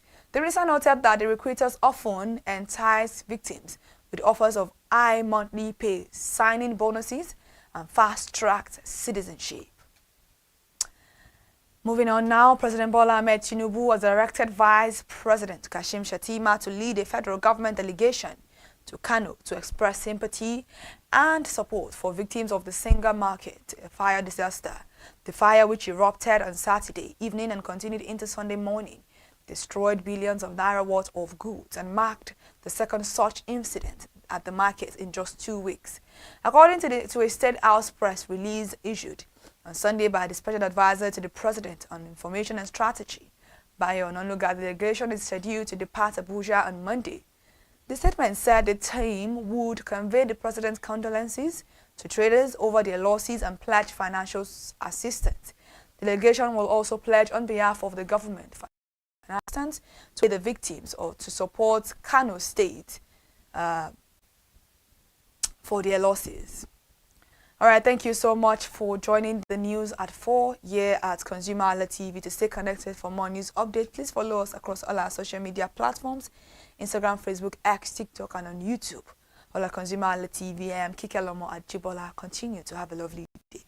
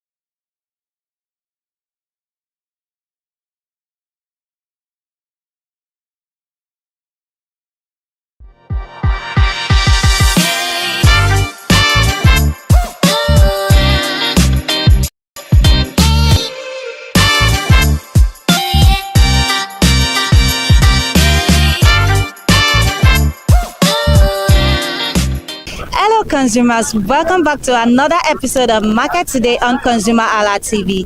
Today we are back at Aswani Market. This market is located between Oshodi and the Solo axis.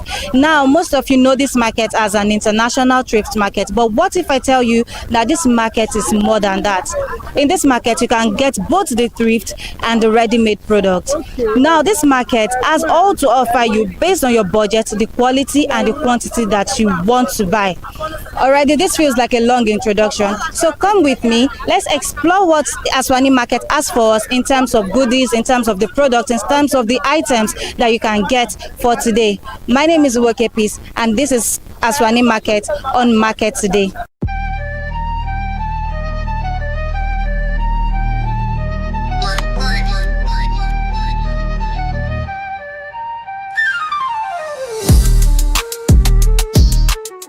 Hello, good morning, ma. Good morning. How are you today? I'm doing fine. Okay, so how is the market? Thank God.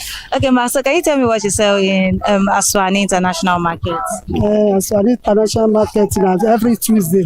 But what do you sell in this market? I'm selling shoes, slippers, everything. Okay, so can you tell me the type of shoe that you have here? Who are the people that you sell shoes for? Is it that you sell shoes for? Is it only for men or for female? Should be relent upon their buckling. Only for women. Only for women. Okay, now so how much do you sell them? I sell this one 8,000.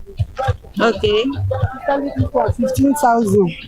Okay, so what's the difference? Can you tell me? Quality jura. Oh, quality jura. Okay, so kí ló ń pẹ̀rọ àwọn bàtà àwọn báyìí? Half shoe obìnrin.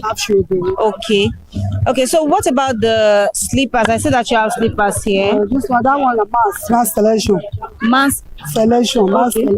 Okay, so how much is it? 3,500. Okay. This one 3,000. Jale. Okay. So You really see by kino pe around bata won. So this time are just normal heeled slippers. So how much is it? 7,000 naira last. Okay, so Ma, but when the days that you are not in Aswani, Tesla Aswani, Boleti wa Mantaja? Oshodi market. Okay, all right, Ma. Okay, so where do you buy your shoes from? Boleti Mara, àwọn wo ló máa ń tà fún yín ma? Ọjà Èkó. A máa ń lọ rà ní bag glass. Okay. Bag glass. Okay. So, Ma, let's talk about the pricing and the economy compared to last month, which was January, and this month. So, do you think there's any change? Every change maybe pricing here, Sherry. Has there been any change?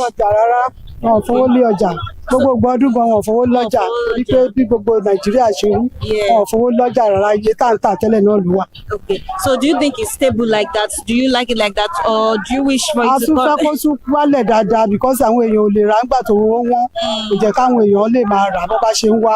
So a fẹ́ kó túbọ̀ wálẹ̀ dáadáa sí i.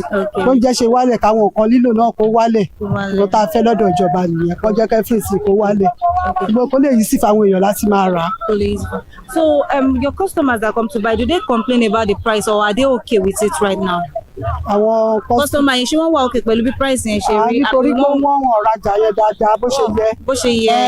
Ọjà mi tó yẹ kó jẹ́ 4,000 6,000 ní so ẹlòmíì máa lọ nígbà tí ó bá ti lówó tó yẹn. So kíjọba bá jẹ́ kí gbogbo àwọn oúnjẹ wálẹ̀ bó káwọn nǹkan lílò náà kàn jẹ́ kó wálẹ̀. Wọ́n ṣe yẹn fún wa wọ́n jẹ́ káwọn nǹkan lílò náà kó wálẹ̀. But mommy, you know that this is Aswani market. Once in a week. So wọ́n dẹ̀ sọ pé tí wọ́n bá ti ṣọjà whenever this market comes up in the week. Ná Monday náà o. Wọ́n máa ná Monday. Àwọn olókìdìkà ló máa ń pọ̀ jù ní Monday. Gbogbo bí ló máa fún àwọn olókìdìkà ní Monday. Ní Monday. Ẹ máa ná Monday. Mi ò ná Monday, Tuesday ni máa ná. Okay.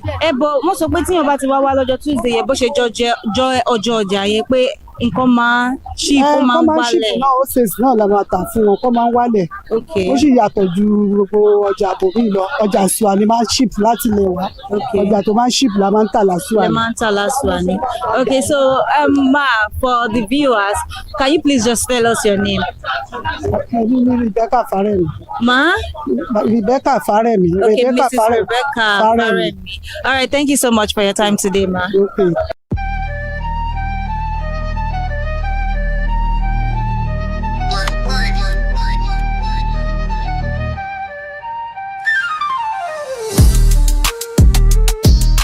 How are you today? Fine. Okay, so can you tell me your name, sir, and what you sell in this market? Okay, my name is Ifeanyi. You sell bags here. Okay. Okay, so Mr. Ifeanyi, I said that you sell thrift bags. So can you tell me the different types of bags you have here? How much you sell them to? We have different types of bags. We have school bags. We have traveling bag, we have handbags, we have different types of bags. Different types of bags. Yeah. So I know for bags there will be price range. So can you tell me the price range? What price range do you sell the handbags, the ecolag, the traveling bags? What is the price range? You know, here is Aswani market. Yes. So even the prices, if you are getting it out there for like 2,000 naira, coming to Aswani to be more cheaper. So most of the bags we sell here, if it is the one you sell out there, like 4,000 here in Aswani, you get it like 3,000. So every of our bars we used to bring that because of the nature of the market. Of the nature of the market. Yeah. Okay, so on the days where you are not in Aswani, where do you sell? It depends because here this is what we sell here. Outside there we have other business that we are doing, but most of these people that you are seeing, they have where they transact their business. But Tuesdays they normally come and do their business. Some of them after the business they will keep it here till the upper week. Some of them used to take it back to where they stay. Yeah. Okay, so Mr. Ifeanyi, can you tell me what is the most affordable item I can get here? What is the most affordable, the one that has the cheapest price that I can buy here? Any of our market here, the prices are cheaper compared to what they sell outside there. Yeah. So it depends on what you have, what you want to buy, the amount you have. Any amount you have, you will get back in Aswani. Okay. But it just depends on the quality. And the quality you want. Yeah. Yeah. Okay, so where do you get them from? Where do you buy from? Most of the bags, they import them direct to Nigeria. Some get it through Cotonou, Togo. It depends on the route that person is, running. Okay. So tell me, compared to last month, what would you say about the prices of this product that you sell, this item that you sell? Do you think the price is stable right now, or do you think it has gone up a bit? Well, compared to prices now, you can't even say, because already the sales is done. Because of the season, I know people just finish celebrating, and there's no money, school fees, and the other things. So market is done now, so you can't even use it to predict what the market is all about. The thing is that for now, market is done.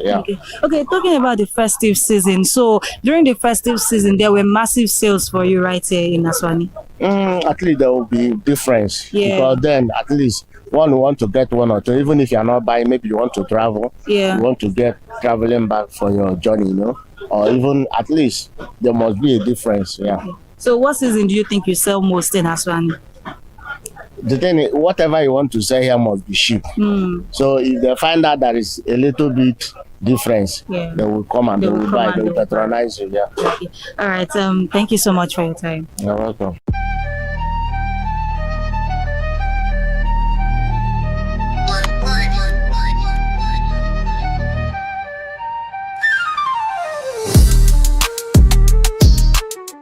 Good morning, ma.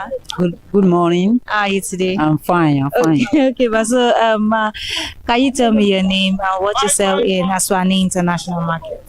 I'm Mrs. Ibrahim Oluwatoyin. Okay, ma. So ma, what do you sell in this market? I sell okrika, bra, pints, and sobra. And sobra. Okay. So let me ask: do you take in bill or do you, sell one? How do you sell? I buy bill. Okay. Then I will lose it. Then I will sell one. You sell one. Okay. So how much do you buy the bill? Before the bill of sobra, we normally bought it 150. Later, from 150 to 200. From 200, the one I bought this Thursday, I bought it 400,000 naira. Wow. So at Arena. At Arena? Yes. 400,000 naira? Yeah. Wow. Okay, so how much do you now sell it? Since you bought it 400,000 naira, if you are going to resell it now, so how much do you sell it? Okrika is grade by grade. Yeah. There are some that we receive 500.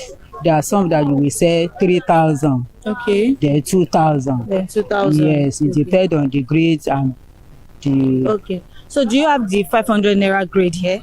No, I don't have it. What you have is the 2,000 and I have 2,000, 1,000, 3,000. 3,000. Yeah. Okay, so ma, how do you ensure good quality? When you go to Arena, you take the bill. Yeah. How do you ensure that what you get inside that bill is good quality and not bad quality? You see, okrika bill is black market.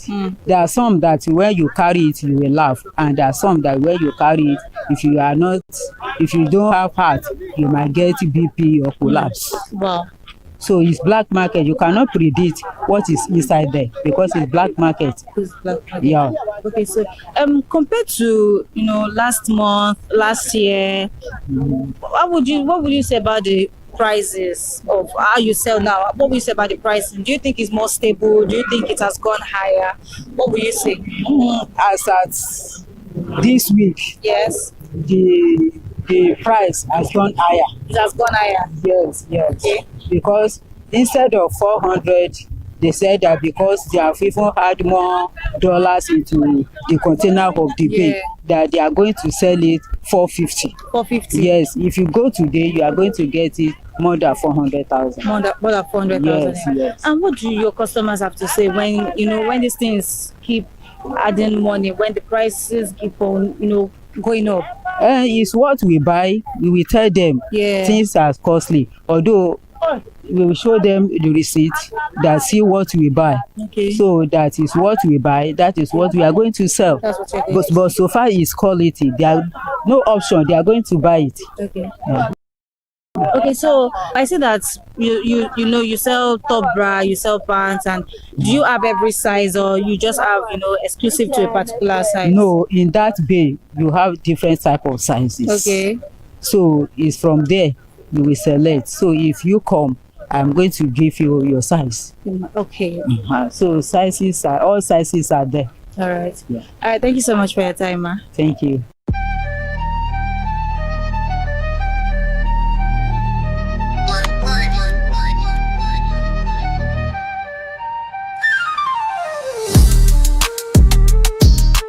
Hello, good morning, ma. Hey, my fine baby. Good morning to you. Have a nice day. Thank you. Thank you. Okay, ma. So, how are you today? I'm very fine for today. I'm begging God to give us bright weather. Yeah. Because this is morning. Yeah.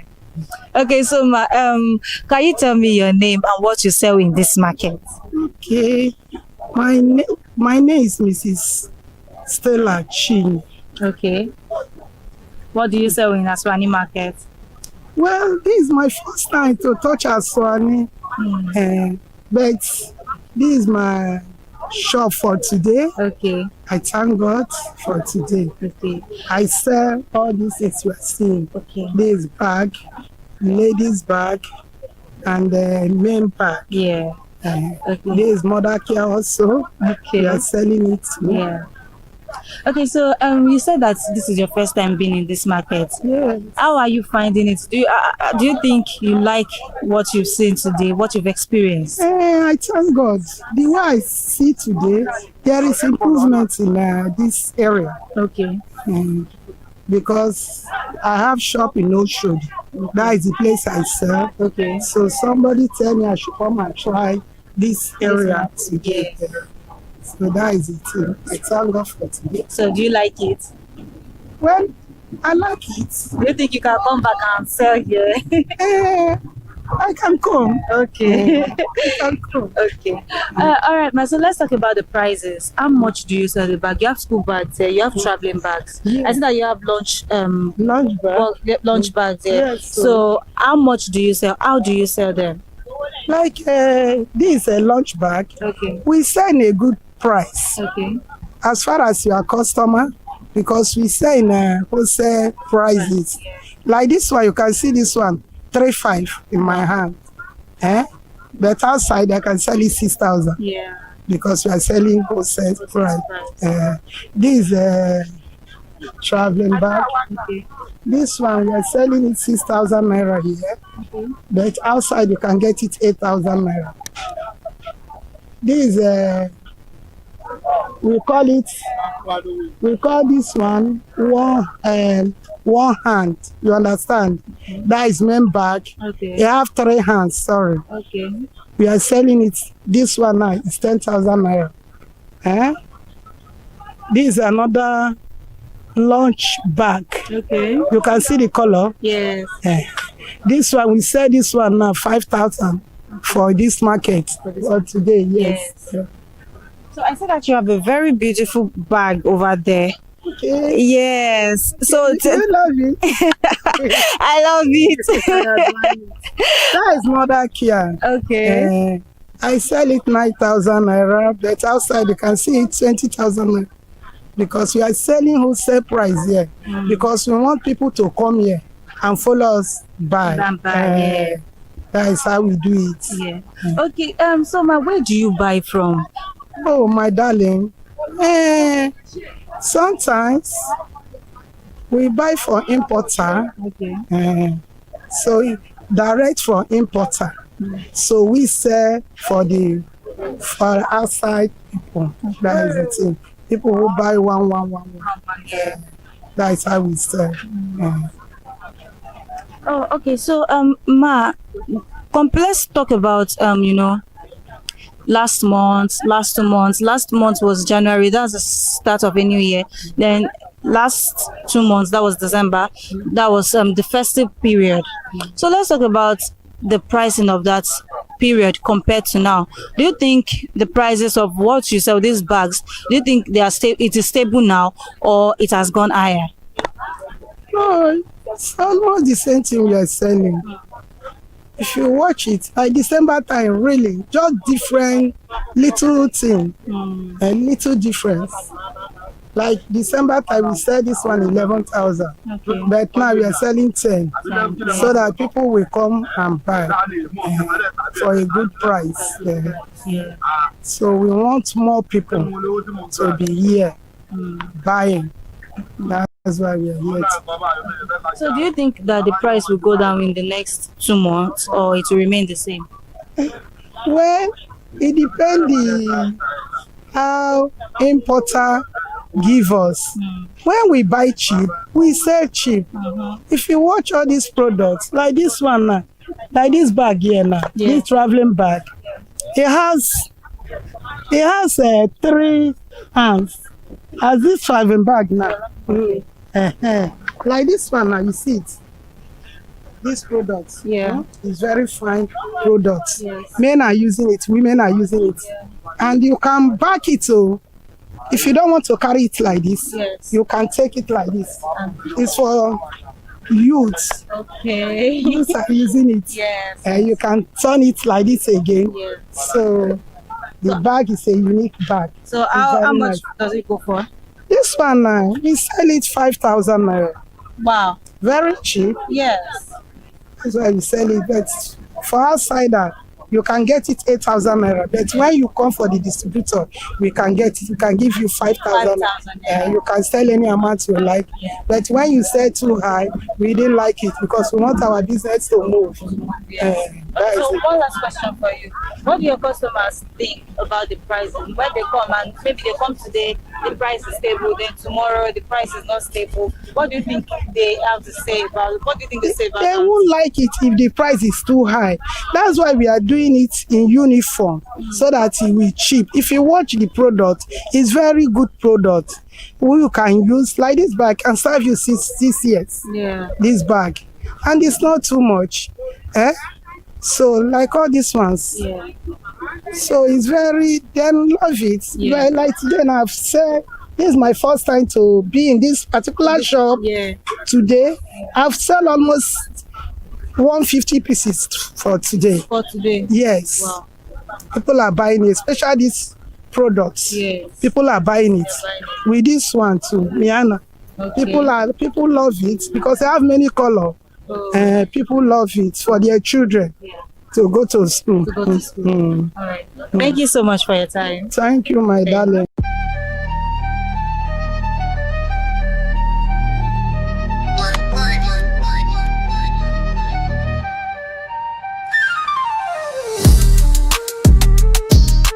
Hello, good morning, ma.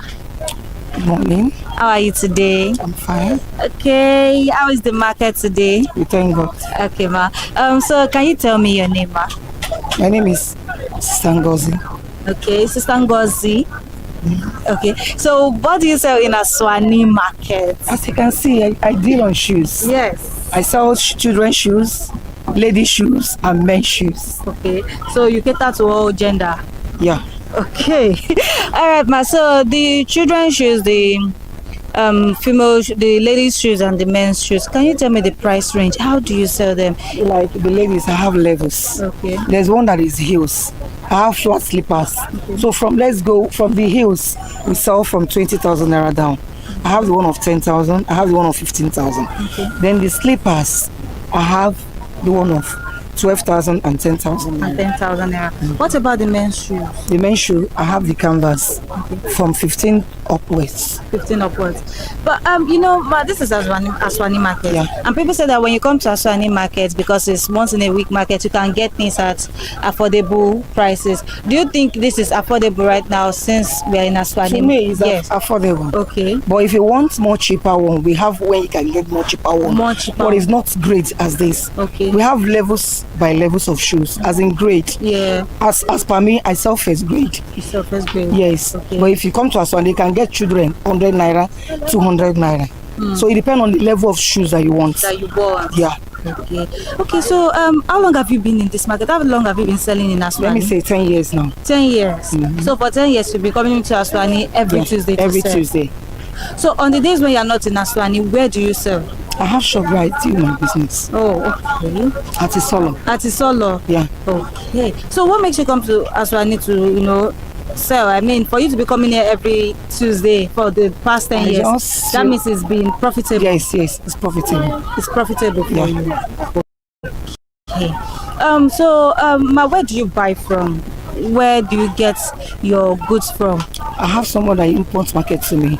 Someone used to sell market to me from overseas, as in from Spain. Okay. I have someone that used to bring market for me. That brings to market. Yes. Okay, so buying from Spain, does it affect how you sell to your customers? Does it determine your price? It does not affect, because the kind of customers I have, I bring what they want as per the grade they need. Yeah. And the price I give to them is affordable price. The price. Okay. Yeah. Okay, so you said that we give them what they want. Do they tell you on phone, oh, this is what I want? Do they send you a picture? Okay, this is what I want. When you are coming to the market the next time, bring it for me. As the way I told you, I've been here 10 years now. Yeah. Since I've been making this business, any of my customers, anytime they come, they get what they want. When it's time of school shoe, when they come to this place, they get school shoes. Wow. As in black or white. Yes. So when it's season period, they get any kind of thing they want. If it's heels, I'm on heels children. Yeah. Too. Both canvas, as you can see, they can see with their eyes. Yes. So that's it. Okay, talking about season, let's talk about, January, that's the start of the new year. Then let's also talk about the December period, that's the festive season. Yes. So let's compare the price of these past 2 months to this present moment that we are right now. What do you think? Has the prices been stable, has it gone up more than you expected? No, as in now, market is somehow now. January, February, we drop markets because people are on expenses. Because likewise, they said they are paying their school fees, children's school fees. So we bring markets down to them. Season period is our season. We sell any amount you want to sell. Like now, I can sell children 5, but when it's season period, I don't sell 5. I can sell from 7,000 up. Because even when we buy in the markets, the price they give to us is not what they are giving to us now. They increase it too. They increase the price. Yeah. Okay, so let's do a little bit of prediction. In the next 2-3 months, do you think that the prices would have been stable? Do you think it will be stable, or do you think it will go down more than this? Go a little bit. It depends on how we buy. If I go to markets, maybe if they drop the markets a little bit for us than the way they are selling it to us. Yes. Yeah, so we'll bring down the price. We'll bring down the price. Yeah. Okay. All right, ma. Thank you so much for your time.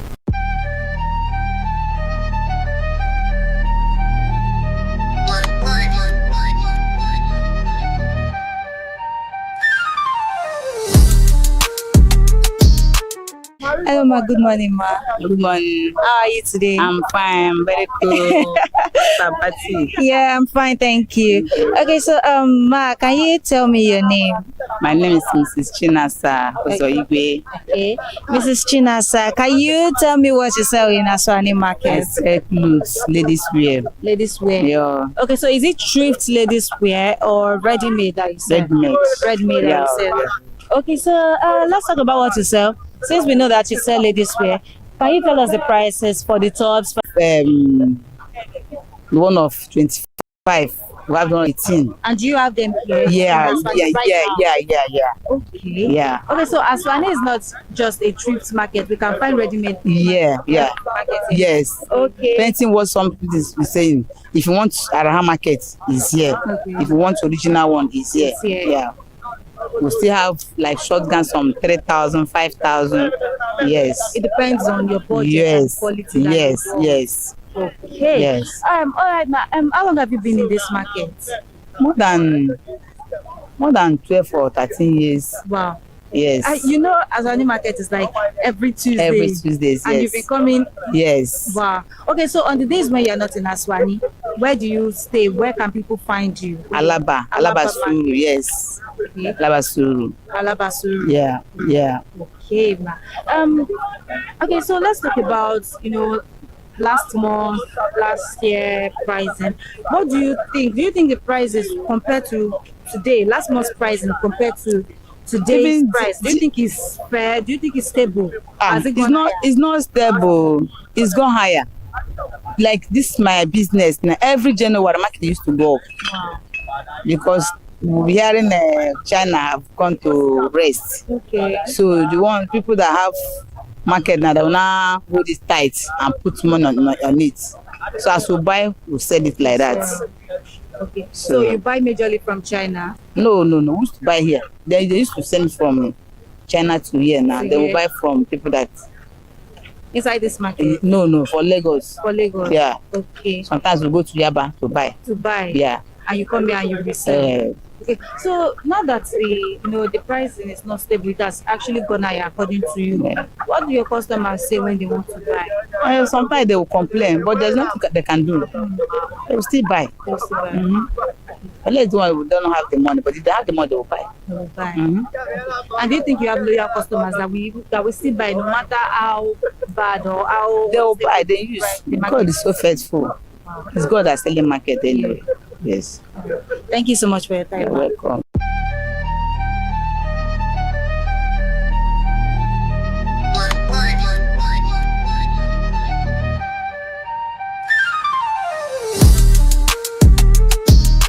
It's not a Lagos party, but it is full of people. Hello consumers, hope you've enjoyed today's episode. As we can see, we have toured Aswani Market and we have discovered that this market has two sides, the ready-made products and the thrift market. But what we have also discovered is that despite the two sides that this market has, you can get whatever item you need based on the budget, the quality and the quantity that you want. It is not over, but until the next episode, you can catch us on ConsumerHalla TV on YouTube, Instagram, TikTok, Twitter, and Facebook. My name is Nwoke Peace, and until the next episode, bye for now.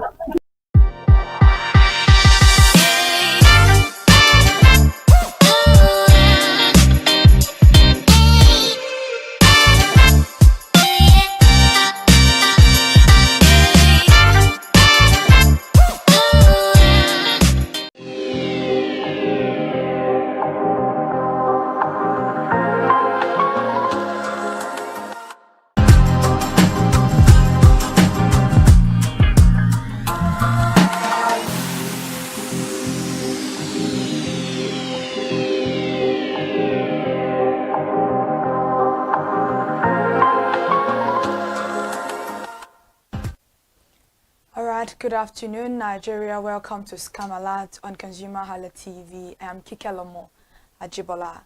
In case you are just joining us for the first time, thank you so much for tuning into ConsumerHalla TV. And if you've been watching Scam Alert, thank you so much for staying connected.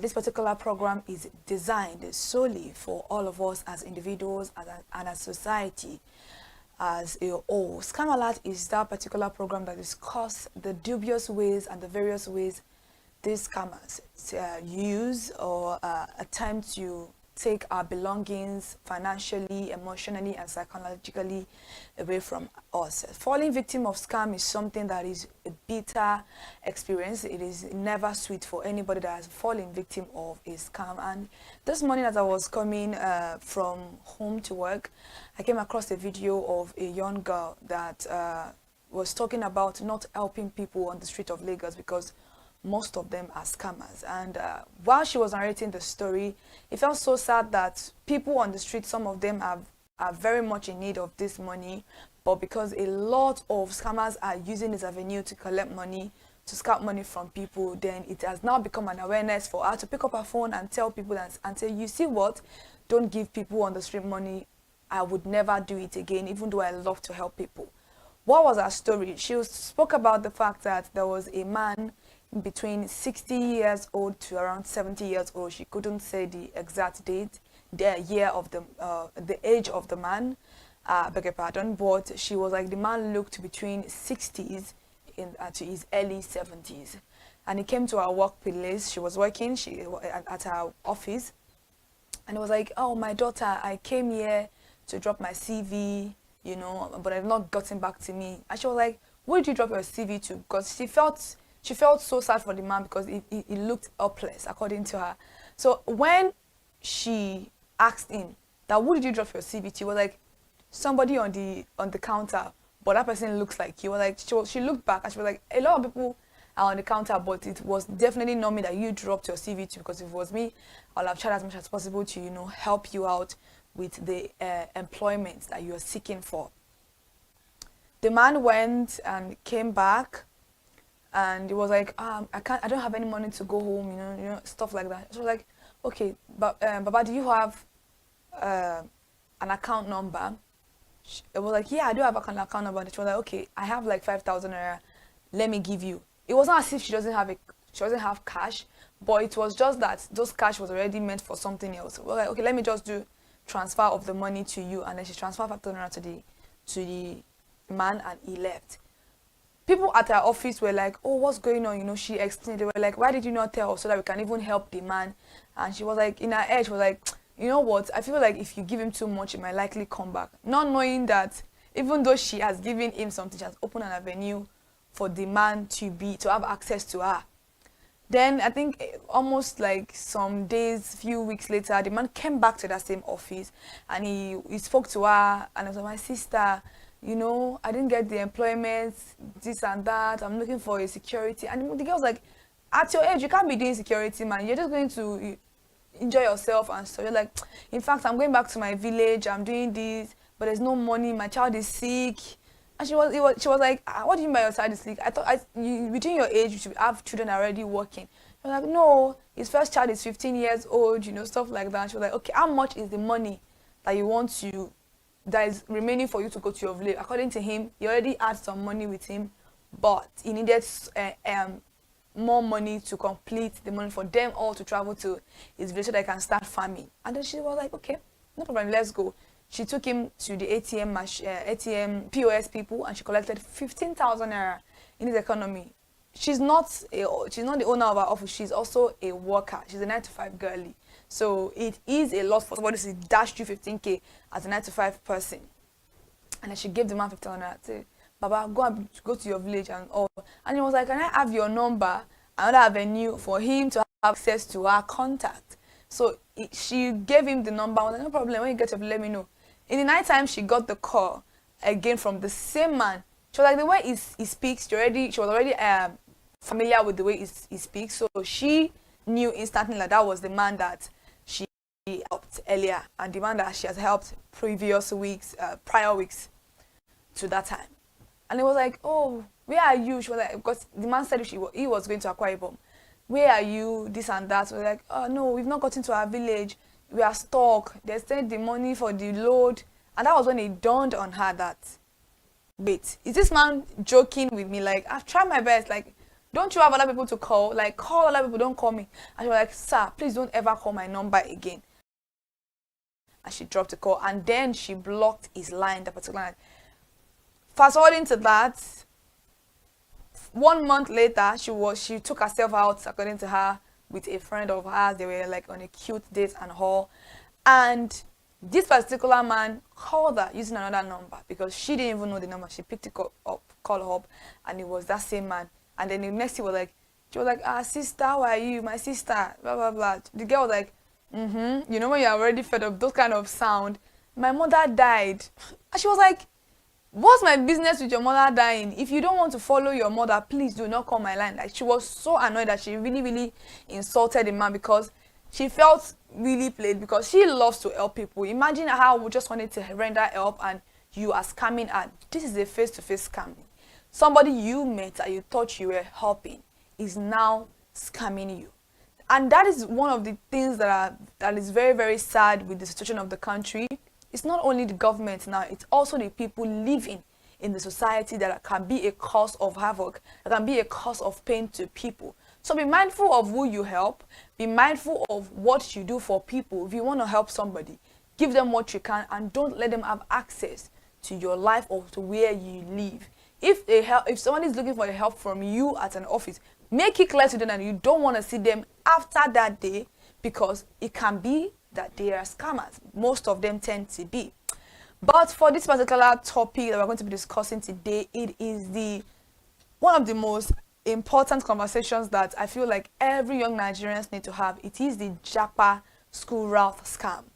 Jackpotting is something that is very common with Nigerian youth, even a little bit older people, because of how the economy is. People are seeking greener pasture. It is not a bad thing to seek greener pasture, but because the school route is one of the most easiest way to travel out of the country, because you're paying your money and you're studying, and you can easily try as much as possible to get a stay where you're going to. a lot of people tend to go for this particular route when it comes to traveling overseas, just in case you don't know what Japa is. When it comes to this traveling out of the country, people are falling a lot of victims in the cost of trying to better their life. Imagine you trying to look for something to eat and somebody's trying to eat from you. It has been coming to my FYP page of people saying, oh, there is a school fair, there is this, there is that, free scholarship, meet your school face to face. While some of them are genuine, most of them are blantered foes. It could be an avenue to kidnap, it could be an avenue to extort, it could be an avenue to, you know, swindle, it could be an avenue to manipulate, and every other things result to either losing of life, kidnapping and collecting ransom from your family, or also losing some of your valuables and your documents being used as an identity crisis issue. These are things that are very, very important if you are trying to go for a school fair. Try as much as possible to actually research where you are going to. Now, scammers set up a lot of fake universities or colleges offering degrees and courses that are not recognized. They may have convincing website and marketing materials. Always verify accreditation of any institution through official education authorities in the target country. It is not bad for you to use an agent or want to trust an agent for a process of you traveling out of the country, because it's not easy. But it is very, very wrong of you to not do your own due diligence on the schools and on the courses available in that particular school of your choosing. These are things that are very, very paramount as a young youth that is using their brain to think. These are things that are very easy to do, that they take less minutes for you to do. So don't try to fall victim of scam whilst you start blaming yourself and say, why did I not do this and that? Scam alert is just that eye-opener for you in case you don't know. School route of jackbuying is a scamming opportunity. A lot of people try to use it as a scamming opportunity. There are a lot of fake agents out there. Imagine there are a lot of accredited agents, even from these schools, that doesn't collect shishi kobo from you because you want to travel. The only amount that we collect from you is your visa fees and your traveling expenses, and they would even tell you to pay for it yourself. Try as much as possible to do research. Research doesn't kill. And now I came across a video saying that if everybody that comes into the school fair walks in, as you are walking like this, they are giving you free scholarship. Everybody that is coming is free scholarship. You don't need to do interview, you don't need to submit anything, you don't need to submit any admission fee. How does that sound? So offers of scholarship that require an upfront fee, number one, or processing or application, or a guaranteed fact that you're going to get a scholarship after payment, the scholarship often turns out to be non-existent. Legitimate scholarship do not require payment. Research scholarship through recognized organizations. All of these things are available on a platter of gold online. Just click those buttons, put in the correct prompt, and you will get the research that you are looking for. Away from that now is the application fee scams. Some institutions request high application fees for processing admissions. These fees may not be refundable. Know that, may not be refundable most of the times, and the institution may be illegitimate. Check the application fee policies directly on the institution's official website. Do not leave everything for your agent to do for you. As your agent is doing it, you also research on your own, and make sure that your agent is doing whatever they are doing with your email account. So what they are getting, you are also getting it yourself. Because a lot of agents these days will use an email account. I don't know why they do that, because it is my school. I'm the one going to that school. So why are you not using my email account? So try as much as possible to be involved to the fullest, even though you are paying an agent. Do not leave all the work for the agent. Now, fraudulent agencies promise guaranteed student visas for a fee, but do not provide genuine assistance to follow through with the application. Even though if you do your due diligence, you arrange your papers very well, it is the highest likelihood of it is very, very likely for you to get an application approved on your visa. It may depend. The reason why they would actually maybe like not give you a visa, maybe your proof of fund is not of sufficient, or maybe the way your documents are being put together is not correct. Nobody has the monopoly to tell you that yes, you're going to get a visa. A visa is something that's supposed to be submitted to the embassy, promise job assistance or placement in exchange for the additional fees, but the jobs may not exist. Why they are going to outside the country, promise you a job that you're supposed to pay for? It's not looking nice. So you think about it yourself. And so the thing now is that you should research the institution's job placement statistics and contact previous students for their experiences. Things are online. You could just try as much as possible to go on YouTube, check vlogs. There are people that have posted vlogs about one particular school or the other. There are YouTubers there. You can just try as much as possible to slide into their DM and ask for proper information before jumping into stuff. Let's move away from that to another important point of offers for online programs from foreign institutions that require payment but provide little to no educational value. Verify the legitimacy of online programs through reviews and university rankings. Trust me, if you don't know this now. You can email there's an email of every department, every course you are taking, of those people on the official website of the school. Try as much as possible to look for the department or the course you're going to be taking. By this way, you can email the school directly, contact them through their contact numbers, and try as much as possible to verify all of these things. Guaranteed admissions is a scam. Some entities claim they can guarantee admission to popular universities for a fee, often providing no real services. Admission process should be taken seriously and are usually based on application merit. Avoid anyone making characters. Enupo, sweet mouth. That one wants to collect your money.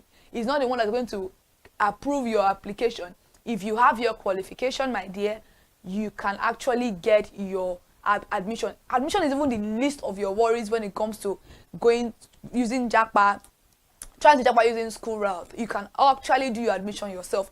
If you feel like it's a little bit tasky for you, you could get an agent involved. Try as much as possible to use verified agents. And that moves us to our next point, which is the fake agent or representative.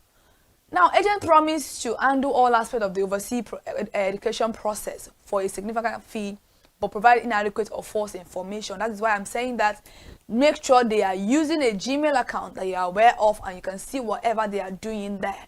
Choose education agents who are certified and have positive testimonials from other students. There are a lot of them out there that even schools would definitely tell you to choose or pick from.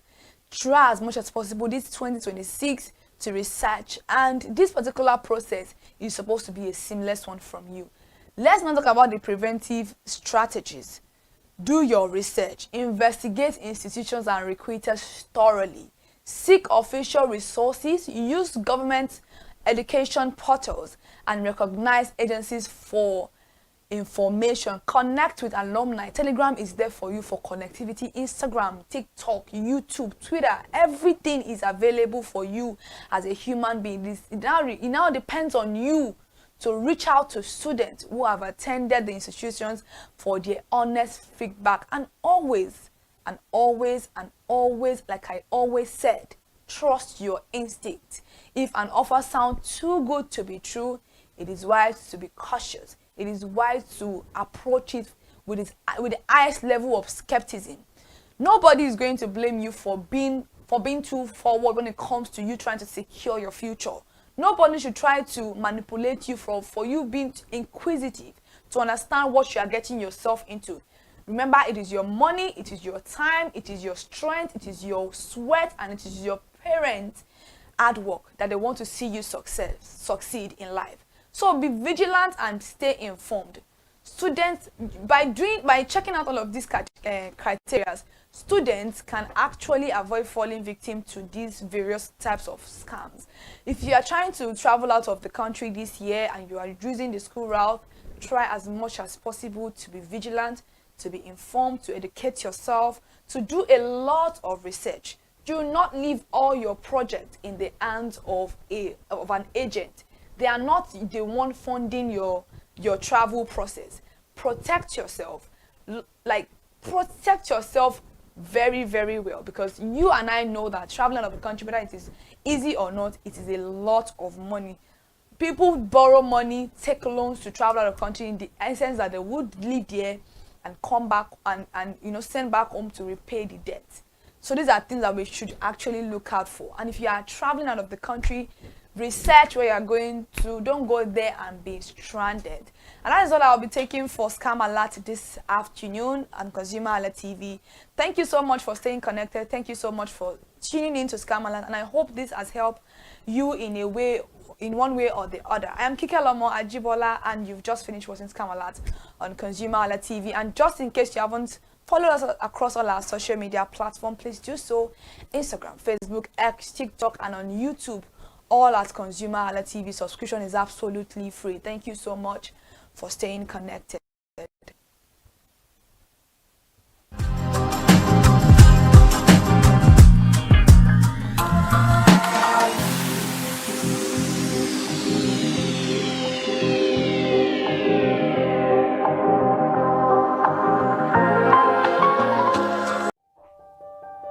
Hey there, do you know in the world today, everyone is a consumer, and as consumers, we all have the right to be heard. In Nigeria today, as a consumer, you have all right to product information, right to fair pricing, right to return goods, right to product labeling, right to fair dealings, and a lot more. Well then, have you heard about the new media channel? ConsumerHalla TV. ConsumerHalla TV.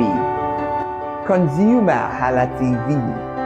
At ConsumerHalla TV, our goal is to inform and educate consumers in Nigeria with insightful news alongside development within the fast-paced world of consumers through well-researched, specialized, and analytical content. Our vision at ConsumerHalla TV is to create an engaging platform that provides right connections for meaningful brands in Nigeria, thus creating a more caring world for consumers where business thrives. And guess what? Our ConsumerHalla brand is the first consumer complaint resolution portal in Nigeria, powered by a 72-hour feedback mechanism. We offer consumer advocacy, informative talk shows, branding promotions, advertising, and lots more. Connect with us via our YouTube channel at ConsumerHalla TV. Follow us on our Facebook page, ConsumerHalla TV, our Instagram page, ConsumerHalla TV, and do well to subscribe to our YouTube channel. Subscription is free. ConsumerHalla TV. At ConsumerHalla TV, you deserve to be heard. At ConsumerHalla TV, you deserve to be heard.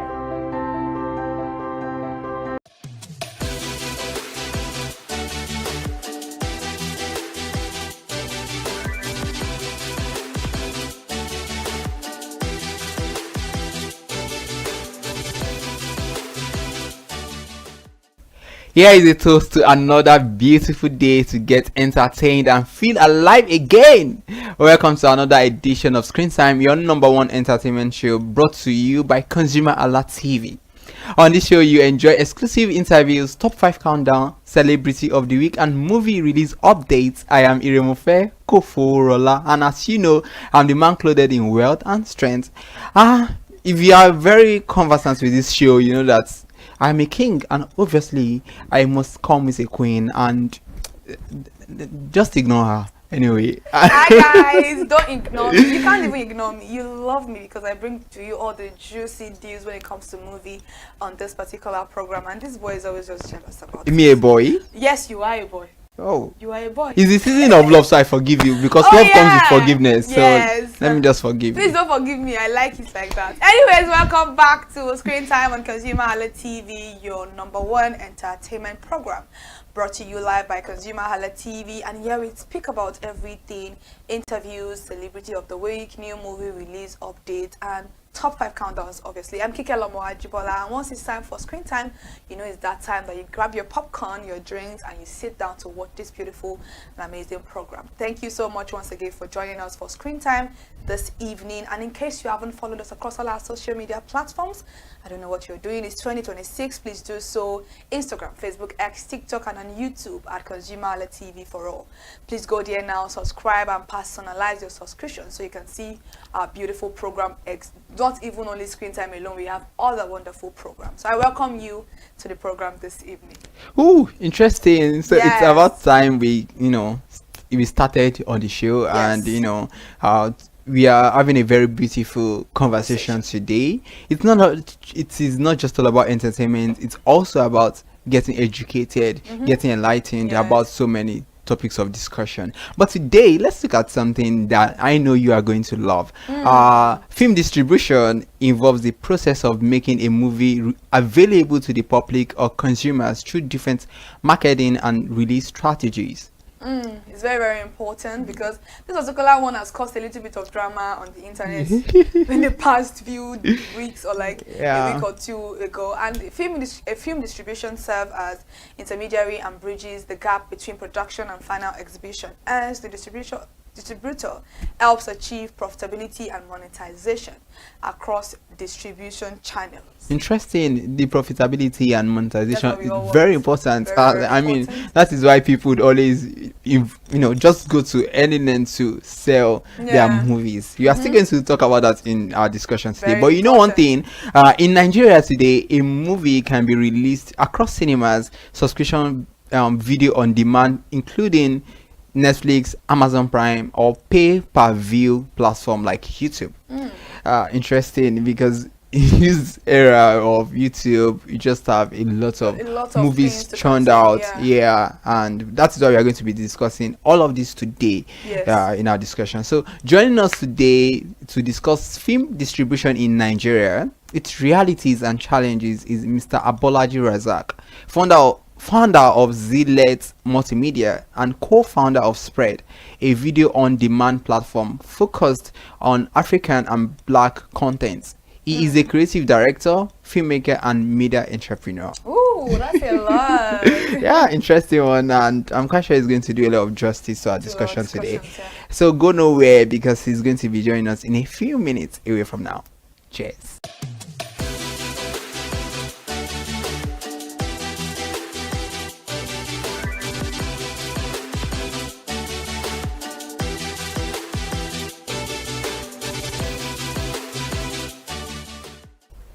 Welcome back, and joining us on the conversation right now is Mr. Abolaji Razak, the co-founder of Spread, a video on demand platform for movies, and we are talking about film distribution in Nigeria, its realities and challenges. And this is going to be a very beautiful discussion, because I mean, over the past few weeks there have been a lot of buzz going on about it.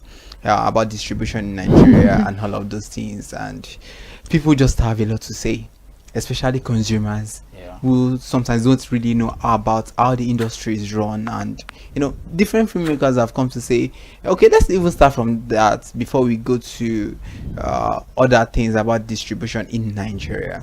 A particular filmmaker has said he would not want to make $1 billion, $2 billion at the cinemas, because at the end of the day, you might not even get up to 10 million. And some other same filmmaker said there's no point dancing to promote your movie. And some other filmmakers also came out and say, one thing, it's unprofessional to say let's dance to promote a movie. As a producer, once I have produced my movie, then the distributor is meant to handle all of this. So you are in that space, and you know about all of these things. So I mean, do you think you agree? Because I saw your tweets on X, and you were talking about Survivor and all of those things. I can't remember the particular topic of that particular piece you wrote. So I want you to shed more light on it, explain better how it works, dancing or no dancing, making 2 billion or not making 2 billion. I mean, but if somebody gives me 2 billion, I don't mind anyway. Okay. Yeah, thank you. My name is Abola Jorazak. Once again, it's lovely to be here. Yeah, thank you. So much. Yeah. So I'm here to talk about film. Yeah. The consumer, the Nigeria market. You know, Nigeria is a peculiar country. You know, so many things are happening at the same time. You know, and at the same time, nothing is happening.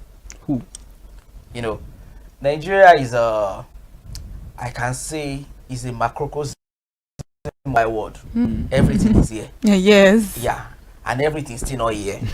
So it depends on where you belong, what you are seeing, the kind of layer you are playing, your kind of business, and the kind of market also. Sure, you understand. Yes. So it's a complex, simple market. Complex, simple market. Yeah, but as I used to say, that no matter what you are selling in Nigeria, because of the demography of the economy, whatever of Nigerians, you are competing with food.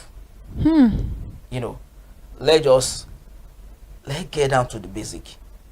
You know, when everybody is looking at things from a complex perspective, I like to break it down into the simplest form. You know, because we get so lost in talking about complexity The natural reality about you know, the genesis of that disease. Exactly. Yeah, you are treating headache, you are treating stomach pain or whatever. But have you even eaten? You know, maybe the genesis of that your disease because you are hungry. You know, kind of. So I operate in the entertainment world. All right. I want people to come and watch my film. Exactly. All right. People won't come to watch my film because they just love me. Bam. Right. Stamp that. They might even love me. Yes. But do they have the wherewithal to come and buy what I'm selling? Sure, you get. How much is in my pocket? Very lovely film. Oh, see. Exactly. See poster. The trailers. See the trailer. Nice. Yeah. Even see the dancing, see the whole thing. It's lovely. Some people that don't even make money. Sure, you get. But I'm living deep within inside of Akowonjo, Songo. Yeah. You know. And the nearest cinema to me is some kilometers away. Yes. Yeah. I might have the local one. I don't even like that. Yes. Big one, yes. By the time I calculate expenses, tickets, popcorn, drink, yeah. You know, the stress. How do I get to the cinema? How do I get to go back? And I check my account. Oh boy. And 20k there. Sure, you understand. I'm willing. I'm ready to see this movie. You know. But intention is different from action. Yeah. Fact. No matter what, I be human being, I don't feel fly like a bird. It's just that my intention, but I don't have the way with that. To go. Yeah, but with my money, I can go to the airport and fly. So that economic something is stifling the industry, and that is what that is leading to this fierce competition. You know, I used to use a analogy of churches, right? If new set of church or whatever crop up today, people will still go. Yeah, so true. Yeah, because there's something in it for them. Yeah, whether it's salvation, whether it's that prayer that will be answered later, whether there's connection, whether there is something. You know, if people can find their way to churches, you know, in millions, nothing is stopping them to go to the cinema too. In fact, cinema will even have more attendance than churches. Yes. If the economy is what? Working. It's working. You know. So, it's because of that scarce resources. As a filmmaker, you have to do extra. Thank you. You know, To push them. You have to encourage them to come and see your movie. Secondly, you have to put it at that time that they are relaxed, chilling, holiday period. Yes. Yeah. Where they are willing to spend the little they have. Yes. When people are ready to chop the life of their head. Yes, so January. January. Oh wow. Oh. We understand you. I get what I'm saying. Yes. Yeah.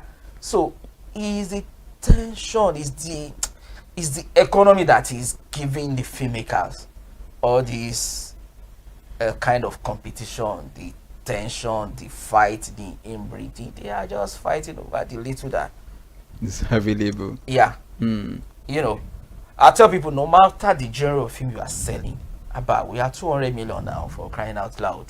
Somebody get to watch. Yeah. Some people like what the genre of film you are making, whether it's horror film, whether love, it's romance, whether it's thriller or whatever. Out of 200 million people, why it be so hard for you to even get 1 million? 1 million people to watch. Exactly. And most people don't even go to cinema to see the film. Yes. Per se. They are going to the cinema to relax. And to be out. To be out there. Yes. It's all about novelty. Yes. Most time. You know, it's a place where I can meet a new set of people, something that is different from what I have at home. Yes. You can actually see any film you want to see. I mean, I can't wait for the movie to be out on Netflix or somewhere for me to watch. So no tension. I have backup of movies I've not even seen. You know, but when entertainment, when fun is getting too expensive, you know, for people, when it's getting too tedious to even relax and drink cup and drop cup, now Hala. Yeah. Thank you. Wow. So I actually love all the analysis, and I loved some examples that you brought into it. There is no need for us to, you know, even say it as it is. I feel like everybody understood what he was saying clearly. The thing for me is that I thought we said we're in the entertainment industry. Isn't dancing part of entertainment? Even you coming online to say somebody's dancing is also entertainment. It's also a way to publicize whatever you are doing, because the reason why you are out there in the first place is because you are bringing something into the market. Somebody, I think it was also before all this whole saga, there was a saga that happened with a particular director that said that some people are making billions in the industry, and then they're not allowing other people to make billions in the industry. And I love when people question things a lot. People ask you that, what have you done for your audience to assure them that you want them to see your movie? What have you put in place for them to say, okay, I am willing to come out to spend my hard-earned money to come and watch your movie out there? Your movie might be good. Your movie might even be better than somebody that is even making 2 billion naira, 3 billion naira in the industry. It's just because of the love that is there. Number one, it's not even sufficient enough for you to say that if somebody that is making that amount of money is still going extra mile to create all of these things for people to come and watch their film, that means you should understand that thing is working for them. So it's always just I wouldn't say it's from a place of envious. I like what I said, that it's a place of competition, because the economy and the industry is very, very tight at the moment. But when it comes, you know, to add to what you're saying, we are in Nigeria. I don't know. People on ordinary day, the last thing on their mind is going to the cinema. How do you even start that safe? So you make a blockbuster movie for yourself and for your pockets and for your people and for your investor. You kept it there without doing anything. All that, you know, and you want Nigeria to come and see the movie, and you are not ready to go the extra mile. You know, people don't know that film is like a physical product to Nigerians. It's like you are selling soap, you are selling close up, you are selling a physical commodity. You have to dance. Yes, so dance for us. You have to suffer. Nigeria wants you to sweat. Now, if this person can be doing this, aggressive about this thing. There's something in this film. Exactly. That's just it. Let's help his ministry. You know, Nigeria want to see efforts. Nigeria want to see that everybody's talking about this thing. Sure, you understand? Okay. Are you still wondering why company like MTN, Glo, and still? Why are they still doing that? Yes. Yeah. Exactly. Why are they still selling? They are still spending millions of naira for advertisement. Because they know that the moment you stop, the music stop like this, dance stops. So goes home fast. You know, some people won't buy from you because your product is good, popular, no matter how good it is. Yeah, we are still trying to do everything to sell Abamid. That's why you see Abamid now is trying to copy fake international brand. We are a very peculiar people, you know, so you have to be extra. Say you get with time, people are not even interested whether your film is interesting or not. It's the effort. It's the effort. It's the marketing. It's the extra you put into it. And I said before, it's because of the economy. Yes. You know. Yeah. So the eyeball, you have to create that attention. You have to create that visibility. You have to create that presence. Yes. Even though the economy is like that, I mean, budgeting is coming, or is even out. I think I think it came out already. The cast, and it's a very good economy out there. They are still doing something. Oh, I saw them doing. Yeah, they're still doing skits. Exactly, they're still doing a lot of things just to sell their market because it's a normal thing.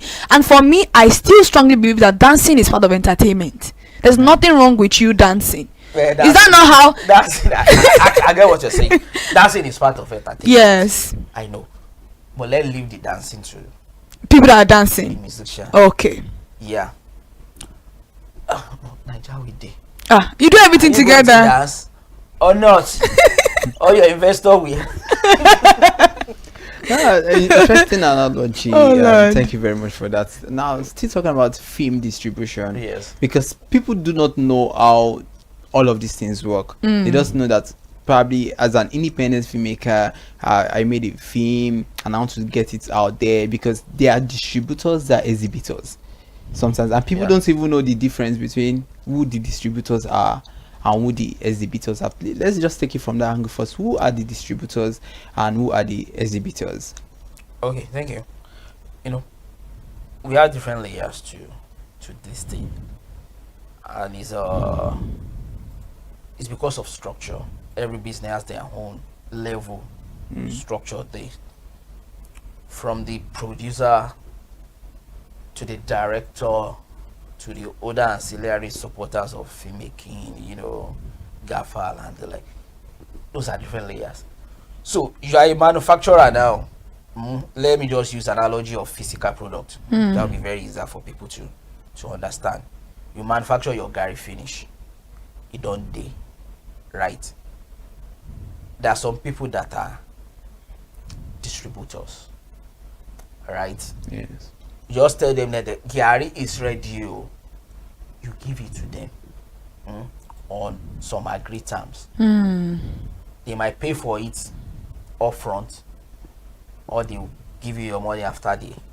Oh, this thing is done. They might even be the one to commission you to say, okay, go ahead and do this thing too. Sure, you understand. They might even ask for some batch. So those are the what? Distributors. You know, the exhibitors are. I'ma put a canteen where you are going to eat the food, right? Without those restaurants that people are going to eat, distributors have no place. You know, to sell whatever they take from you. So let's say exhibitors are like the cinemas where you watch the films. Exactly. Yes. Oh, okay, that's very nice. Yeah. So that was it. The distributors, right? They are the one that will spread the film to the exhibitors. Yeah. So that's how the layer. Okay, that's each nice. of distributors is different. From the exhibitors. So is it the distributors that are supposed to market your films to the audience? Because that's where we don't really understand what is going on. Because people say sometimes I've produced a film as a producer, I've done my work. So, you know, at the end of the day, I've brought to you, okay, for instance, if let's say it's not a commission project now, it's something I've done, and okay, we've had agreement. This is my project, and you feel like, okay, this is a beautiful film. Let me, you know, buy it from you or whatever the agreement is. Then at the end of the day, everything is now left to you to distribute. So look for marketing strategies and whatever you think might defeat the kind of story you want to tell. So why would I still be the one to start going about and start saying, watch this film? So like she said, is it then everything is it left to the distributor to finally, or is it in collaboration with the producer? Is you know, an Ajawi day, as I used to say. Everybody's supposed to work together. All their section. Okay. Well. You understand? When I did location, when I did shoot, as a producer, I work on getting the team together. That's my work. She distributor did there. When you are doing it. When I was cracking my head, going through the stress to do what? To make the film. The film is not ready. It's time for me to go and relax somewhere. Maybe for some months. I've stressed myself enough to produce the film. I handle it with distributing. I mean, to a distributor, agency, company, yeah, agency or whatever. It should not disturb my vacation. You get? It's their job.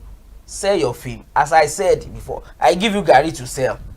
She now we go they follow you go market again. Sure you get. Distribute it, take it to all the restaurants.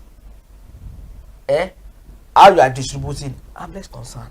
You know, when I with it. Yeah, that's what I wanted to bring it back to the fact that you said that if you want to make money, extra work. I want to sell my film as a filmmaker, as a director, as a producer. The onus is on me if I want to put that extra. Or do I sign an agreement with the distributors that we are going to co-marketing this thing? Okay, so that's another way to look at it. Shay, you understand? What is the stake of the distributors of the film? Okay. Yeah. I'll share you. I get the analysis. Intricacy. Yeah, okay. Yeah. And I used to say, Nanaja with it. Share you get. Everybody protect their interest. Yes. Yeah. Fine, it's my film. And I've given you as a job. You get it. But I still want to make more money. Yeah. And it might happen that before I start this project, I've already involved a distributor. Okay. The distributor already has a stake in the film. Oh, okay. This distributor's money in that film. You get. Maybe human being though. Yes. Distributor will put money for my project. We want to get their own profit. Compared to person to a project that they don't have any stake. Which one are they going to push? That's true. They have money in. That's true. They're also like an investor. You get. And sometimes filmmakers don't have any prior agreement with distributors. They just give them that film. So no legal framework or anything. So you can't force them to market your film. When you don't have it in agreement. So now you go carry your. And then you already know that their money too is not going to be more in whatever you are giving them. So it's a win-win for all of you. You know. So you get, it's parts misunderstanding. It's part people don't know what's going on. Yes. It's part regulatory issues. It's part law, something, legal terms, like that. A lot. Yeah. So that means there are just a lot of loopholes. It's in Nigeria. He has already said it. You can say something like that. We're in Nigeria. Yeah. Interesting. Because now let's look at it. Distribution has really gone a very broad and let me say more complex ways. Okay, what do I mean? While growing up, I remember while watching TV, there was a way they were always distributing they were popularly called marketers. For when watching movies, they say go and watch it marketed and distributed by these Alaska films, go watch it now. OJ Pictures, all of those things. Before we know it, things were changing gradually. Then to this point where we get to now people have been talking about distribution in Nigeria a whole lot. That's why we now have video on demand, we have pay as you watch, we have Netflix, we have different streaming platforms, we have YouTube. All of these things, they are just distribution strategies to get people to watch a particular movies. film. Now, do you think in any way, or in what ways do you think all these video on demand streaming platforms, what way do you think they are really solving distribution issues in Nigeria? Okay.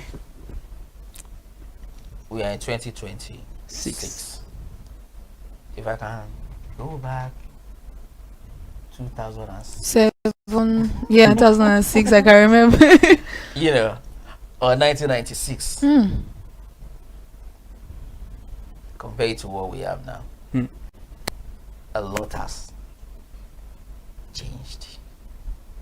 As in a lot. The powerful distributors of those years, they're almost irrelevant now. I be old man small, sure you understand. While we were in secondary school, no option, just have to go to the cinema. All right, although they used to give us a student discount. Still available. Yeah. At that time there's no even option. If you're not watching the only thing you can see is those TV channel. You understand? So everybody must go to the cinema to watch. The latest movie that time. So later we moved to cassette. Cassette. You get that time is still elitist. It's not everybody that can afford it. So you have to be big guest of the biggest boy or whatever to be able to afford have that. VCR that time. Still moving from there, we move to CD, compact disc. That one opened the market up more, because some importers, they brought in this VCD machine very cheaply, so everybody can have that time. So that one minted some new distributors, VCD, Ibn Pejo for Lagos Island, Idumota. Later they moved to Oshodi. Oshodi, yes. That was the era. All right. The time Alaba to join, piracy wala. Oh, God have mercy. Normal. Oh Lord. So as we are moving, technology is moving. Piracy is moving too. Now we are in the digital age. On your phone you can't even see anything. No entertainment is out of reach again. Yes. Just have data. Yeah. Here you get. So we are now here now. It's like a kind of watershed for all of us. How do you now sell in the era of abundance? Everybody have it. Everybody. You can't just get a mobile phone. You can see anything. How do you now sell to consumers that have everything? Wow. Tricky. Here you get. That is the biggest issue now. That's the biggest challenge. It's the biggest challenge. They can have it for free. Piracy is nothing to anybody. Everywhere. Here you get. But in a situation like this, the only saving grace for us is the economy. I'll keep saying it. Right? Everybody can have it for free. But when everybody boxed up, they get money for their pockets. It won't be hard for them to subscribe. Go to the cinema. Go to the cinema. You know, because the default for any human being is to have fun. Right? But once they see that how much is here, I'll now go and be going to one pirate site to be downloading virus. Is it not easier for me to pay for Netflix? You understand? Or guys, I better go cinema jare. Yeah, so let's go make noise, go disturb them. Okay. Shey you get. It would not be a kind of willing something. You even find out that most times when you subscribe to all these online premium video something, how much film do you even see in a month? Shey you get. Pay for Netflix now, pay for Amazon Prime. How many film are you going to see in a week? That's it. That's true. You understand? Yeah. But subconsciously we just, how much is it? Let me give them their thing, Jerry. So people have paid for 1 year, 2 years, or whatever. So when the economy is robust enough, people will pay for all this thing. Now because money no deal. That's why everybody is having issues with it. Now let's ask ourselves, the country that are doing it, what are they doing different? If you check, the only difference is the economy. That's true. Thank you. We have good content in this country, honestly, that people need to, watch more. And people have opinion about paying platforms. They'll say, I'm not watching a movie for like a month, so why are you deducting my money? Why can't you deduct it as I watch? They do it in South Africa, they do it, but Nigerian things are always different. So we are Nigerians, are we honest? You've already mentioned a particular challenge that you said is one of the biggest challenges that we have in Nigeria when it comes to the movie industry. Is there any other challenge? And lastly, so we can round up this particular segment, what is the future of distribution in Nigeria? The future is long. It's still on the back of what I keep saying, economy. I can theorize, I can do everything, I can say this, that. My sis, my bro, if the economy is still stagnant, all my theory won't work. Wow. Is the hard fact. I don't like to lie to myself. You understand? Yeah. The pile is just getting smaller and smaller and smaller. People used to complain about food. Now, the next thing that everybody's crying about now is the rent. So, your entertainment is not competing with food again. It's competing with the rent. Yeah. Although we can still theorize, we can still do everything. But that's the hard fact.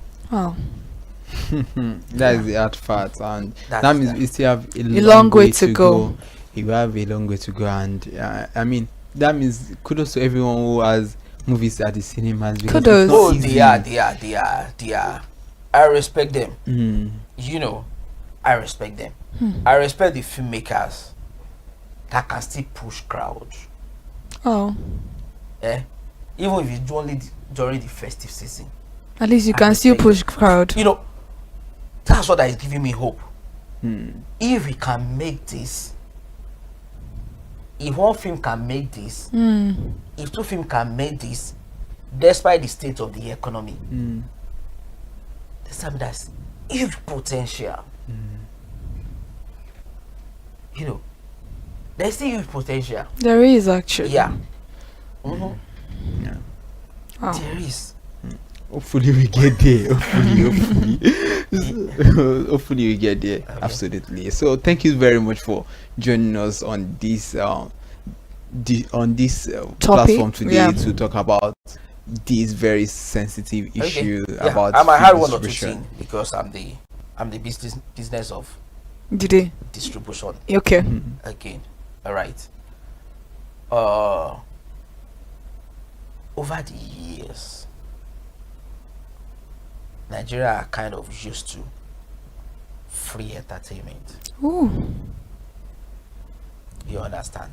The business model that the TV channels have been using over the years, might end up be the saving grace for all of us. Consumers don't have the money to pay individually. But we have companies that are still making money. They can find a way to subsidize this for us through advertisement, and still push this thing to us for free. Wow. It's the same model that YouTube is using. Yeah, and that's what we've been using over the years before the advent of internet. If you are watching TV, Galaxy, or whatever, you are watching free content. Yes. That is being sponsored by advertisers.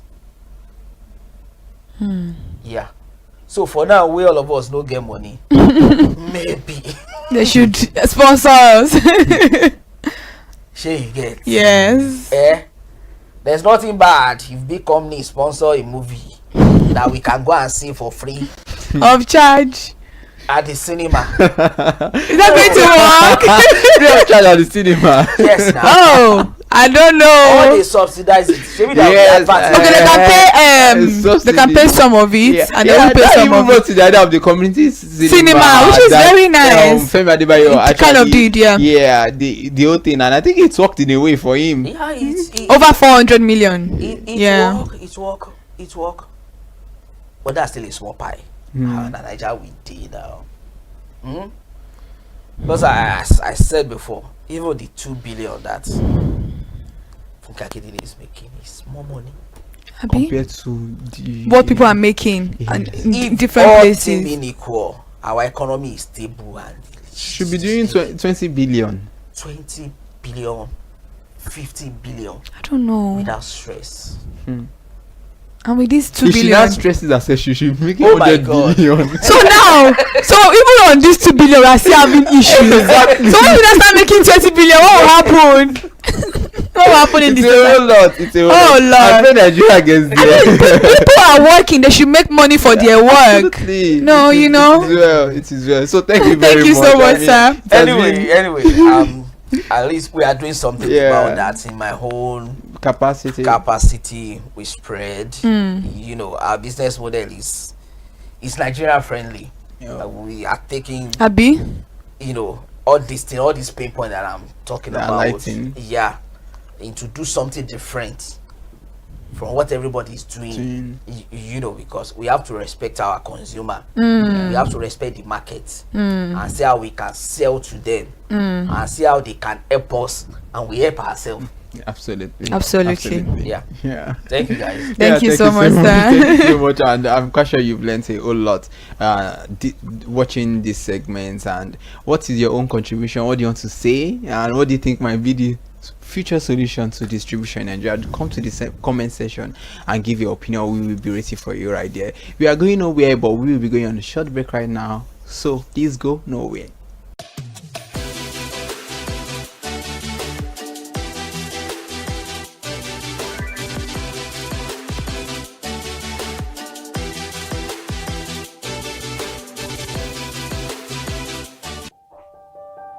Hey there, do you know in the world today, everyone is a consumer, and as consumers, we all have the right to be heard. In Nigeria today, as a consumer, you have all right to product information, right to fair pricing, right to return goods, right to product labeling, right to fair dealings, and a lot more. Well then, have you heard about the new media channel? ConsumerHallaTV. ConsumerHallaTV. ConsumerHallaTV. At ConsumerHallaTV, our goal is to inform and educate consumers in Nigeria with insightful news alongside development within the fast-paced world of consumers through well-researched, specialized, and analytical content. Our vision at ConsumerHallaTV is to create an engaging platform that provides right connections for meaningful brands in Nigeria, thus creating a more caring world for consumers where business thrive. And guess what? Our ConsumerHalla brand is the first consumer complaint resolution portal in Nigeria, powered by a 72-hour feedback mechanism. We offer consumer advocacy, informative talk shows, branding promotions, advertising, and lots more. Connect with us via our YouTube channel at ConsumerHallaTV. Follow us on our Facebook page, ConsumerHallaTV, our Instagram page, ConsumerHallaTV, and do well to subscribe to our YouTube channel. Subscription is free. ConsumerHallaTV. At ConsumerHallaTV, you deserve to be heard. At ConsumerHallaTV, you deserve to be heard.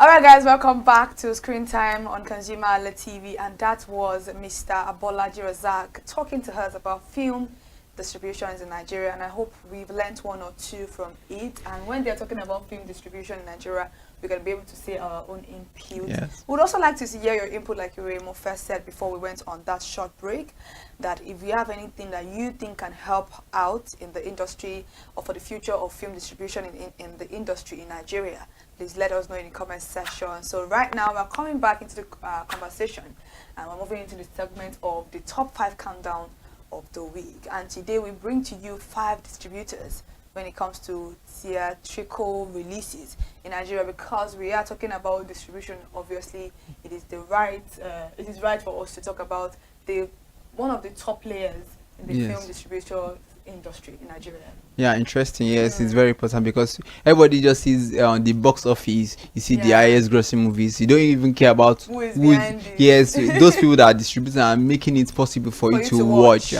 So coming on number 5 spot is Cinemax. Or Cinema X or Cinemax. I think it's Cinemax. You understand? So Cinemax is one of the key players when it comes to distributing movies locally in Nigeria. The company is known for movies like Ada or Modati, and that one was one of the highest grossing movies then.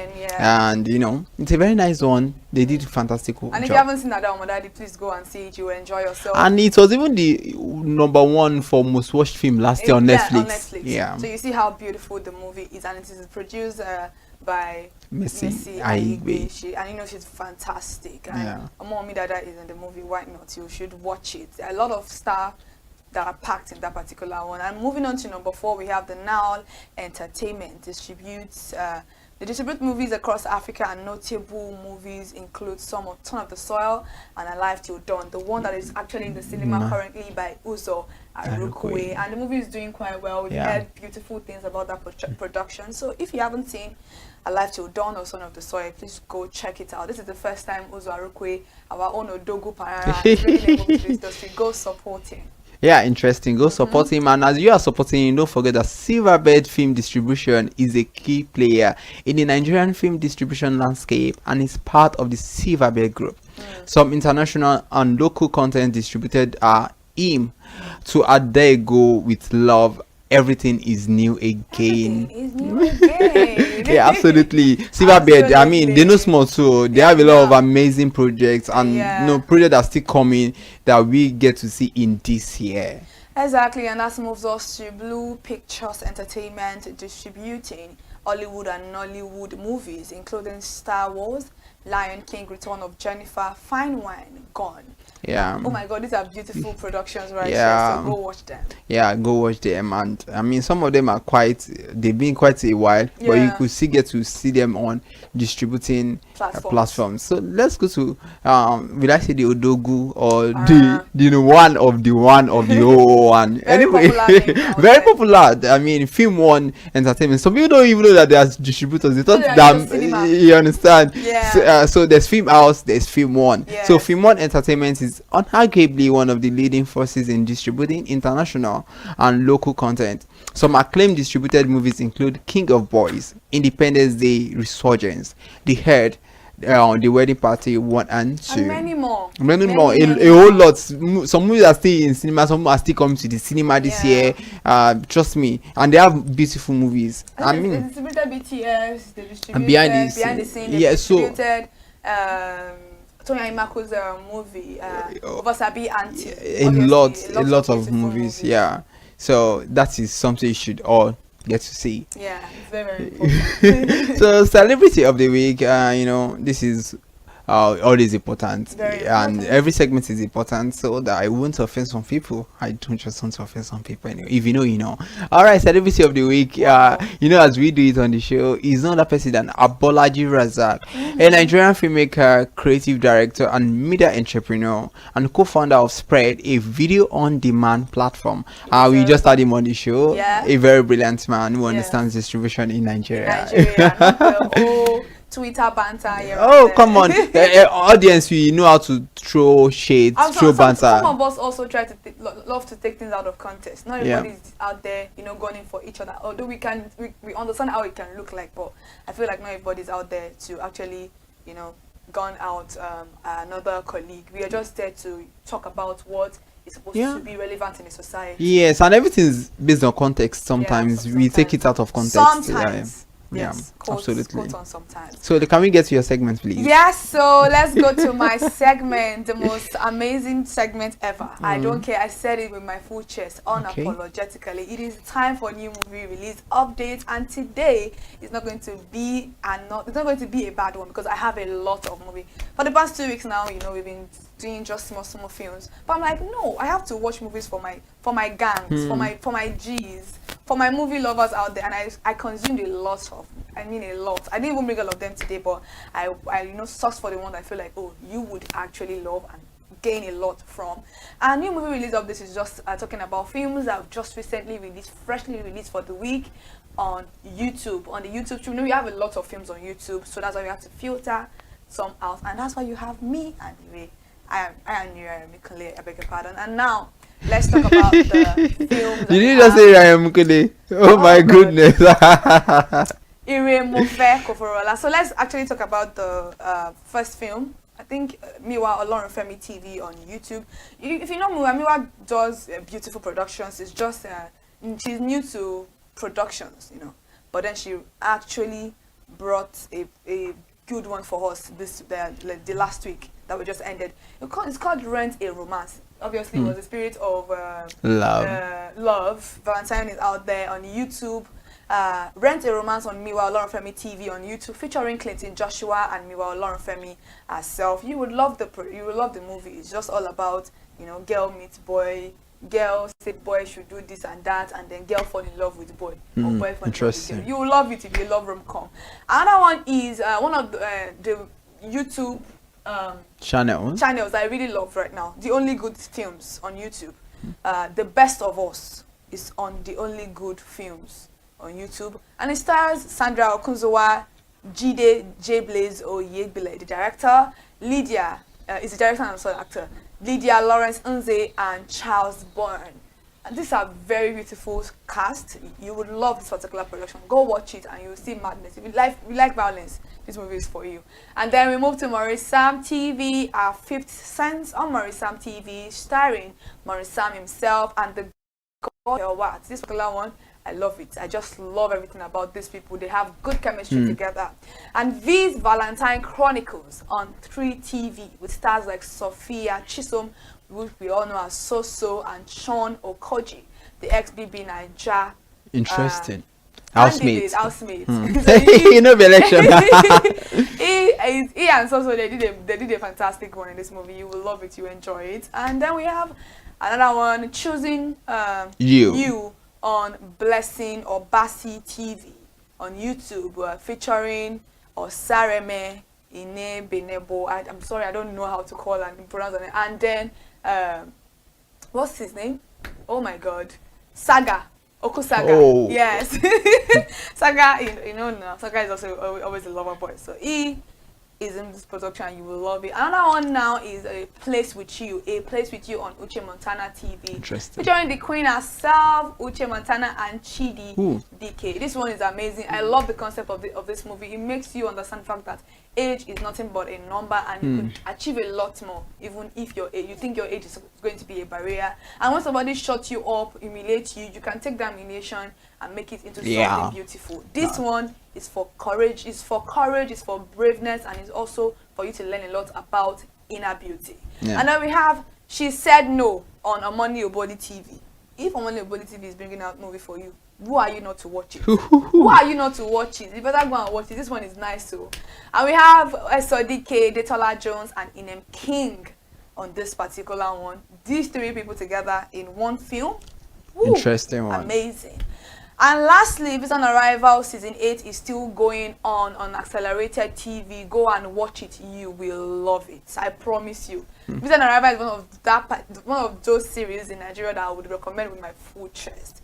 You will love every character in that film, in that series. There is nothing you would hate about them. Visa on Arrival Season 8, run along and go see it. And that is all I have for you for new movie release updates this particular week. And I said it before that even though I've been giving you small, just small film. Today you see how many films. In fact, I can't talk anymore because my saliva is already dried up. But you can see that I brought a lot of films, and these films, trust me, is going to make your week. It's going to make if you want to watch it into the weekend, it's going to make your weekend. Interesting one out there, Kike. Thank you so much. But one thing I will recommend with my full chest is just subscribe to ConsumerHalla TV. Please subscribe. I mean, I recommend that with my full chest. I do recommend. I endorse that.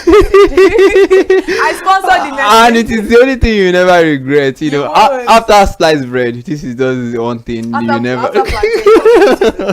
Anyway, so this is all you can take on today's episode of Screen Time, and it has been a very wonderful time, from the entertainment part to the educative part to the enlightenment and everything. But remember one thing, please say no to piracy, because we have a lot going on with film distribution in Nigeria. So before you go, Kike, what do you have to say? Oh, nothing. And just in case you have movies to recommend to us, please do so in the comment section. We are waiting for your response. Thank you so much for joining us for this particular topic and program. I hope you all learned something, and I hope you are well entertained. Yeah, do not forget to subscribe. Do not forget to follow us across all social media platforms: Facebook, Instagram, X, everywhere we are there. In fact, if they are creating any new social media platform, we are there. I remain Iremofe Koforola, as you know, the man always clothed in wealth and strength. And I am Kike Lomo Ajibola. See you guys next time. Bye. Bye.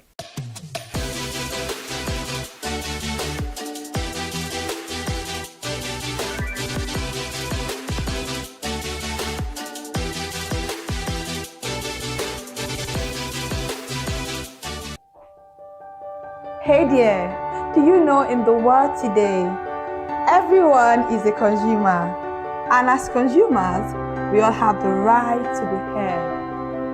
In Nigeria today, as a consumer, you have all right to product information, right to fair pricing, right to return goods, right to product labeling, right to fair dealings, and a lot more.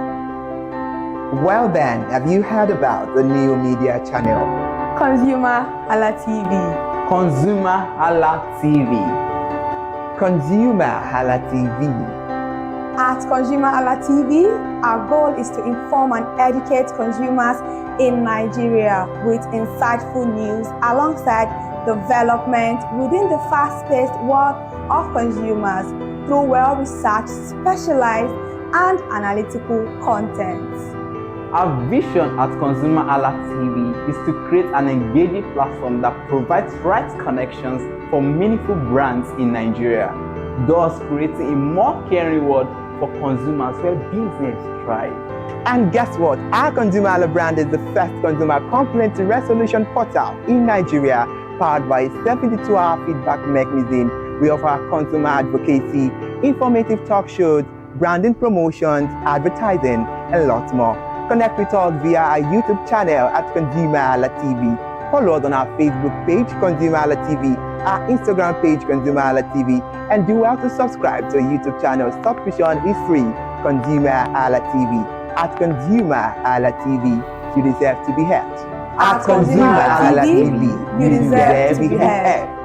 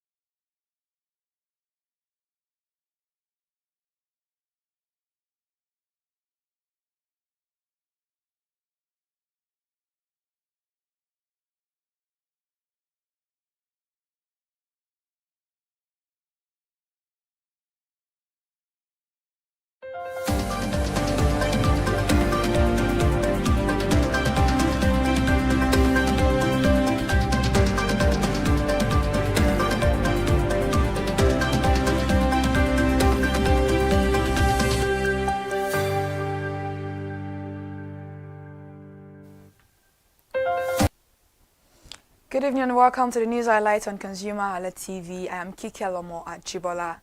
The first highlight this evening, the Senate has urged the management of the North Central Development Commission to prioritize investment in agriculture and security in its 2026 budget. Now, as the Monetary Policy Committee of the Central Bank of Nigeria prepares to meet next week, new survey data show that a majority of Nigerians favor lower lending rates even as concerns about inflation remain widespread.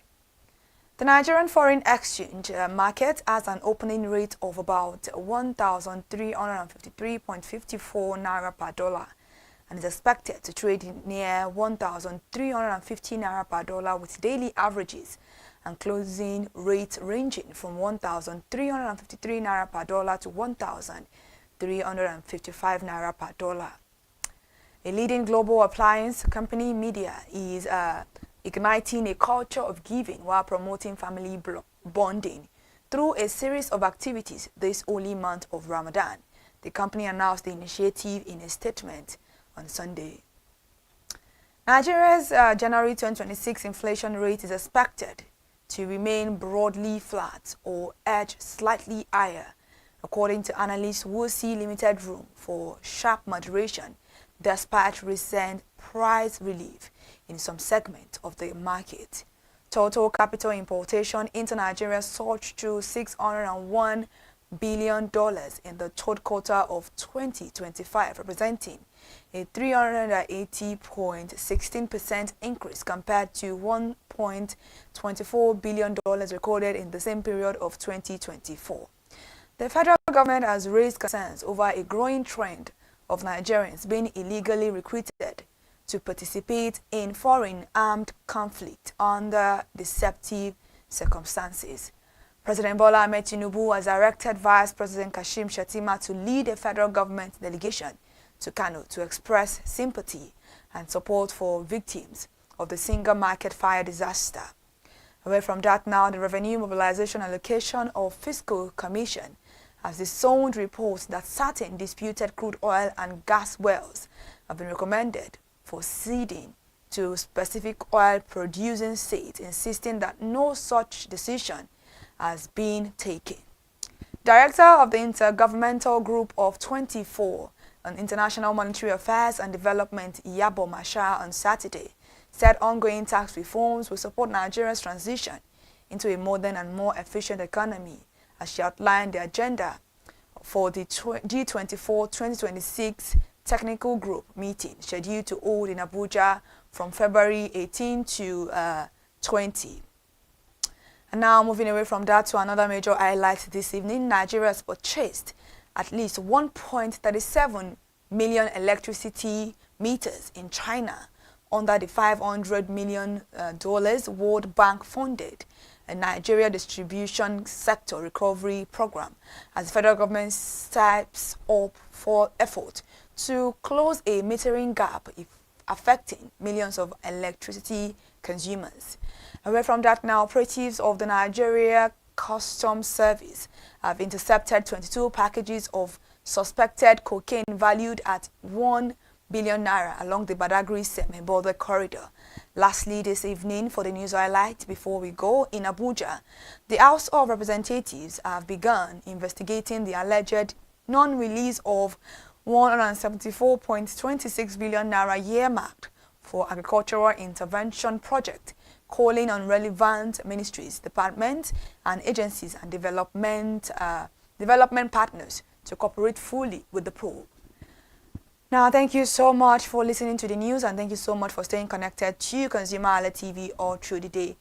ConsumerHalla TV goes on now to return back tomorrow morning at 8 o'clock a.m. for more news updates. Please, to see us once again, please follow us across all our social media platforms, Instagram, Facebook, X, TikTok, and on YouTube, all at ConsumerHalla TV. Subscription is absolutely free. I am Kiki Alomo at Jibola. Good night.